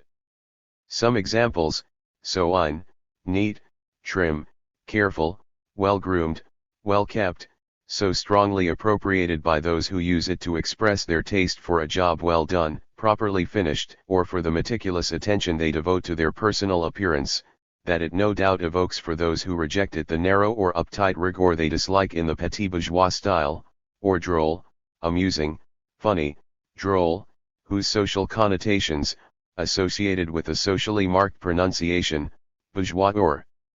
snobbish. 27 Clash with the values expressed, putting off those who would certainly respond to a popular equivalent of droll, such as bidonnant, marrant, or rigolo, or, again, sobre, which, applied to a garment or an interior, can mean radically different things when expressing the prudent, defensive strategies of a small craftsman, the aesthetic asceticism of a teacher, or the austerity and luxury of the old world grand bourgeois. It can be seen that every attempt to produce an ethical organon common to all classes is condemned from the start, unless, like every universal morality or religion, it plays systematically on the fact that language is both common to the different classes and capable of receiving different, even opposite, meanings in the particular, and sometimes antagonistic, uses that are made of it. Plain speaking, plain eating, the working class meal is characterized by plenty, which does not exclude restrictions and limits, and above all by freedom. Elastic and abundant dishes are brought to the table, soups or sauces, pasta or potatoes, almost always included among the vegetables, and served with a ladle or spoon, to avoid too much measuring and counting, in contrast to everything that has to be cut and divided, such as roasts. 28 This impression of abundance, which is the norm on special occasions, and always applies, so far as is possible, for the men, whose plates are filled twice, a privilege which marks a boy's accession to manhood, is often balanced, on ordinary occasions, by restrictions which generally apply to the women, who will share one portion between two, or eat the leftovers of the previous day. A girl's accession to womanhood is marked by doing without. It is part of men's status to eat, and to eat well, and also to drink well. It is particularly insisted that they should eat, on the grounds that it won't keep, and there is something suspect about a refusal. On Sundays, while the women are on their feet, busily serving, clearing the table, washing up, the men remain seated, still eating and drinking. These strongly marked differences of social status, associated with sex and age, are accompanied by no practical differentiation, such as the bourgeois division between the dining room and the kitchen, where the servants eat and sometimes the children, and strict sequencing of the meal tends to be ignored. Everything may be put on the table at much the same time, which also saves walking, so that the women may have reached the dessert, and also the children, who will take their plates and watch television, while the men are still eating the main dish, and the lad, who has arrived late, is swallowing his soup. This freedom, which may be perceived as disorder or slovenliness, is adapted to its function. Firstly, it is labor-saving, which is seen as an advantage. Because men take no part in housework, not least because the women would not allow it, it would be a dishonor to see men step outside their role. Every economy of effort is welcome. Thus, when the coffee is served, a single spoon may be passed around to stir it. But these shortcuts are only permissible because one is and feels at home, among the family, where ceremony would be an affectation. For example, to save washing up, the dessert may be handed out on improvised plates torn from the cake box, with a joke about taking the liberty, to mark the transgression, and the neighbor invited in for a meal will also receive his piece of cardboard. Offering a plate would exclude him, as a sign of familiarity. Similarly, the plates are not changed between dishes. The soup plate, wiped with bread, can be used right through the meal. The hostess will certainly offer to change the plates, pushing back her chair with one hand and reaching with the other for the plate next to her, but everyone will protest. It all gets mixed up inside you, and if she were to insist, it would look as if she wanted to show off her crockery, which she is allowed to if it is a new present, or to treat her guests as strangers, as is sometimes deliberately done to intruders or scroungers who never return the invitation. These unwanted guests may be frozen out by changing their plates despite their protests, not laughing at their jokes, or scolding the children for their behavior. No, we don't mind, say the guests, they ought to know better by now, the parents respond. The common root of all these liberties is no doubt the sense that at least there will not be self-imposed controls, constraints, and restrictions, especially not in eating, a primary need and a compensation, and especially not in the heart of domestic life, the one realm of freedom, when everywhere else, and at all other times, necessity prevails. In opposition to the free and easy working class meal, the bourgeoisie is concerned to eat with all due form. Form is first of all a matter of rhythm, which implies expectations, pauses, restraints, waiting until the last person served has started to eat, taking modest helpings, not appearing overeager. A strict sequence is observed and all coexistence of dishes which the sequence separates, fish and meat, cheese and dessert, is excluded. For example, before the dessert is served, everything left on the table, even the salt cellar, is removed, and the crumbs are swept up. This extension of rigorous rules into everyday life, the bourgeois male shaves and dresses first thing every morning, and not just to go out, refusing the division between home and the exterior, the quotidian and the extra-quotidian, is not explained solely by the presence of strangers, servants and guests in the familiar family world. It is the expression of a habitus of order, restraint, and propriety which may not be abdicated. The relation to food, the primary need and pleasure, is only one dimension of the bourgeois relation to the social world. The opposition between the immediate and the deferred, the easy and the difficult, substance, or function, and form, which is exposed in a particularly striking fashion in bourgeois ways of eating, is the basis of all aestheticization of practice and every aesthetic. Through all the forms and formalisms imposed on the immediate appetite, what is demanded and inculcated is not only a disposition to discipline food consumption by a conventional structuring, which is also a gentle, indirect, invisible censorship, quite different from enforced privations, and which is an element in an art of living. Correct eating, for example, is a way of paying homage to one's hosts and to the mistress of the house, a tribute to her care and effort. It is also a whole relationship to animal nature, to primary needs and the populace who indulge them without restraint. It is a way of denying the meaning and primary function of consumption, which are essentially common, by making the meal a social ceremony, an affirmation of ethical tone and aesthetic refinement. The manner of presenting and consuming the food, the organization of the meal and setting of the places, strictly differentiated according to the sequence of dishes and arranged to please the eye, the presentation of the dishes, considered as much in terms of shape and color, like works of art, as of their consumable substance, the etiquette governing posture and gesture, ways of serving oneself and others, of using the different utensils, the seating plan, strictly but discreetly hierarchical.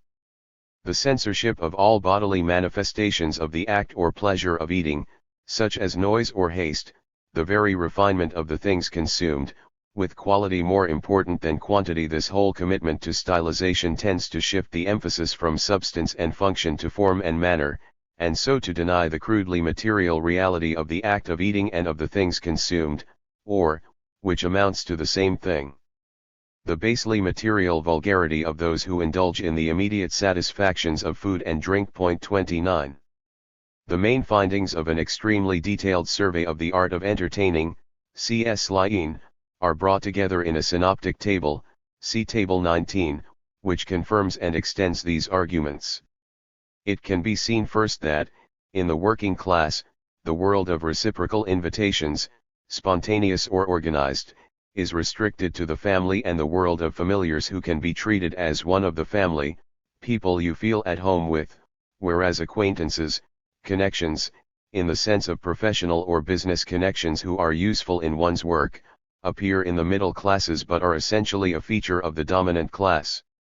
One sign of this informality is that working class invitations tend to be for coffee, dessert, or an apéritif, whereas, at the other end of the social space, invitations are more often for tea, lunch, or dinner, or to go out to a restaurant. If working class people prefer to limit their spontaneous invitations to the offer of a drink or coffee, this is because there can be no half measures in giving a meal, no quick and easy solutions, as recommended by the women's weeklies, to save time and effort, such as a buffet or a single course. Point 30. This refusal to skimp, the main thing is to make sure that the guests have enough to eat and that the food goes down well, secondarily that they are not bored, is even more clearly seen when the composition of the meals is analyzed. For manual workers, a real meal is a meal with nothing left out, from the apéritif through to the dessert, whereas the other classes are often willing to simplify by omitting the hors d'oeuvre, the salad, or the dessert. 31 Because substance takes priority over form, if anything has to be simplified it can only be in the order of form, etiquette, which is seen as inessential, purely symbolic. No matter that the tableware is ordinary, so long as the food is extraordinary, this is a commonplace underlined by many ritual remarks. No matter that the guests are not seated as etiquette dictates, nor dressed for the occasion. No matter that the children are present at a meal which is in no way a ritual so long as they do not chip into the conversation, which is adults' business. Since informality is the order of the day, there is no reason not to keep an eye on the television, to break into song at the end of the meal or even organize games. Here too, since the function is clearly recognized, we're here to have fun. Fun will be had, using every available means, drinks, games, funny stories, etc. And the primacy of substance over form, the refusal of the denial implied in formality, is again expressed in the content of the goods exchanged on arrival. Flowers, which are seen as gratuitous, as art for art's sake, there are jokes to the effect that you can't eat them, are discarded in favor of earthly foods, wines, or desserts, presents that always go down well and which can be unpretentiously offered and accepted in the name of a realistic view of the costs of the meal and a willingness to share in them.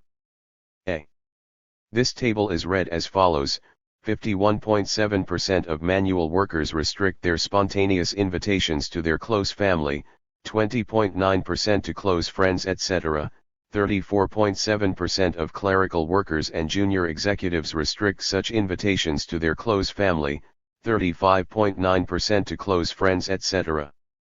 For each question the total of the percentages may be greater or less than 100, since for each question the respondents could choose several answers or none.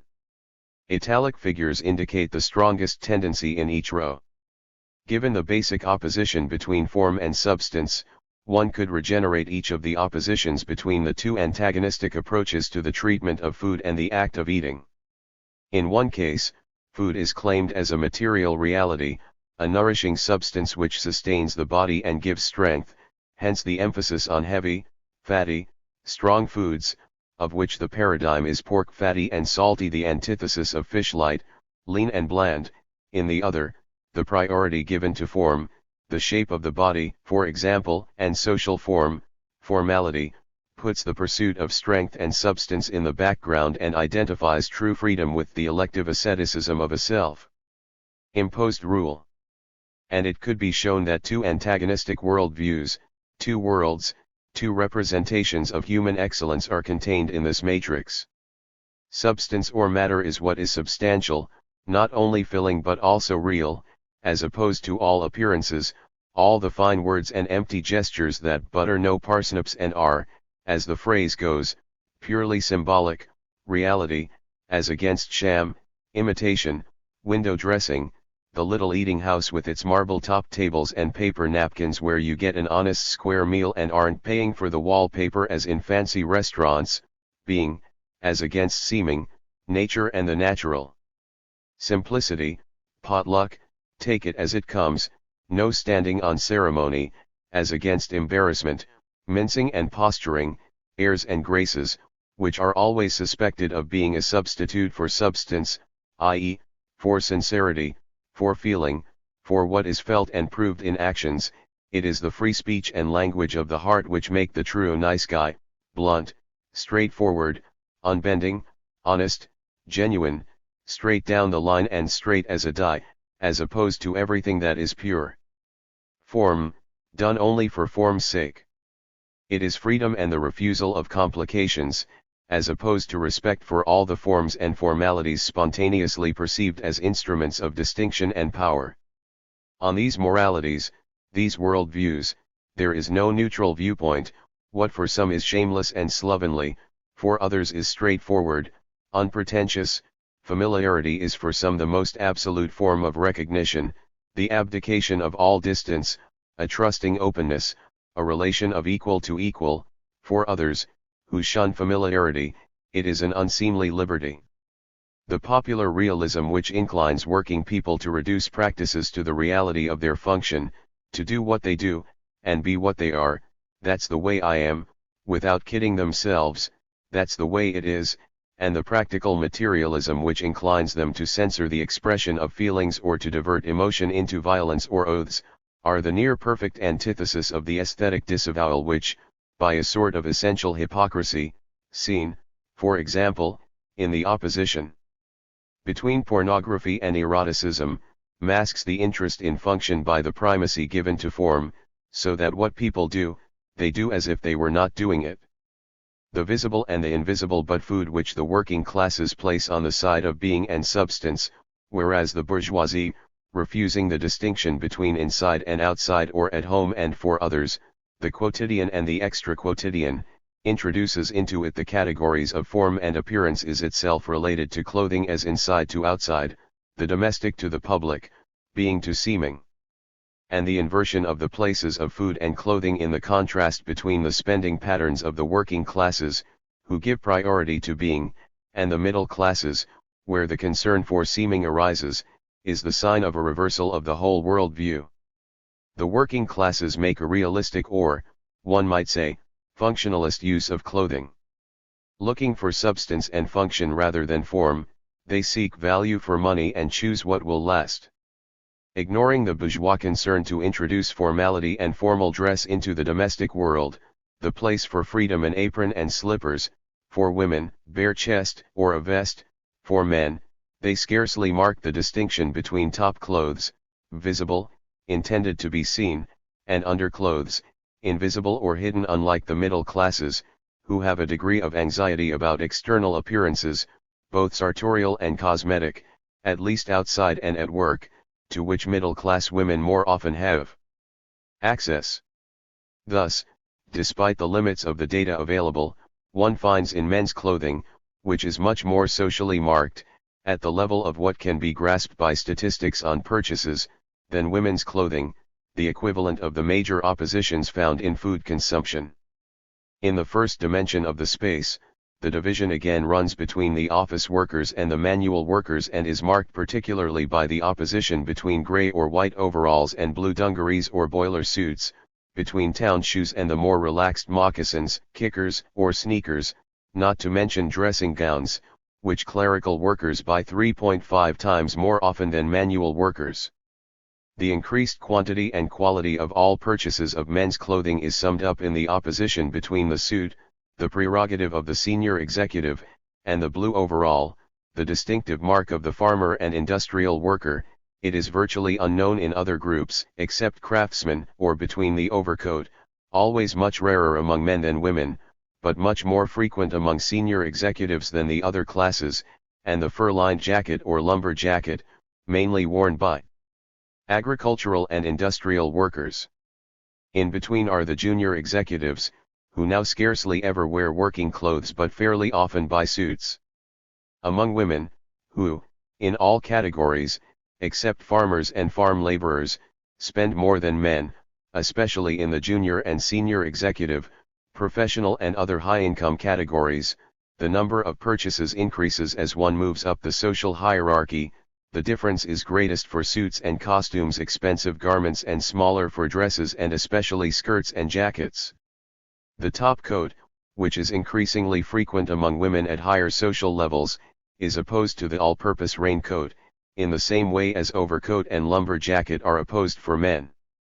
The use of the smock and the apron, which in the working classes is virtually the housewife's uniform, increases as one moves down the hierarchy, in contrast to the dressing gown, which is virtually unknown among peasants and industrial workers.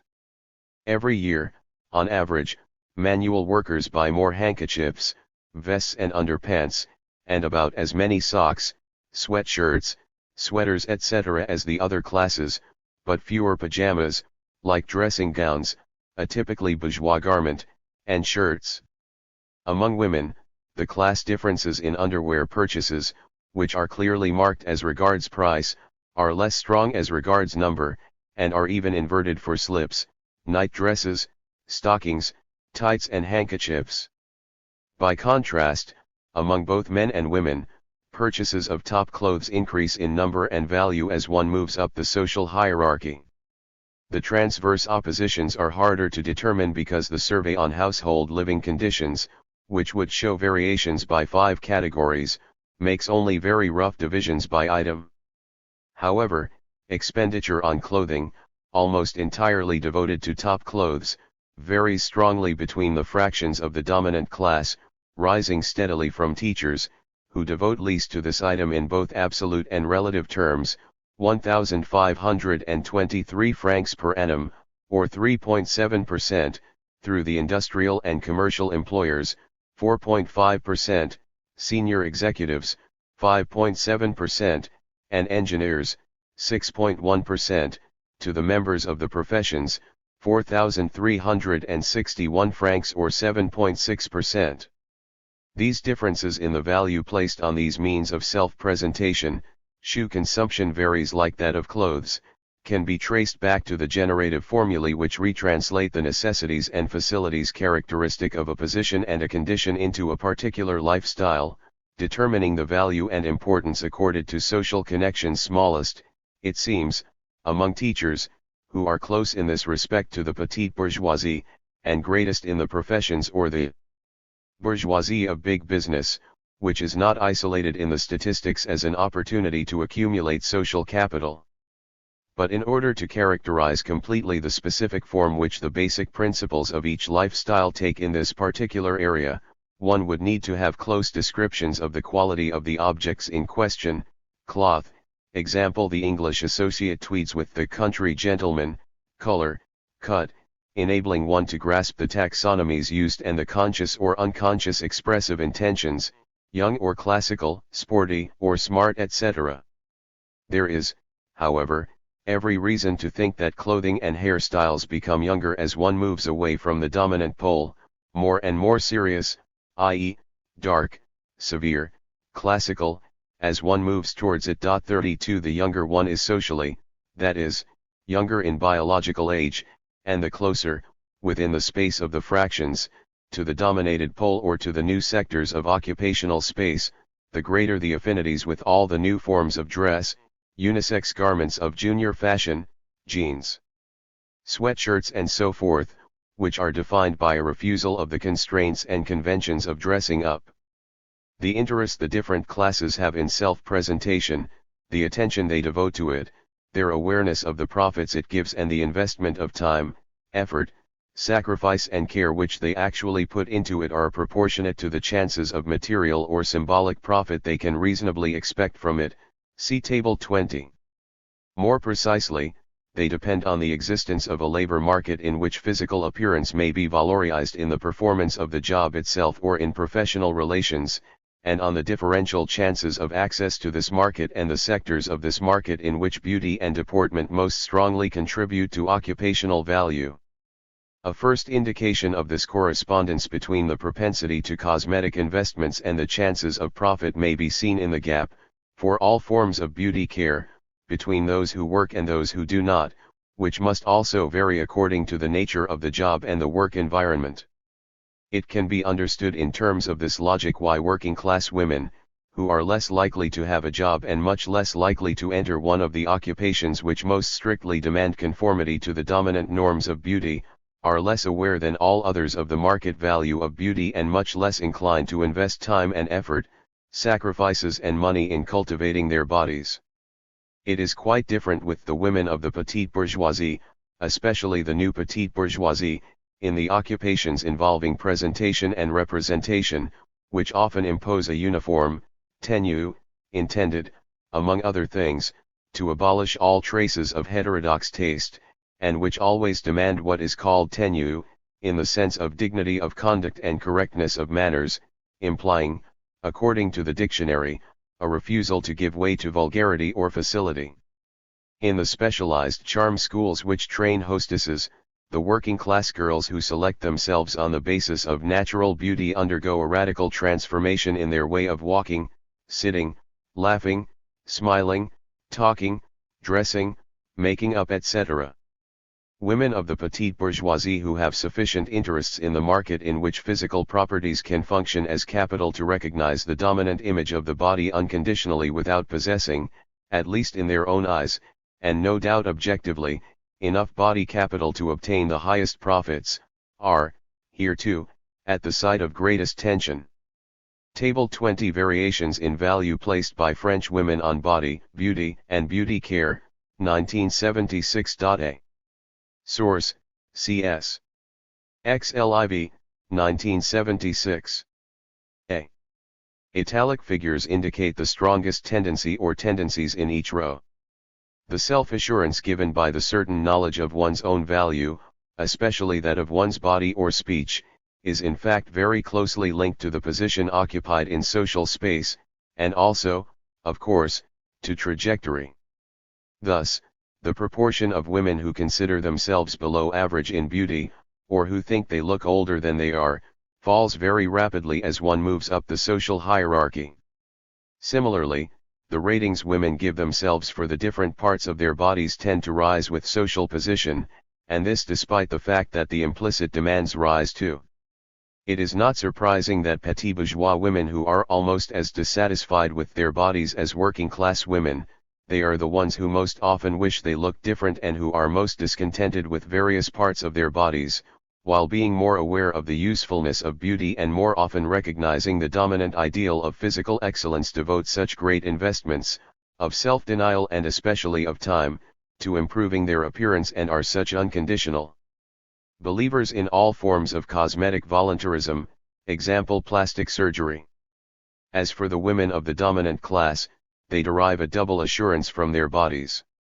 Believing, like petit bourgeois women, in the value of beauty and the value of the effort to be beautiful, and so associating aesthetic value and moral value, they feel superior both in the intrinsic, natural beauty of their bodies and in the art of self-embellishment and everything they call tenue, a moral and aesthetic virtue which defines nature negatively as sloppiness. Beauty can thus be simultaneously a gift of nature and a conquest of merit, as much opposed to the abdications of vulgarity as to ugliness. Thus, the experience par excellence of the alienated body, embarrassment, and the opposite experience, ease, are clearly unequally probable for members of the petite bourgeoisie and the bourgeoisie, who grant the same recognition to the same representation of the legitimate body and legitimate deportment, but are unequally able to achieve it. The chances of experiencing one's own body as a vessel of grace, a continuous miracle, are that much greater when bodily capacity is commensurate with recognition, and, conversely, the probability of experiencing the body with unease, embarrassment, timidity grows with the disparity between the ideal body and the real body, the dream body and the looking-glass self reflected in the reactions of others. The same laws are also true of speech. The mere fact that the most sought-after bodily properties, slimness, beauty etc., are not randomly distributed among the classes, for example, the proportion of women whose waist measurement is greater than the modal waist rises sharply as one moves down the social hierarchy, is sufficient to exclude the possibility of treating the relationship which agents have with the social representation of their own body as a generic alienation, constitutive of the body for others. The alienated body described by Sartre is a generic body, as is the alienation which befalls each body when it is perceived and named, and therefore objectified by the gaze and the discourse of others. 33 The phenomenologist's body for others is doubly a social product. It derives its distinctive properties from its social conditions of production, and the social gaze is not a universal, abstract, objectifying power, like the Sartrean gaze, but a social power, whose efficacy is always partly due to the fact that the receiver recognizes the categories of perception and appreciation it applies to him or her. Although it is not a petit bourgeois monopoly, the petit bourgeois experience of the world starts out from timidity, the embarrassment of someone who is uneasy in his body and his language and who, instead of being as one body with them, observes them from outside, through other people's eyes,